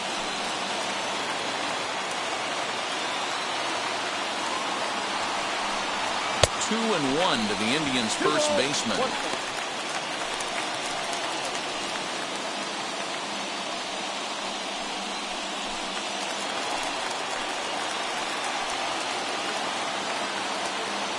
Set and the 2-1 pitch. Hit in the air down the right field line. Catch is made. Here comes the runner from third. And that'll bring in the go-ahead run from third. It's now a 4-3 game.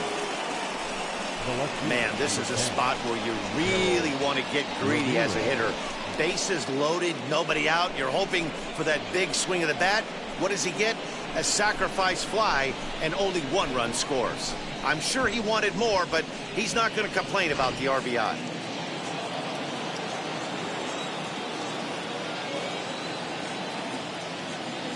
Into the box, Harold Ramirez. As he takes a called strike on the black, it's 0-1. He hit a sac fly earlier.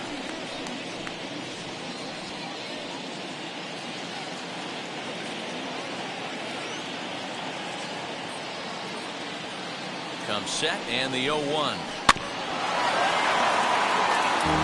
With 1 out and runners on the corners, some managers like to hit and run here. It's a little risky, but it can help you stay out of the double play if it's well executed.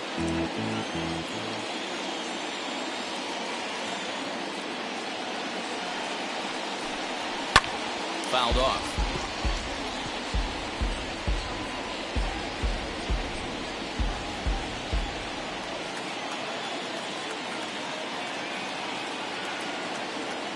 And 2, here it comes.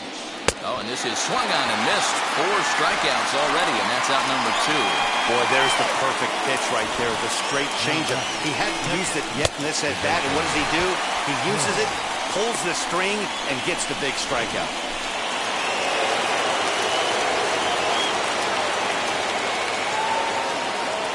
So now to the plate, Roberto Perez. And That misses, ball one. 2 on, 2 out for him here in the third.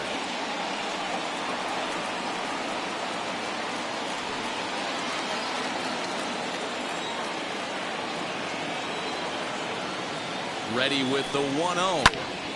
Out of play off to the right. It's 1-1.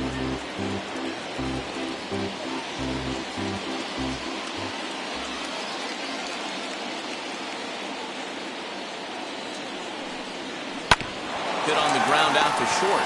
Swanson picks it up. Throw to first in time, and the big inning is avoided as the side is retired. Indians forced to settle for 1. We'll move on to the bottom of inning number 3. It's the Indians 4 and the Braves 3.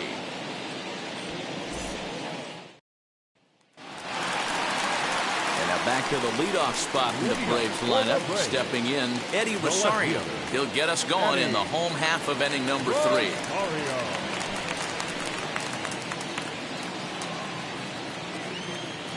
First pitch on its way. Inside with the fastball, it's 1-0. 1-1, no strikes.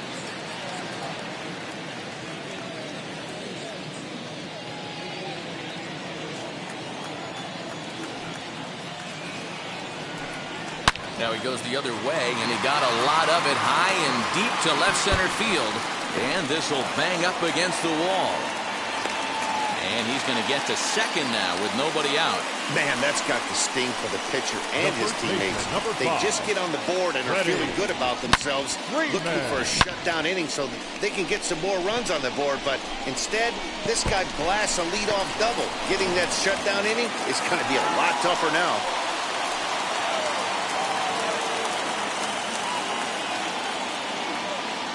So next up will be Freddie Freeman as he looks at a fastball that misses off the plate for ball 1.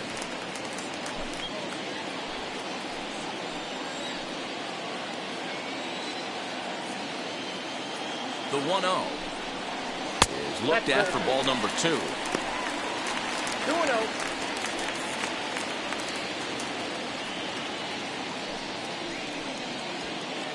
Rosario stands at second with no outs.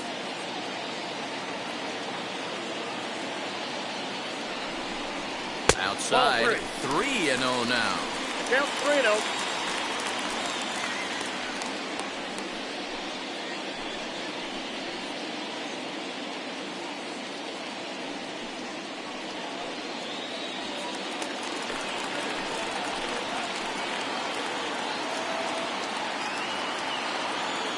From the belt, the pitch, and that misses for ball 4 to Freeman as he'll work the walk.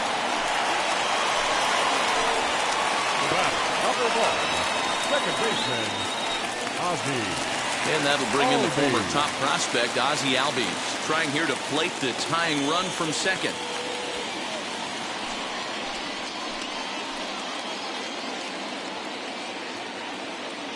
Ready with the first pitch. Here it comes. Little traffic on the base paths right here, but one pitch away from getting a double play and getting right back into control. None out, runners at first and second.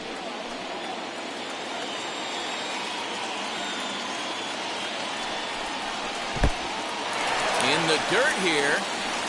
Runners will stay put, however the count evens at 1.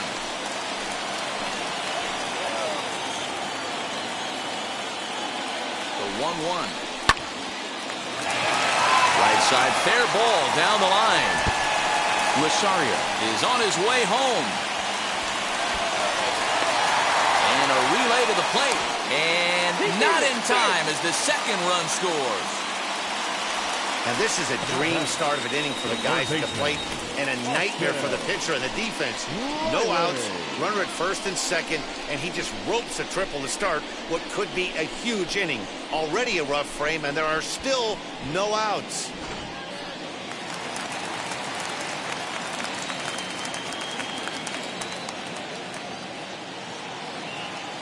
At the plate, Austin Riley, as he will look at a first pitch fastball for ball 1. They've got 2 already home in the inning and a potential third waiting in the wings only 90 feet away.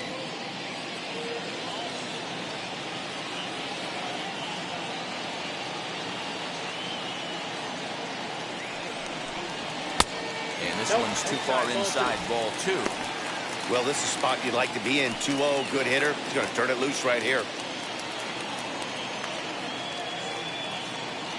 From the belt, the pitch.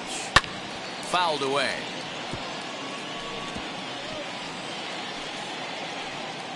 The runner in scoring position with none out.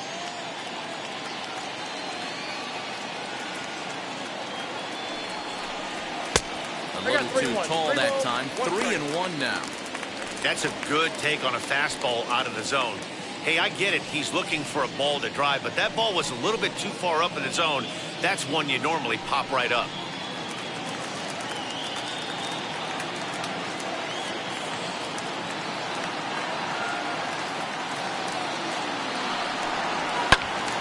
Full count, 3-2.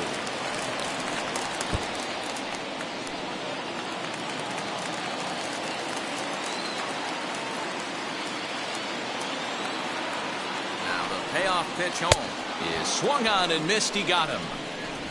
Man, I love watching a pitcher that just rears back and blows smoke by a guy at the letters. That's the ultimate challenge pitch. And for me personally, watching hitters swing and miss, man, that's a sight of beauty.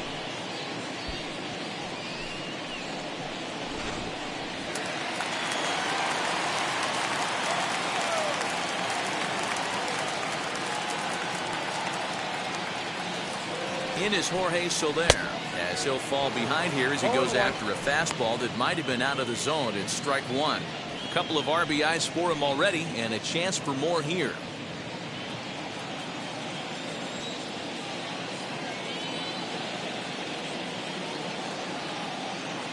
Halfway to 100 pitches. Here it is. Lifted down the line in left. Here comes a left fielder. He tracks it down and makes the play to record the second out. The center fielder, number 14, Adam Duvall. Stepping in for the Braves, Adam Duvall, looking to put the ball in play here. He went down on strikes in his first at-bat. Yeah, and he didn't put up much of a fight either, Matty. Got to find a way. Can't go down 3 pitches. I don't care if you're staring at him or swinging at him. You have to find a way to make this pitcher work a little bit harder. 1 ball, no strikes to count. 2 outs here with a runner at third.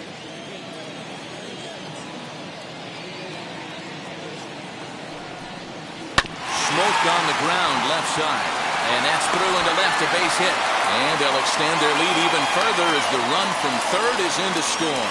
Well, when your starter has a rough start, you'd like to give him some time to get out of trouble, but that's 6 runs he's given up in the early going. You have to wonder how much more time they're going to stick with him.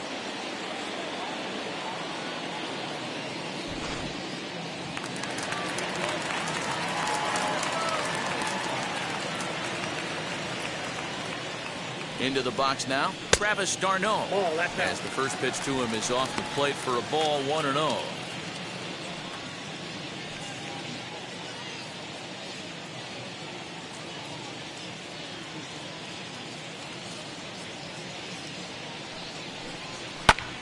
Now here's a fly ball, well hit. Left fielder looking up at the track, the wall, gone!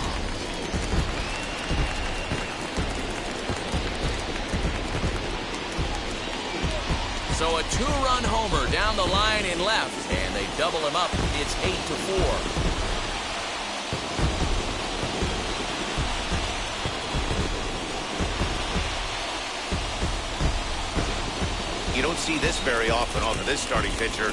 This guy's not used to giving up some bombs, so I'm sure that'll be a wake-up call, and he'll start throwing some better pitches.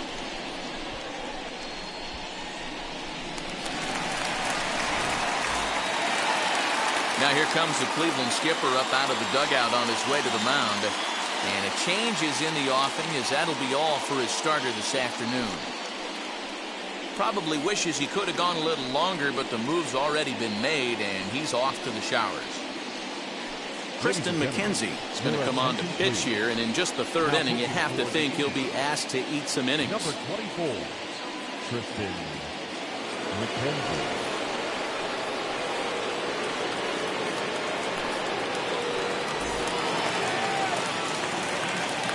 Dansby Swanson lining up to hit. As the fastball is swung on and missed. Good location down at the knees for strike one. Struck out in his first at-bat.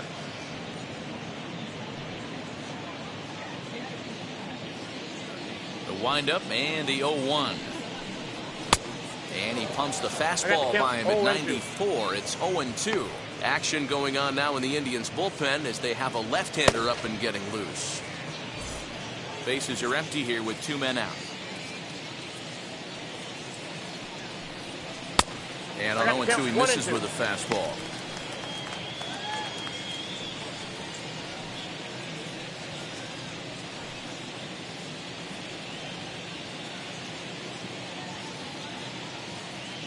A ball and 2 strikes. Here's the pitch. And a slider runs away from him there, and the count levels at 2-2. And strike 3 there as they'll finally work out of the inning as the side is retired. So a very good outburst here as 5 runs come across and allow them to take the lead. 3 innings complete. Atlanta leads it 8-4.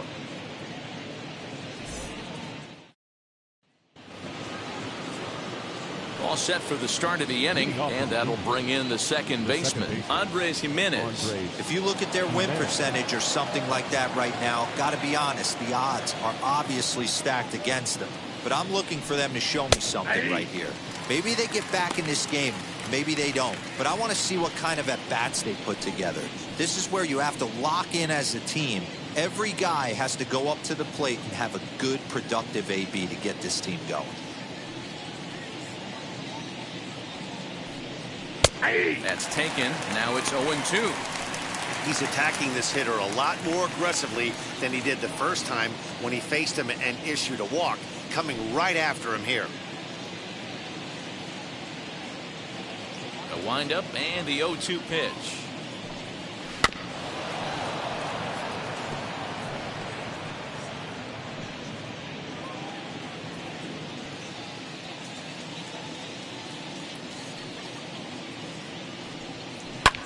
That's lifted the other way out to left. Rosario is there, and that's the first out of the inning.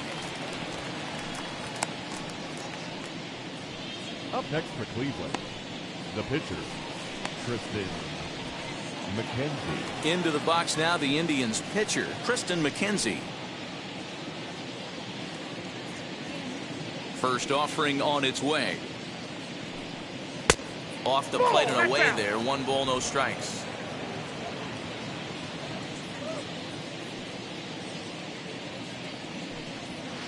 Ball 2. Can't fall behind against the pitcher. Need to minimize pitch count against the easy outs, and this is certainly one of them.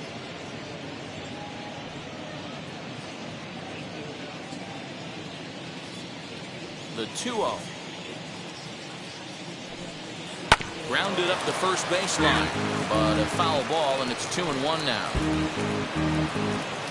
4 runs, 5 hits. No errors to this point for the Indians. Just behind the fastball there. 2 strikes now.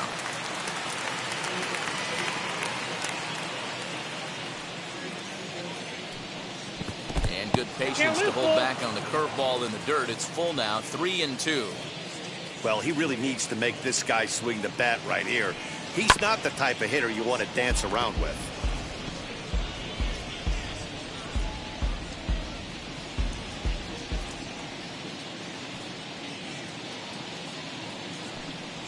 And that is swung on and missed. He's down on strikes, and the first 2 are retired here to begin inning number 4.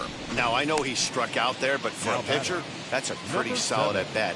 Anytime you can make an opposing pitcher out there work and throw quite a few more extra pitches, that's a quality AB in my book. To the plate now, Miles Straw. To the left side, but it's well foul. He's 1 for 2 in this one.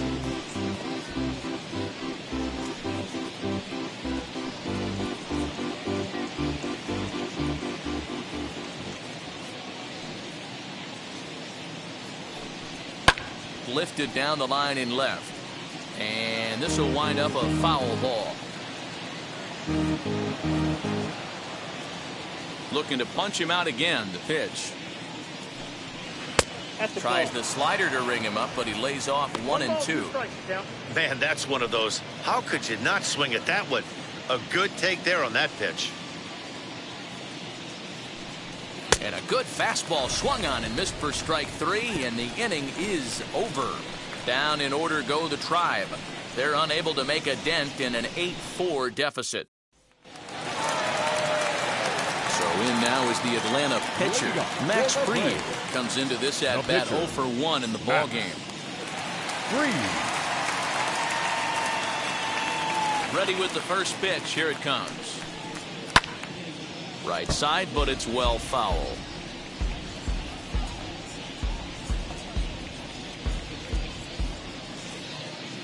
Into the windup. Here comes the 0-1. Swing and a miss on the slider, and he's quickly behind 0-2.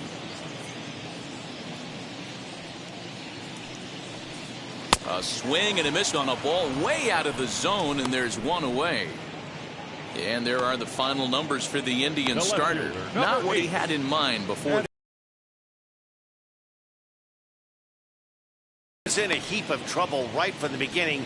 In and out of jams the first couple innings, and not able to get out of the third inning. Certainly not one of his better performances.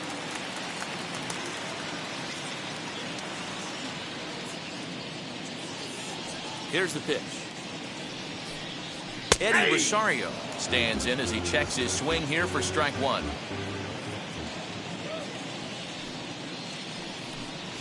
Down the left field line. He takes the turn and heads for second. And he is into second base with a double. His third hit this afternoon. I think they're way past due changing their approach to this guy. Whatever they're doing strategy-wise, it's not working. That's his third double of the game, so he's feeling pretty good at this one.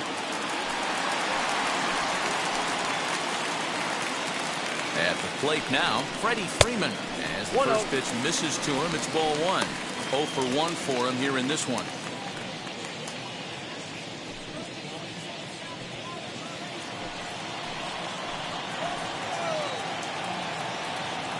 The 1-0 pitch on the way. 1-1 the count now. Rosario leads off second with 1 gone in the inning. And here's a pitch inside, and that got him. Well, there's a couple of ways to look at this. It never looks good to hit a man when your team is getting shelled. Seems a little suspicious. Then again, sooner or later, you've got to reclaim the inside part of the plate, or things can get even worse.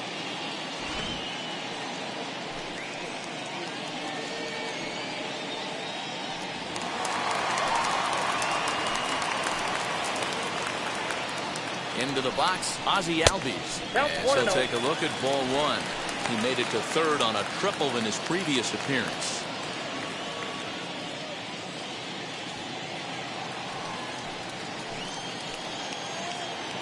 Ready with the 1-0. A shot down the first baseline.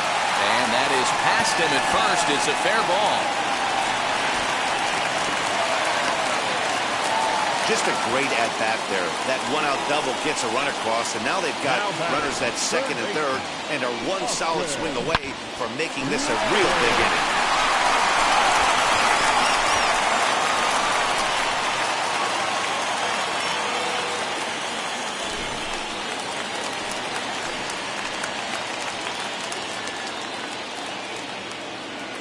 Standing in now, Austin Riley. As he will look at a first pitch fastball for ball 1. He's 0 for 1 thus far.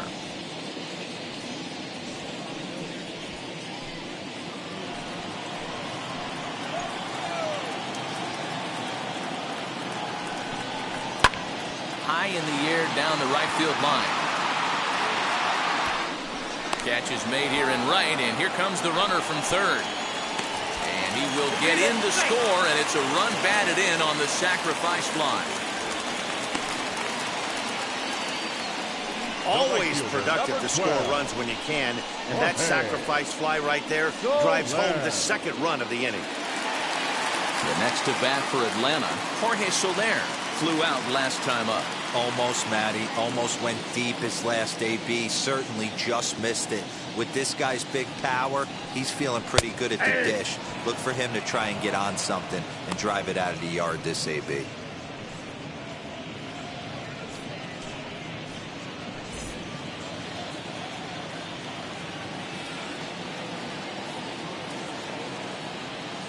The 0-1 pitch. 1-1.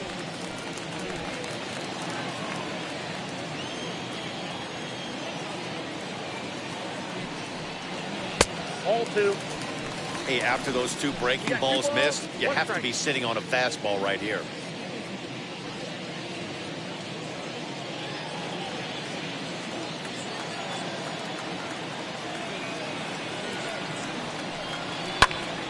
Popped him up.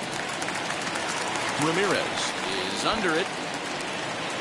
And he makes the catch to retire the side. So it's 2 runs on 2 hits, no errors, and a runner left. We played 4 full. It's the Braves 10 and the Indians 4. All ready to go in the top of the 5th. And stepping up as the shortstop, Ahmed Rosario. First pitch coming. Here it is. That's the ball. Well, he's still out there to start the 5th inning, but it's been a real grind of a start for him. The pitch count is much higher than he'd like it to be, so it's hard to imagine him working really deep into this game. The windup and the 1-0 pitch. 1 ball, 1 strike to count.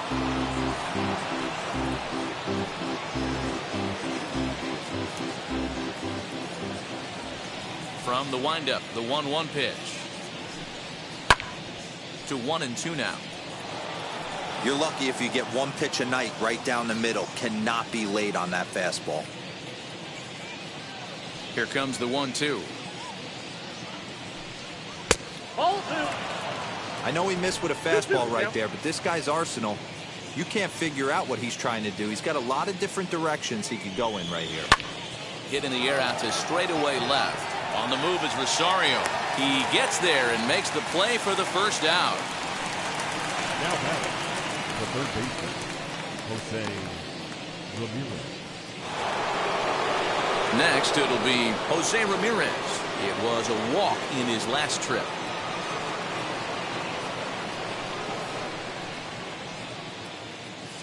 Now the first pitch. Aye.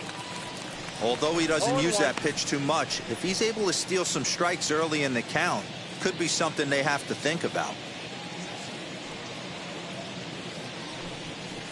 Hit hard on the ground towards second. On to Freeman at first, and there are 2 away now. The right fielder, number 32, Franmil Reyes. Next to stand in is Franmil Reyes. It was a walk in his last trip.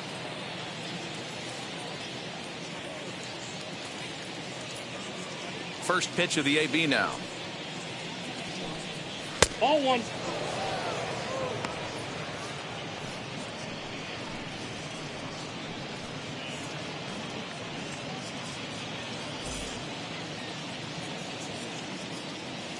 Ready with the 1-0 pitch.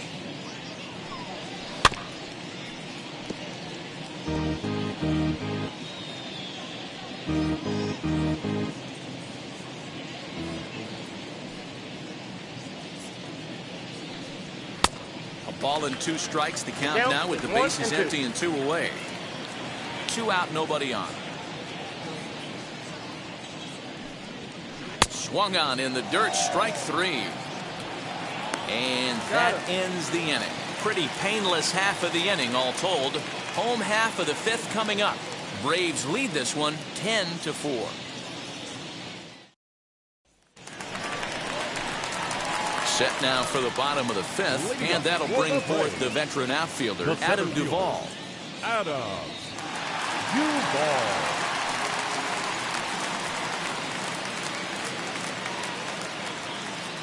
And now the first pitch. Ball one, no strike.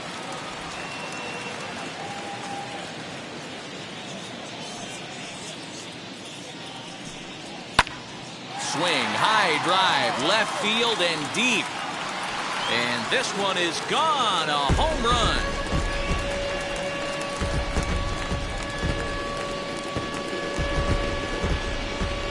Adam Duvall leaves the yard with a solo shot, and this is now a 7-run ball game.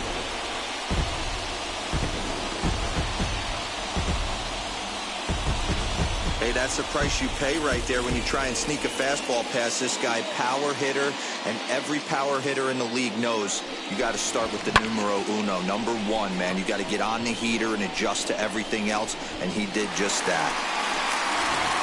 Sam Hentges, a lefty standing 6'6", takes over the pitching duties here.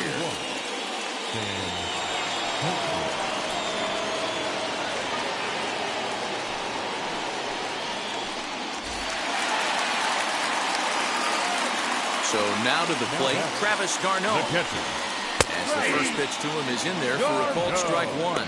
1 for 2 in the ball game thus far.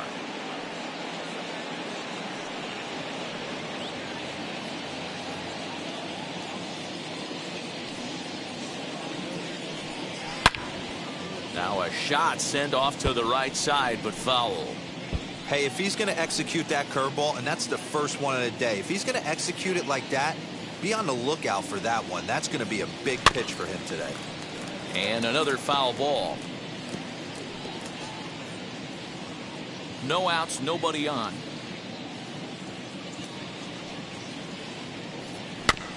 Another one sent foul.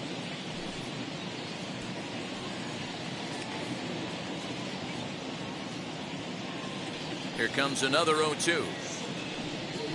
Nope. And on 0-2, he misses with a fastball. 1 ball, 2 strikes. If I'm in the box, you take a step out right here. Take a deep breath after that high fastball. You got to be leery of him burying something in the dirt. Travis d'Arnaud with an even 2-2 count now.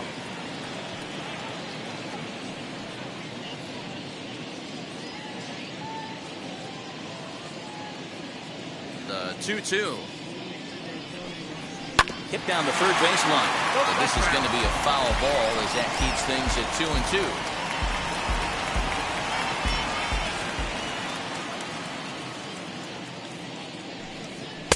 Outside in a full count, 3-2. He's definitely going to want to get greedy in his zone, and he's obviously seeing the ball well, or he would have swung at that pitch. Sometimes in these long, epic at-bats, you start to get into swing mode. Into the windup, ready with the payoff pitch. Swung on, but it's pulled foul wide of third.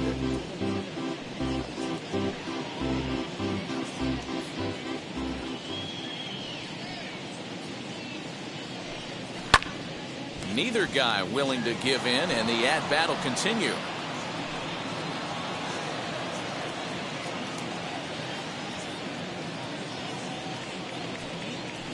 Slapped hard the opposite way. That's in for a base hit, and he's 2 for 3. And this one bounds around against the wall. And they'll keep it going here as he's in with a double.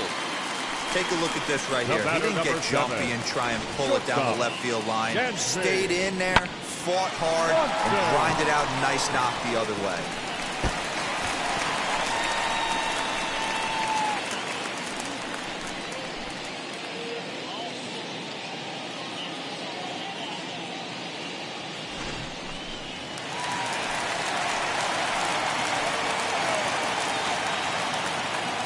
At the plate, Dansby Swanson. Now a swing and a softly hit ground ball. Hentges, just 24 years of age. He was a 4th-round selection during the 2014 draft. Hey, this middle-round selection is still developing, but he's doing it at the big league level, and he has a lot of time to get his tool set ironed out. Swinging a ball hit on the ground.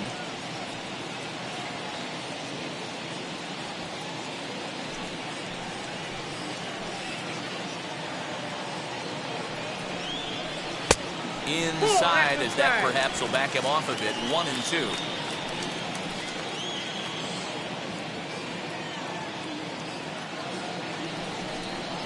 Struck him out. Struck him out again, I should say. His third punch out of the game. That's the third time in this game he's gone down on strikes.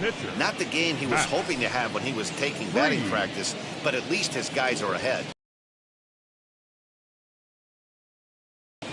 Guillermo Heredia will grab a bat and hit for the pitcher here. Number 38, Guillermo Heredia.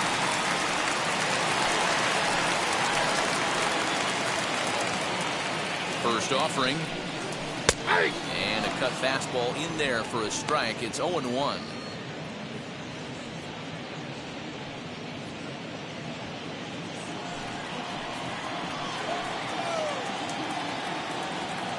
Pause, now the pitch. Heading out towards shallow right. Jimenez ranging into the outfield. He gets there and makes a fine running play for the second out.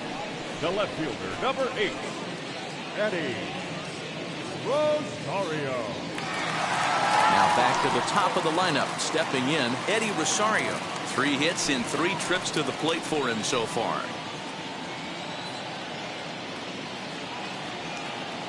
Ready to deliver. Here comes the first pitch. And a ball, 1-0.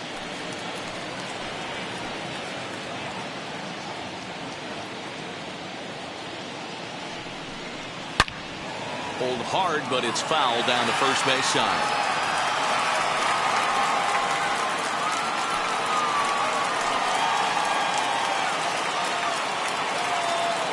The 1-1. Misses low. Good take on the curveball there.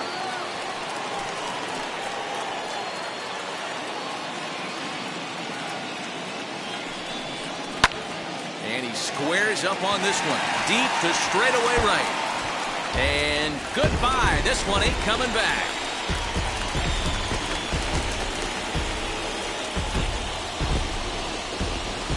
So a 2-run homer down the line in right field as they push this lead up to 9 now.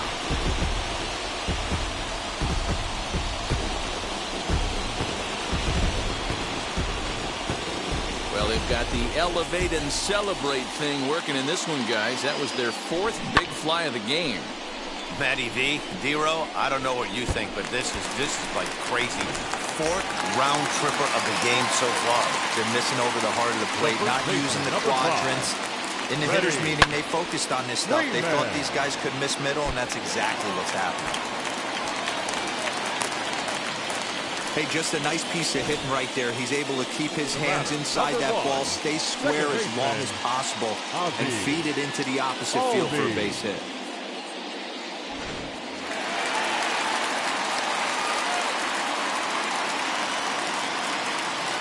To the plate now, Ozzie Albies standing in from the right side as he takes strike 1. He's got hits in both of his at-bats so far in this one.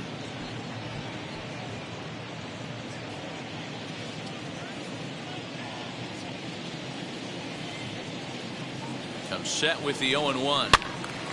Behind 0-2 now.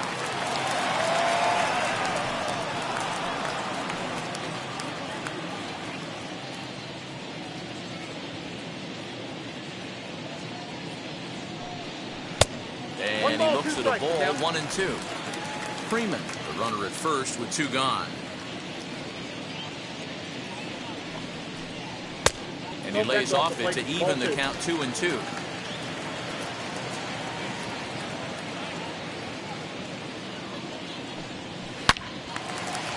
Into right field, that's a base hit. And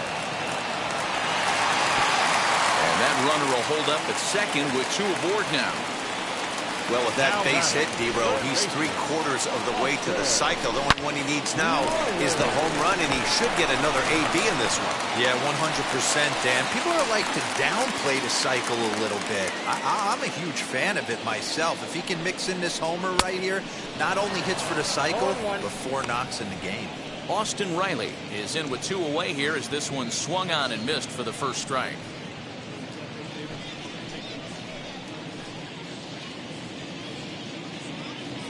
Here's the 0-1 pitch. The count's 1-1.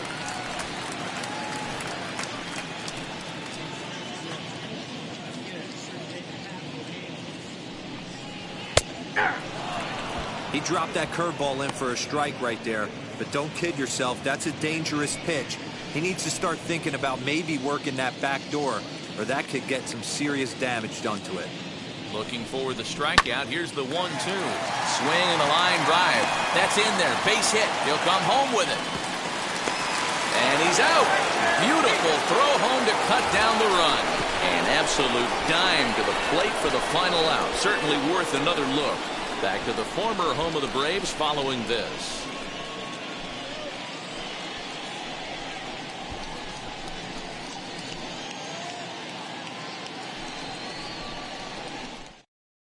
Jesse Chavez takes over to start the 6th inning on the mound. Number 60, Jesse Chavez.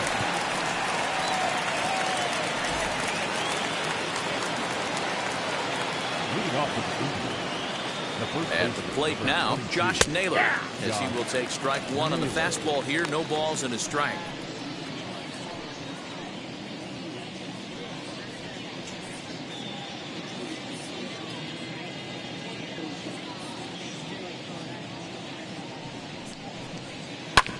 Swung on and grounded out to Swanson at short. Throw to first gets him, so the leadoff man's retired here to begin the 6th. Now back, Ramirez. Next, it'll be Harold Ramirez. He struck out swinging in his last trip to the plate. Yeah, he's got to put that one behind him, especially with runners in scoring position. Those punch-outs will stick with you a little longer. And a high strike to begin the at-bat. It's 0-1. Now it looks like the Braves are going to get a lefty up and throwing in their bullpen.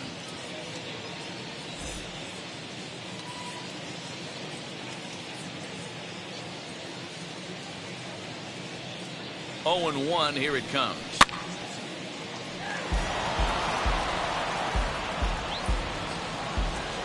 One out, nobody on.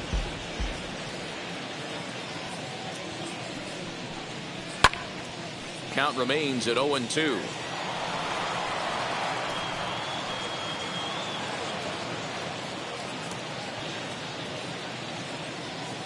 Nothing in 2 count, and the pitch.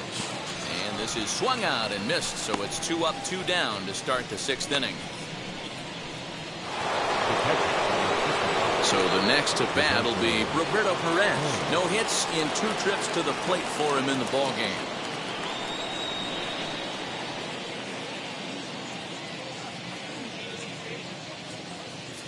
First pitch of the AB on its way. Nope, that's the ball. Cut fastball inside, ball 1. Bases are empty here with 2 men out.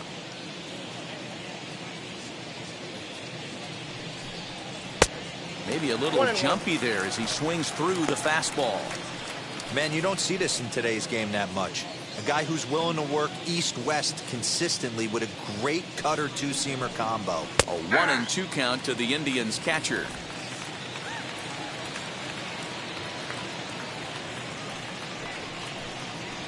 And it's fouled away.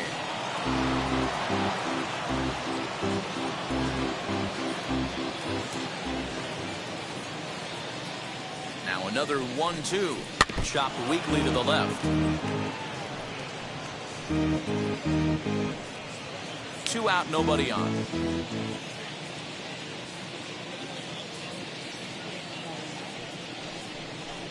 Now a fastball as he just reared up and let that one fly, and the inning is over. Indians go down 1-2-3. They trail in this wild affair.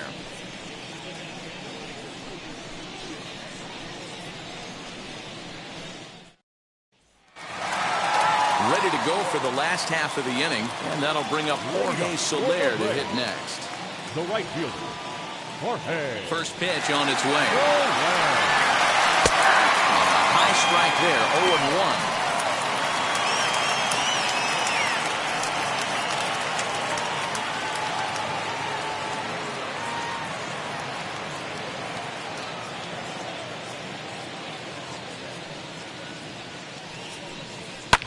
And he fouls this one off.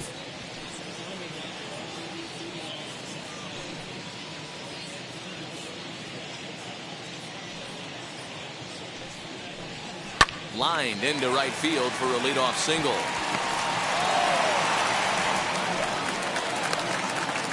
In order to play at this level, you got to have unbelievable hand-eye coordination. That pitch wasn't even in the zone, and he was able to get perfect wood on that baseball.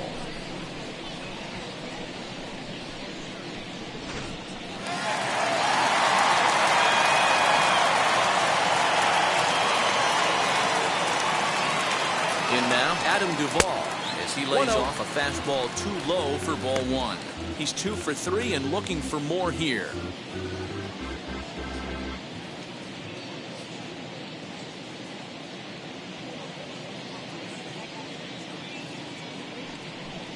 And he'll try to check his swing here, but he'll have no such luck. It's strike one.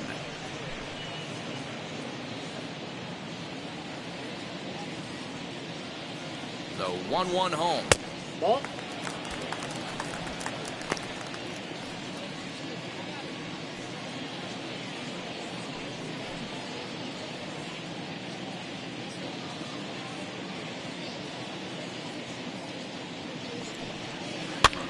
Popped up.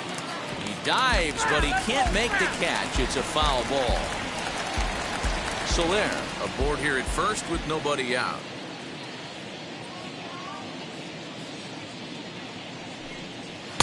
Tried to fool him with the changeup, but he won't offer at it. 3-2. Travis d'Arnaud waits on deck.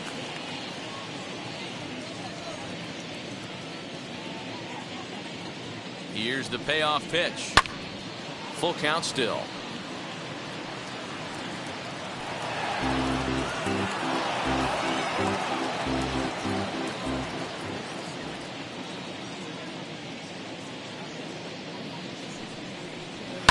Fouled off.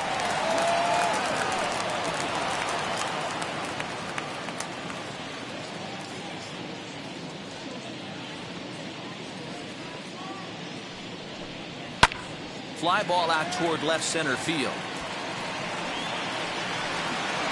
Strong will settle under it to make the play for the first out, as the runner will have to head back to first.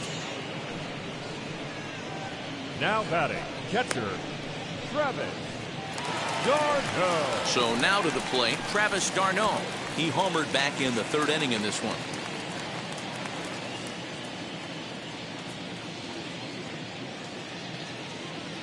First pitch on the way. Hey!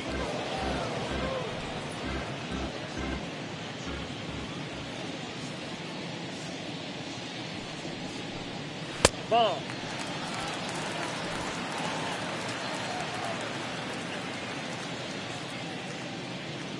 The 1-1. Ground ball sent back up the middle. Scooped up, a tag for one. Throw not in time, and he's in there with his third hit of the afternoon. The batter, number 7. Stepping in next, Dansby Swanson, who could really use a knock here. 0 for 3 in the game so far.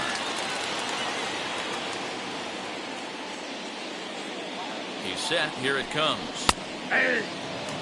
Shocked he didn't let it fly right there. Usually you're looking for a fastball elevated to get the party started. The 0-1 on its way. Ball one.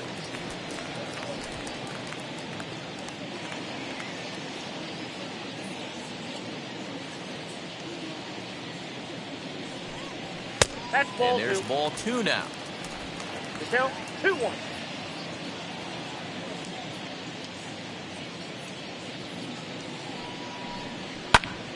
Popped him up. Ramirez is there for it. And he makes the catch to retire the side. So after the 3 spot last time around, he's able to bounce back and hang a 0 here. 7th inning coming up. The Braves lead it 13-4. 7th inning ready to roll. And stepping in will be the very fleet-footed Andres Jimenez. Andres Jimenez. Now here's the first offering. Fastball taken, but that gets the zone for a strike.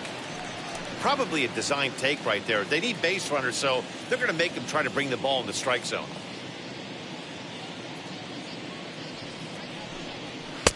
Fastball laid off well below the knees.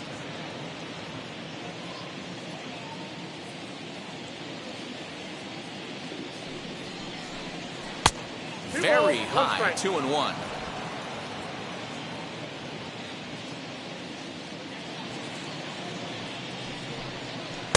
to 2-2 now. 2-2.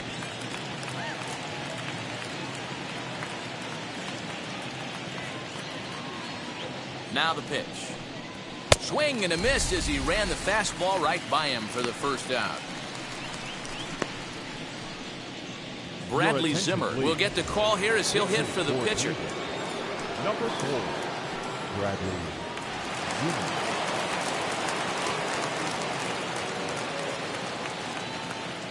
He's set and the pitch. Hey!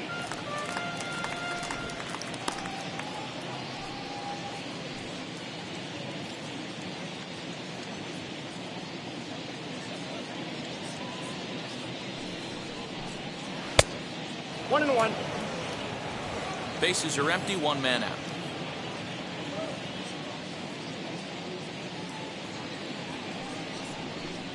Hey! And it's 1-2.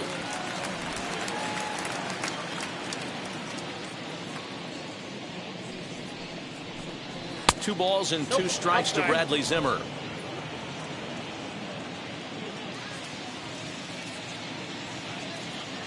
Here now the 2-2. Swing and a liner, but a foul ball as it holds it 2-2.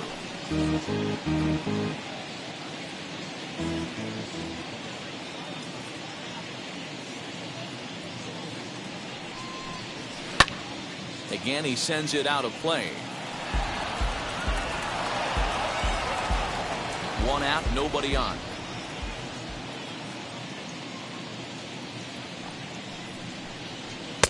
And he lays off, so it's full now, 3-2. You can certainly tell at bats like this one frustrate the heck out of a pitcher, but you got to find a way to stay composed and execute your plan. Lifted. But this is just going to wind up being a foul ball.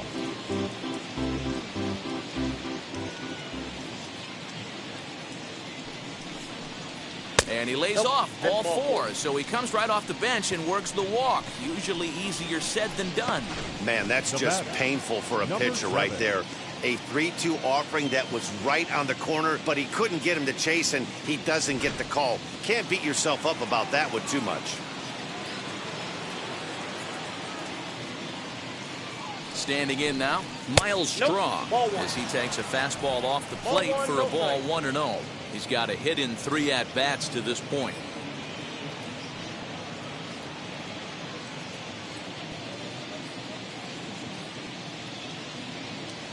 The 1-0. This one's flared down the right field line. And that's in there, base hit. The relay. And it's in time. He's out at second as a good relay gets him.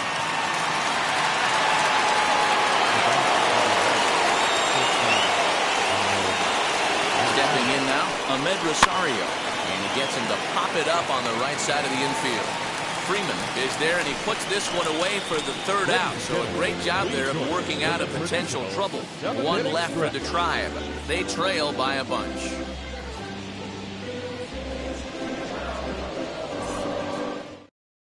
Blake Parker enters now in a mop-up role as he'll try to keep the deficit right where it is. 53, Blake Parker.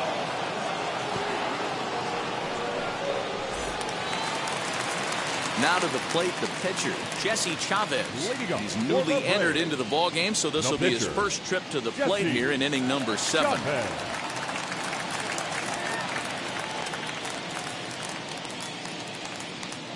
And the pitch. Hey.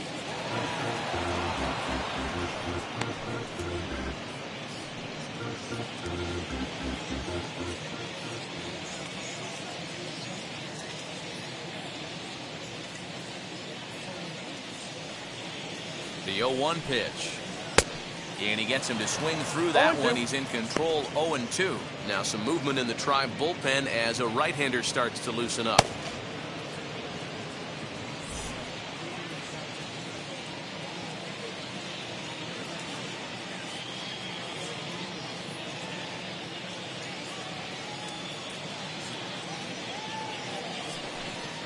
Swung on and missed. He didn't even come close to contact on a ball way out of the zone. 1 out. the left fielder, number 8. So now a guy making a lot of noise in this one, Eddie Rosario. He's got his sights set on a 5-hit ball game here.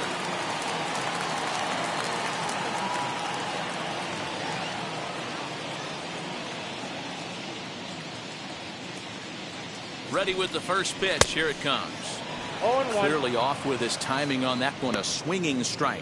Parker, a right-hander standing 6'3". He was a 16th round selection during the first-year player draft of 2006.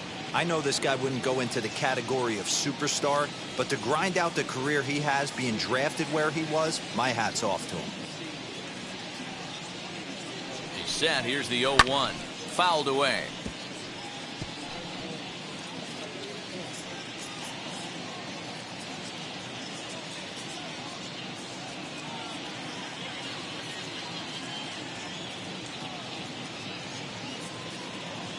Nothing in 2 count, and the pitch. The count is 1-2. Pretty standard fastball right there, 0-2. Now he's changed the eye level of the batter so he can start working something in like an off-speed curveball down in the zone. Looking for the strikeout. Here's the 1-2. And he gets him to pop it up on the right side of the infield. And he'll squeeze this one for the second out. The first baseman, number 5, Freddie Freeman. Now to the plate, here is Freddie Freeman. He singled earlier, making him 1 for 2 to this point.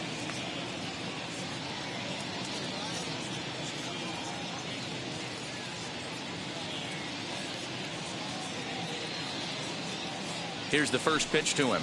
Tried to check it, and it's 0-1. Bases are empty here with 2 men out.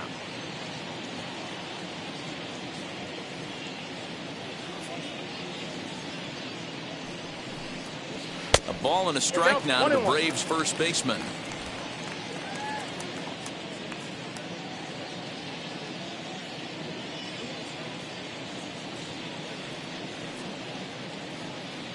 Ready with the 1-1 pitch. That's out.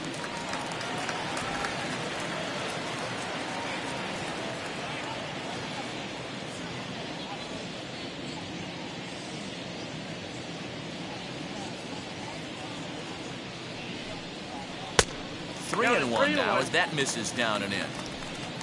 Ozzie Albies would be next if they can keep this inning alive.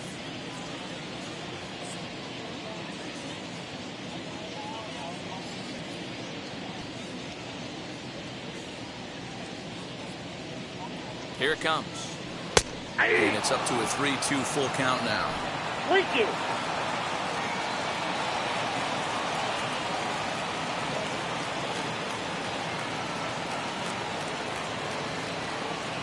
Now the payoff pitch home. And this one misses high for ball 4, and they have themselves a 2-out base runner. And I'm sure the manager is just fine with that. I mean, it's better to battle a slugger like that to the end and end up walking him than serving one up where he can really hurt you. So stepping in is Ozzie Albies, singled last time up.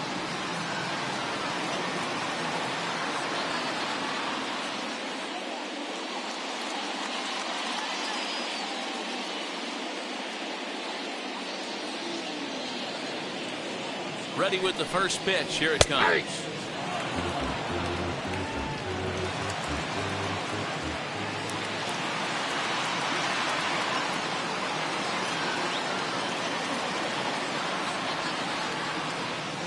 Ready with the 0-1. Hey.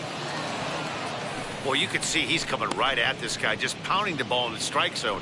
He certainly has the advantage now. This guy hasn't even swung the bat yet.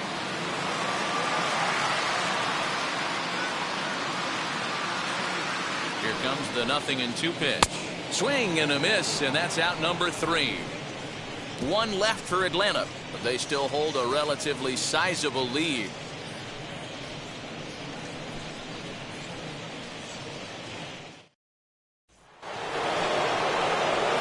Digging in, the switch hitter, Jose Ramirez. He bounced out last time up.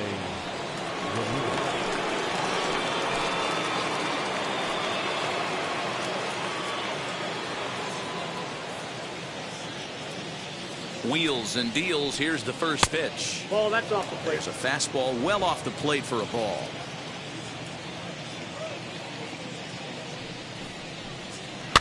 And it's fouled away.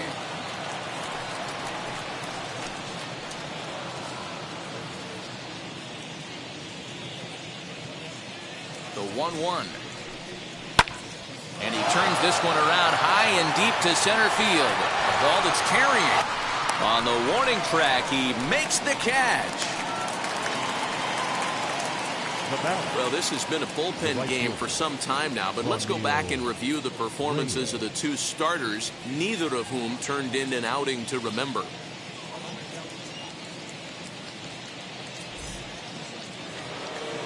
Digging in next, Franmil Reyes. He went down on strikes in his last at-bat. He comes set. Here's the 0-0 pitch. Nope. Hey, even though this guy's a righty hitter, he's going to get pounded with that two-seamer. He needs to make sure he catches this thing out front if he sees that pitch again. Here's a pop-up now. Behind the plate, but room for Darno. And he'll stay with it to put it away as they get their man here for the second out. The first baseman, number 22, Josh Naylor.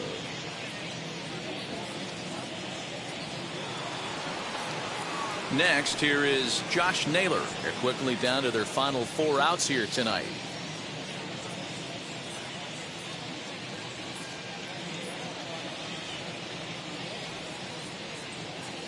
First pitch on its way.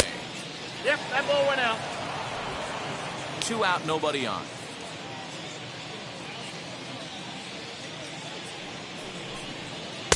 Changeup stays outside and he's behind 2-0.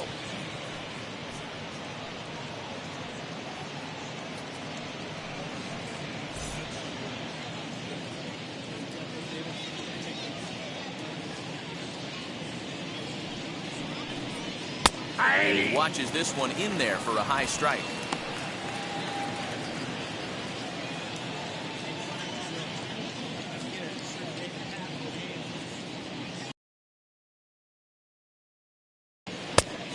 Ball, that pitch is out. Harold Ramirez would be next.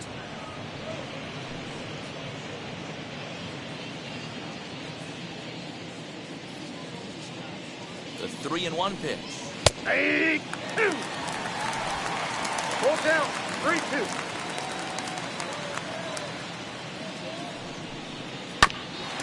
Hit out towards second. Albies picks it up. Throw in time, and the side is retired. Down in order go the Tribe. They trail in this wild affair.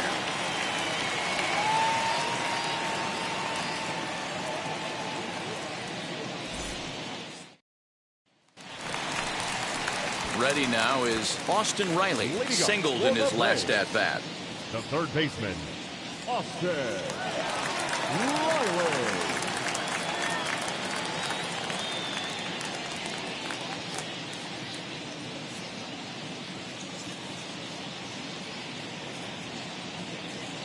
Here's the first pitch. Ball, that's low.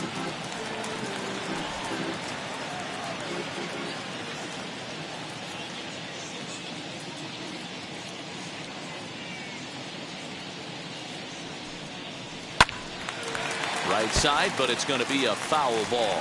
With this one almost in the books, the story was clearly the long ball. What are your thoughts on this offense, fellas?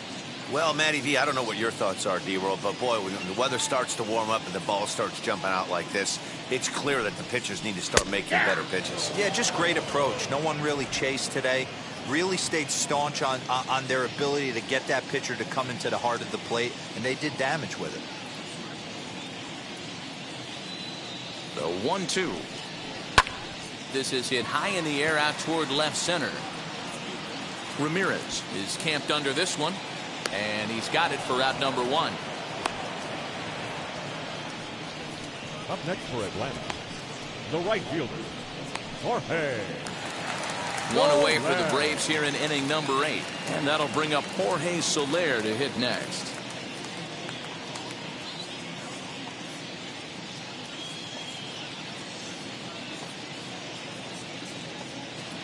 First offering. Just off the outside, and it's 1-0.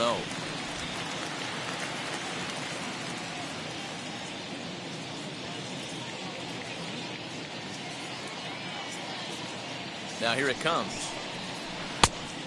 Great curveball there. Really fooled him with that one. Bases are empty, one man out.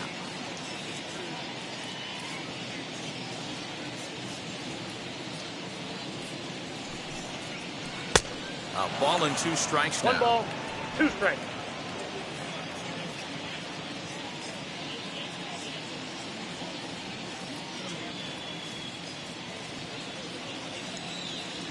Here comes the 1-2.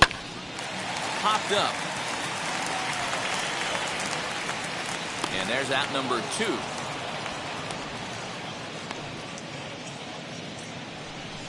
The center fielder, number 14, Adam Duvall.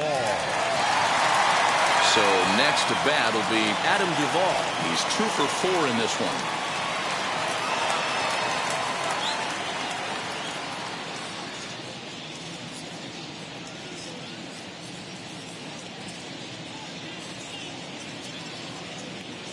Now the first pitch. Swung right over the splitter there. 0-1.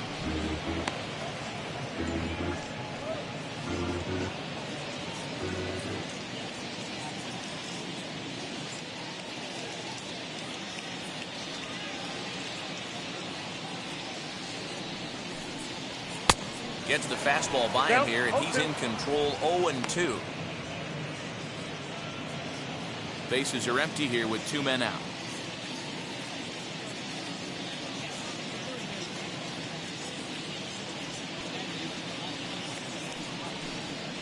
A little bouncer.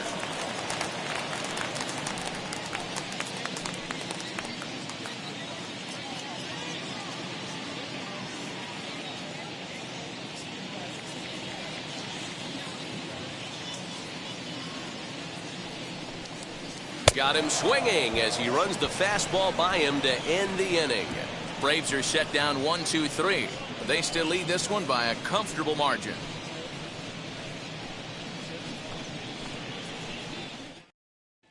Now at the plate, Harold Ramirez starting things for his side in the 9th as they face the improbable odds of trying to come back in this one.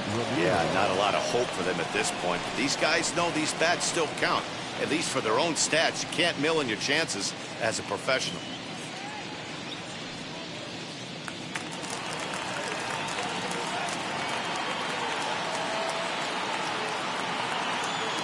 First pitch on the way, and we kick off the 9th inning with a swinging strike here. 0-1.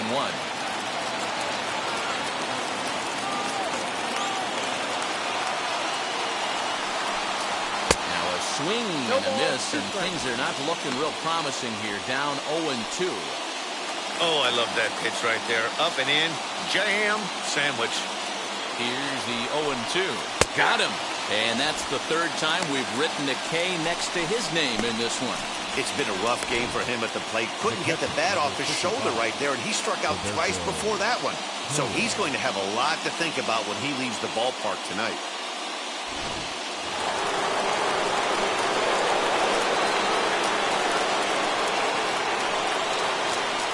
Into the box, Roberto Perez.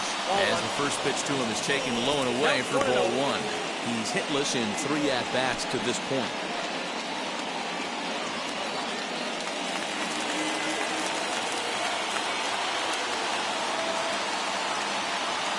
The 1-0 home is laid off for ball 2. Hate to do it, but I've got to question the pitch calling right there. With a guy like this at the plate, you got to attack him with your fastball instead of pitching him like he's a middle-of-the-order power guy. The 2-0 will not catch the zone. Ball 3. Andres Jimenez will be next.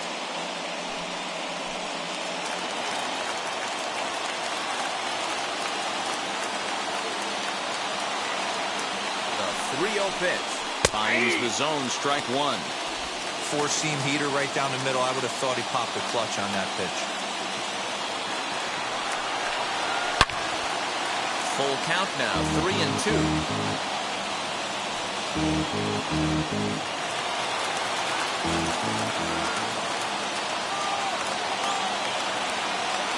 And the payoff pitch. He struck him out. The third time he's fanned in the game. Not too often you see an at-bat go from 3-0 to a strikeout, so that's a pretty good job on the mound right there. Kind of nice that he got a free strike on the 3-0 take, but he still had to put it in the zone.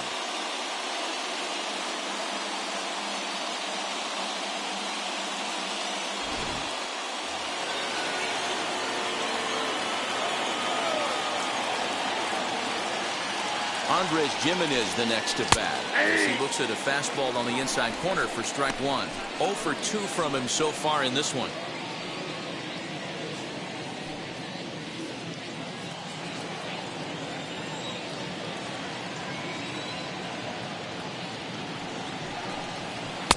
And low, it's a ball and a strike.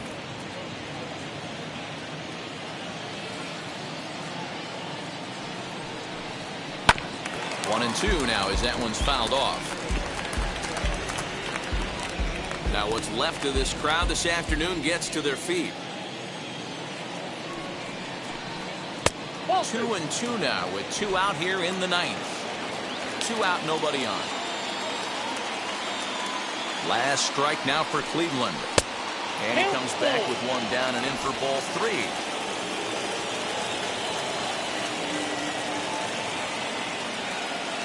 Has them down to their final strike. Here it comes. And he gets strike 3 called to end it here. And with that, this one is over. Okay, this will wind up being one of those kind of saves you used to see back in the 70s. I'll tell you, he was on fumes at the end there, but he found a way to get it done. 13-4 the way this one ends. Atlanta slugged their way to victory with 15 hits. Max Fried is the winning pitcher of record. Shane Bieber slapped with 8 earned runs as he takes the loss. So that'll do it for us. For Mark DeRosa, Dan Plesac, Heidi Watney, and our entire crew, I'm Matt Vasgersian. You've been watching MLB The Show. For more, make your way over to the new website, theshow.com.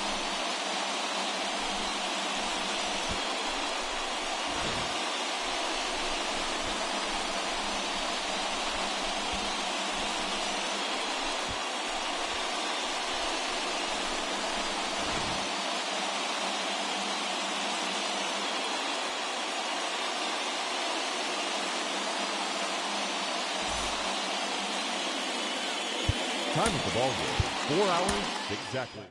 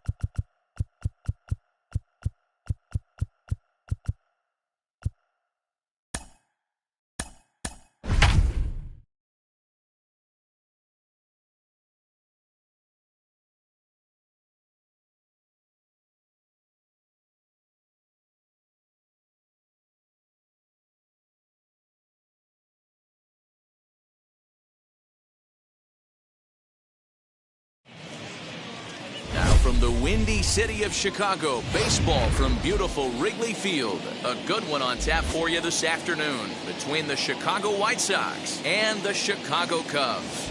Stay tuned for Cubs baseball next.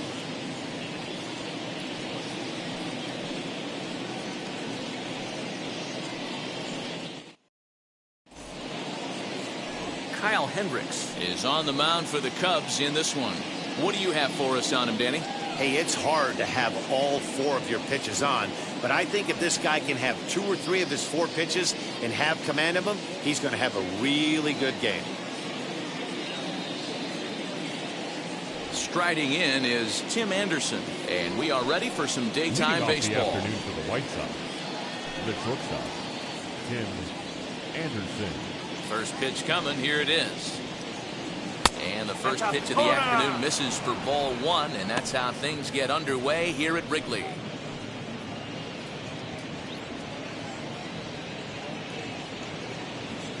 First pitch, 1 o'clock. The 1-0. Count now, a ball and a strike. Forecast high calls for 80 degrees, but we're at 76 here at opening pitch.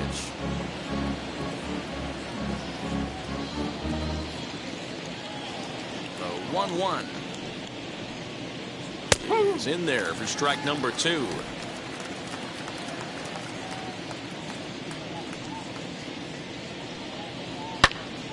Into the corner and slicing foul.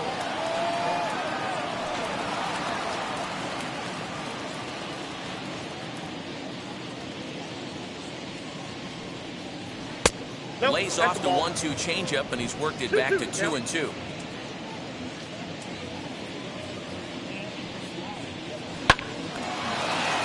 Line drive, and that's a base hit into center field. So with that, the White Sox put their leadoff hitter aboard to start the inning. Hey, there's a base hit right there on a changeup. Maybe not a good idea to throw this guy back-to-back changeups. Yeah, he seemed to be timing that first one. He let the first one go by, Dan. He was not going to let the second one go by. Nice job right there staying through that baseball. The next batter will be Luis Robert as the changeup to him drops in there for the first strike.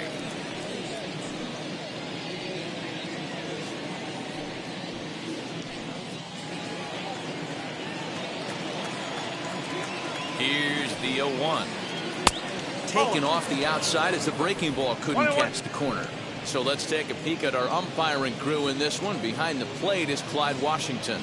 Yeah, Matty, Clyde's my type of umpire. I didn't mind the low strike zone, and that's exactly what he has. If you're not going to give him above the belt, I'm okay with it. You know, one of the things I guess with Clyde is he is a real good low strike umpire. Pitchers seem to like him more than hitters, but one thing I will say, he has a very consistent zone.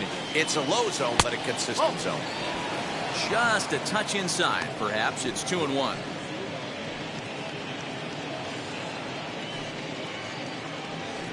Anderson gets his lead at first, nobody out. Now a throw over, and he'll get back in standing.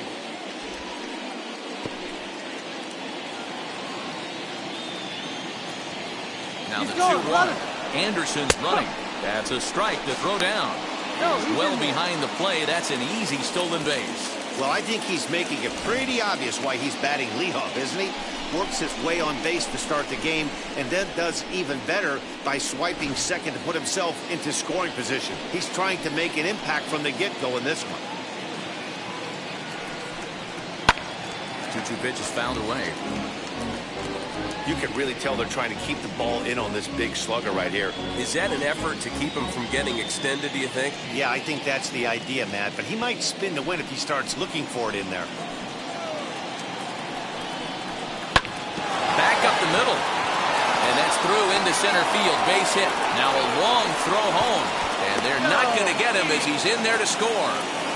Boy, that has to feel good as a hitter, D-Roy. You get that base hit to give your team the lead. You have to feel good when you get down to first base. Yeah, it's just a nice approach. You see him turn to his boys right there and get fired up with the dugout. 100%, not trying to do too much, able to quiet the moment down, center himself, and come through in a big spot. So here's the slugging first baseman Jose Abreu now. Way late, and he's in there easily at second. You don't see that very often against this guy. This guy has one of the best arms in the game, but still a successful steal of second base. No one out with a runner at second.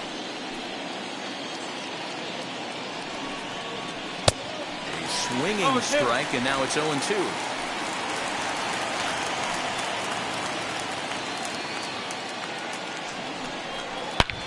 Smoked on the ground up the middle, and that's through into center field. Base hit. And the run's going to come in to score from second as they grab a 2-0 lead now. So the first three batters of the ball game hit safely against him here, and he's going to need to turn things around in a hurry before things get out of hand.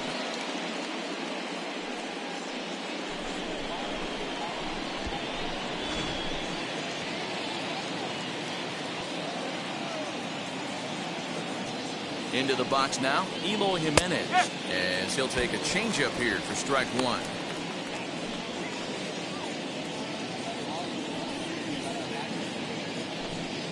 The runner at first with no outs here.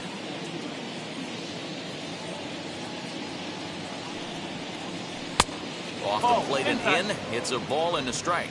His matchup numbers with Hendricks. He's 1 for 5. 1-1 pitch and a nice call for the change. It's 1-2.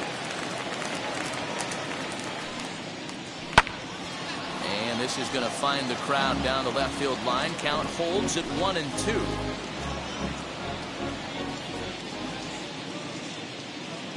Has a look. Now the pitch.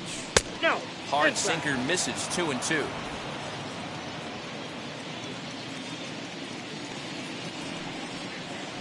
Lined hard to center field.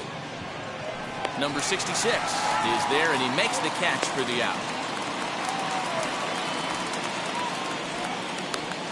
Now a moment here to check out the White Sox starting lineup. Who are you focused on, Dan Plesac? Well, Matt, the guy to watch has to be Jose Abreu. Go look at the numbers. He hit over .310 last year and was consistent most of the year. I'm looking forward to him having another solid campaign. Next to bat will be the Cuban import, Moncada, as he'll look at a breaking ball that misses for ball 1.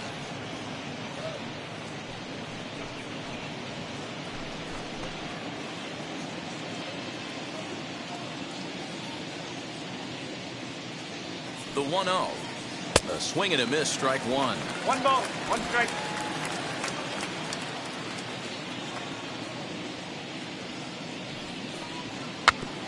Can't keep the weight back, and he falls behind 1-2. Already 24 pitches to this point in the inning.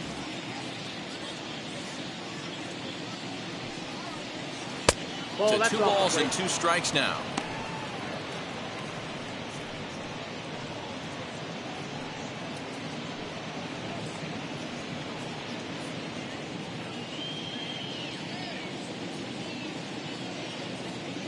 The 2-2. And this will ricochet off of him on the mound. Throw to first, but he's safe. And now the stadium's attention turns back to the man on the mound. And this has to be a big concern here. This ball came back and got him right in the pitching arm. And that is something you just never want to see. You can see him trying to work this one off. And from all appearances, I think they're going to let him continue. So that at least is a good sign. And here's the switch-hitting catcher, Yasmani Grandal. 1 ball, no strikes to count.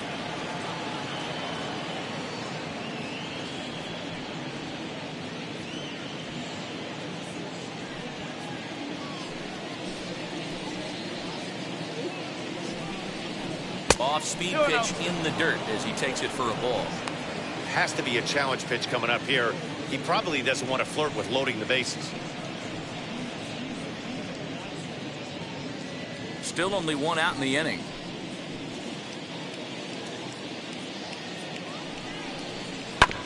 Two and 1 after the foul ball there.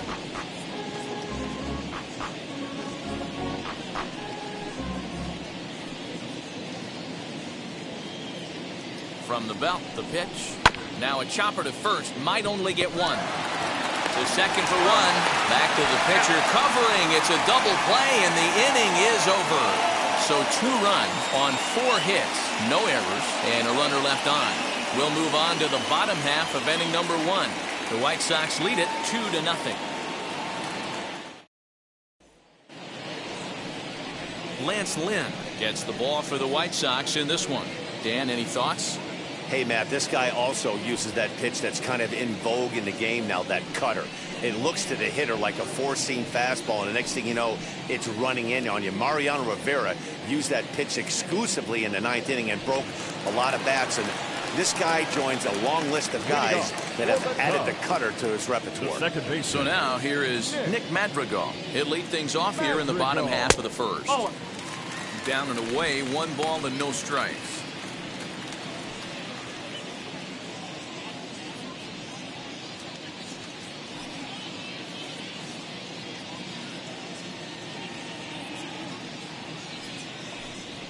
Swing and a high fly ball out to left field. Here's Jimenez going back on it, but he can't get it as it's off the wall. And he is into second base with a leadoff double. This is exactly what you want to do when you've gone down by 2 runs. Answer the bell. So he leads off the next inning and gets them going with a double. Now if they can scratch a run or two across this inning, they'll be right back in this one.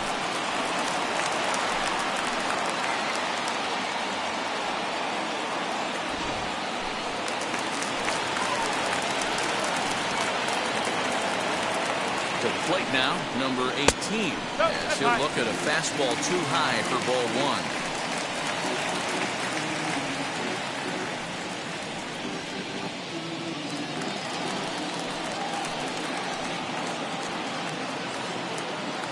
The 1-0 delivery.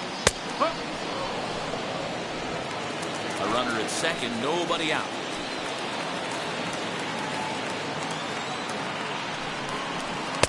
And he misses 2-1. Hey, if you're going to throw a pitch like that to this guy, that's right where you want to miss. Any lower, and he'll probably make you pay for it. All even now, 2-2.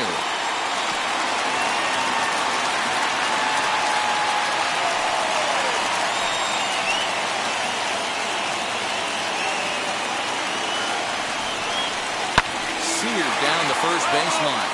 But this is going to be a foul ball as that keeps things at 2-2. No one out with a runner at second. Swung on and missed. Really fooled him that time for the. That was a good job there of using the batter's aggressiveness against him. He was putting up a good fight. As a pitcher, it's a great idea to expand the zone even more and make the hitter really chase after something that's even hard to foul off. And that'll bring in the Pittsburgh area native Ian Happ. Ball 1 to start the at-bat.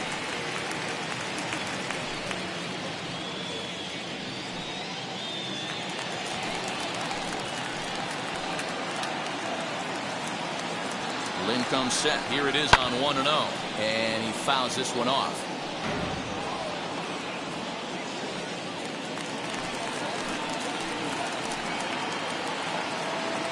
Set. Here comes the 1-1. A ball and 2 strikes.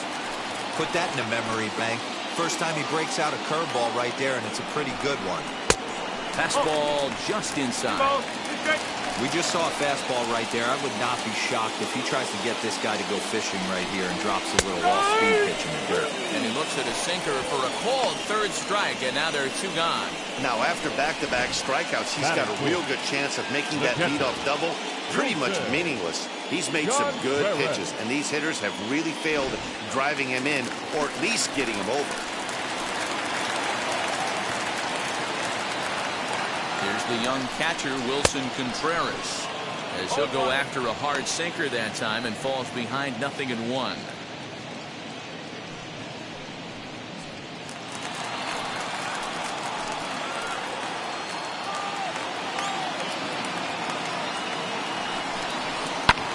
Skied into straightaway right. Vaughn will get there, and he puts it away to retire the side. 1 left for the Cubs. They trail things here 2-0.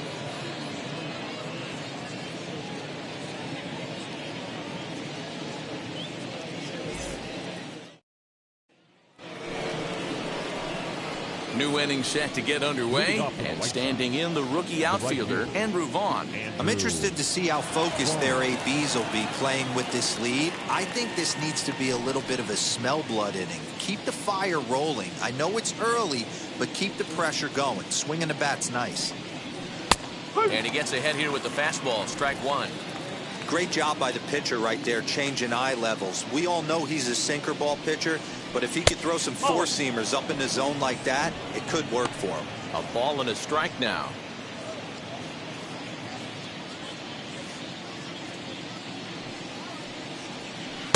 Tries to change up on him there, but it's a ball, 2-1. He might still be thrown off from that first inning, guys. He got knocked around pretty good, and that can be hard to recover from mentally sometimes. The 2-1.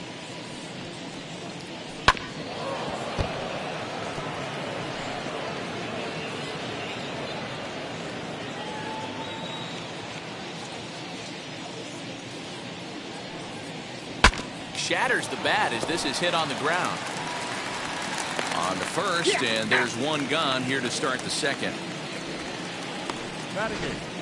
Okay, here's how the Cubbies are lining up defensively. And guys, the thing I want you to take a look at today is in today's game, the new age, everyone wants to move around. This manager does not like to shift a lot. Maybe a step to your right or left, but there's a lot of trust that the pitchers are going to execute. So let's see how it works out for them in this one. In now, Cesar Hernandez. As the first pitch to him is off the plate for a ball, 1-0.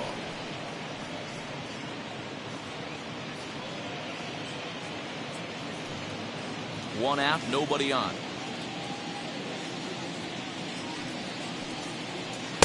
Inside, and he falls behind the hitter now, 2-0. You never want to fall behind as a pitcher, but doing it to a guy like this is even worse. He's got to bear down and execute for the rest of this at bat, starting right now. And he just gets a piece there as this is chopped foul.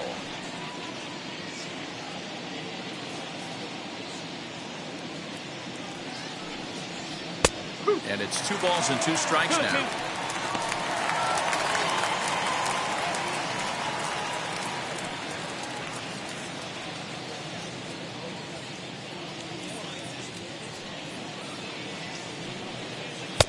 Not where he wanted that fastball to be, and it's 3-2 now. Looked like he tried to elevate a fastball on that 2-2 pitch there, but kind of overdid it. With a pitch that high, it's pretty easy to lay off if you're the hitter. And this one misses here. A close pitch on 3-2, but Clyde Washington rules it ball 4. Man, that's just painful for a pitcher right there. A 3-2 offering that was right on the corner, but he couldn't get him to chase, and he doesn't get the call. Can't beat yourself up about that one too much. At the plate now, Lance Lynn. And now a bunt attempt here as he gets this one down.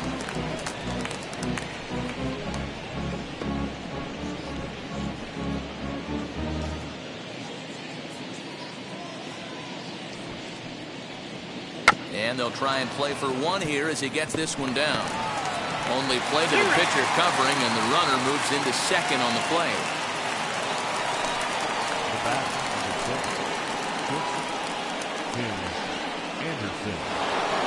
And that'll bring up the shortstop, Tim Anderson.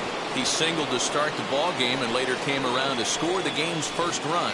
Not an easy thing to do when you're in a leadoff spot, but that was a good piece of hitting in his first at bat, an opposite field base hit, which leads me to believe that this guy's going to cover both sides of the plate. And no swing, apparently, ball 1.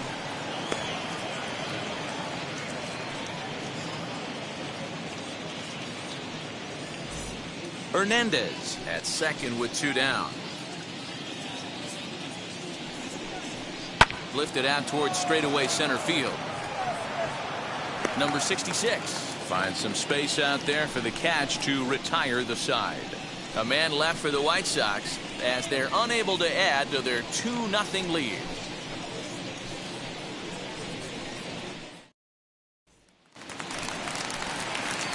Leading off the inning, it'll be Patrick Wisdom, and they could use a spark from him here.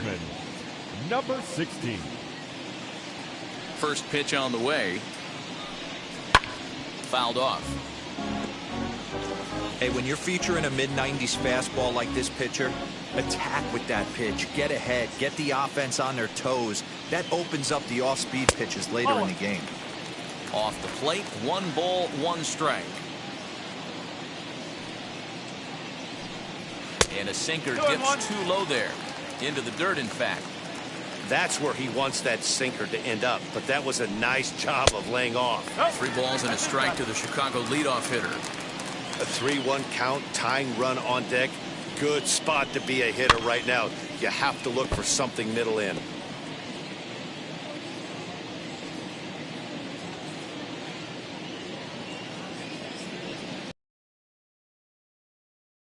Swung on and missed. He got him on strikes. Boy, that's the best pitch in baseball right there with 2 strikes. That elevated fastball. Every hitter thinks that, hey, they can do something with that, but most of the time, you get the result that you saw right there. A big swing and a miss, and another strikeout. Here's Jason Hayward now. As the first pitch to him runs a bit inside for ball one. No strike.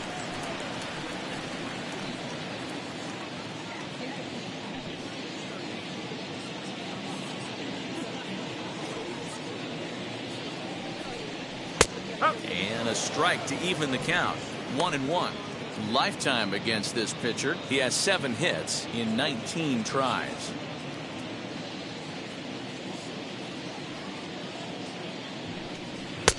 And that fastball's too much for him there. 1-2. This pitcher's bringing it with some high velo. You better get that front foot down early and get ready, or he's going to throw it right by you. Counts even to Hayward. 2 balls and 2 strikes.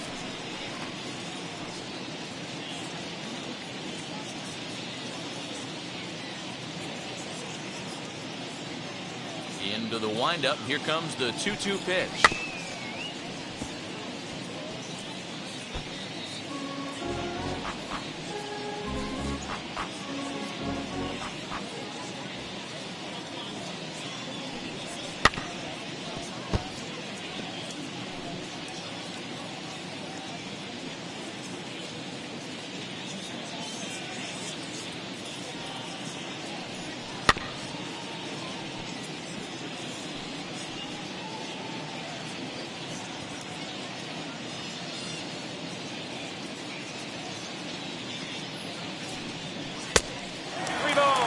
One thing to take note of is how these last 2 batters have really driven up his pitch count.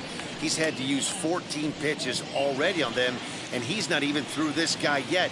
14 is near the top end of what you want to throw in a complete inning.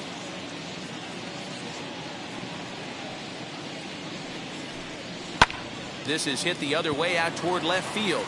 Waiting on it is Jimenez. And that's the 2nd out of the inning.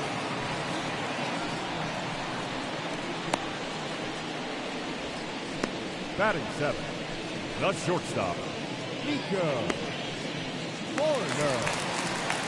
In now is Nico Horner, trying to make something happen with 2 gone in the bottom of the 2nd.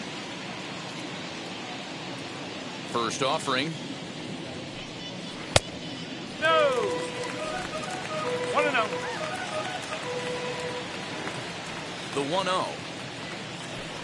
Finds the zone, strike 1. 1-1. Well-located fastball right there. If he can continue to do that, he'll pitch deep into this one.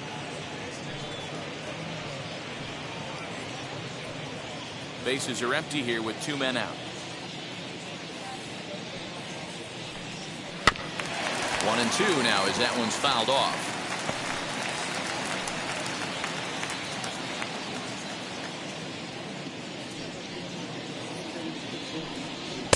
And it's to 2-2 now with the bases empty and 2 gone here in the inning.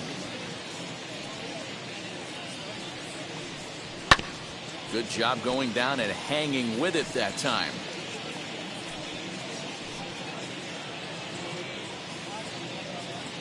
Even at 2 balls and 2 strikes. Here's the pitch.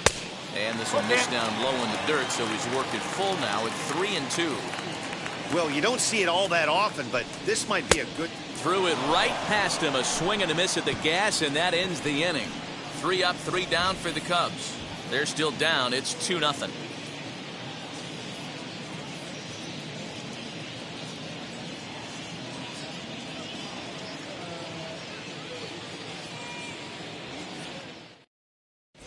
Welcome back. Here's Heidi Watney with a report as we get set for the top of the 3rd. Heidi? Well, Matt, I had a chance to discuss the state of the White Sox offense with their manager in between innings. And flat out, he was very pleased with the quality of their at-bats. It's still pretty early in the game, but they've seen a lot of pitches already, and he thinks the 2 runs they've pushed across so far is just the beginning, given the quality of the at-bats they're putting together. Good stuff, Heidi. Thanks. Top of the 3rd set to get underway, and next will be a speed threat in the form of outfielder Luis Robert. Ready to deal. Here comes the first pitch. Here's a strike with the breaking ball.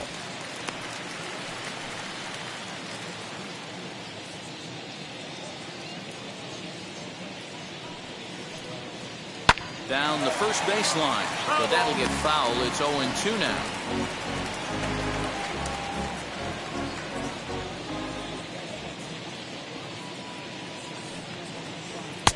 And he misses there, 1-2. I'm pretty surprised by the location on those last 3 pitches. The book on him is that he hits the way pitch pretty well, and he just saw 3 in a row out there. So does he go back out there again?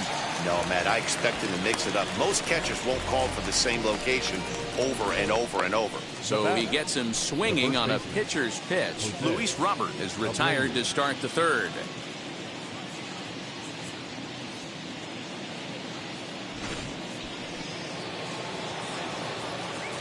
So here's Jose Abreu. He'll watch a sinker here that misses. It's ball 1. 1 for 1 with a single so far.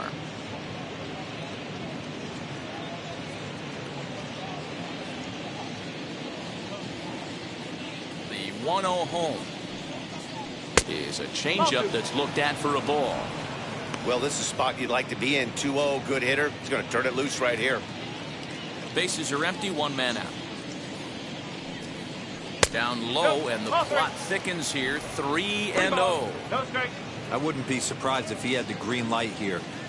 Matter of fact, I know he's got the green light here. He's looking for something set or cut, and he's looking to do damage. Ruled a strike on the outside corner. 3-1. You can bet he wants that one back at the plate right now. That's a pitch you normally see a guy drive if he has the right approach going. The 3-1 pitch. And this misses for ball 4. The second walk he surrendered here in the first 3 innings. Man, the pitcher's wondering how he didn't get that call. Busted him inside on a 3-1 count. The ump thought it was just a tad off the plate. Tough to get the benefit of the doubt from the umpire when you fall behind in a count like that, though. And now here's the cleanup hitter for the White Sox, Eloy Jimenez. 0 for 1 here in the early going. First pitch on its way. Good changeup there to start him, but it drops a little low for ball 1. Hey, he threw that through the order, and we just saw 3 in a row. The 2-1.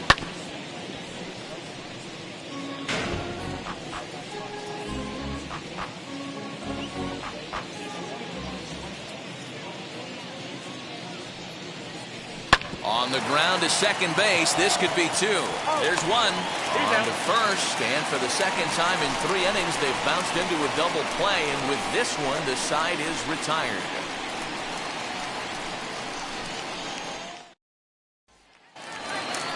So in now for Chicago, number 66, and he's ready to take his first cuts. Number 66.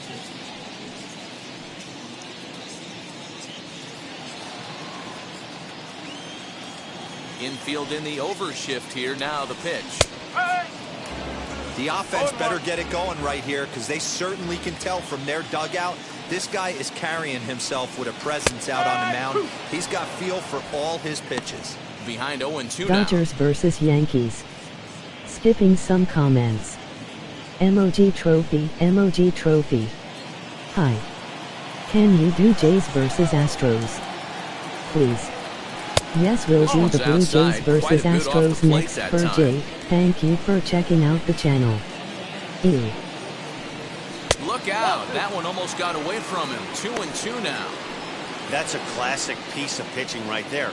You have to back hitters away from the plate to make them a little bit uncomfortable. Now you can go inside or outside. I like that purpose pitch. Now a fastball inside, and he works it back to a full count now. You can bet they love ball 4 here. That gives the pitcher on deck an obvious bunt situation to move the runner into scoring position. And good patience exercised as he works out the walk to lead off the home half of the 3rd. That's an excellent at bat right there. Fell behind early 1-2. Didn't panic or start chasing pitches out of the zone. He's able to lay off 3 pitches in a row, and he's standing on first with no outs. That's a great job.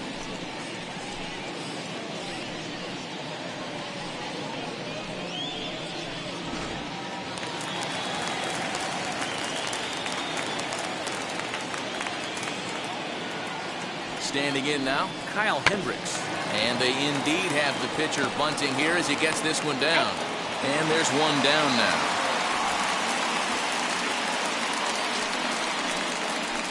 The batter, number 1, second baseman, Nick. Now back to the leadoff spot in the Cubs lineup. Stepping forward, Nick Madrigal, 1 for 1 as he reached base with a double his first time up. And that's been their only hit so far in this one.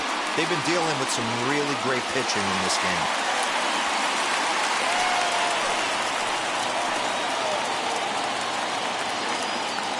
From the stretch, here's the pitch. Cut fastball taken for strike 1.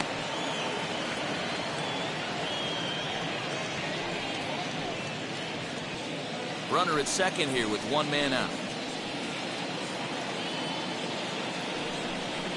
Just couldn't pull that one back in time. It's 0-2 now.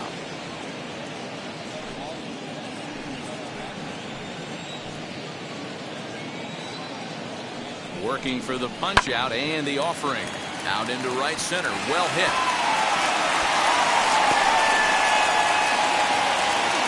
And they are on the board as the run scores from second to make this a 2-1 game now. And he is in there with an RBI triple. Number 18. Wow, with 1 out, and he clutches up with an RBI triple, which is his second hit of the game. So he's starting to put together a pretty big game here.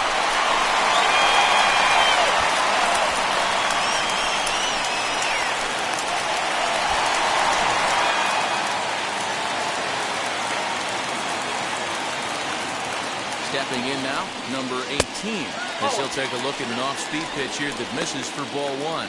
Looking to put the ball in play here. He went down on strikes in his first at-bat.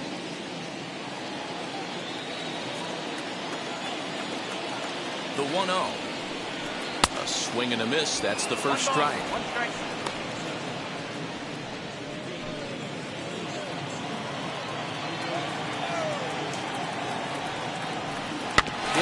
Back to the mound. And that's the second out.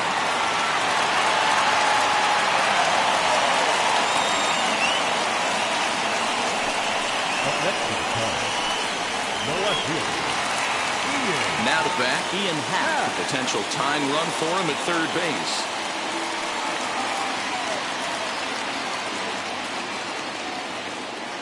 First offering.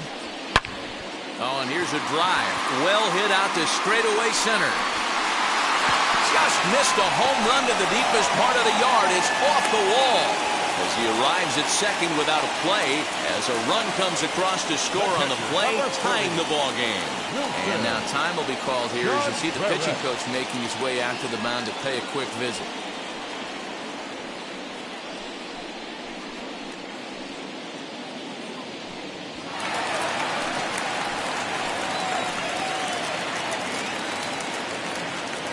Next to hit will be Wilson Contreras. Ball 1. Runner in scoring position with 2 gone.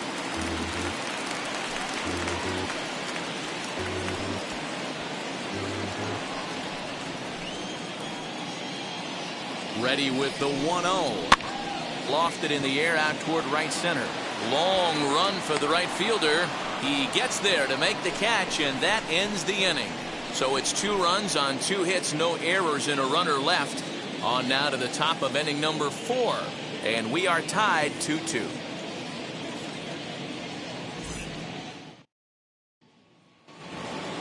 All set for the start of the 4th, and that'll give way to the third baseman, Yoan Moncada. Now the first pitch.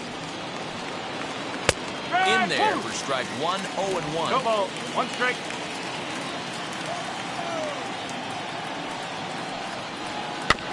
And he falls behind 0-2.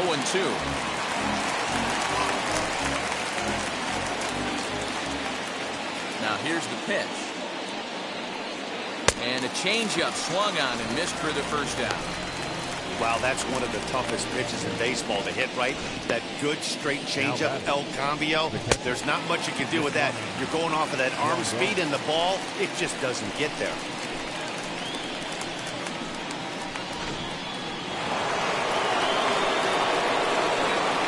Catcher Yasmani Grandal. Big swing by Grandal and a ball carrying well to right. Hayward looks up and that's off the scoreboard. What a blast. A solo shot down the line in right, and it's given the White Sox a 3-2 lead.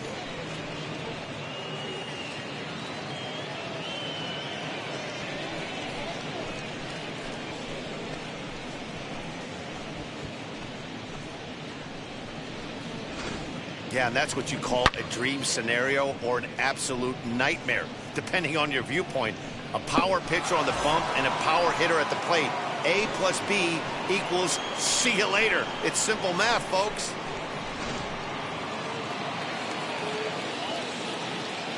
Andrew Vaughn, the next to bat.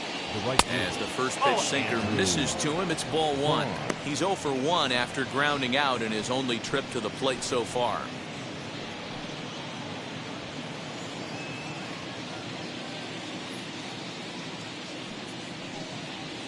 And looked like ball 2 below the knees, but it's ruled a strike, and that evens the count at 1-1.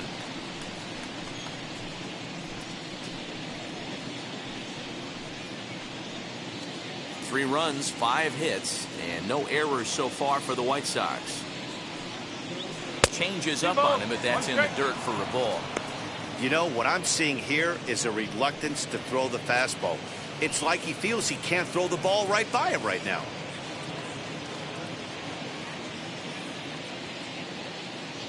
Now the 2-1.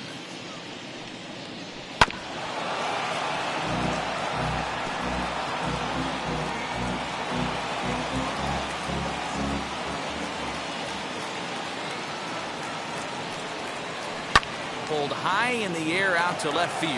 Left fielder giving chase. He gets there, and that's the second out. The batter, the second baseman, Cesar Hernandez.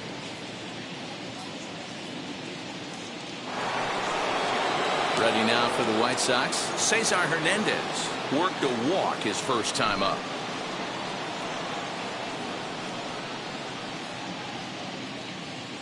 And now a pitch on the way. Runs up and gets this one down. This gets foul. It's 0-1. Now here it comes. Behind 0-2 now.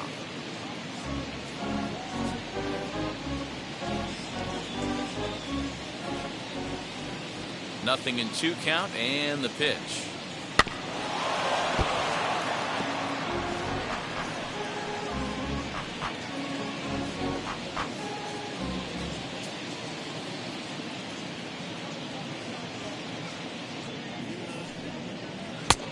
Ball.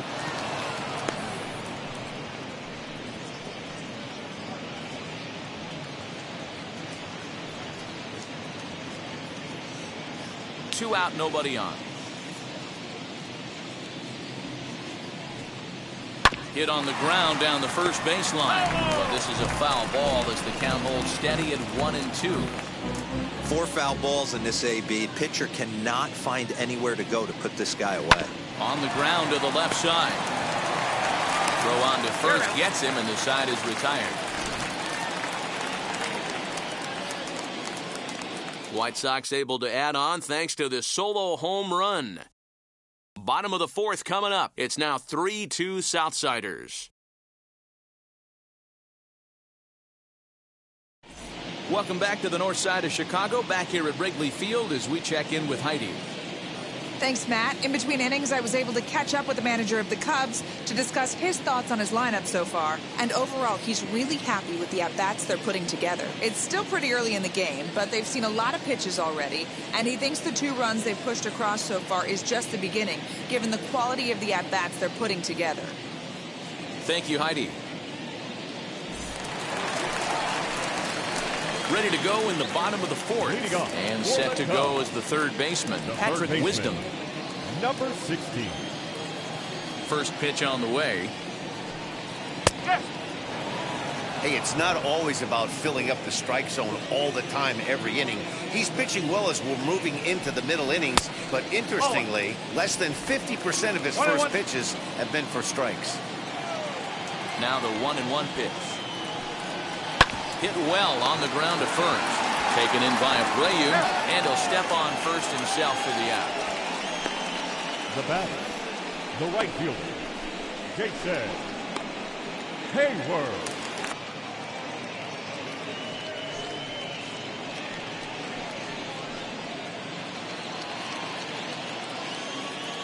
The windup and the 0-2 pitch. And he'll try and tempt him with one in the dirt, but he'll hold back here. It's 1-2. High in the air out to center field. Long run for the center fielder. He tracks it down and makes the play to record the second out. The batter, so with 2 gone here in the 4th, let's check out our pitch speed comparison for the 2 starters. And we've got a power guy versus more a finesse guy, and that's illustrated here. 96 versus just 90 miles an hour is the top 2 speeds. The next Cub up, Nico Horner, struck out in his last trip to the plate. Yeah, and kind of shocked he got blown away with a fastball. You could tell he was late on that one. And we'll see if he tries to cheat to something this AB. Starts him out with a sinker that's inside, 1-0.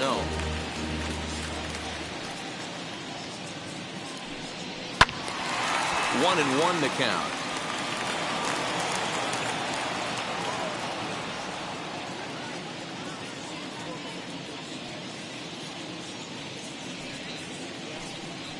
That's a ball. And that one misses badly. It's ball 2. 2 balls, 1 strike.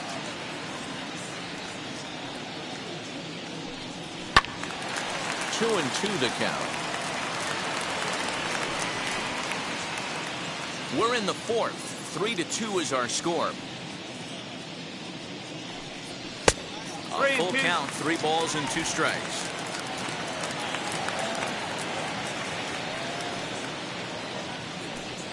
Oh, a fastball swung on and missed, and for the second time today, he's gone on strikes. Cubs are down in order. They trail 3-2.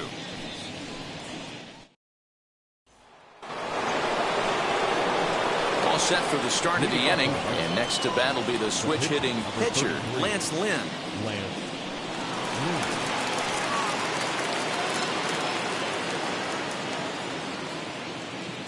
First pitch on its way.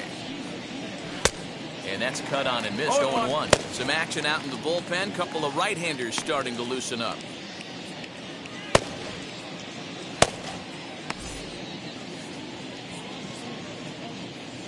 The windup and the 0-1. Oh, got him a swing out of his shoes on that one. 0-2. You could tell by the hitter's balance after that swing that he's seeing the ball really good.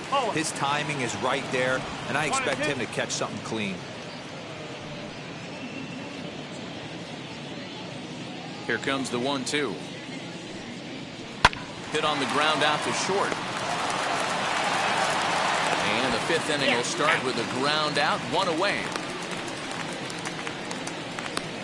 The batter, number 7, shortstop, Tim Anderson.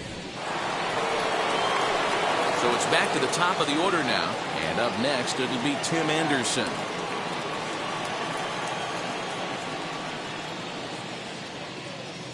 He's ready. Here's the first pitch. 5th inning of play here in a 3-2 ball game. Strike taken. Good bender on the outside there. There's a pitch we haven't seen in a while. It's going to be tough on the hitters if they have to incorporate that into their mindset. Into the windup. Here comes the 0-2 pitch. And here's a changeup in there for a called 3rd strike, and that's the 2nd out of the inning. I'll tell you, he's showing no signs of tiring right now. Still looks razor sharp from what I can tell, so I think he might last a while longer if he can keep this up.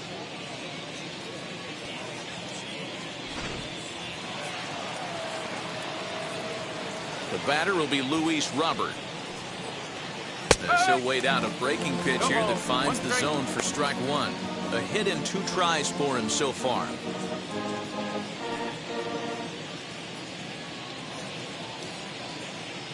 Now the pitch. Nope, that's off the plate. Hey, this is a huge at-bat right here. This pitcher wants to end this inning and have 3, 4, 5 due up to start the next inning. Bases are empty here with 2 men out. Grounded weakly to the left. And the inning is going to continue here as he reaches on an infield single. Yeah, nobody on right there, Dan. 2 outs. It's not every day you see a guy pick him up and put him down like him getting down to first base right there. Bought himself a base hit. Well, I tell you what, there's a couple of things you can do. It doesn't take a lot of talent to hustle, and it doesn't take talent to be on time. And he hustled out of the box, turned what could have been a ground out to end the inning into an infield single. And a pitch out, nothing doing though, and that's ball 1.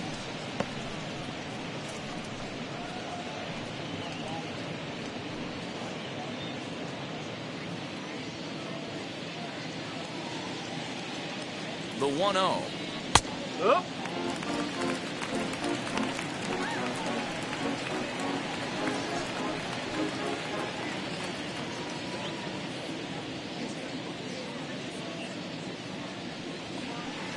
Doing one. You can really tell about how effective this guy's going to be when guys are swinging at that changeup. So far in this one, they've been real smart to let it go. Throw over to first. And a dive, but he's back in.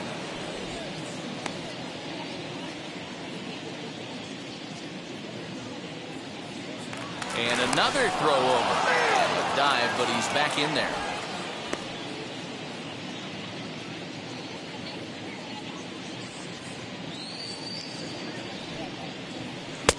A swing and a miss there, 2-2.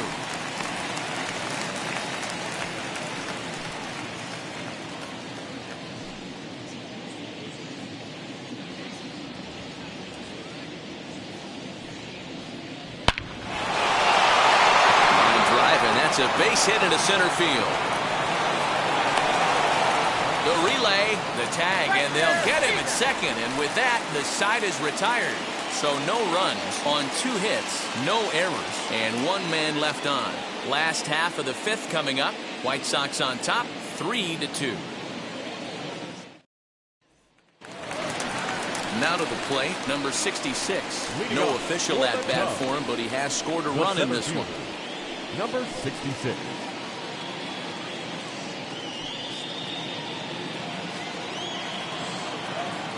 Infield shifted well to the right. Here's the first pitch. Oh.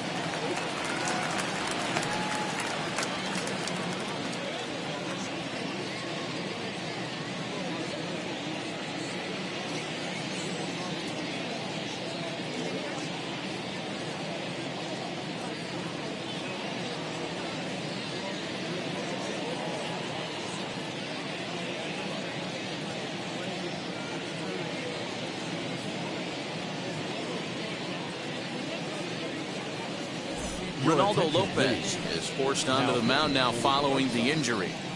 Number 40, Ronaldo.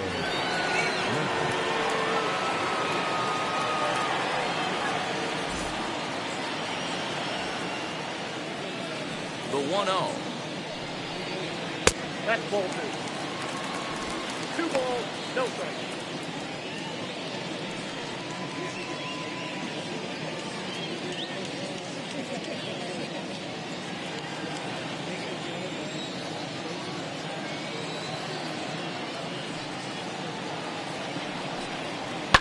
Fouled away.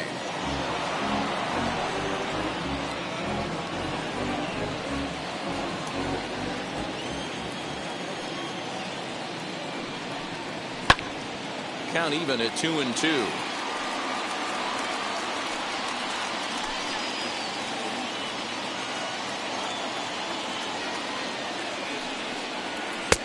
There's a fastball well off the plate for a ball.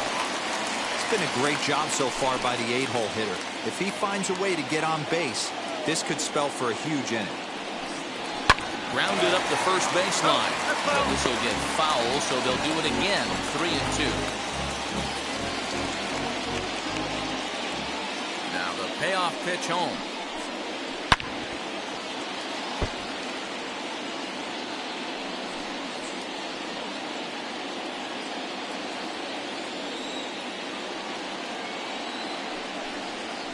Swing and a miss on the slider, and that's out number 1. Really good late bite on that slider right there. The best ones have that late action that just darts at the last minute. They're so tough to get the bat on, and when you've got that good slider going, it's a great strikeout pitch.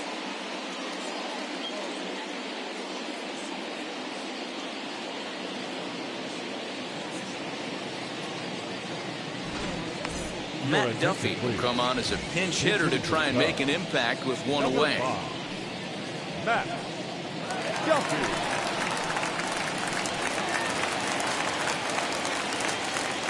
First pitch on its way. Outside target here, and he hits it for strike one.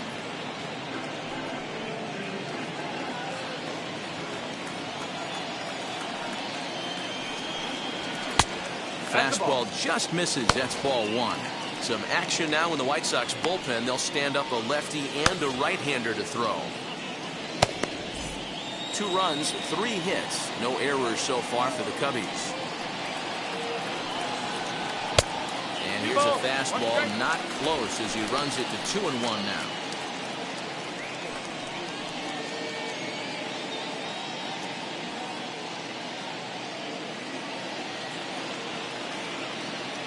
Into the windup and the pitch. Hit out towards second. And there's out number 2.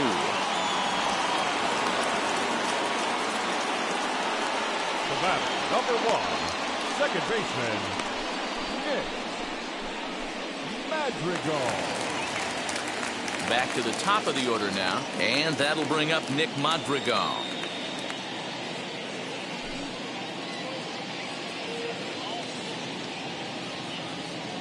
Here's the first pitch to him.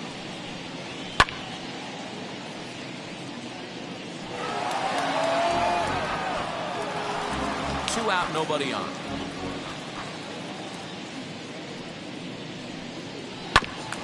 Hit back up the middle, reined in. Off balance throw, gets him. Nice play there as the side is retired. 3 up, 3 down for the Cubs. They're down 3-2.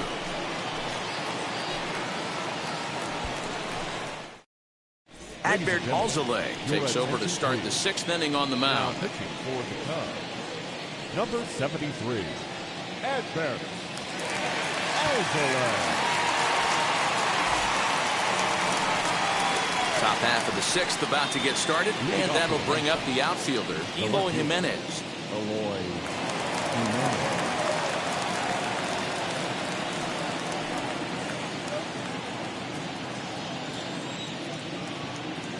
Now here's the first offering. He'll take that first pitch strike all day long. If they're going to take 0-0, he's going to pound that zone and get ahead. Much more susceptible down 0-1 than 1-0. 1-1.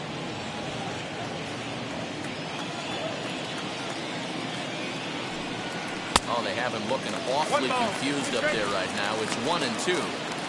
And I really don't know how you swing at that. He must have had his mind up he was going to swing as soon as the ball came out of the pitcher's hand. A swing and a miss on a ball way out of the zone, and there's 1 away. Wow, that's the case right there where a pitcher knows this guy's up there and he's in swing mode. That pitch wasn't even close to the strike zone, and he still swung at it.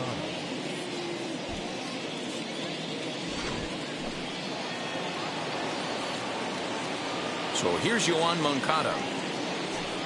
As he looks at a fastball that's in there for strike 1. He's working on a 1-for-2 game so far.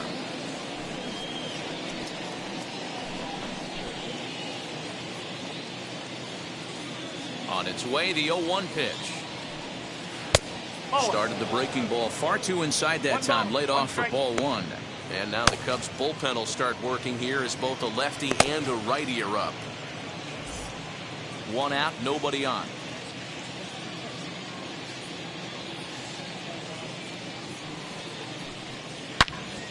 And that's into the corner, a foul ball in right.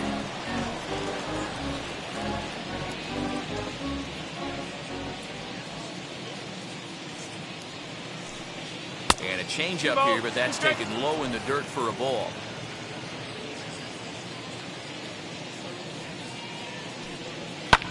A bouncer up the middle. And that finds its way into center for a 1-out base hit. Nice execution right there, Dan. Kept his front shoulder in, kept his hands inside the baseball, and ripped the base hit up the middle. And if you're a pitcher right there, you can't get discouraged. Sometimes even when you make a good pitch, the ball's going to find a hole somewhere. That one right up the middle. Yasmani Grandal will stride in again, and you can bet he'd love to do again what he solo home run here that's been the only long ball of the game so far.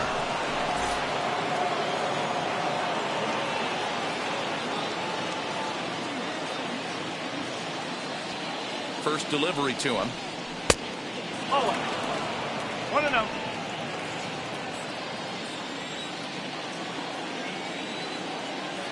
The 1-0 delivery.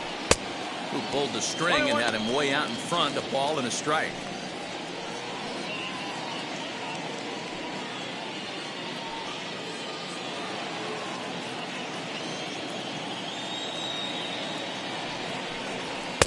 No offer on that one. 2 balls and a strike.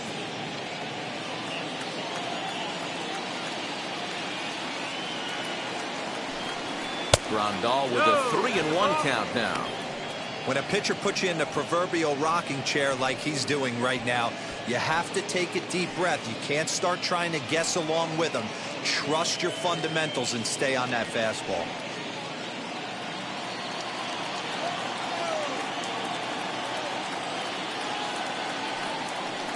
And misses with that one for ball 4. So that'll put runners on first and second now with 1 away.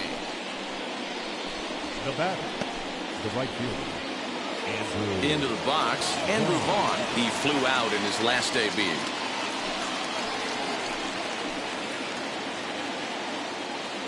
First offering on its way. And here's a fastball called for strike 1.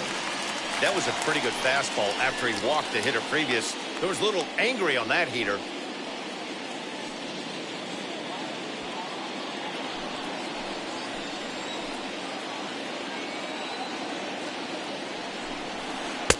That's over, but low. It's a ball and a strike.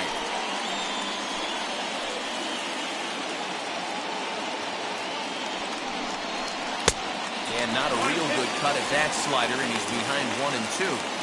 Yeah, guys, he's got so much respect for this guy's fastball. You could tell he was out in front on that slider. I think he goes to the well one more time with that pitch. So 2 balls and 2 strikes now. Moncada on second. Grandal at first, 1 gone. And a swing and a miss as they got him with the slider there, 2 away.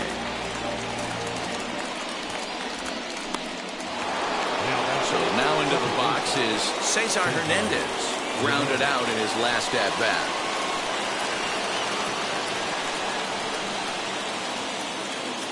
Looking to keep this a 1-run game. The pitch. This one's outside. Quite a bit off the plate that time.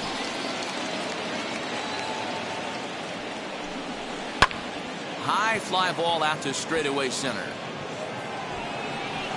He's under it, and that ends the inning.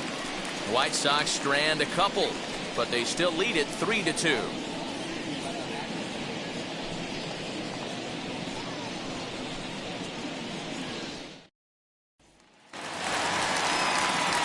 Now it'll be number 18. He's 0 for 2 with a strikeout in this one. Baseman, number 18.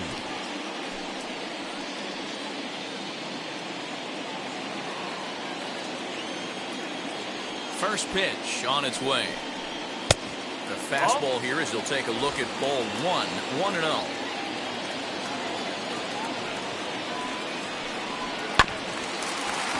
That evens it up 1-1.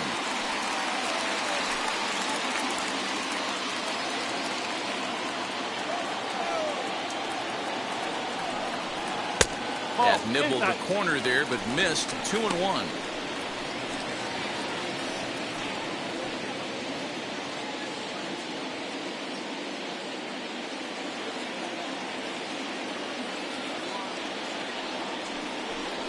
Three balls and a strike to the Chicago leadoff hitter. Great situation right here. Leading off the inning, you've got to find a way to get on base any way possible. But I don't like to take the aggression away from hitters. If it's in your zone, I want you swinging.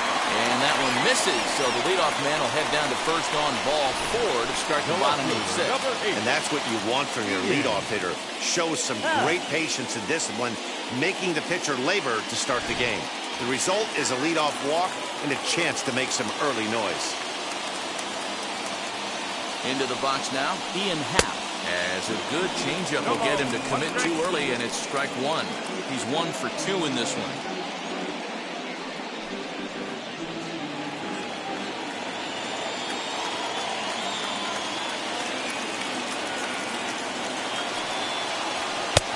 Couldn't quite catch the zone there. Ball one.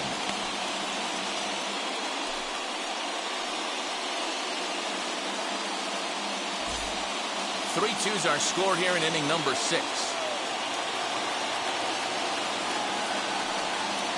Happ with a 2-1 count now. Sometimes you got to be aggressive offensively, but sometimes you just let the pitcher dig his own grave. Patience and discipline seem to be the way to go right here.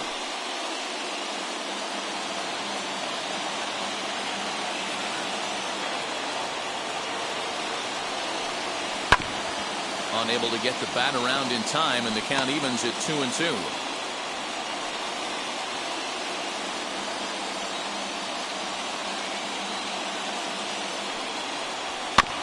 And another foul ball.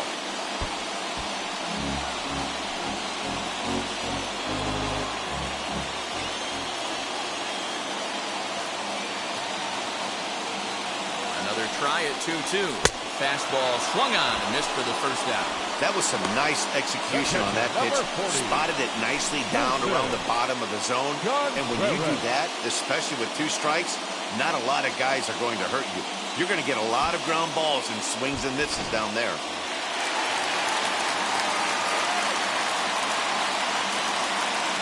So now to the plate, Wilson Contreras, as he'll take a look at a slider here that finds the zone for strike 1.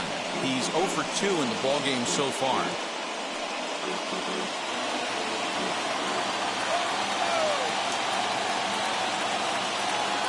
Here comes the 0-1. And a half swing here, but this is in there for a called strike 2.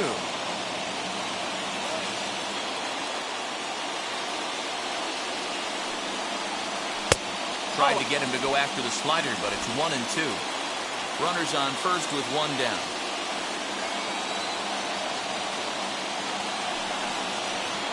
Swing and a miss on the changeup, and there are 2 gone.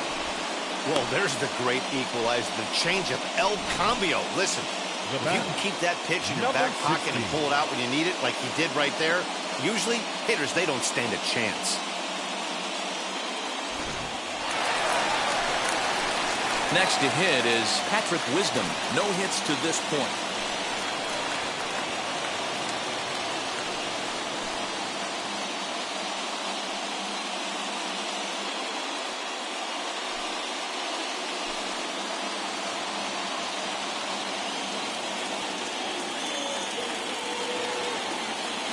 From the stretch. Now an off-speed pitch gets the outside. It's a called strike.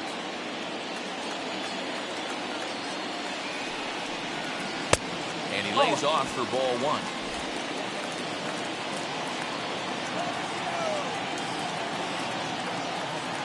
Now the 1-1 pitch is strike 2 swinging. 1 ball, 2 strikes.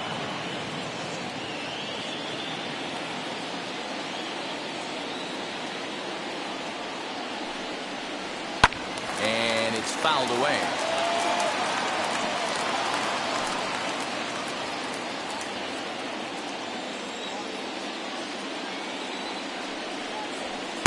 They try to come in with a fastball, but it's too far in, and it's even at 2-2.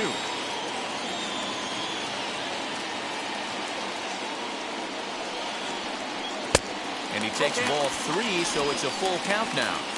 Well, this has been a good at-bat. He's now worked the count full to 3-2. It allows the runner on first to be on the move with 2 away. Now the payoff pitch home. He swung on and missed. He got him on strikes. Cubs strand 1. Still a 3-2 ball game.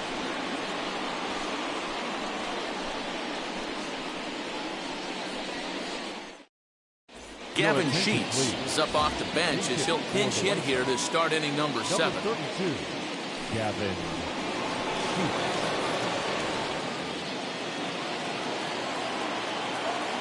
And now a pitch on the way.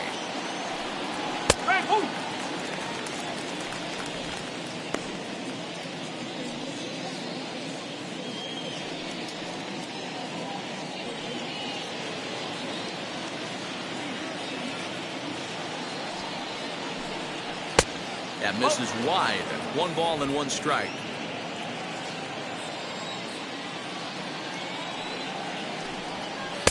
In for a strike, and he jumps ahead 1-2 now.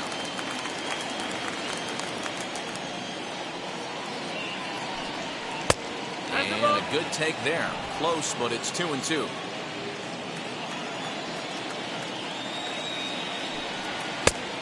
It looked like the fastball got away from him there.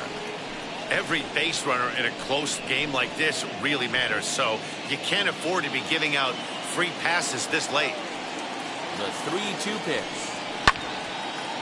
And he makes good contact there, but this is going to find the stands foul down the right field line.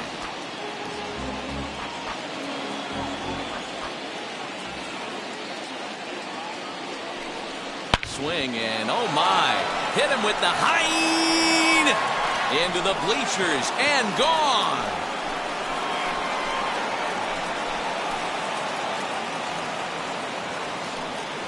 So a solo shot here to left center field, and it's given the White Sox a 4-2 lead. Wow, you want to know how strong this guy is? That was a changeup, and he drives it to straight center, dead center out of the ballpark. He makes it look easy, doesn't he?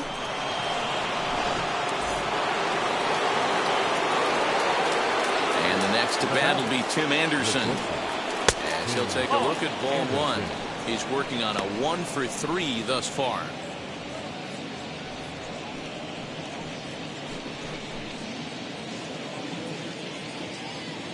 The 1-0.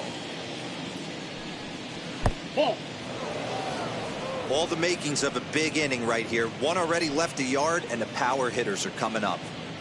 Base is empty here with nobody out. Too high, and it's 3-0. Well, he was definitely looking fastball here, and he got one. But that was good discipline to lay off and get himself into a 3-0 count. Bottom part of the zone, a good changeup gets the call. Great job on those last two pitches of varying speeds. Gave him a hard fastball, and then he locked him up with a changeup.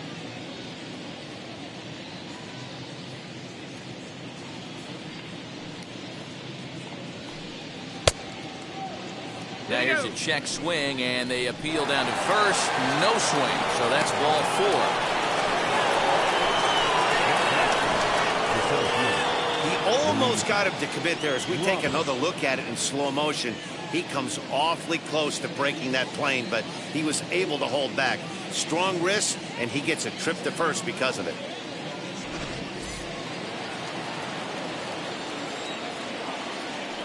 For the first pitch, a check at first. And they get dirty, but he's back in safely.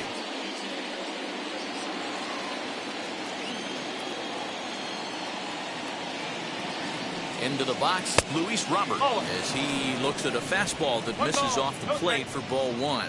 So far, 2 for 3 in this one.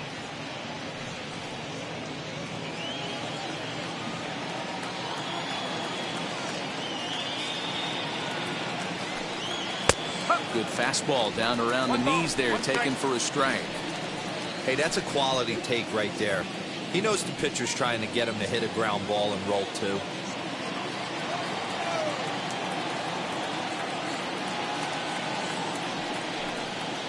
Up high, 2-1 now. I'll tell you, it's a helpless feeling for a manager or a pitching coach when your pitchers are having a really hard time throwing strikes. What are you supposed to do other than keep trying new guys until someone starts attacking the zone? The 2-1. Runners on the move for second. Pitch swung on and missed. The throw. Not going to get him as he swipes second.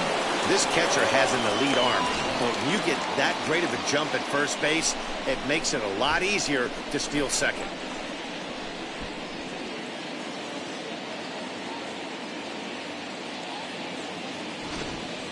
Anderson leads off second with nobody out. Count all the way full to the White Sox center fielder.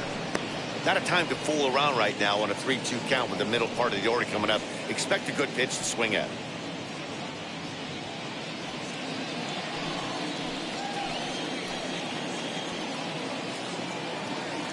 Now the payoff pitch home. Got him swinging in the dirt. Throw down to first, 1 away.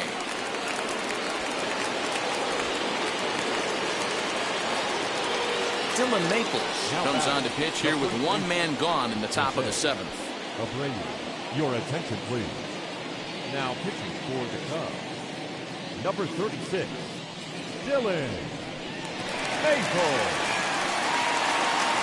Next up is Jose Abreu, and it looks like this could be a critical at-bat in this one. Well, a glance at my scorebook shows they haven't been able to get him out yet, so this could be a fun at-bat to watch.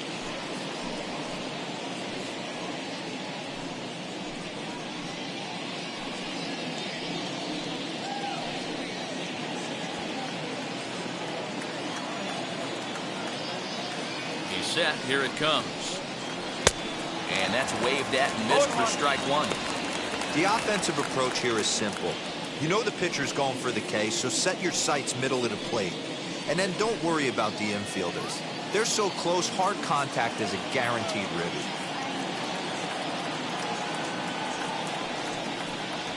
A ball and a strike now to Jose Abreu. Props to the hitter right there for laying off with a guy on third. You want to be aggressive, but you have to get a pitch you can drive. 1-1.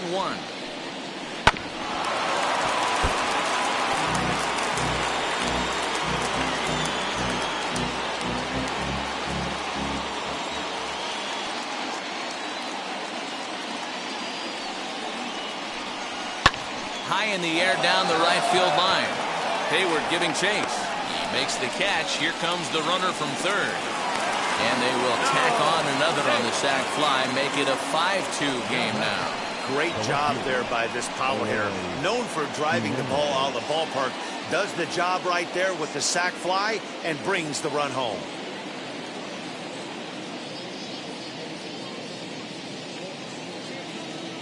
First pitch of the AB now. Eloy Jimenez is at the plate now, and he takes a cold strike. Wouldn't mind a pitcher expanding the zone a little bit more and using his aggressiveness against him.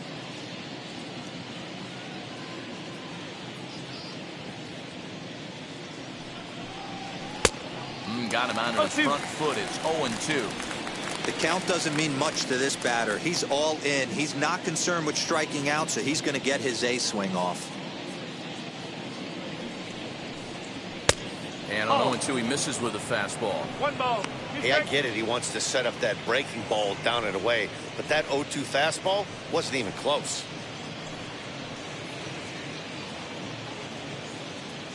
Bases are empty here with 2 men out.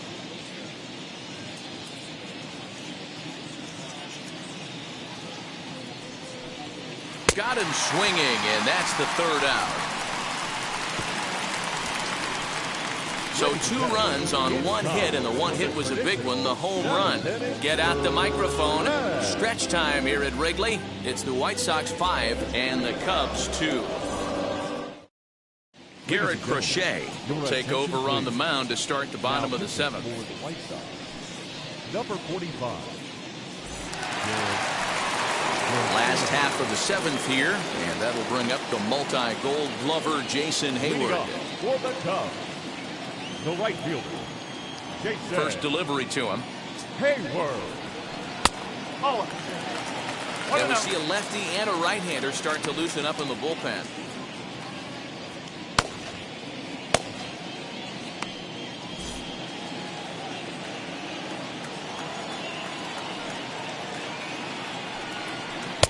Now it's 2-0. Well, this is the matchup they wanted, bringing in the reliever, but falling behind 2-0 doesn't exactly help the situation very much.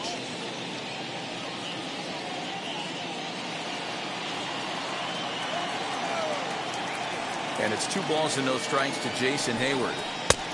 Well, that's ball 3, and the Cubs right now, they're looking for base runners. Hey, they'd love to get a leadoff walk. And that misses ball 4. It's a leadoff walk to start the home 7th. Well, that is definitely not the way to start an inning. One thing to give up a walk, but to do it on 4 pitches is pretty alarming. He looks a little thrown off right now.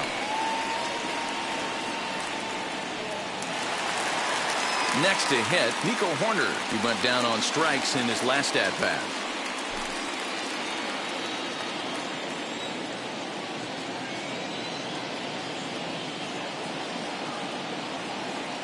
First pitch coming. Here it is. Hit the other way out toward right field.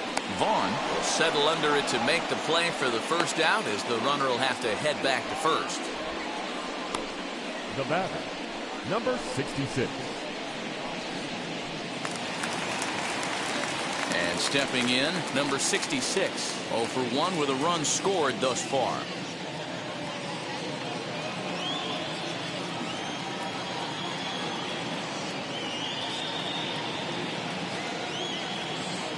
He's set and the pitch.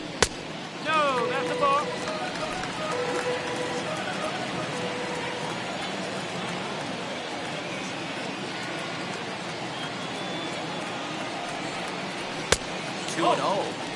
Hey, always a good idea to take a couple of pitches when you're facing a young arm like this one. And now he's put himself in a real good hitter's count.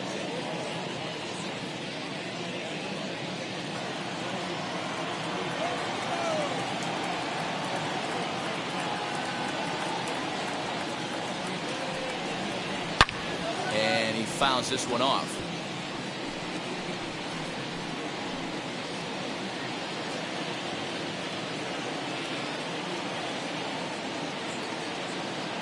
The 2-1.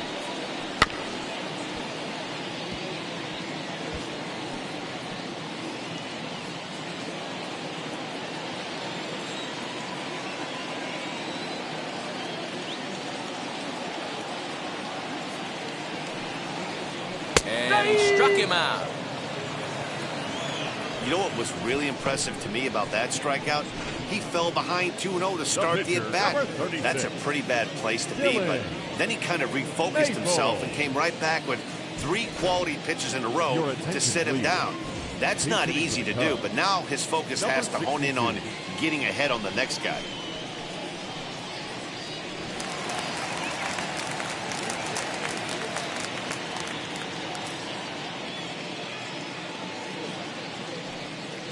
Number 62 is the batter now as he looks at a ball of 1-0.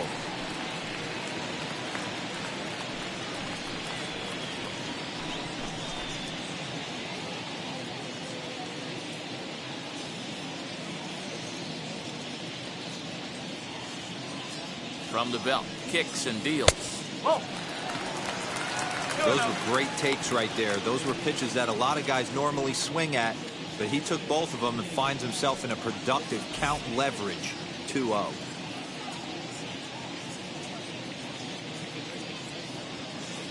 From the belt, kicks and deals.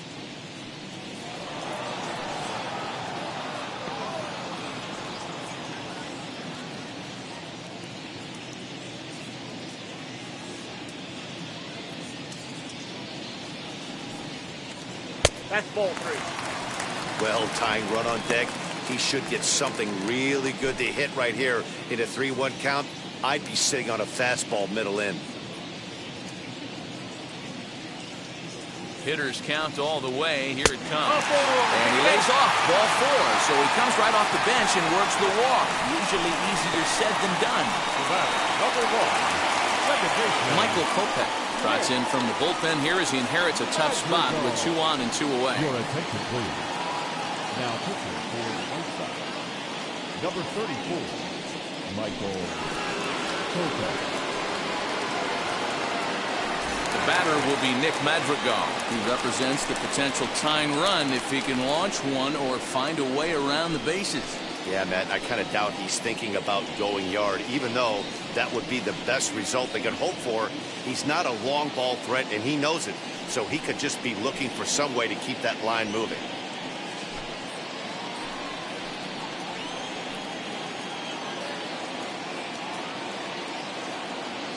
Looking to wiggle out of this. Here it is.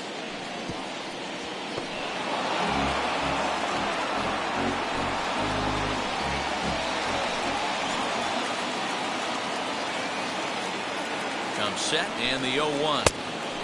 Swinging strike, and now it's 0-2. With runners on base, 2 outs and 2 strikes, this is a big next pitch for both sides. Looking to put him away. Here's the 0-2. That's a great take right there. You knew the pitcher was going to try and expand the zone. 0-2 in a big spot, and he was able to spit on that one and hopefully get something in the heart of the plate this pitch. The 1-2. This one's down to third. Moncada fields it cleanly, and the inning will end as they're unable to cash in with 2 outs. Cubs strand a couple, and the deficit remains 5-2. Keegan Thompson has been summoned from the bullpen as he'll do so to start the 8th.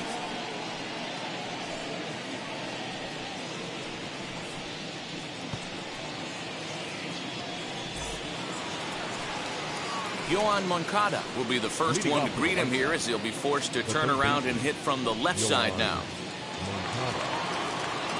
Now here's the pitch.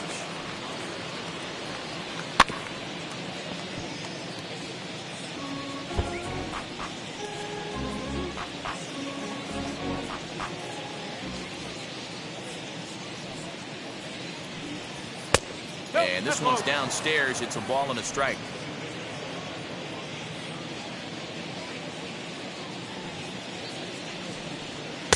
And here's a fastball, not close, as he runs it to 2-1 now.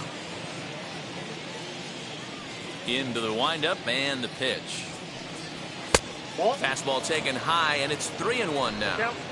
Well, ball 3 here. Hey, and the White Sox would love to start an inning and get that leadoff guy on. They'd love to get a leadoff walk right here. And a good take there will net him a base runner as it's ball 4 now to start the 8th inning.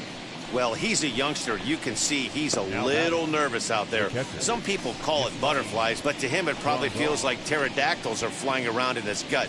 Going to be interesting to see if he can settle down here. And now in the box, Yasmani Grandal. He comes in 1 for 2 with that home run he hit earlier.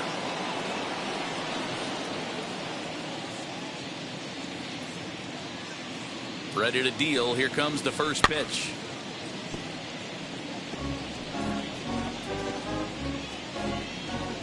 Moncada on at first, nobody out.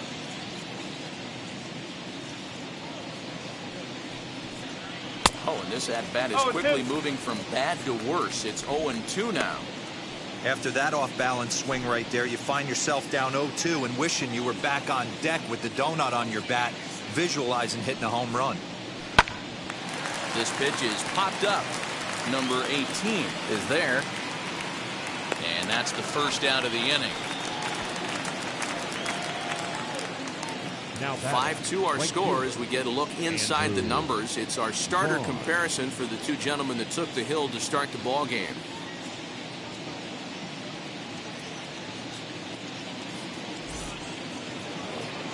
Up next for Chicago, Andrew Vaughn. He was sat down on strikes in his last at-bat. And now the first pitch. Hit down the line at first. He's got it. Wow, the throw pulls him off the bag.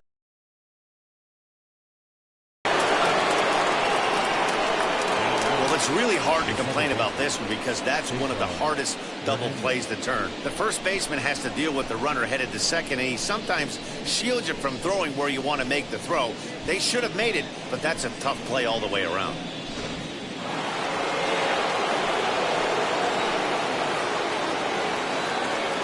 To the plate now, Cesar Hernandez. And there's a swing and a miss at an off-speed pitch to start him out. Nothing in 1. He's hitless in his 2 at-bats so far.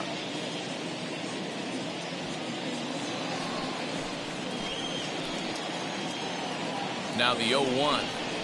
Oh, and you talk about a pitcher getting the benefit of the doubt. That's low, but called a strike anyway. Nothing in 2 now.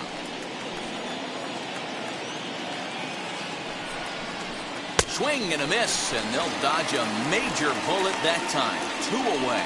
Just tied him up with that last pitch. Pretty evident by the swing. Sometimes guys get in that protect mode so much that they're swinging at everything that they see, and they end up offering at pitches that they can't possibly do anything with.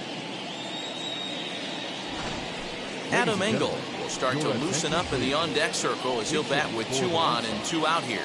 Number 15, Adam Engel.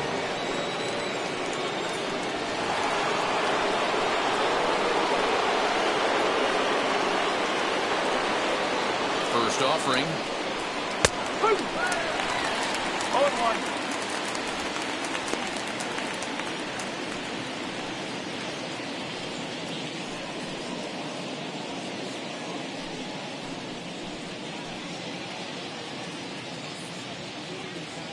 0-1 count. Here's the pitch.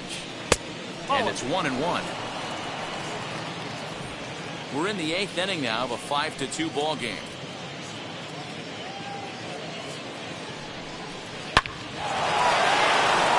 Line drive, base hit into the left center field gap.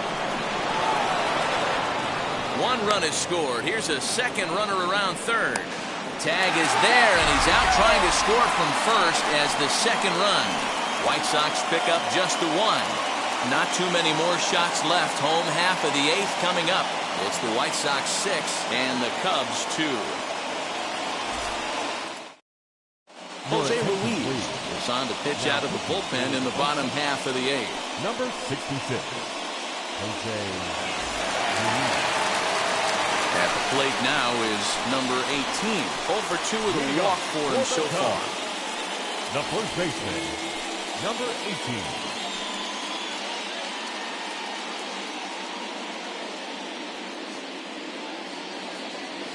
He's ready. Here's the first pitch. Hit in the air down the left field line. And foul.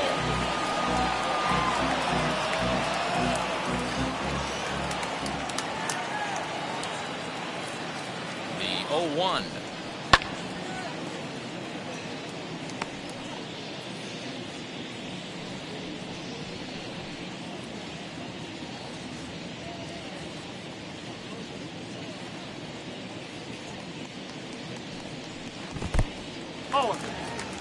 Hey, this is a real pesky hitter right here. As a pitcher, you really like to keep this guy off the bases. This is a guy that kind of sets the tables for big innings.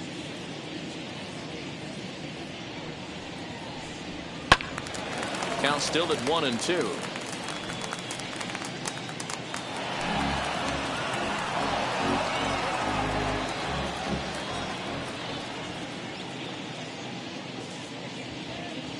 Pitch on the way. And a check swing here, but the bat clearly breaks the plane as he's set down for the first out. Fooled him just enough with that pitch to get him to go around, according to the umpire. Sometimes it can be really tough for these big, strong guys because once they're committed to swinging, it's hard for them to slow their swings down, and that appeared to be the case there. Ready to deal. Here comes the first pitch. Fielded cleanly.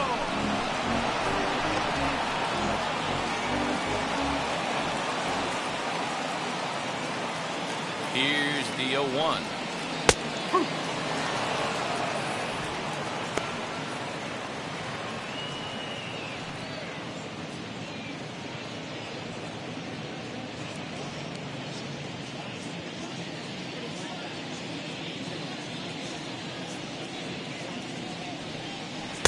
Good job of holding up on the low ball there, and it's 1-2. And that's his strikeout pitch right there. You know, you'll see a lot of guys swing right over the top of that one. But in this situation, he was able to hold back. That's a nice take.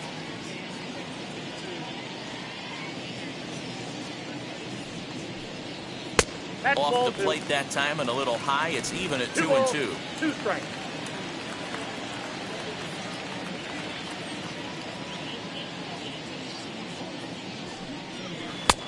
Ball 3. 3-2 now. Boy, went from being in the driver's seat to now being in some trouble. Had the count 0-2, started nipping at the corners, and the next thing you know, this count stands at 3-2. And the payoff pitch.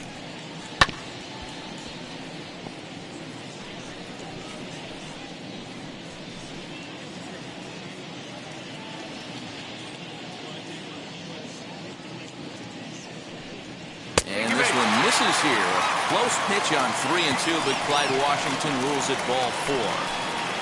The catcher, number 40, Wilson.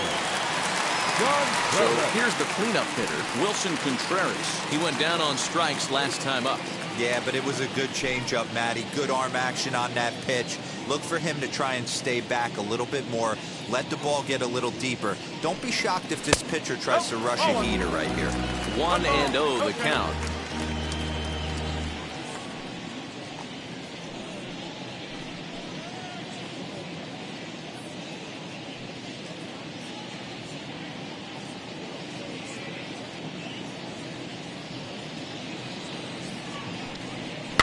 Fouled off.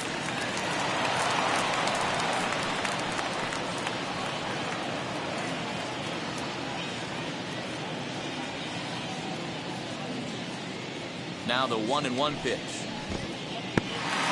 And this one's in the dirt. Runner holds as the count moves to 2-1.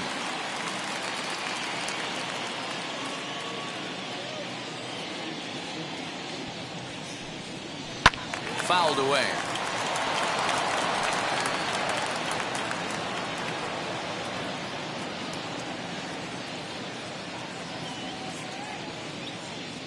Ready with the 2-2.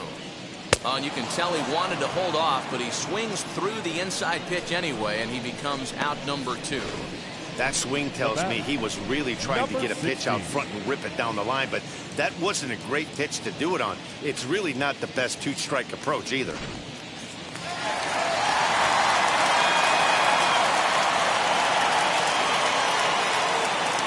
At the plate now, Patrick Wisdom.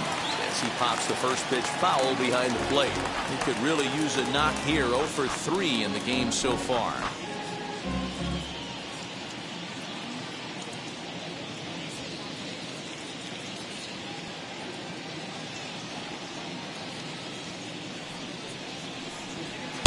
Fastball called for strike 2.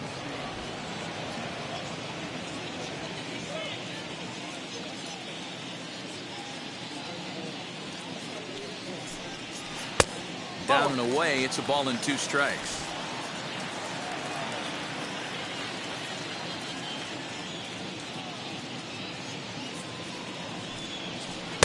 Tries to get him to chase the curveball away, but it breaks outside. 2-2 now. He might have to look for a different way to put this guy away on 2-2. He's already seen the curveball a couple of times, so he might be looking for it. Just staying alive, putting together a really good at-bat here.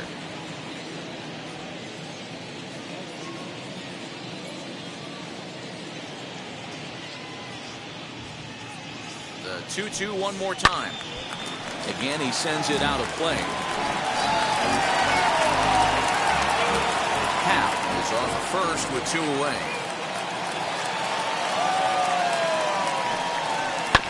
High chopper over to the right side.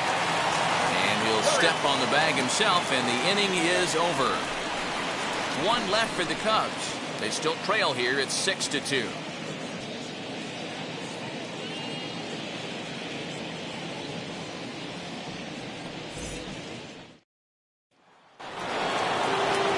Set to start the 9th in this one. And up next, it'll be Tim Anderson.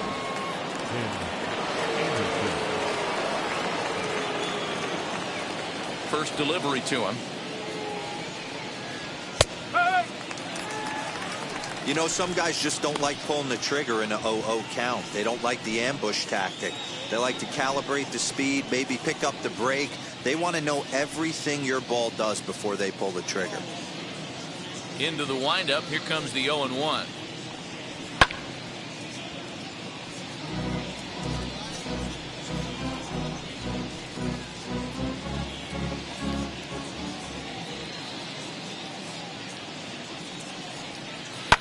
And it's fouled away.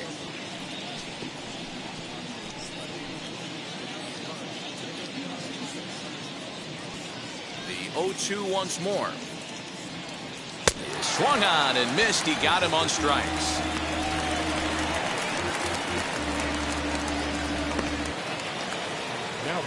And now Luis Robert. He struck out swinging in his last trip to the plate.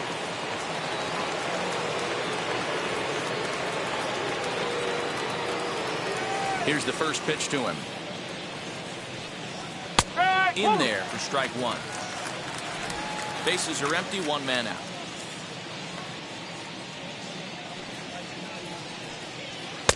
And that misses downstairs for a ball. 1-1. And the pitch. Swinging a shot back up the middle. And that'll find its way into center field for a 1-out hit. Now back, the first baseman,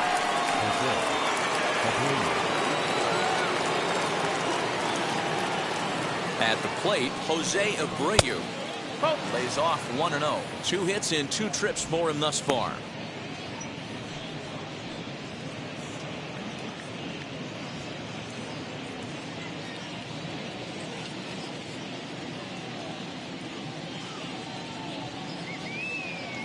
The 1-0 is a fastball that misses. Hoping to discourage a steal attempt with the slide step here. Yeah, that's a good way of trying to control the running game, Matt. The problem with it, though, it has a tendency to throw your command off because you're worrying about that runner on base. Now a move over to first, and he has to dive, but he's back in easily.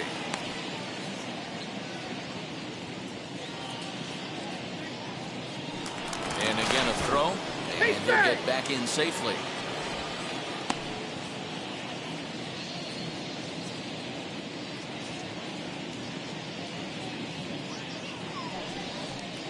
Two and one the count to the White Sox first baseman. Runner at first here, one man out.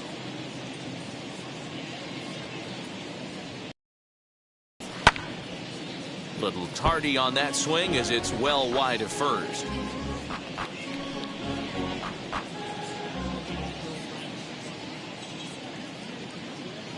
Throw over to the bag.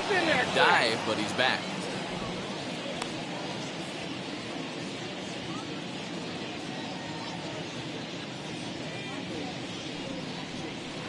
Tried to bury one down and away, but it's a full count now, 3-2.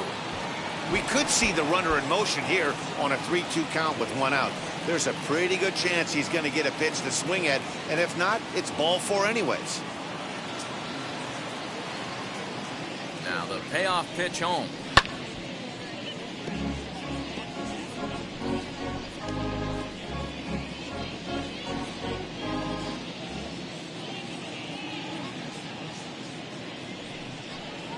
Swing and a miss at the curveball, and there's your second out of the inning.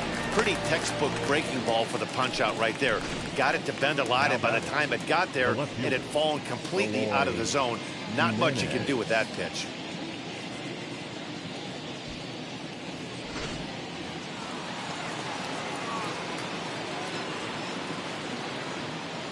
Standing in now, Eloy Jimenez.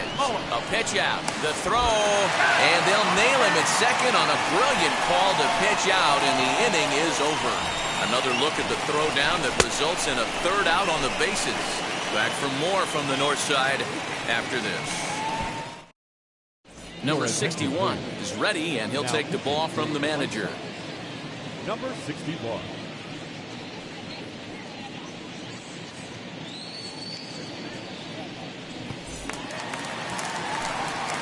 Bottom of the inning now, and that'll bring up the multi-gold glover Jason Hayward. Jason Hayward.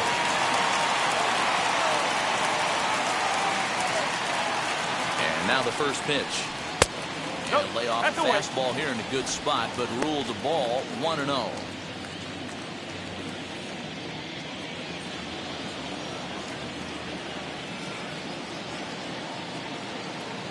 Here's the pitch.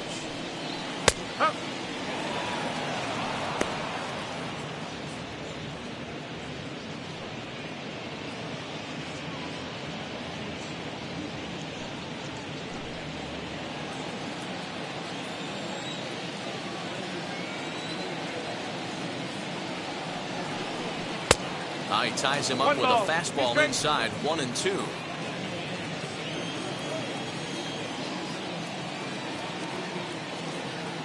Now the pitch.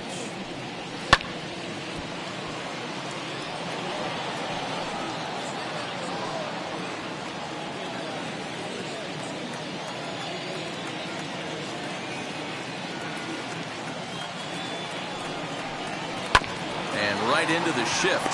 Scooped up. And there's one gone to start the bottom of the ninth. Not a lot you can do with that pitch. That fastball just ate him up inside and gets the soft grounder for the out. Digging in will be Nico Horner, 0 for 3 with a couple of strikeouts for him to this point in the ballgame.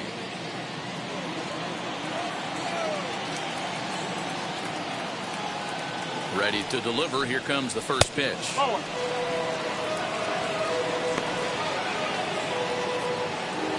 One out, nobody on.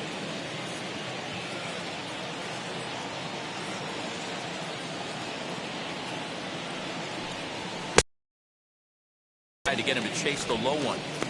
Non-competitive pitch right there runs the count to 2-0, and he is ready to do some damage in the box. The pitch. Off-speed pitch, and it stays outside, ball 3. And some stirring now in the White Sox bullpen as it looks like a right-hander's up and throwing. Bases are empty, 1 man out.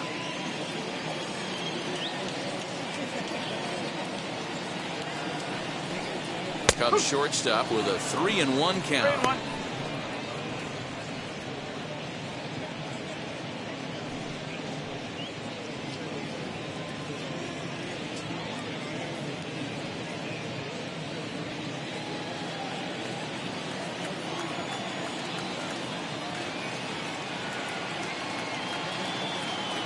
Hitters count all the way. Here it comes.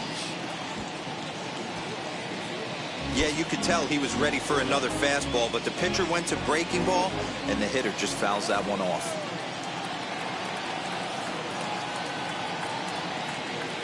Now the 3-2 pitch. Swung on and missed. He got him on strikes. Not too often you see an at-bat go from 3-0 to a strikeout, so that's a pretty good job on the mound right there. Kind of nice that he got a free strike on the 3-0 take, but he still had to put it in the zone.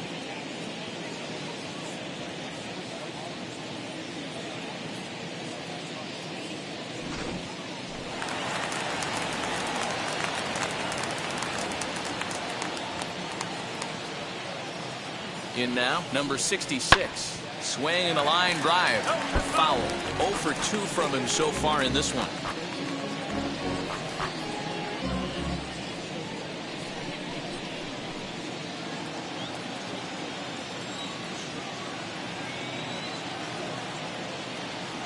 The 0-1 pitch.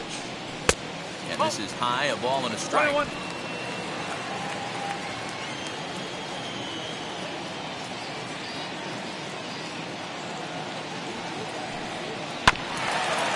Just fight this one off as it's chopped foul.